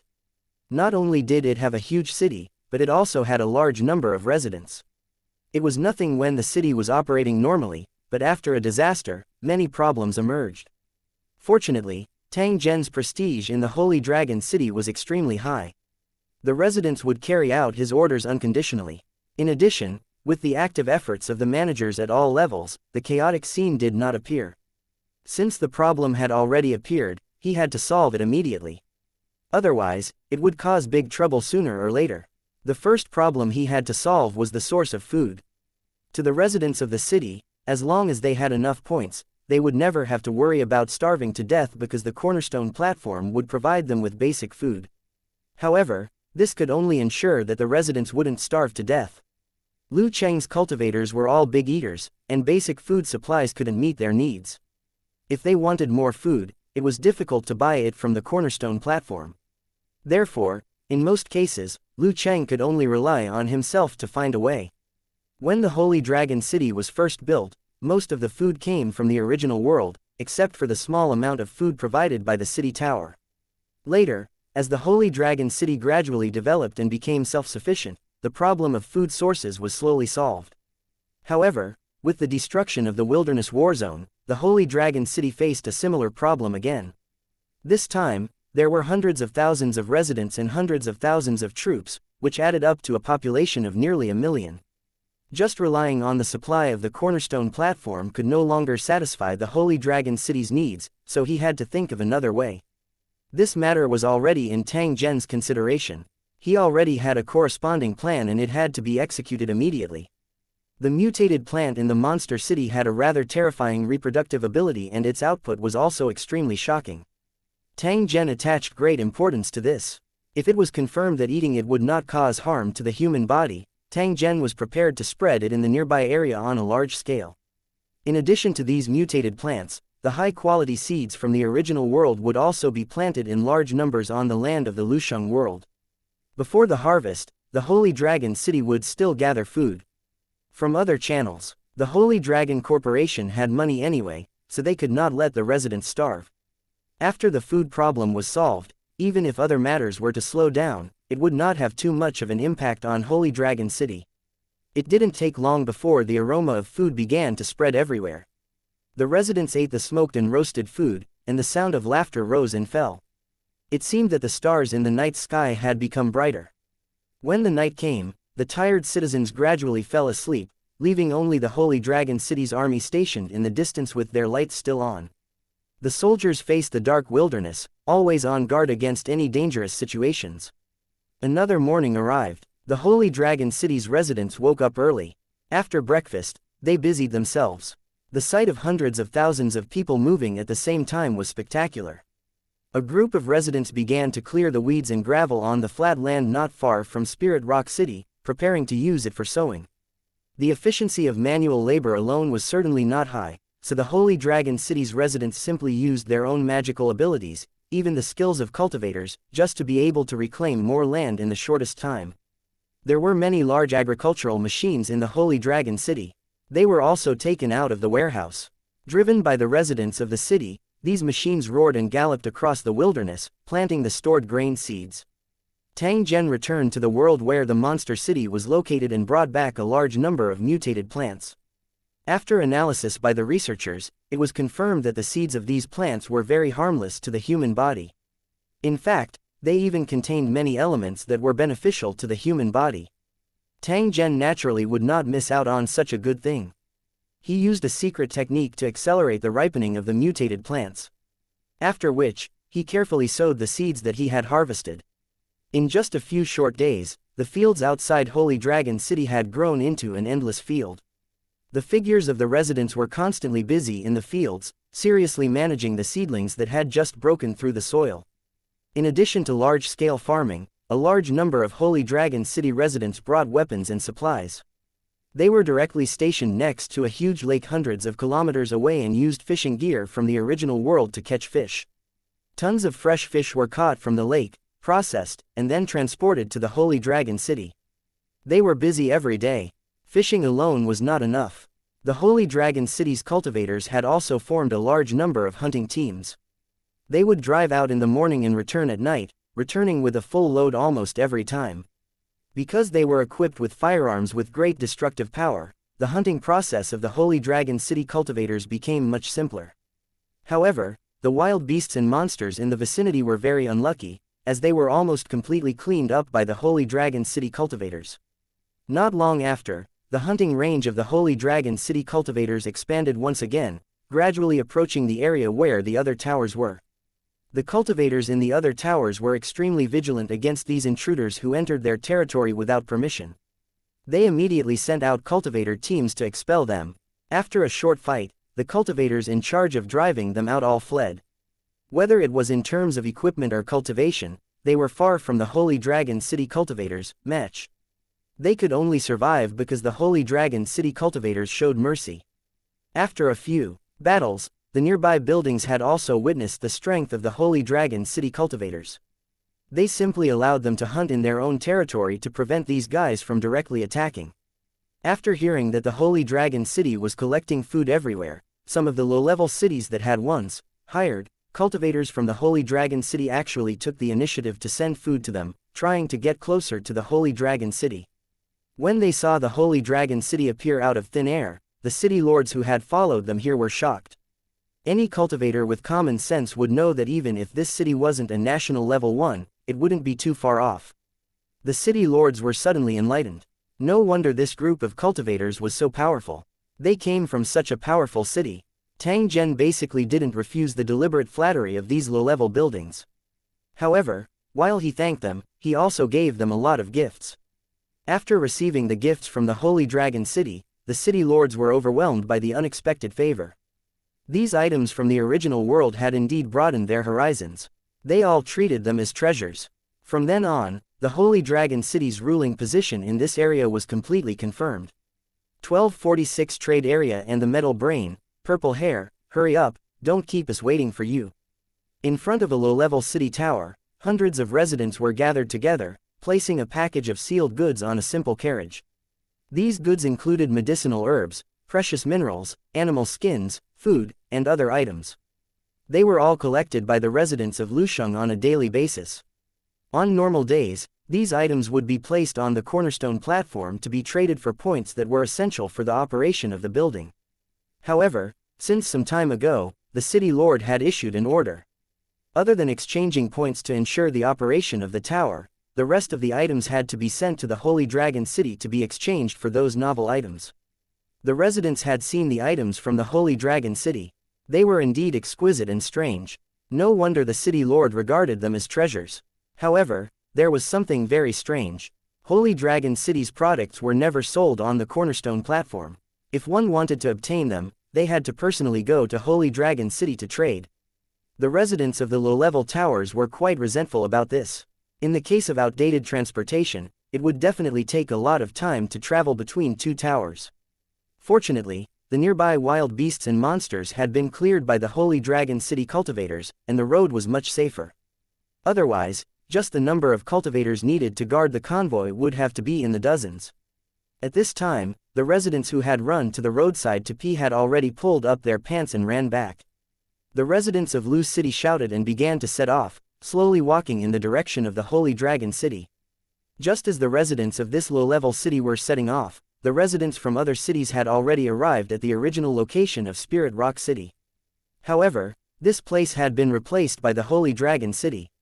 Looking at the incomparably huge Holy Dragon City, the residents from the low-level buildings were not only amazed but also deeply awed. Whether it was the huge building or the cultivators in the surrounding buildings, almost all of them had shocking cultivation. Fortunately, these Holy Dragon City cultivators were not overbearing and did not have the arrogance of high-level cultivators. This also made the residents of the low-level buildings who had just arrived feel much more relieved. According to the model of the Wilderness War Zone, Tang Zhen had marked out a large area in front of the city and specially used it to trade with the other buildings and wanderers.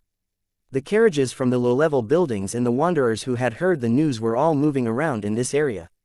The Holy Dragon City had a lot of good things in stock.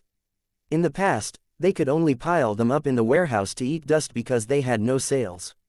Now, they could take them out for trade and gather the expenses needed to build the Holy Dragon City. The foreign merchants who had joined the Holy Dragon City were now in charge of selling various goods and bargaining with the residents of the low-level Lusheng who had come to trade. The goods you brought are worth a total of 150,000 brain beads. What do you think of this price? A Holy Dragon City resident looked at the list in his hand and said to a low-level city resident who came to trade. After frowning and thinking for a long time, the caravan leader from the low-level city finally nodded hesitantly. He then pointed to a pile of items on the shelf and said, "I want this kind of armor and those sabers." The more the better. The items that the convoy leader was referring to were actually the standard equipment that Holy Dragon City had discarded. Although Holy Dragon City cultivators did not take a fancy to them, to the residents of low-level buildings, they were definitely good stuff.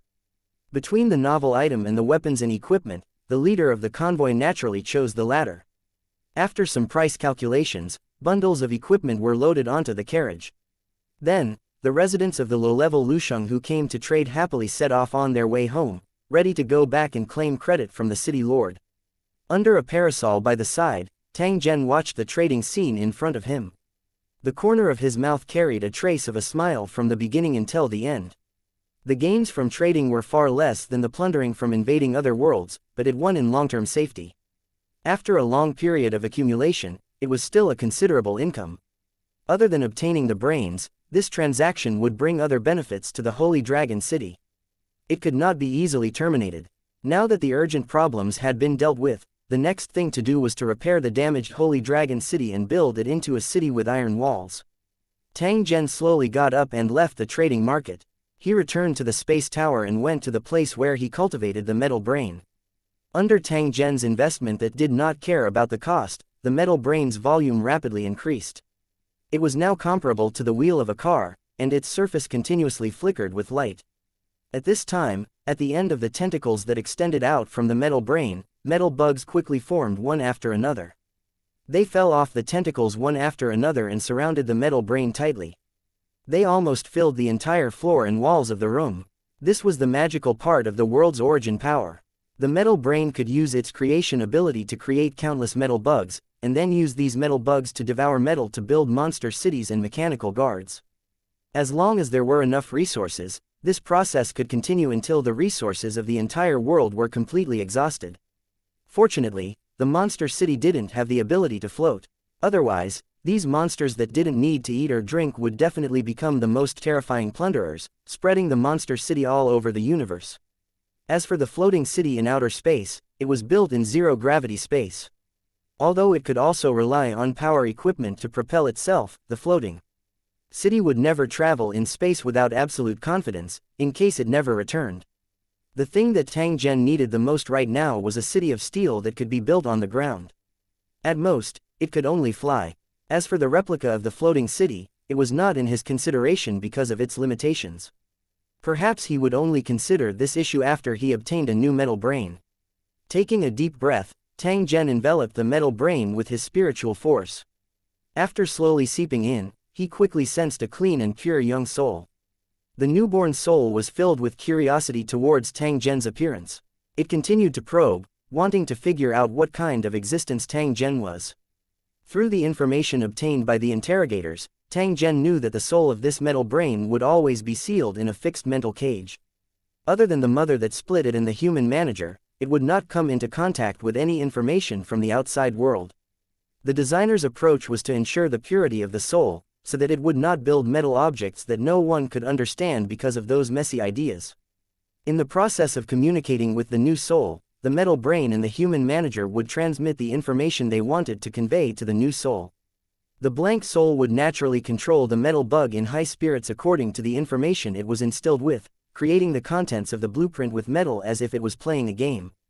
The difference between a floating city and a monster city could be seen at this time. Under the guidance of human managers, the buildings in the floating city were well organized, which could bring great convenience to the residents. As for the monster city, due to the infusion of the main brain and the influence of some garbage that could not be deleted in time, it resulted in the creation of a myriad of strange cities. Anything strange could appear. Tang Zhen naturally wouldn't allow such a situation to occur. Therefore, from now on, he would have an additional task every day. That was to constantly communicate with the metal brain and let it build the ideal city according to his own thoughts. 1247 The idea of future city. At some point in time, the residents of Holy Dragon City were surprised to find that something strange was happening around the city. From time to time, fluorescent metal insects could be seen in the inch-tall grass. They gathered together and squirmed like ants. They had seen all kinds of insects, but it was the first time the Holy Dragon City residents had seen an insect made of metal. In the beginning, the Holy Dragon City citizens thought that this was some new type of robot. However, upon closer inspection, they realized that this was not the case at all. Especially when night fell, these fluorescent insects would become a scene in the Holy Dragon City. They were very beautiful when compared to the stars in the sky. After a short while, the residents made a new discovery. The place where the metal bugs had gathered had gradually risen and continued to spread to the surrounding area. It seemed to be the foundation of some unknown building. The house looked like an ant nest, but its size and style were different, so it was impossible to determine what it was. When the curious residents of the city tried to go forward to take a look, they were stopped by the Holy Dragon City cultivators who were guarding the place. They claimed that not only were these insects precious, but they were also very dangerous, and no one was allowed to approach or touch them. With the cultivators of Lu City stopping them, the residents of Lu City no longer paid attention to the metal bugs and let them continue to pile up those strange things. There were many forbidden areas in Holy Dragon City. Residents without a certain level of authority could never approach them. The residents were already used to this kind of situation. It was just that there was an additional activity area for these metal bugs. In addition to these piles of metal bugs, there was also a huge furnace-like pit in the square of the tower that used to be Lingyan City. Groups of metal bugs were constantly entering and exiting the pit in long lines. There was nothing blocking their path. Even if they had once existed, they had been completely cleared out by the Holy Dragon City cultivators to ensure that they could return at the fastest speed. Many residents of the city were busy throwing piles of metal into the pit, but the pit seemed to never be filled and kept in a strange, boiling state. City Lord, we've already taken samples and analyzed them. We've discovered that the metal brain will produce a special liquid that can melt any metal in a very short time. The temperature of this metal solution was not high, and because of the existence of a special liquid, it could keep the melted metal in a liquid state for a long time. However, when the construction bug swallows the metal solution, a magical change will occur in its body. When the construction bug spits the metal solution, the special solution that can melt metal will also be completely filtered and absorbed by the construction bug, causing the building to solidify in an instant. A group of Holy Dragon City's scientific researchers surrounded Tang Zhen. The leader kept talking to Tang Zhen, his face carrying a trace of excitement that could not be concealed. The researchers were very interested in this magical construction method, as well as the more magical metal brain and metal construction bugs. When the metal brain started working, the researchers even forgot to eat and sleep to observe it, in order to get first-hand information. Then have you guys tried to change the type and proportion of metal to change the attributes of the building? Tang Zhen looked at the groups of metal bugs that were crawling in and out as well as the deep and bright pit under his feet. He asked in a very relaxed tone. We've already started the experiment and successfully concocted an alloy solution. It's purple-red in color after solidifying. Not only is it light in weight, but it's also tough and has a memory function. After comparison, I can confirm that the structure built with this alloy solution is very smooth, and the color is also very beautiful. It is much better than smelting all kinds of metals. Tang Zhen nodded his head when he heard this. This situation was also within his expectations. From the images of the floating city he had obtained, the buildings floating in space were beautiful and colorful. Compared to them, the buildings in the monster cities were far more attractive. Tang Zhen absolutely didn't believe that the citizens didn't use any special means to affect the metal brain or use special alloy solutions.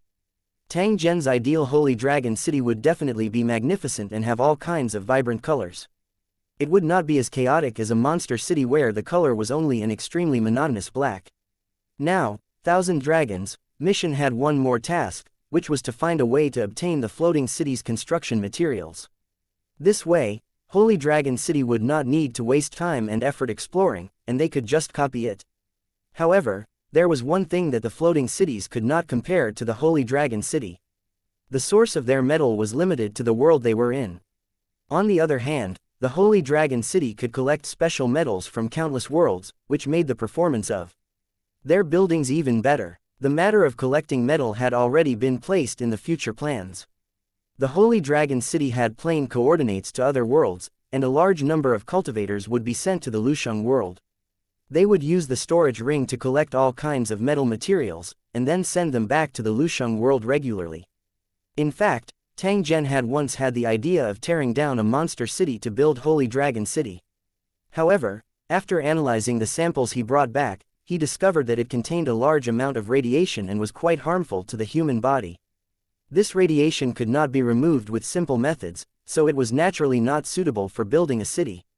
Moreover, the monster city was not an existence that could be easily provoked. Back then, Tang Zhen had barged into the core of the monster city and snatched away a metal brain that had just split apart. He was definitely extremely lucky. This kind of newborn metal brain was extremely rare, and no one could be sure when it had appeared. Even the citizen leaders' operation this time was only a routine investigation. Who would have thought that there really was a newborn metal brain? As a result, the citizen leader and the others tried to snatch it, but Tang Zhen intercepted them midway. In the end, all their efforts were in vain. In fact, for floating cities and monster cities, this new metal brain was of little value. The floating city was searching for it to limit the number of monster cities, and the monster cities had fixed territories between each other. They would never allow other monster cities to snatch their territories, or else it would likely trigger a war. The newborn metal brain would either become a doppelganger of the mother and help it build the same monster city, or find a place where no one of its kind occupied before it could build its own territory. However, in a situation where the entire world was occupied by monster cities, it was extremely difficult to obtain a piece of land without an owner. However, in the world of Lusheng, the metal brain could develop without any restrictions. As long as there were enough metal resources, the metal brain could even cover the entire battlefield.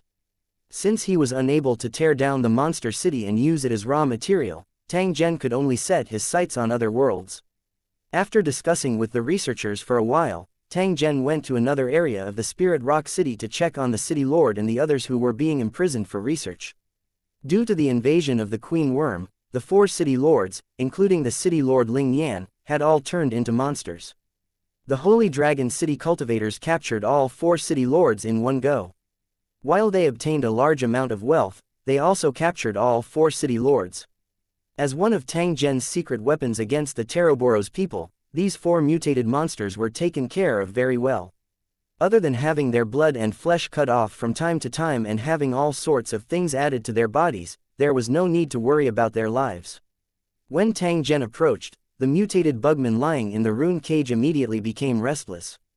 They desperately dodged to the corner. They still retained a trace of intelligence and knew how powerful and terrifying the cultivator in front of them was.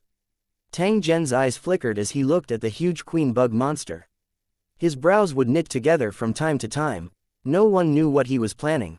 1248 The specially recruited residents visiting their relatives in the original world, where the Tower of the United States was located, a huge soul teleportation center had been built. There were more than 10,000 soul teleportation cabins installed in the Soul Teleportation Center, which had an area of 300,000 square meters. If they were operated at full power, they could teleport more than 1 million transmigrators in a day. Other than a large number of soul teleportation cabins, there were also many additional facilities. The top-tier technology from the original world was also being used here, making it full of sci-fi colors. However, the Soul Teleportation Center was overloaded after the attack of the Terobo people in the Savage War Zone. After a large number of transmigrators were sent back to their original world, they were closed for maintenance. This super building was built entirely for the Tower World. If the Soul Transfer Array in Holy Dragon City was not activated, the Soul Transfer Array in the original world would naturally not work. As the Holy Dragon City was unsealed and gradually recovered from the chaos, the Soul Teleportation Center that had been closed for many days was reactivated and continued to undertake the task of teleporting transmigrators. As the Soul Teleportation Circle was officially activated, the huge runes in the sky began to flash continuously, and a pillar of light suddenly fell from the sky. This also meant that the souls of the transmigrators had entered the original world. The staff operated the equipment in front of them skillfully. They were used to this kind of situation. If someone who was not in the know saw this scene, they might mistake them as employees of a station. Identity verification of transmigrator complete. Soul possession begins. Soul transfer has been transferred into Soul Transfer Cabin number M1911's public body. An electronically synthesized voice sounded in the huge building. An unmanned hover car quickly arrived at the location mentioned by the voice, and the sealed teleportation cabin just happened to open. Welcome to the original world. Please board the vehicle. I will lead you to complete the final entry procedures. The electronic voice came from the vehicle. The man who came out of the transmission cabin nodded and sat in a comfortable chair. Then, he let the electric bike take him to another place. Looking at himself in the mirror of the hover car, he found that his face was exactly the same as before. Obviously, the technology of the original world had improved again, and it could shape the appearance of a transmigrator in a very short time. Of course, this face was only temporarily used. When Tom left this public body, his original appearance would be removed, and he would wait for other transmigrators to use it. As for the public body's hygiene, there was no need to worry about it either. The cleaning process after use was extremely strict, and there would definitely be no safety risks left. The Seoul Teleportation Center was very large, and it took the hover car a full 3 minutes to reach the destination. Mr. Tom, are you on leave to visit your family? The staff member pulled out the personal information of the transmigrator from the database, looked at the content displayed on the holographic screen, and asked the transmigrator with a smile. Yes, I was very lucky to have obtained this qualification. My companions are all very envious. The transmigrator named Tom nodded. Perhaps he was not used to this shared host body, so his facial movements were stiff, and his smile was awkward. However, the excitement in his eyes was revealed without any hindrance. He was obviously very proud of this. You're really lucky. You're the first transmigrator here since the restoration of operations, and now the entire center is serving you. Is that so? Looks like I'll have to buy a power ball next time, Tom said with a smile, his tone relaxed. After chatting for a while, the immigration procedures were completed, and the staff entered a set of electronic data into Tom's wristguard computer, indicating that he could leave the Seoul Teleportation Center. Tom got up to thank him, but did not leave immediately. Instead, he went to the office of the Holy Dragon Corporation. Tom had to report here and receive his salary, as well as the benefits that the Holy Dragon Corporation had prepared for its own people. As a technical staff specially recruited by the Holy Dragon City, Tom not only had the qualifications to be a resident of the Lusheng and enjoyed the benefits of the Lusheng residence, but he could also receive a rather generous salary in his original world. There were already people waiting at the office center. When they saw Tom walk in, they immediately stood up with a smile to welcome him. Mr. Tom, welcome back to the original world. What can I do for you? This place was only for the service of the Holy Dragon City's residents. Because they were both under the same boss, there was a sense of closeness between them. I need to collect my salary and benefits. After all, this isn't the world of Lusheng. If I don't have money, I might have to walk home. Tom said with a smile. There was a hint of mockery and helplessness in his tone. The staff member from the Holy Dragon Corporation smiled but did not continue the conversation. Instead, he quickly turned on the computer in front of him, and after a few quick fiddles with his hands, he handed some items to Tom. Your total salary is 730,000, all of which have been transferred to this bank card. You can withdraw it anywhere in the original world. In addition, there is an internal staff card, which can enjoy a 30% discount on shopping, but the upper limit cannot exceed 200,000. In addition to these two items, we will also give you a special product from the world of Lusheng for free as a gift to your family and friends. A friendly reminder, the specialty of the Lusheng world is in high demand in the original world. If you want to sell it, we will buy it back directly, and the price will not be much lower than the outside world. Tom shook his head and smiled at the receptionist. My brother has always wanted a souvenir from the world of Lusheng to show off to his companions. If he knew that I sold your specialty, he would definitely be mad. In that case, please choose the specialty you need. This is the menu of candidates. The staff member pointed at the holographic image in front of him and said with a smile. Tom looked through it and selected 5 items. After waiting for a while, the staff member handed him the sealed box. After thanking the receptionist, Tom bought a set of clothes from a nearby store and left the Seoul Teleportation Center in a car. Before he left, he looked back and saw that the huge Seoul transfer array was flashing rapidly. It was obvious that many Holy Dragon City residents had obtained permission to go on vacation and return to their original world one after another. The Holy Dragon City was currently in a period of rest and recovery. If there were no accidents, they would not start another war in the near future. There were hundreds of thousands of original world residents who were specially recruited by the Holy Dragon City. If they didn't see their relatives for a long time, it would definitely affect their emotions. Therefore, using this rare resting time, Tang Zhen specially allowed the specially recruited residents to return to their original world to visit relatives. At the same time, the opening team organized by the partners of the original world would once again set foot on the land of the Lusheng world. 1249 The traveler who returned home won with a trace of expectation and collapse. Tom finally returned to his hometown. It was a small city, somewhere in the United States. The population wasn't too large, but there were many ranches. Tom's father was also a rancher. He had spent his entire life in his own territory. He was honest and tough. He loved his farm and hoped that his son could inherit the business and become a rancher. However, His eldest son, Tom, had no interest in running a ranch. He had been interested in electronic technology since he was young, and even more so when he grew up. This disappointed his father. However, as a qualified father, old Tom respected his son's choice and never raised his expectations again. He turned his attention to his younger brother. This time, his father was not disappointed because little brother Tom had never been interested in studying since he was a child, but he liked everything on the ranch, so the matter of him taking over the family was already set in stone.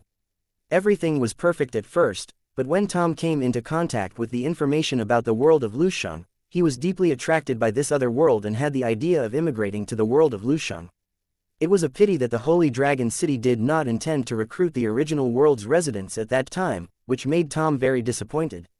Fortunately, this situation did not last for too long. The Holy Dragon City finally began to recruit people from all over the world. Tom immediately signed up online and passed the interview to be selected. However, when he told his family about this news, his father, who he rarely contacted, immediately called and ordered Tom not to go to the world of Lusheng. To Tom's father, the world of Lusheng was a place full of danger. It was very likely that he would never return. He did not want to lose his eldest son like this. In the end, Tom completely ignored his father's dissuasion and insisted on going to the world of Lusheng. This made his father extremely angry, and the two of them even had a big fight because of this. In the days that followed, Tom served in Holy Dragon City. During this period, due to communication difficulties, he did not contact his family. When the Wildlands was attacked by the Turobo people, Tom, who was left behind in Holy Dragon City, was also sealed. However, he did not feel anything, as if the enemy had disappeared in the blink of an eye. This time, Tom was very nervous when he took leave to go home. He didn't know what his home had become after being away for such a long time. When the car stopped beside a familiar building, Tom got out of the car with his backpack. He looked around and went straight to his farm. After walking for a short distance, a car horn sounded behind him. When Tom turned around to look, he saw a young man with very familiar features sticking his head out to look at him. "Hi, my brother, is that really you?" Before Tom could come back to his senses, the young man who was driving the car had a look of surprise on his face. He jumped off the pickup truck and went straight for Tom. Tom finally recognized the other party. It was his own brother. However, his appearance had changed greatly. No wonder he did not recognize him at first glance. The two brothers hugged each other tightly and laughed out loud. They seemed to be extremely happy. "Oh right, weren't you in the Lusheng world? Why did you suddenly come back?" The younger brother asked Tom curiously as the two brothers walked towards their house. "I've just been given a month's holiday. I want to have a good rest and take a look at the situation at home." Tom replied casually, his expression very relaxed. It was the first time he realized that the environment of the ranch was so beautiful that it even made people want to linger. It was a pity that compared to the world of Lusheng, the natural environment of the original world was too different. Even if it was faced with war at any time, it did not affect Tom's original choice. "I heard that Holy Dragon City fought a great war with aliens. Were you involved? Tell me about the situation at that time." Tom naturally wouldn't hide anything from his brother's question, so he selectively told him what happened, making his brother exclaim in excitement. "I heard that when you transmigrators return, you will use the same body. Is this true?" After chatting for a while, the younger brother asked curiously. "That's right. Most transmigrators use a public body, but it's been strictly sanitized, so there won't be any problems." "Really? That's so cool. Let me touch it." As soon as he finished speaking, the younger brother reached out and touched Tom's body, wanting to see if the person next to him was a robot. The two of them chatted as they walked and soon arrived in front of a two-story building. A strong man was sitting in a chair and looking at a thin tablet. After hearing the sound of the car, the strong man looked up and quickly locked his eyes on Tom. Tom's gaze was also very complicated. He looked at his father, who was getting older by the day, and for some reason, he felt a little suffocated. When the pickup truck stopped, the two brothers walked to their father. His father also put the tablet computer in his hand aside and slowly stood up from his chair. Tom glanced at the contents of the tablet and found that it was information about the world of Lusheng. It seemed to be related to the catastrophe that happened to the Holy Dragon City some time ago. The tribesmen's surprise attack on the Savage War Zone had razed almost all the buildings to the ground. Although Holy Dragon City was lucky enough to survive, the lands occupied by their partners around them could not escape the fate of destruction. When they found out that the enemy was too powerful, the transmigrators from their original world activated the simple teleportation array around them and teleported back to their original world. As a result, this incident immediately set off a great uproar in their original world. When the transmigrators who were received by the soul transfer array returned to their bodies, the news about the world of Lusheng spread quickly. For a time, rumors were everywhere. Many people thought that the world of Lusheng would be isolated from human beings from now on. To the original world, if the world of Lusheng was really isolated, it would definitely cause great losses. This was because ever since the original world had contact with the other world, it had begun to develop rapidly. Whether it was technology or medical treatment, they had made unimaginable progress. The Holy Dragon City had played an extremely important role in this. Tang Zhen had long become a legend and was worshipped and paid attention to by countless residents of the original world. Not long after the incident, the Holy Dragon Corporation issued a statement, saying that the Holy Dragon City had not suffered much damage. It was estimated that it would not take long before they could resume teleportation to the original world. People were skeptical about the statement, thinking that it was just a countermeasure by the Holy Dragon Corporation to calm people down. It was estimated that it would not be long before the giant Holy Dragon Corporation collapsed. This statement was supported by many people, and similar comments were everywhere on the internet. Unfortunately, no matter how the outside world discussed it, the Holy Dragon Corporation ignored it. Fortunately, with the restoration of soul transmission, those rumors were dispelled on their own. In just a short day, similar discussions on the internet rapidly decreased, and there were more and more discussions about the development of the world of towers. The content on Tom's father's tablet was related to this. "It's good that you're back." His father seemed to have forgotten about their previous quarrel. He just gave Tom a hug and patted his shoulder heavily. After the father and son exchanged a few words, they walked into the house with smiles on their faces. At the same time, they began to make preparations for the gathering that night. They believed that their relatives and friends would be willing to learn the real information about the world of Lusheng from Tom. 1250 Metal Resource Collection 1. Just as a large number of residents of the Tower City were returning to their original world to visit their relatives, several groups of Holy Dragon City cultivators were also going to the other world through the transmission channel. Compared to other towers, the Holy Dragon City had too many advantages. Not only did it have the original world as its logistics support, but because of the magical function of the mobile phone, it could be transported without going through the cornerstone platform. This way, not only would it save a large amount of commission, but it would also allow Holy Dragon City to quickly accumulate wealth. At the same time, it would also allow Holy Dragon City to break away from the restrictions of the cornerstone platform and develop more freely. Now that the Holy Dragon City was preparing to build a city with an iron wall, the various metals needed were naturally indispensable. The Holy Dragon City had the coordinates of these foreign worlds, which were the best places to collect resources. With a flash of light, nearly 100 fully armed Holy Dragon City cultivators stepped out of the transmission channel, coldly sizing up their surroundings. In the sky above, a setting sun was faintly visible, and the air was filled with a desolate aura. It was obvious that this was another wasteland world. According to the city lord, there should be a base built by survivors nearby. The person in charge of the base is supported by the city lord and is responsible for collecting origin stones for us. Let's go to the base now. If we find anything wrong, we can deal with it according to the situation. A 3-star Horde leader looked at the map displayed on his wrist guard computer and explained to the people around him. Then, he waved his hand and ordered them to move towards the target. Since they were not far from their target location, the cultivators chose to walk forward. It didn't take long for them to pass through the ruins and see the base that was blocked by the wall. Compared to the desolation of the other areas, this base that was built in the ruins was very lively. There were people coming in and out of the base's gate, and there were a large number of cornfields nearby, which were closely guarded by the guards on the guard tower.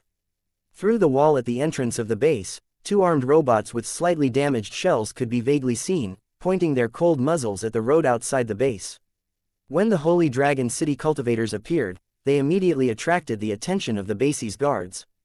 Especially after seeing the Holy Dragon City cultivators' attire, the guards quickly sounded the alarm and locked the base's gate tightly.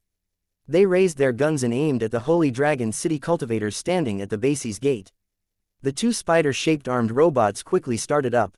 After taking a few steps forward, they locked their muzzles on the Holy Dragon City cultivators, clearly already in combat mode. At the same time, armed personnel constantly appeared in the base. They occupied various positions that were easy to defend and difficult to attack, looking ready for battle. Who are you? What do you want? On the wall passage above the base, a strong man wearing sunglasses raised an automatic rifle in his hand and shouted at the Holy Dragon City cultivators. Seeing the nervous looks on the natives' faces, the leading Holy Dragon City cultivator shouted, "I'm from the Holy Dragon City. I want to see Chower and Ali." Hearing the words of the Holy Dragon City cultivators, the man in sunglasses was slightly taken aback. After carefully looking at the Holy Dragon City cultivators, he raised his walkie-talkie and said a few words, "You guys wait here first. Don't act rashly, or I'll immediately beat you up into sieves." After giving a warning, the man in sunglasses walked down the wall and walked out of the base with a group of people. "How do you prove your identity?" Looking at the Holy Dragon City cultivators in black battle armor, equipped with battle blades and large caliber rifles, the man in sunglasses asked without a change in expression, even though he felt fear in his heart. As these natives were also considered Tang Zhen's forces, the leader of the Holy Dragon City's lords was very patient. He pointed at the armed robot standing at the entrance and said, "It can prove it.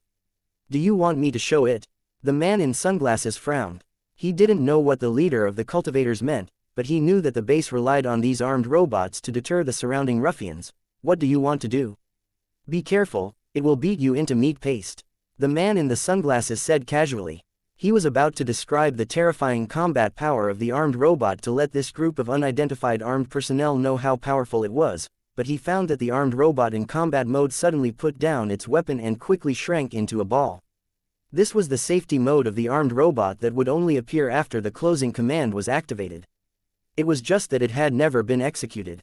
"Damn it, what's going on?" The man in sunglasses roared and immediately aimed his gun at the leader of the cultivators with his companions behind him. Their faces were full of tension. The accident of their greatest reliance made the man in sunglasses and the others panic, so they made such a subconscious action. "Didn't you want me to prove my identity? I've already done so. If it's not enough, I can also shut down the other armed robots."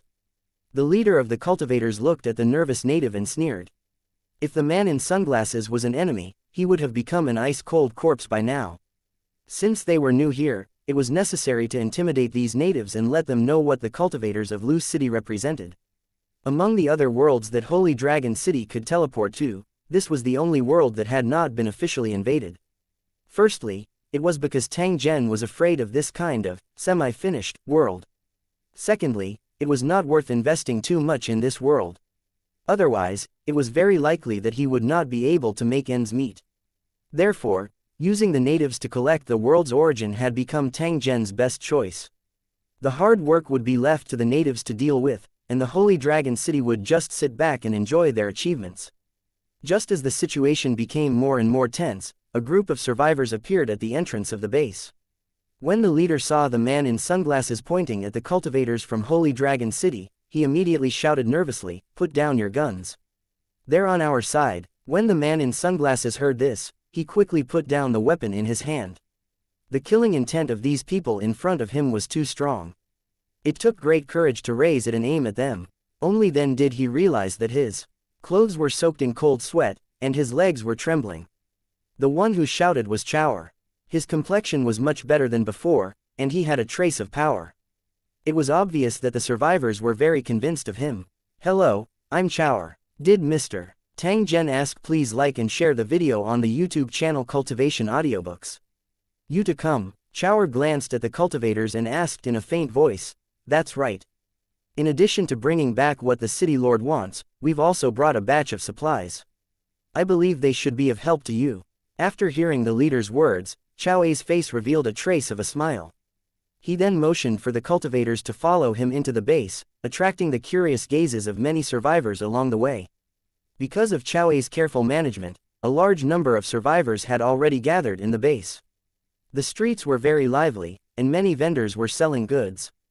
Although the mutant creatures in this world had not yet been eliminated, the survivors had regained their expectations of life in this place where humans gathered. However, a crisis had also come with the coveting of hostile forces and the attack of mutated monsters. This had also made the base feel as if it was treading on thin ice. If it wasn't for the armed robots and other defensive measures left behind by Tang Zhen, Chao might have long become a skeleton. The timely arrival of the Holy Dragon City cultivators and the supplies they had brought were very important to the current base, especially when he knew that these cultivators would be staying for a long time and would come to help in times of crisis. Chao felt more at ease. He had witnessed Tang Zhen's magical ability before. At the same time, he could clearly feel that these silent Holy Dragon City cultivators were definitely not weak. On the second day after the Holy Dragon City cultivators arrived, the base issued a rather baffling order. Anyone who had any rare metal on the public list could come to the base to exchange for food, weapons, and extremely precious medicine. As for ordinary steel, as long as there was enough, one could also exchange it for what they wanted. The survivors were skeptical because for this wasteland world, metal and steel were absolutely the least valuable things. Since the base wanted to purchase these metals, and the survivors had nothing to do, they would naturally choose to give it a try. From that day on, the entire base became a huge garbage dump. Every day, survivors would send a large amount of metal in exchange for food that could sustain life. Many wanderers regarded this as the base's good deed.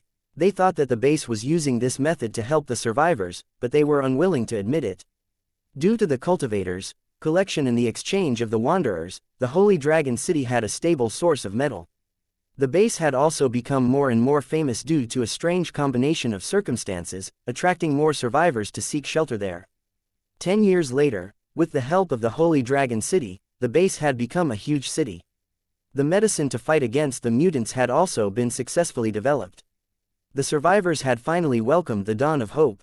1251 half a year of development one time passed day by day, and half a year had passed since the Holy Dragon City was unsealed. Half a year was enough for a lot of things to happen, especially for a city with great potential. Huge changes were happening at every moment. In these peaceful days, not only did Holy Dragon City regain its former prosperity, but beautiful metal buildings also rose from the ground and appeared in front of the city's residents one after another, protecting Holy Dragon City. According to Tang Zhen's idea, this kind of metal building could be used for the residents to live in during normal times. When they encountered danger, it could also be transformed into a war fortress in an extremely short time to attack the enemy. In order to realize his own ideas, Tang Zhen did not hesitate to spend a lot of money and invited many top designers from the original world. After careful design and selection, he finally obtained the construction blueprint he wanted. According to the design plan, the entire Holy Dragon City was divided into several areas. The architectural style of each area was different, and all kinds of famous architectural schools in the original world could occupy a place in it. However, the buildings that occupied the largest proportion were those that were filled with a modern and sci-fi style. Every one of them was the painstaking work of the top designers in the original world and could definitely be called the best of the best. Ground-to-air missiles, laser weapons, close-range defense cannons, and other weapons were all hidden in the building. When they were not activated, outsiders would not be able to discover anything unusual. Other than the weapons from the original world, the high-tech weapons from the Tarobo people were also hidden within. After the blueprint was completed, Tang Zhen used his spiritual power to copy down the blueprint and instilled it into the metal brain one by one, allowing it to build according to the blueprint. This process was extremely cumbersome. Fortunately, Tang Zhen's mental energy was as vast as the ocean. Otherwise, just recording and copying these blueprints would be enough to cause him to completely collapse. After the metal brain, which was fed by Tang Zhen with a large amount of the world's origin energy, obtained the building blueprints, it was like a child who had received a beloved toy. It directed an increasing number of metal construction bugs and began to play the game of building houses. The massive amount of blueprints that seemed extremely troublesome to ordinary people was very simple to the metal brain. Building it was even easier, and there would definitely be no omissions. Under the metal brain's command, a massive number of metal construction bugs worked non-stop, and one metal building after another rose from the ground. Not only were the details exactly the same as the drawings, but they were also so accurate that it was as if they had been measured with a ruler. The exterior was also exquisitely carved, and they looked like huge works of art. The first to take shape was a large area of buildings filled with the remnants of the great Tang dynasty. There were no missing cornices or arches, and coupled with the carefully cultivated flowers and plants, it made one feel as if they were in another time and space, making the residents of Holy Dragon City exclaim in admiration. Although the style of the original building had been preserved as much as possible, there were still many changes. First, the area of the building was infinitely expanded. The most eye-catching one was a 300-meter-tall metal tower, which looked extremely majestic. When it was first designed, other than the basic residential function, the metal tower was also a super defense tower. A large number of high-tech weapons were installed in it to fight against possible enemies in the future. The defensive wizard tower that was once destroyed by the Teroboros would be built next to the metal tower, allowing the two to complement each other. Other than the metal tower, the other buildings also had hidden functions. It was just that other than the core members of Holy Dragon City, very few people could access them. As for the Holy Dragon City's residents, they had a feast for the eyes. They had never thought that there would be such beautiful buildings in the world. Just looking at it was refreshing, not to mention that they would be able to live in it one day in the future. Due to the use of special alloy formulas, necessary decorations would be added in the future, so the various functions of the metal building were very suitable for human habitation. At the same time, it also had a strong defense. Even if heavy artillery was used, it would be impossible to penetrate the metal wall, not to mention bullets. If they were attacked again, the residents only needed to stay at home to basically ensure their safety. In fact, there was also an underground project that was being carried out together with the construction on the ground.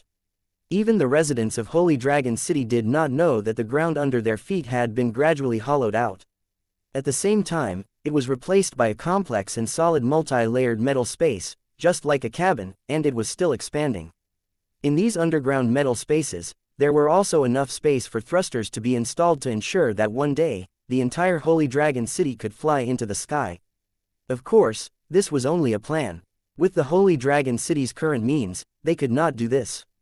Unless they had more powerful technology, or they could upgrade the floating city again until it surpassed the national level. Otherwise, other than the main city tower being able to rise into the air, the other buildings would still remain in their original positions. This was definitely not the result that Tang Zhen wanted. In order to support this miraculous construction project, the amount of metal resources collected by the Holy Dragon City had reached a terrifying amount. It was estimated that by the time the entire construction work was completed, the finished metal products collected from several other worlds would be completely exhausted. At the same time, in order to ensure that the metal brain could function at a higher level, the supply of the world's origin had never stopped. The assets that Holy Dragon City had accumulated were about to be exhausted, and it was unknown if they could support the completion of the entire project. Sometimes, Tang Zhen even considered whether he should find a new world to invade and completely plunder the world's origin source there to make up for the massive consumption in the past half a year. However, the process of discovering a new world required time and opportunities. It could not be forced. Fortunately, Tang Zhen also knew that this kind of thing couldn't be rushed. Therefore, he had been managing and building the city tower in an orderly manner. Under the careful management of him and the residents under him, the Holy Dragon City's reputation grew bigger and bigger. Even the residents of the city tower thousands of miles away had heard of the rumors about the Holy Dragon City. The novel goods and countless opportunities attracted countless cultivators and wanderers to the Holy Dragon City. This also caused the Holy Dragon City to be filled with people all day long, and the prosperity level was far higher than that of the Wilderness War Zone. Another benefit of the increase in fame was that many of the survivors of the War Zone in the wilderness who had been teleported to the Spirit Ruins War Zone had also heard the news and came from all over the War Zone. Every time the survivors from the Savage War Zone arrived, the Blood River King and the other cultivators who were brought back by Tang Zhen from the other world would rush over to see if there were any friends or relatives among the survivors. Although they knew how difficult it was to survive the catastrophe that had spread throughout the entire war zone, they still couldn't help but have a glimmer of hope in their hearts. Although most of the cultivators returned in disappointment, there were still some cultivators who were extremely lucky. When they really saw their long-lost relatives, they were so moved that tears filled their eyes.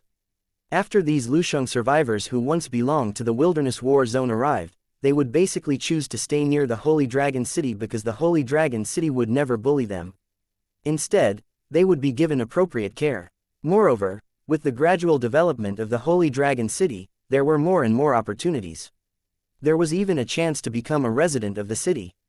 The survivors who had suffered from the hardships of vagrants would naturally not miss such a good opportunity. In addition to vigorously building the Holy Dragon City into an impregnable fortress, Tang Zhen also brought back nearly 100,000 surviving cultivators from the Savage War Zone from the other world one after another. All of them signed employment contracts with him. These cultivators didn't appear in front of the world but were left in the space tower. They could be considered as Tang Zhen's hidden card. As for the rest of the Lusheng cultivators who were still in the other world, Tang Zhen no longer deliberately searched for them. He only left their contact information and sent them over to check on them regularly. He would bring back as many as he could, and could do as one wished, but he had to have a clear conscience. Tang Zhen was already extremely benevolent to be able to do this to this extent. 1252 The Dream Notebook's Mutation 1. However, just as Holy Dragon City's development was progressing at a tremendous pace, an unexpected situation occurred again. Another busy day had ended. Tang Zhen returned to his room and flipped through the notes that the Dream City Lord had given him before he fell asleep. What Tang Zhen didn't know was that after he fell asleep, the black diary that would update its contents from time to time suddenly emitted a fluorescent light. A special energy spread out from the diary and slowly enveloped the entire room. Tang Zhen did not know how long he had slept in a drowsy state. Suddenly, he heard someone whispering beside his ear. That voice was soft and it seemed as though they had deliberately lowered their voices so that no one else could hear them. A thread of vigilance rose in Tang Zhen's heart. He quietly opened his eyes, only to discover that his surroundings were completely dark. It was as if he was in a room without any lights. The person who spoke just now was not far ahead. Relying on his super night vision ability, Tang Zhen was sure that there were 7 or 8 people sitting there. The voice that had just been spoken came from their mouths. Although he didn't know why he had left the bedroom and suddenly came to this strange place, Tang Zhen didn't panic in the slightest. After he confirmed that his cultivation was not affected, he gently got up from the ground and slowly walked to the side of those people. Although Tang Zhen's footsteps were very light, these strangers sitting in the dark could still sense it. At the same time, they turned their heads and looked in Tang Zhen's direction. "You're awake, young man." Another soft voice sounded. It seemed to be one of the voices from the conversation earlier. However, he had deliberately lowered his voice and spoke in a sneaky manner, causing Tang Zhen to frown slightly. "Who are you? Why am I here?" Tang Zhen slowly opened his mouth and asked. As he was unable to figure out the exact situation, his voice was similarly not too loud. "I knew you would ask. Please like and share the video on the YouTube channel Cultivation Audiobooks. Come and sit down, and I'll tell you slowly." Tang Zhen's powerful strength caused him to be fearless. Although the atmosphere here was filled with strangeness, he still followed the instructions of the voice and slowly sat down on the ground beside these people. As long as he found something wrong with the situation, he would use his mental power to kill all these sneaky guys. However, Tang Zhen immediately discovered that something was amiss after he landed on the ground. This was because the ground under his buttocks was not the ground. Instead, it was an extremely soft thing to the touch. It was just like a living flesh carpet. Although he felt strange in his heart, Tang Zhen's expression did not change. He turned his head and looked at the owner of the voice. For some reason, when he sat on the strange flesh carpet, the darkness in front of him began to fade away, leaving only a black and white scene. 7 or 8 strange-looking men and women were leaning against each other, looking at him with cold eyes. The person who had just spoken to him was actually a middle-aged man with half a skull and a black tattoo on the other side. They were tightly pressed together, sitting on a black spread-out object, which felt like a carpet of flesh and blood. When he saw Tang Zhen sizing them up, the middle-aged man revealed a hair-raising smile. He continued to lower his voice and said, "Don't worry about where you are. Let me tell you a few things first. You must remember them, or you might lose your life." Tang Zhen's brows twitched as he slightly nodded. "First of all, we can't speak loudly. Otherwise, we might attract the night demons. Even if we have the nightmare skins that can hide our auras, we might be discovered by the night demons. Once you fall into the hands of the night devil, you'll definitely suffer a fate worse than death, and it'll be too late for you to regret it." Tang Zhen nodded his head. He swept his gaze at the black object under his butt and secretly thought that this flesh-like blanket was called the nightmare skin. He wondered what exactly it was. Besides not speaking loudly, you should also pay attention to not eating anything. Anything that looks like food might cause you to mutate. After obtaining any food, you must carefully observe it for a period of time. Only after confirming that there are no abnormalities can you eat it. As he spoke, the middle-aged man pointed to his face and revealed a bitter smile. Did you see that? I was so hungry that I ate a piece of cake that I thought was safe. As a result, my whole body began to rot. This situation has been going on for half a year, and it has only improved recently. Tang Zhen sized up the middle-aged man. From his angle, he could even see that only half of the middle-aged man's neck was left. Logically speaking, with such a terrifying injury, the middle-aged man should have died long ago. However, the middle-aged man was still alive and kicking. He was even telling Tang Zhen what to do in a lecturing tone. He didn't need to think to know that this place was definitely abnormal. Tang Zhen felt as if there was a layer of fog in front of him. He did not understand why he had suddenly come here. With his cultivation level as a Law King, it was impossible for him to be completely unaware of the enemy's plot. Clearly, there was a hidden story behind this matter. There's one more thing you have to remember, and that is, items with real colors are very rare treasures. Once you find them, you have to get them as much as possible. However, demons also have real colors. If you make a mistake, you may lose your life, so you have to be careful. True color, what does that mean? Tang Zhen asked in a puzzled tone. At the same time, he swept his gaze across the people who were only in black and white. He faintly thought of something in his heart. After the middle-aged man heard Tang Zhen's question, he patiently explained, the so-called true color is any color other than black and white. They are all items from outside this world or the essence of monsters and have extremely high value. Any item with real colors can be exchanged for good stuff from traveling merchants, so we can't miss it. After hearing the middle-aged man's explanation, Tang Zhen nodded. After which, he spoke with a curious tone, can you tell me why you're so enthusiastic about explaining this to me, and how you're so sure that I don't know this information? The middle-aged man used his single eye to sweep a glance at Tang Zhen when he heard this. He emitted a low and deep laugh that faintly carried a trace of dark coldness. The other men and women also covered their mouths and chuckled at the same time. The gazes they used to look at Tang Zhen were very strange. It was as if they were gloating over his misfortune, as if they were looking at a lamb waiting to be slaughtered. Tang Zhen seemed to have understood something. A trace of a teasing smile similarly surfaced on the corner of his mouth as he quietly watched the middle-aged man with a terrifying face. The middle-aged man seemed to be very surprised when he discovered that Tang Zhen did not have the slightest flustered expression. However, he still continued to use a low and deep voice to say, I don't know if you've noticed, but have you noticed any differences between you and us? Yes, Tang Zhen nodded and said indifferently, there are indeed some differences. For example, this hand of mine. As he spoke, Tang Zhen raised his left hand. The middle-aged man smiled and nodded. When he looked at Tang Zhen's palm, his remaining eye was filled with greed. Tang Zhen's left hand was completely of a normal color, different from the surrounding monotonous black and white colors. Other than that, the two rings on his fingers were similarly shimmering with bright colors, appearing extremely lively. You must have seen my left hand and confirmed that I came from another world. As for why you're telling me this information, there must be some reason. Perhaps it's like an equivalent exchange. Only by telling me this information can you be qualified to get my hand. Now, tell me, is that the case? When Tang Zhen spoke up to this point, his eyes had an additional trace of iciness as he looked at the middle-aged man. His killing intent was faintly visible. Hee, I didn't expect you to be so smart. But so what, as long as I say what I need to say, you can't refuse to give it to me. These are the rules, and they can't be changed.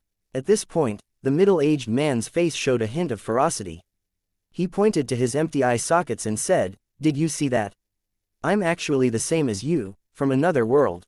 After I woke up, someone told me the same information, and without giving me any time to think, they directly gouged out my eyes. Now, it's finally my turn to experience this feeling. Don't worry, I'll try my best to be gentle and slowly cut your hand off.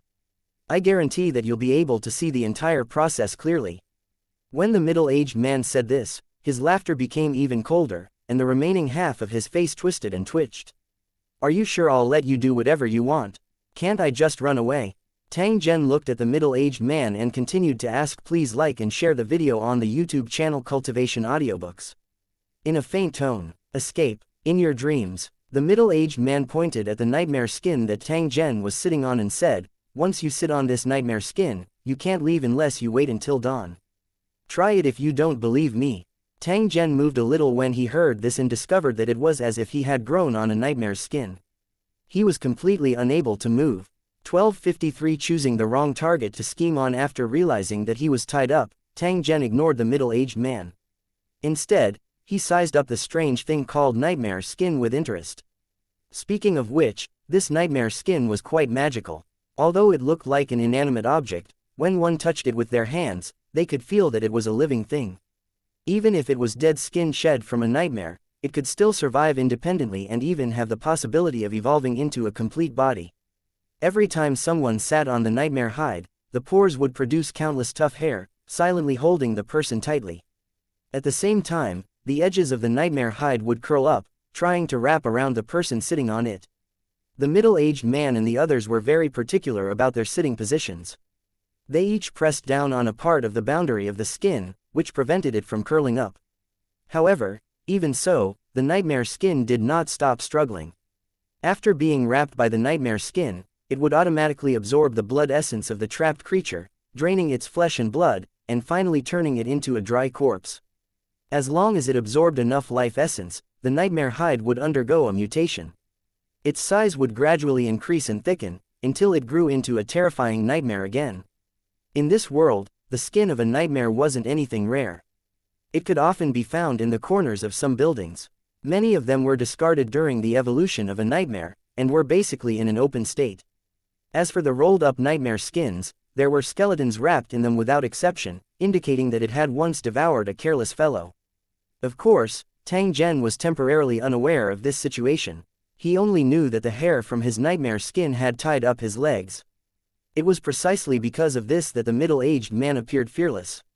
As long as it was an ordinary person, they would not be able to break free from the binding of these hairs. In the end, they could only obediently let themselves be slaughtered. After staring at the nightmare skin for a while, Tang Zhen shifted his gaze back and looked at the middle-aged man's proud smile. He gently shook his head and said in a cold voice, "It's still too early for you to be happy. Who told you that I can't leave this nightmare skin?" The middle-aged man was startled when he heard this. He used a puzzled gaze to size up Tang Zhen while revealing a disdainful smile at the same time. From the middle-aged man's point of view, Tang Zhen was just trying to be stubborn. When the knife fell on him, he would definitely beg for mercy with tears and snot. There was only one thing that he could not understand. Why did Tang Zhen still have such a fearless appearance even at this moment? It was as if he was unconcerned about the danger that was about to happen to him. Moreover, it was obvious that he was not acting tough on the outside but was actually a coward on the inside. Could it be that this man from another world really had a way to deal with the crisis in front of him? Otherwise, he would not be so calm. When the middle-aged man thought of this, a trace of vigilance suddenly appeared in his heart. He had originally planned to slowly deal with Tang Zhen so that the long night would no longer be boring. However, he had now decided to immediately take action to collect the reward that he deserved. It's useless no matter what you say. If you could really leave this nightmare skin, how would you end up in this state? From the middle-aged man's point of view, any unlucky person who suddenly appeared in this abandoned house was either a transmigrator from another world or a weak sleepless. With their weak strength, there was no way they could resist the restraints of the nightmare skin. After saying this, a trace of ferocity appeared on the middle-aged man's face again. He said to Tang Zhen in a low voice, "From now on, enjoy this rare experience. After tonight, you'll completely lose your left hand. Remember, do not resist or shout, or I will cut your neck instead of your wrist." The middle-aged man suddenly pulled out a dagger from his waist and ruthlessly swung it toward Tang Zhen's arm as soon as he finished speaking. The distance between the two was less than a meter. The middle-aged man's dagger could definitely hurt Zhen Tang easily, especially when his body was trapped by the nightmare skin. It was simply impossible to escape. A cold glint immediately flickered in Tang Zhen's eyes when he saw that the middle-aged man had really attacked him. Moreover, he did not show any mercy at all. When the dagger was about to come into contact with his body, Tang Zhen actually didn't dodge or evade. Instead, he directly extended his hand and blocked it. The dagger made of unknown material was caught by him. "Damn it, let go of me, or I'll make you pay a heavy price." When the middle-aged man saw that his dagger was caught by Tang Zhen, there was not much panic on his face. On the contrary, he fiercely threatened and waved to his companions around him. After receiving the middle-aged man's signal, his companions took out ropes and threw them at Tang Zhen at the same time. The movements of these fellows were incomparably skilled. Clearly, they frequently used lassos. Adding this to the extremely short distance and Tang Zhen being unable to move his body, not a single one of the lassos fell on his body. He didn't know what material these ropes were made of, but they looked extremely tough. Once they were tied, they would be pulled tightly, and there was no way to break free. Clearly, this group of people was already prepared for this. After confirming that Tang Zhen was trapped, their smug and mocking expressions became even more intense. It was as if they had already defeated Tang Zhen. The ignorant were fearless. These guys didn't know what kind of terrifying existence the rookie they were dealing with was. Tang Zhen would not be polite to this group of people who tried to harm him. His wrist gently shook and he snatched back the dagger from the middle-aged man. Soon after, a cold light flashed and the dagger cut across the middle-aged man's arm. This move was extremely fast. Before the middle-aged man could feel any pain, one of his arms had been cut off at the root, and blood was spurting out. Looking at the blood spurting out of his broken arm, the middle-aged man screamed and tried to stop the bleeding in a hurry. In the end, it sprayed all over his companions' heads and faces. They were all covered in blood but could not dodge. Since you're seeking your own death, you can't blame me. His body did not shake at all, but the ropes wrapped around Tang Zhen's body broke and slid down. Some of the ropes had even turned into a pile of powder. After seeing this scene, the middle-aged man and his companion were shocked. They knew how tough the rope was, but they didn't know what kind of terrifying power and control was needed to destroy the rope to this extent. The shocking scene continued to unfold. Under the stunned gazes of the middle-aged man and his companion, a faint flame flickered on Tang Zhen's legs. Immediately after, a stinky burning smell spread in all directions. The nightmare skin that was impervious to fire and water had actually been charred.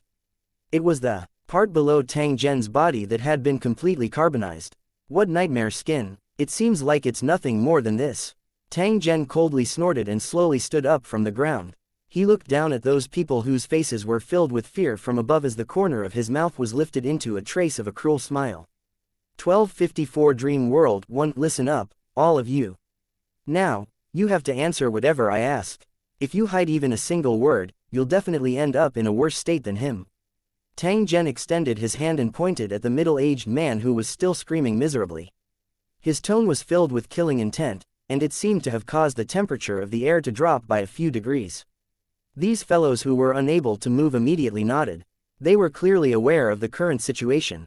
In a situation where Tang Zhen was able to move freely, the life and death of these people would be completely in his control. At this moment, they couldn't help but feel regret.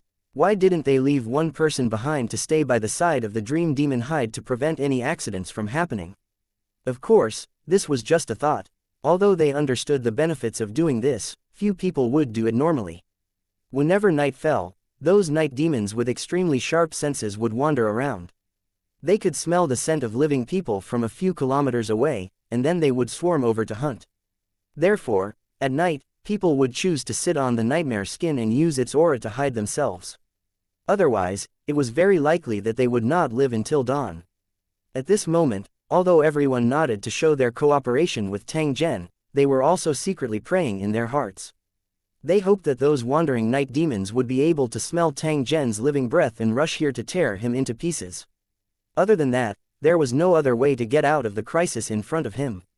The middle-aged man and the others who were secretly praying did not know that Tang Zhen had already completely concealed his aura after he had some understanding of the so-called night demons. Even if he stood in front of those night demons now, those monsters would not be able to discover him as long as he did not move. Even if a night demon really appeared, Tang Zhen wouldn't be afraid. He could just kill it and study it. This was the confidence brought about by strength. Other people would avoid night demons like the plague, but Tang Zhen was eager to experience it. With a light touch, the middle-aged man's wound stopped, preventing him from bleeding to death. Judging from his performance just now, this middle-aged man was obviously the leader of this team. He must have more information than the others. Before he got the information he wanted, he would be of some use. As for the middle-aged man's companions, Tang Zhen didn't mind killing a few of them to let them know how powerful they were and not dare to lie to him. Yes, you. Now tell me, what is this place? Tang Zhen half squatted and walked to the other end of the nightmare skin. He softly said to a middle-aged man's companion, "Remember to answer honestly, or else." He didn't finish his words, but pointed at the middle-aged man who was breathing heavily, making them think of those cruel and terrible things that had happened to him. The hair of the person named by Tang Zhen had all fallen off. Some strange tentacles grew on the top of his head and squirmed from time to time like living creatures. His chin had also been completely deformed, looking like a baboon with a crooked mouth. He looked at Tang Zhen with a slightly flustered expression and kept on saying, "This is the dream world. We are the natives here, but there are also people from other worlds, just like you and him." The man pointed at the middle-aged man. "In this world, there will be a large number of monsters wandering around during the day, and night demons will hunt around at night. Once you fall into the hands of these monsters, you will definitely be better off dead. It's lucky to be killed directly, but most of the time, the captured people will suffer painful torture and then be transformed by demons into their accomplices." Tang Zhen nodded his head when he heard the other party's description. After which, he waved his hand with an expressionless face. "You probably didn't lie to me, but you didn't explain it in detail. There's nothing useful in it, so you should be punished." As soon as he finished speaking, a cold light flashed, and blood appeared on half of the man's face. The skin on his face slid to the ground, turning into a skeleton face just like the middle-aged man. Looking at the flesh on his leg and touching the bones on his face, the man couldn't help but scream in pain. "Didn't I say that you can't shout or you'll attract the night demons? So you'd better shut your mouth, or I'll kill you right now." After hearing Tang Zhen's warning, the person who had half his face cut off immediately shut his mouth tightly. However, his body continued to tremble. Clearly, he was suffering an extremely great pain. Other than fear, there was also a viciousness that was hidden extremely deeply in the eyes that he used to look at Tang Zhen. Tang Zhen turned a blind eye to this. This was because, judging from the injury on the middle-aged man's neck, which only had half left, an injury might not necessarily lead to death in this world.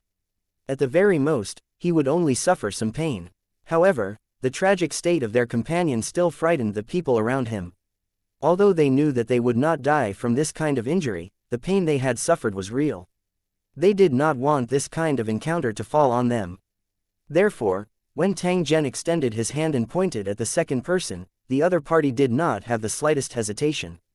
He immediately poured out everything he knew like beans pouring out of a bamboo tube. Tang Zhen focused his attention and listened carefully at the side. At the same time, he continued to analyze in his heart. He had already faintly understood why he had come here. In the strange dream world, not only were there a large number of monsters wandering around day and night, trying to hunt down the sleepless who were struggling to survive, but there were also many powerful dream shatterers hunting these terrifying monsters. No one knew how long the battle between the two sides had been in a stalemate.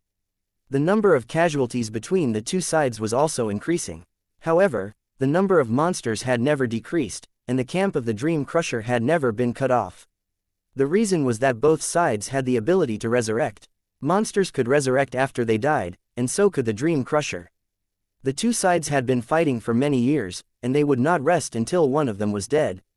The ordinary sleepless who were caught between the two forces were much more miserable. They hid here and there all day long like rats, desperately looking for food to fill their stomachs. They didn't have the ability to resurrect like monsters and dream chasers, but they didn't die so easily. They were afraid of attracting nightmares when they slept, so they never fell asleep easily. This caused the sleepless to look haggard, as if they were walking corpses. As for the changes in their bodies, they were all caused by mistakenly eating food that contained magic power. Under normal circumstances, it was difficult to cure. In this world, there would often be strange buildings. Not only would there be new monsters, but there would also be a variety of items and food. In addition to the items with real colors that could survive for a long time, the same was true for food. Sometimes, the food would even automatically appear beside the sleepless, emitting an alluring fragrance and attracting the sleepless to eat it. However, most of the food could only be seen but not eaten, because once one couldn't control themselves and ate it, there was a high chance of being poisoned, causing the body to mutate. When the poison accumulated to a certain extent, the sleepless would completely lose their self-consciousness and become a night demon that would run out to hunt every night. 1255. A trace of fog is lifted when the natives were pained and afraid of the monsters that were transformed from sleepless. Because they had lost their original consciousness and were extremely obsessed with the flesh and blood of living creatures, these night demons became the biggest threat to the sleepless. Even the monsters that were active during the day could not be compared to them. To the powerful dream crusher, these night demons were also enemies that needed to be eliminated. They would not show mercy just because they were once of the same kind. They would even be killed and cleaned up regularly. In the places where the dream chasers gathered, they would build cities where many sleepless lived. Both sides worked together to resist the invasion of the monsters. These sleepless in front of Tang Zhen came from a nearby city. The reason they had appeared here was because they had delayed their return time while searching for resources. They had no choice but to stay overnight in the wilderness. The nightmare skin under his butt was prepared for such unexpected situations. Without it, the sleepless outside the city would definitely die. Teams like them could be found everywhere in the city because the Dream Crusher never provided free food, so sleepless could only find ways to fill his stomach. There were often times when search teams would go out and never return. People were already used to this, and at most, they would just sigh. However, life still had to go on until they became one of the missing people. After another sleepless was asked by Tang Zhen and told him everything he knew, Tang Zhen turned his eyes to the pale middle-aged man. This fellow who had tried to scheme against him was also a transmigrator from another world. Perhaps, Tang Zhen would be able to obtain some useful information from his mouth. The middle-aged man laughed bitterly when he saw Tang Zhen staring at him. How could he not know what Tang Zhen was thinking? That's all I know. I don't even know some of the things they just said. If you get angry and want to kill me, then I can only admit that I'm unlucky. When he said this, a trace of pain was revealed in the middle-aged man's eyes. Tang Zhen even discovered that there was a trace of sparkling and translucent tears flickering in the bottom of his eyes. Tang Zhen was deep in thought as he looked at the middle-aged man's expression. Where did you come from? How long have you been here? Do you miss home? To the middle-aged man's surprise, Tang Zhen actually sat in front of him and asked him in a casual tone. Although he was suddenly on guard, when he thought about how his life was in the hands of others and how he was already half crippled, the middle-aged man suddenly felt that his future was bleak. At this time, he completely let down his guard. Leaning back slightly to make himself more comfortable, the middle-aged man slowly said in a low voice, "In the world I was in, there were mobile mechanical fortresses that emitted huge steam everywhere. People lived in these mechanical fortresses and wandered around the huge world. There are also monsters outside the fortress. We need to find a way to survive while fighting against the sporadic monsters. At the same time, we need to wander around to collect resources and avoid the moving natural disasters that appear from time to time. Before I came here, I used to be a boiler worker for a large mobile fortress. My daily job was to constantly throw fuel into the huge boiler to maintain the operation of the fortress. Every day, after my busy work, I would take a good bath and go back to my home to rest. I have a virtuous wife and a pair of children. So much time has passed, they should have grown up by now." When the middle-aged man said this, a touch of gentleness appeared on his ferocious face, and the corners of his mouth also lifted into a warm smile. "Then why did you come here? Did you notice anything wrong?" The middle-aged man shook his head and said, "Actually, I don't know the specific reason either. I only know that I worked overtime for 3 days and 3 nights in a row to avoid a mobile natural disaster. In the end, I was so tired that I fell asleep on the fuel reactor. In the end, when she woke up, she found herself in this world and could no longer return. However, I once found a crystal in the fuel. It looked very beautiful, so I put it in my pocket and wanted to give it to my wife. When I came to this world, I found that the crystal was also in my pocket." Tang Zhen's eyes brightened when he heard this. He said to the middle-aged man, "Where's the crystal? Show it to me." The middle-aged man hesitated for a moment, but in the end, he reached into his collar and pulled out a piece of rope. A pink crystal the size of a fingernail was tied to it. Tang Zhen merely took a glance and knew the origin of this crystal. This was clearly a special origin stone.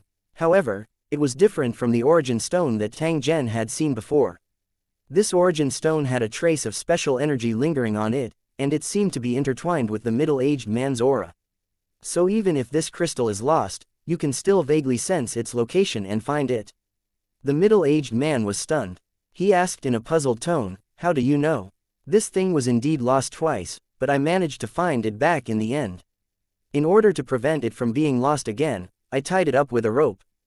Tang Zhen revealed an, as expected, expression and continued to ask, please like and share the video on the YouTube channel Cultivation Audiobooks. The middle-aged man, have you come into contact with other transmigrators? Did they have similar crystals on them? The middle-aged man nodded and then shook his head. I've seen 2 transmigrators before, but they were lucky enough to become powerful dream shatterers. They were on a completely different level from me. I was afraid that they would ignore me, so I didn't dare to go up and talk to them.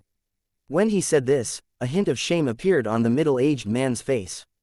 They were both transmigrators, but he was doing so well while he was in such a sorry state. It was really embarrassing. Shaking his head and gently smiling, Tang Zhen looked at the middle-aged man with a trace of pity and ridicule in his eyes.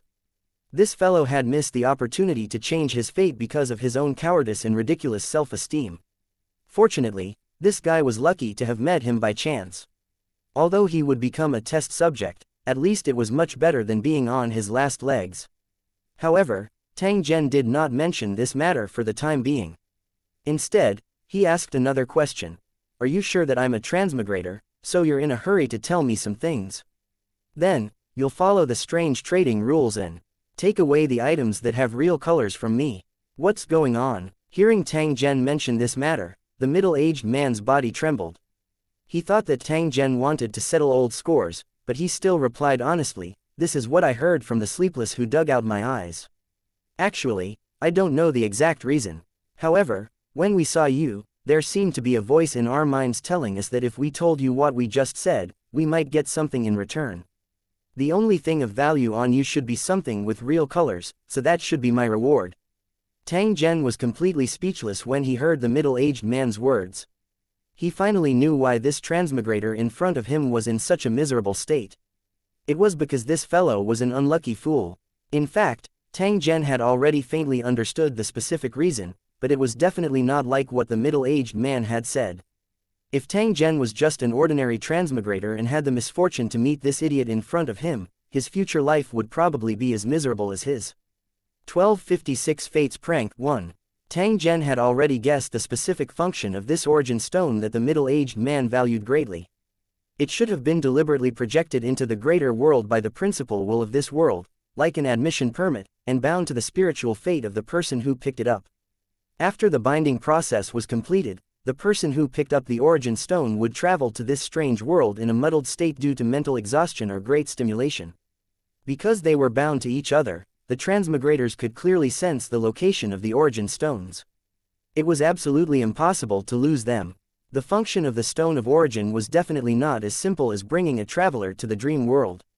It should have a more special function. I guess you haven't killed a monster since you transmigrated, have you? Tang Zhen asked the middle-aged man. There was a trace of ridicule in his eyes. The middle-aged man shook his head and said in a matter-of-fact tone, I'm not a powerful dream crusher. How would I dare to hunt for monsters? Naturally, I'll hide as far away as possible. Tang Zhen revealed an expression as if he had expected this when he heard this. Then the so-called trading rules are also your own imagination. The middle-aged man was stunned when he heard that. Then, he muttered, I've encountered something like this before, and with the voice in my mind, I think this should be the case. Tang Zhen was completely speechless when he heard the middle-aged man's self-righteous explanation. Do you know why you have such a crystal, and why it followed you to this world? Without waiting for the middle-aged man to reply, Tang Zhen continued, it's the main culprit behind your transmigration to this world, and it's also the capital you used to start your family. As long as you personally kill a monster, this crystal will absorb the overflowing vitality of the monster, and at the same time, it will feed you back, so that your strength will also increase.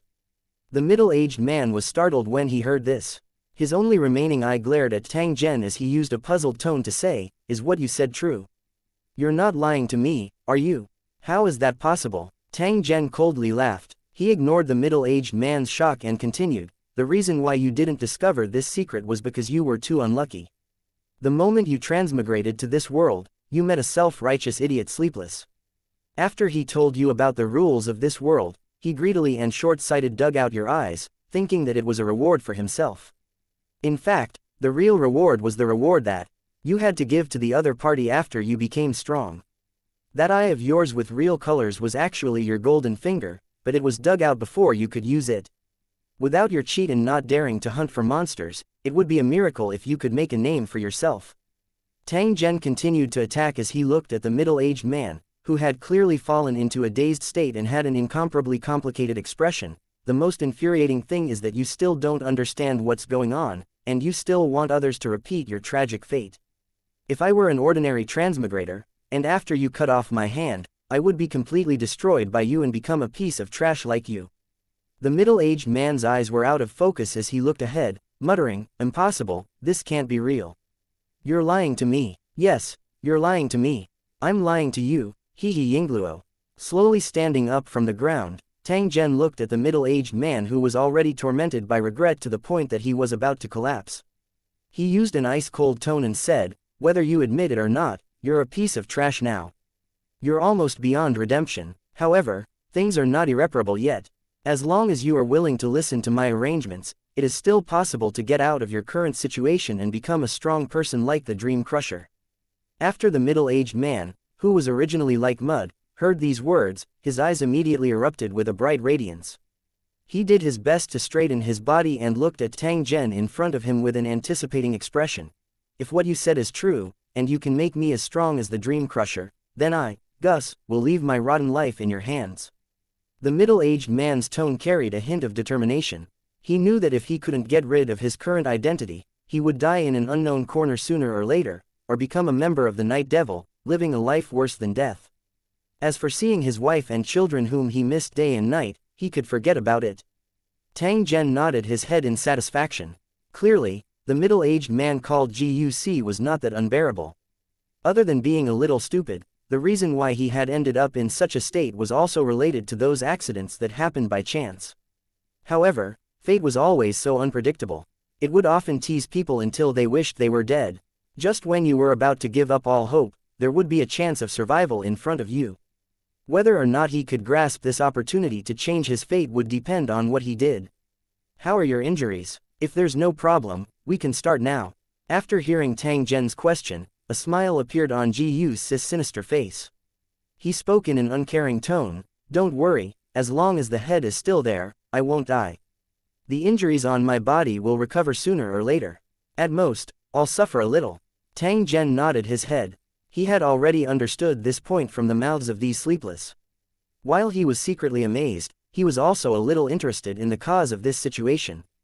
If they could master this ability, the Holy Dragon City cultivators who invaded other worlds would be successful in every endeavor.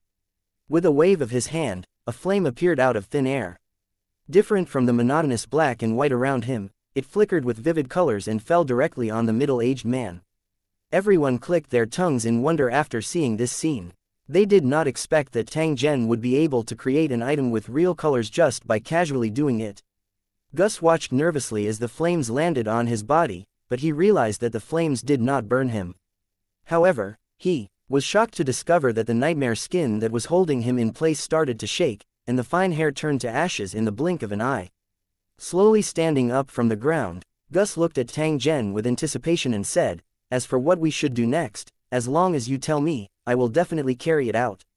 After witnessing Tang Zhen's magical ability, Gu's heart was filled with anticipation. He also knew that this was the only chance to change his fate. He simply steeled his heart and threw everything out. Tang Zhen threw the dagger in his hand to Gus and said with a smile, "As I said before, as long as you have this crystal, you can improve your strength by killing monsters. I think killing night demons will have the same effect. What I want you to do next is to kill a night demon and see what happens." After hearing Tang Zhen's words, Gu's body trembled slightly. He hesitated for a few seconds before firmly nodding his head. "All right, I'll do as you say. At worst, I'll just die. It's just a rotten life anyway." After seeing Guc finally make up his mind, Tang Zhen walked to the door of the room and gently pushed it. A rotten and bloody smell suddenly rushed into the room, as if the outside and the inside of the room were two completely different worlds. At the same time, Tang Zhen also saw a night devil who was wandering around and was feared by sleepless. Although they looked similar to humans, they were definitely not. This was because the night demons' legs had disappeared, and their bodies were held up by a cloud of white mist, dancing around like ghosts. Other than these normal-looking night demons, there were also night demons that looked like werewolves, and night demons with many hands and legs. They all looked very strange. Tang Zhen gently snapped his fingers and immediately alerted the two night demons. After slightly identifying the source of the sound, they swiftly floated over to the room where everyone was. 1257 Death and Rebirth 1 Gus, legs and stomach trembled as he looked at the terrifying Night Stalker. The hand that was holding the dagger was also trembling. In the past, when he encountered such a terrifying monster, he would subconsciously choose to avoid it, but now he had to fight it to the death. This kind of thing was something that Gus did not dare to think about before. Before he came to the dream world, he was just an honest boiler worker and had never been involved in a battle. Even after he came to this world, he was forced to make a living, but he had never killed or robbed anyone. By right, people like him simply couldn't adapt to this cruel world. Being eliminated was only a matter of time. Perhaps it was due to the protection of the Origin Stone's luck, Gus actually didn't die.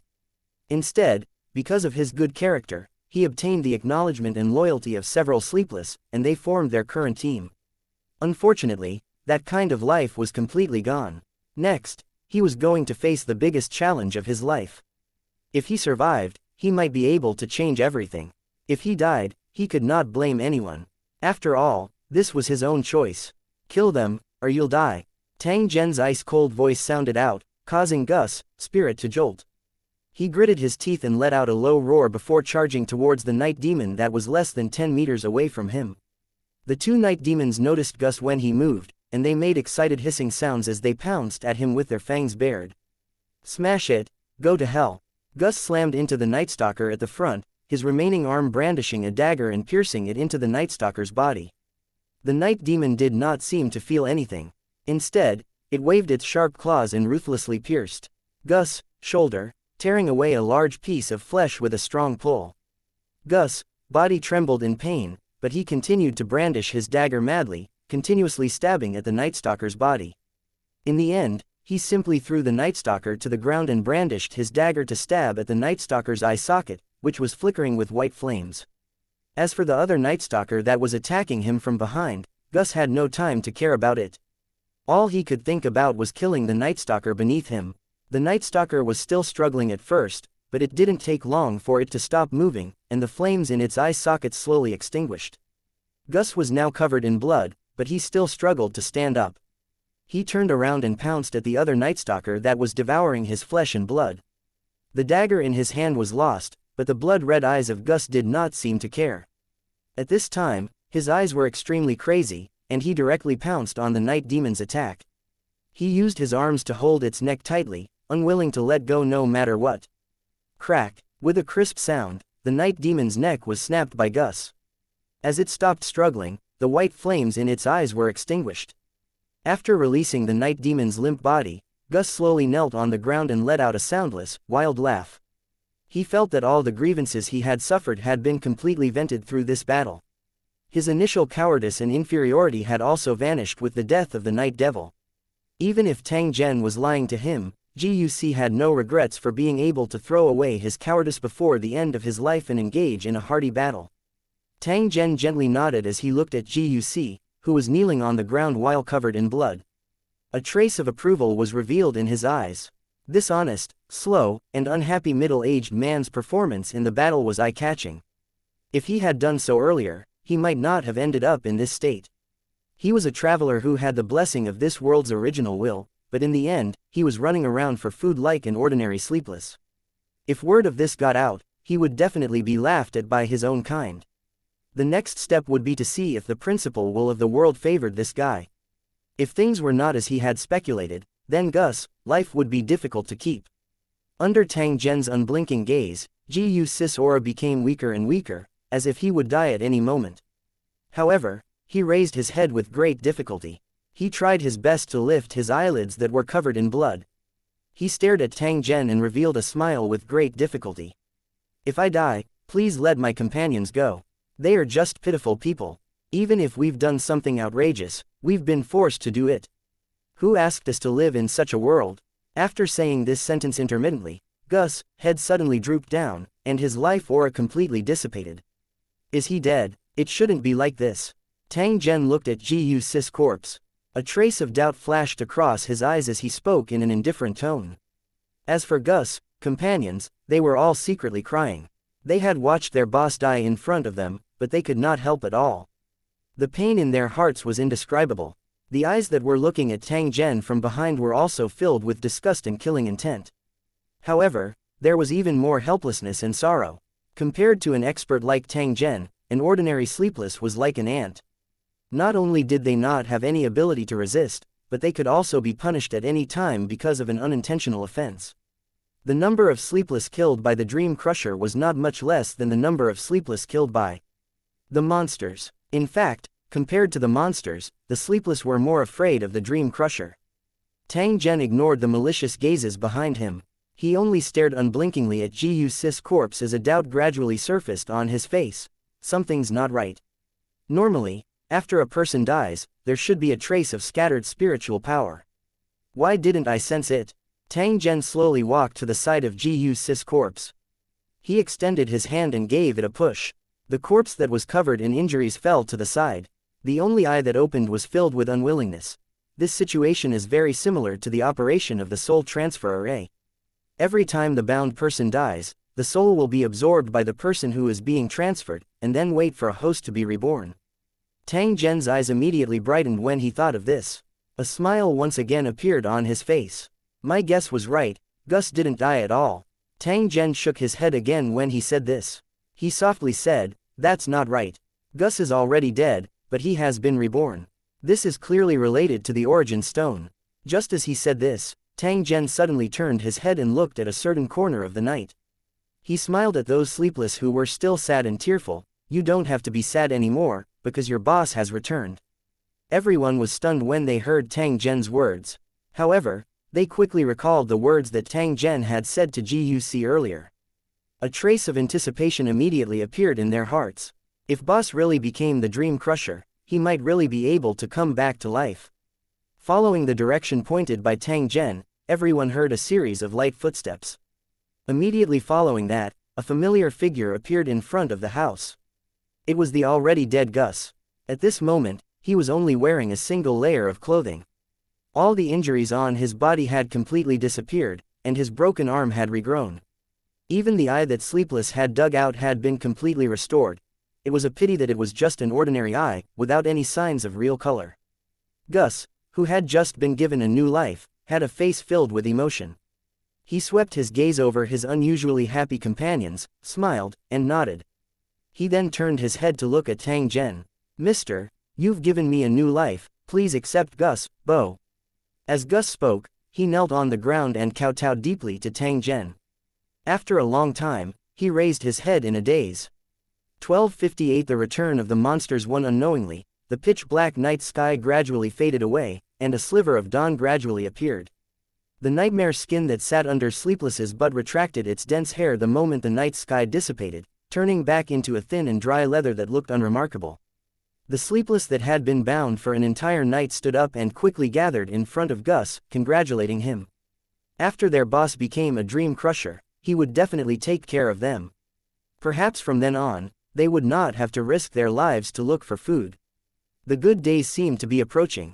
Gus' face was also filled with joy. After his rebirth, he felt extremely good.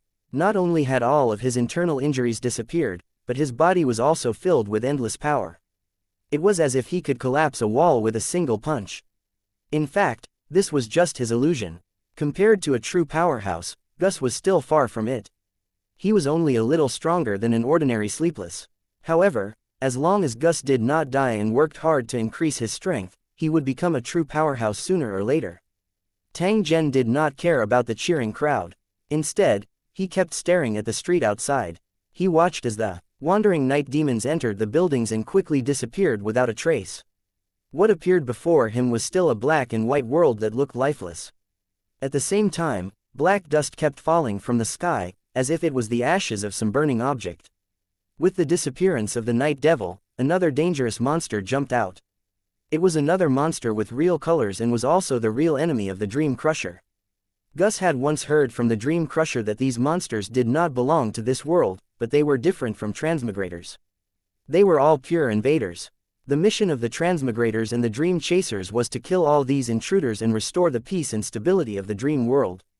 The two of them were like fire and water, they were sworn enemies. Through the view of the map, Tang Zhen had already seen the traces of a group of human-shaped monsters. They were constantly patrolling the streets and would occasionally enter the buildings by the roadside as if they were looking for something. If one observed them carefully, they would find that the bodies of these monsters were translucent, and there was a colorful rune on their foreheads that drove away the black dust that got close to their bodies. These runes were the true colors that Gus had mentioned. After the dream chasers killed the monsters, they would also take away these true colors and use them to exchange for various materials.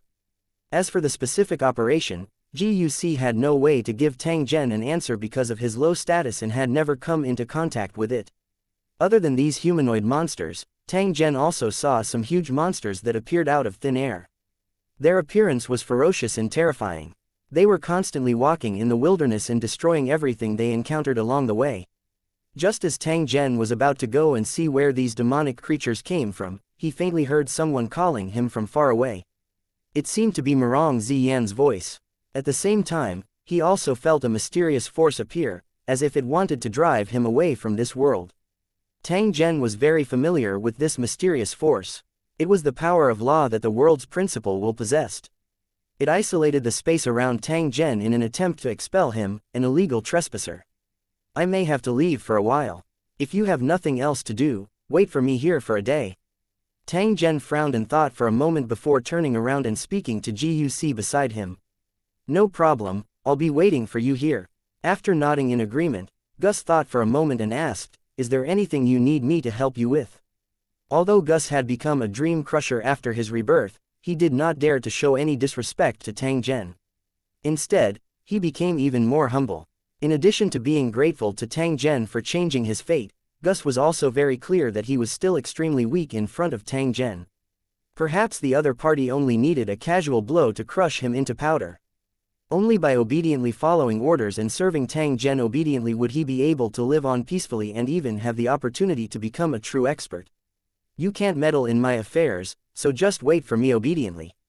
If you don't want to, you can also leave with your companions. I won't blame you. GUC quickly shook his head and expressed that he would definitely stay here to wait for Tang Zhen. He would definitely not leave easily. Nodding his head gently, Tang Zhen gave up on resisting the origin intent. His body slowly disappeared in front of Gus and the others. His soul seemed to have passed through an extremely long and narrow passage before finally returning to his body. When he felt that he could control his body, Tang Zhen suddenly opened his eyes. A pretty face was looking at him with concern. After seeing that Tang Zhen had woken up, a smile appeared, causing the entire world to become brilliant. Tang Zhen, you've finally woken up. You really scared me just now. Mirong Ziyan looked at Tang Zhen and confirmed that he was safe and sound. She then said softly, Ziyan, what did you see just now? Was there anything wrong? Tang Zhen sat up from the bed and asked after sizing up his surroundings. After hearing Tang Zhen's question, Mirong Ziyan's brows slightly furrowed and she said with a trace of doubt, something was really wrong just now. In the past, you were very light when you slept and would immediately wake up as soon as someone approached you. But this time, I called you for a long time before you woke up. Also, compared to the past, you've woken up more than an hour late today. This is a very rare thing. Tang Zhen nodded when he heard this. He seemed to be deep in thought as he swept his gaze around him. Finally, his eyes locked onto the dream notebook that had been thrown on the bed. Seeing Tang Zhen staring at the dream notebook, Mirong Ziyan smiled and picked it up. She placed it on the bedside table and said, there's one more thing that's not right. You never leave your books on the bed. You always put them away before you go to sleep. Tang Zhen gently nodded his head. He stood up and walked to the window. When he saw the thriving scene outside, his originally somewhat depressed mood also relaxed. After having breakfast with his family, Tang Zhen made arrangements for the things that he had to deal with. Then, he brought the dream notebook to the secret room with a very solemn expression on his face. Last night's abnormal encounter was definitely related to this dream notebook. What Tang Zhen wanted to know the most was whether this matter happened by chance or was it deliberately done by Dream City Lord. Tang Zhen's thoughts leaned towards the second possibility. This was because no matter if it was him entering the Dream City by mistake or the City Lord of Dream giving him the notebook, everything had happened unexpectedly and suddenly. Tang Zhen even had a feeling that it was unreal after the incident and wondered if he had been dreaming at that time. However, this dream notebook really did exist. Through the contents that were refreshed from time to time, Tang Zhen understood many secrets of the world of Lusheng, which was of great help to him. Last night's bizarre encounter made Tang Zhen realize that this dream notebook was definitely not as simple as it looked. Perhaps the encounter with the Dream City Lord back then was a foreshadowing for last night's events. What was City Master Dream's intention, and what did the dream world have to do with him? If the dream world was an alien world invaded by the Dream City, why did it become so chaotic? Were the invading demons the residents of the Dream City? Were the Dream Chasers the rebels supported by the original will of the world? Tang Zhen only felt a cluster of fog lingering in front of his eyes. If he wanted to figure out the truth, he had to head over and investigate once again. 12:59 The threat from the Elder Council in the battle zone. Just as Tang Zhen was studying the dream notebook, the Holy Dragon City resident responsible for guarding the Cornerstone platform sent him a call request, causing him to temporarily stop thinking. City Lord, there's a message on the Cornerstone platform, urging you to head to the central battle zone as soon as possible. Would you like to take a look? Tang Zhen furrowed his brows when he heard this. He gently nodded his head to indicate that he understood. Soon after, he kept the dream notebook, and continued to think about the problem earlier as he walked. If his guess was correct, the dream notebook was a special transmission channel that could send the soul consciousness to that strange world.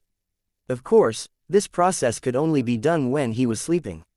Also, because his power of the will was too strong, the dream notebook would be aware of any abnormalities.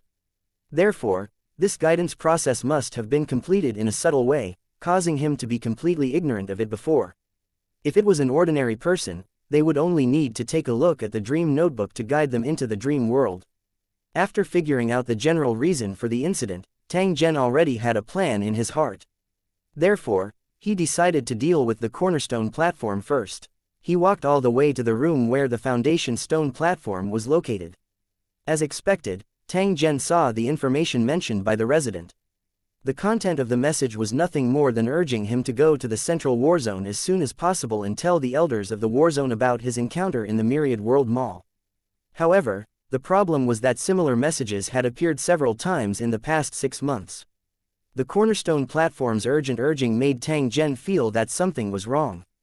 This was because when he returned to the world of the tower, he had already told everything he needed to say. Even if he hid some things, it had nothing to do with the mission. Then why was the Cornerstone platform urging him so urgently? In particular, almost every message mentioned the Elder Council of the War Zone. This organization made up of the residents of the top towers had such great influence that even the Cornerstone platform had to serve them. According to the information he had obtained from the main control platform of the Wilderness War Zone, the authority that a tower could obtain was at most intermediate. This restriction could not be changed, or it would affect the normal operation of the Cornerstone platform. However, after deliberately gathering some information, Tang Zhen realized that the power of the Elders Guild in the Spirit Ruins War Zone was far greater than he had imagined. It had even exceeded the scope of influence of an intermediate authority. He had obviously been targeted by these guys, and they had repeatedly sent him messages to urge him to go to the Central War Zone. They must have a plan. After recalling his experience during this period of time, Tang Zhen felt that the Elders Guild should not have discovered that he had robbed the treasure house of the super creature's brain. The reason for urging him should also have nothing to do with this. In this case, there were only 2 things left that would attract the attention of the Elders Guild. First of all, his tower was an outsider and the only tower that was preserved in the Wilderness War Zone. The Elders Guild would definitely be interested in how his tower survived and moved the entire tower here. Right now, there must be secret agents from the Elders Guild in the war zone around Holy Dragon City. The investigation of Holy Dragon City was definitely not done in a day or two. With a large number of survivors from the Savage War Zone being teleported here, and with the influence of the Council of Elders in the war zone, it wasn't difficult to get information about Holy Dragon City from the survivors. Other than this reason, Tang Zhen's personal experience could also be said to be legendary. Perhaps the War Zone's Elders Council was interested in him and was prepared to deceive him to imprison him for research. This possibility did exist, but it was very small. There were countless rich people in the world of Lusheng. The experiences of those top cultivators could be considered legends.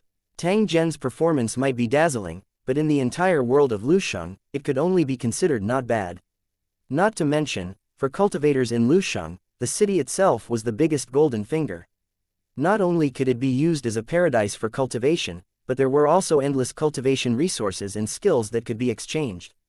From time to time, they would carry out plane invasion missions. It was the best channel to accumulate personal wealth and improve their combat strength. Tang Zhen's phone could be regarded as a mobile miniature cornerstone platform. The disadvantage was that it could only be opened to him. However, as long as the residents of Lusheng worked hard to improve their level and strength, anyone would be qualified to enjoy similar rights. Of course, his phone also had heaven-defying advantages that the cornerstone platform couldn't compare to. For example, it could rapidly increase the user's cultivation level, help them comprehend the power of laws, and it had many incredible and magical applications. However, these were all secrets that Tang Zhen had never revealed to anyone. Even his closest people did not know about the specific situation. Tang Zhen was sure that the War Zone's Elder Council would definitely not know about it. After eliminating this guess, the only place that Tang Zhen could attract the attention and coveting of the elders in the War Zone was the Space Tower. There was no doubt about the preciousness of the spatial tower. Even a top-grade spatial tower wouldn't be easily missed. As an outsider, Tang Zhen had accidentally obtained a spatial tower that belonged to the Spirit Ruins War Zone. This would definitely attract the unwillingness and coveting of many people. Tang Zhen had once carefully analyzed it and believed that before he obtained the space tower, the War Zone's Elders Council had already discovered it through their authority. Based on its abnormal behavior, they judged that the space tower was no longer a city without an owner. It was only because of the concealment of the space tower that the Elders Guild in the battle zone was unable to determine its location. This was why they had not obtained the space tower for a long time. In the end, it had unexpectedly benefited Tang Zhen. After Tang Zhen obtained the Castellan's authority in the space tower, the cornerstone platform would definitely display it. Perhaps from that moment on, the elders of the War Zone would start to notice Tang Zhen and start investigating him. The purpose of their actions was naturally to take back the spatial tower from the hands of Tang Zhen, an outsider. Tang Zhen would not feel that it was too much to speculate about the War Zone's Elder Council with the most malicious intent. This was because from the information he had gathered, this group of people had done many immoral things. It was not impossible for them to use schemes and intrigues to snatch the spatial tower. After having such a thought in his heart, Tang Zhen naturally would not foolishly throw himself into the trap. In any case, this place was extremely far from the central war zone. Even if he did not go, they would not be able to do anything to him. If this group of people still refused to give up and sent people to harass him, Tang Zhen would have a way to deal with them. He would not mind secretly finishing them off. Unless Tang Zhen led the space tower and left the battlefield, the other party would not be able to mobilize the continent-level tower to attack. This was because it would consume a huge amount of resources. Unless the cornerstone platform was responsible for paying, no one would make such a loss. After making a plan in his heart, Tang Zhen no longer bothered about this matter and slowly left. He still had to make some preparations as he would be heading to the Dream World again that night to find out what the Dream City Lord was planning to do. 1260 The transmigration experiment. Another busy day had ended. Most of the Holy Dragon City's residents had gone to bed early because there was still a lot of work waiting for them tomorrow. The Holy Dragon City did not keep idle people, and there was no lack of returns for their efforts. As long as the residents worked hard to show their value, they would always find a position that suited them. After a fiery rebirth, the Holy Dragon City's management had already realized their shortcomings.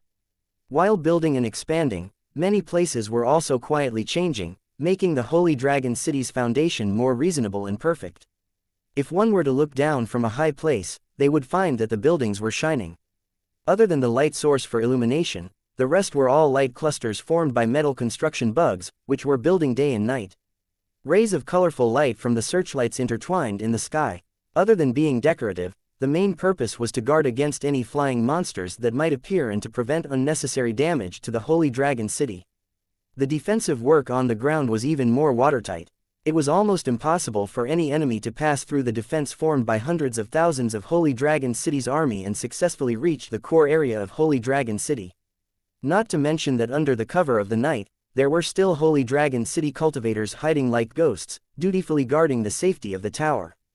At this moment, in a brightly lit hall in the Holy Dragon City, a dozen top-level Lord-tier cultivators were sitting in chairs and talking in low voices. King-level masters and law kings like Ling Xuz, Fatty, and Blood River King were also present.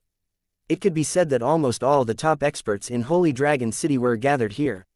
Other than these experts, there were also many Holy Dragon City cultivators of different levels. They sat on chairs at the side, almost filling up the house. Although delicious food and fruits were placed in front of them, everyone was not interested in enjoying them at all. Instead, they nervously looked at Tang Zhen, who was sitting on the bed, and the dream notebook in his hands. "City Lord, are you sure you want to do this?"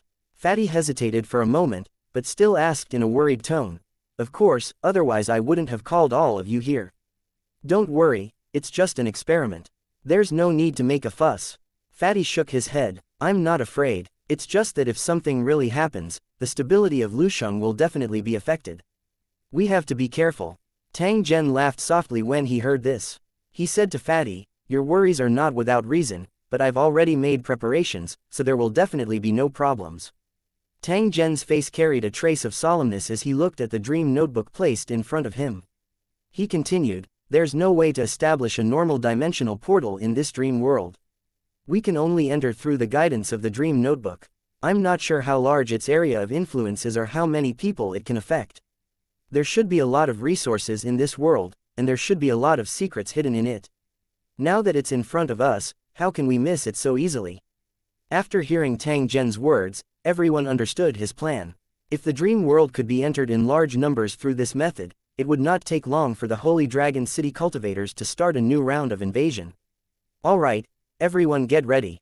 I'm going to start." After scanning his surroundings, Tang Zhen opened the dream notebook. His sea-like mental strength began to continuously invade the dream notebook. The dream notebook, which had been motionless, suddenly glowed and floated in front of everyone. At the same time, a strange power spread from the dream notebook and enveloped all the cultivators in the hall.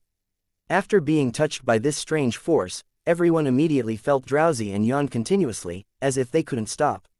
Some of the Holy Dragon City cultivators with lower cultivation levels could no longer resist the tide-like sleepiness and fell asleep in their chairs. The cultivators above the Lord level could still resist, but they would definitely fall asleep after a while. Only the top-level lords, the fatty, and the others seemed to be in high spirits, as if they were not affected at all. Seeing this scene, Tang Zhen seemed to have understood something. He waved his hand and pushed the dream notebook in front of Ling Xuz. "I'll go over first. I'll have to trouble you for the next matter." Ling Xuzi nodded and said to Tang Zhen, "Don't worry, City Lord, I will not let you down." Tang Zhen laughed softly when he heard this. He yawned under everyone's gaze. He lay on the bed for less than a minute before he quickly entered dreamland. Tang Zhen seemed to have experienced a long journey. He suddenly opened his eyes after he was able to control his consciousness. The surrounding environment was very familiar. It was the building where he had left last time, but now it was covered by the night again. Following Tang Zhen's appearance, two voices immediately rang out beside him. One of them was from Gus, while the other belonged to the Holy Dragon City cultivator who was participating in the experiment. "City Lord, quickly come over here. Sir, be careful of outsiders." After hearing the notifications from both sides, Tang Zhen scanned his surroundings and discovered Gus and the Holy Dragon City cultivators in a confrontation. They were all looking at each other with vigilant eyes. "Don't be nervous, we're all on the same side." Tang Zhen waved his hand and directly walked in front of the Holy Dragon City cultivators to check on the changes in their bodies. He was now certain that he and the residents had transmigrated to this world spiritually, while his main body was still in Holy Dragon City. However, if they did that, they would not be able to bring physical resources with them. They would be left behind in Holy Dragon City. The Holy Dragon City cultivators in front of them, who were dressed in unlined clothes and had no weapons on them, were the best proof. Losing the advantage in equipment, the combat power of the Holy Dragon City cultivators would be greatly reduced. This was extremely disadvantageous to Tang Zhen's plan. The most important thing now was to find out where the Dream Crusher's weapons came from and whether he could obtain them in large quantities. After seeing another Holy Dragon City cultivator appear out of thin air, Tang Zhen gestured for everyone to wait quietly. Then, he turned around and walked to Gus. "Do you know where the Dream Crusher's weapon came from?" Gus was taken aback. After frowning and thinking for a moment, he said in an uncertain tone, "I seem to have heard someone mention it before. It seems that when an item is continuously tempered and reaches a certain level, it will become a weapon for the Dream Crusher." Tang Zhen's eyes turned as he said to Guc, "You're really that simple." Guc's face turned red as he said to Tang Zhen, "I wasn't a dream crusher in the past, but I've heard people mention this occasionally, so." "Alright, I got it." Tang Zhen waved his hand and stopped Guc's explanation. He swept his gaze around and sucked a red brick on the ground into his hand. After which, he carefully observed it. From Tang Zhen's point of view, this was an ordinary turn of the head. He wondered what form it would take in the outside world. After everyone saw this scene, their faces were filled with doubt. They did not know what Tang Zhen was trying to do. However, they soon found out the answer. This was because a vast amount of mental energy had directly wrapped around the red brick and continuously seeped into the red brick. The originally ordinary-looking brick instantly became as bright as gold. Less than 3 seconds later, Tang Zhen retracted his mental energy.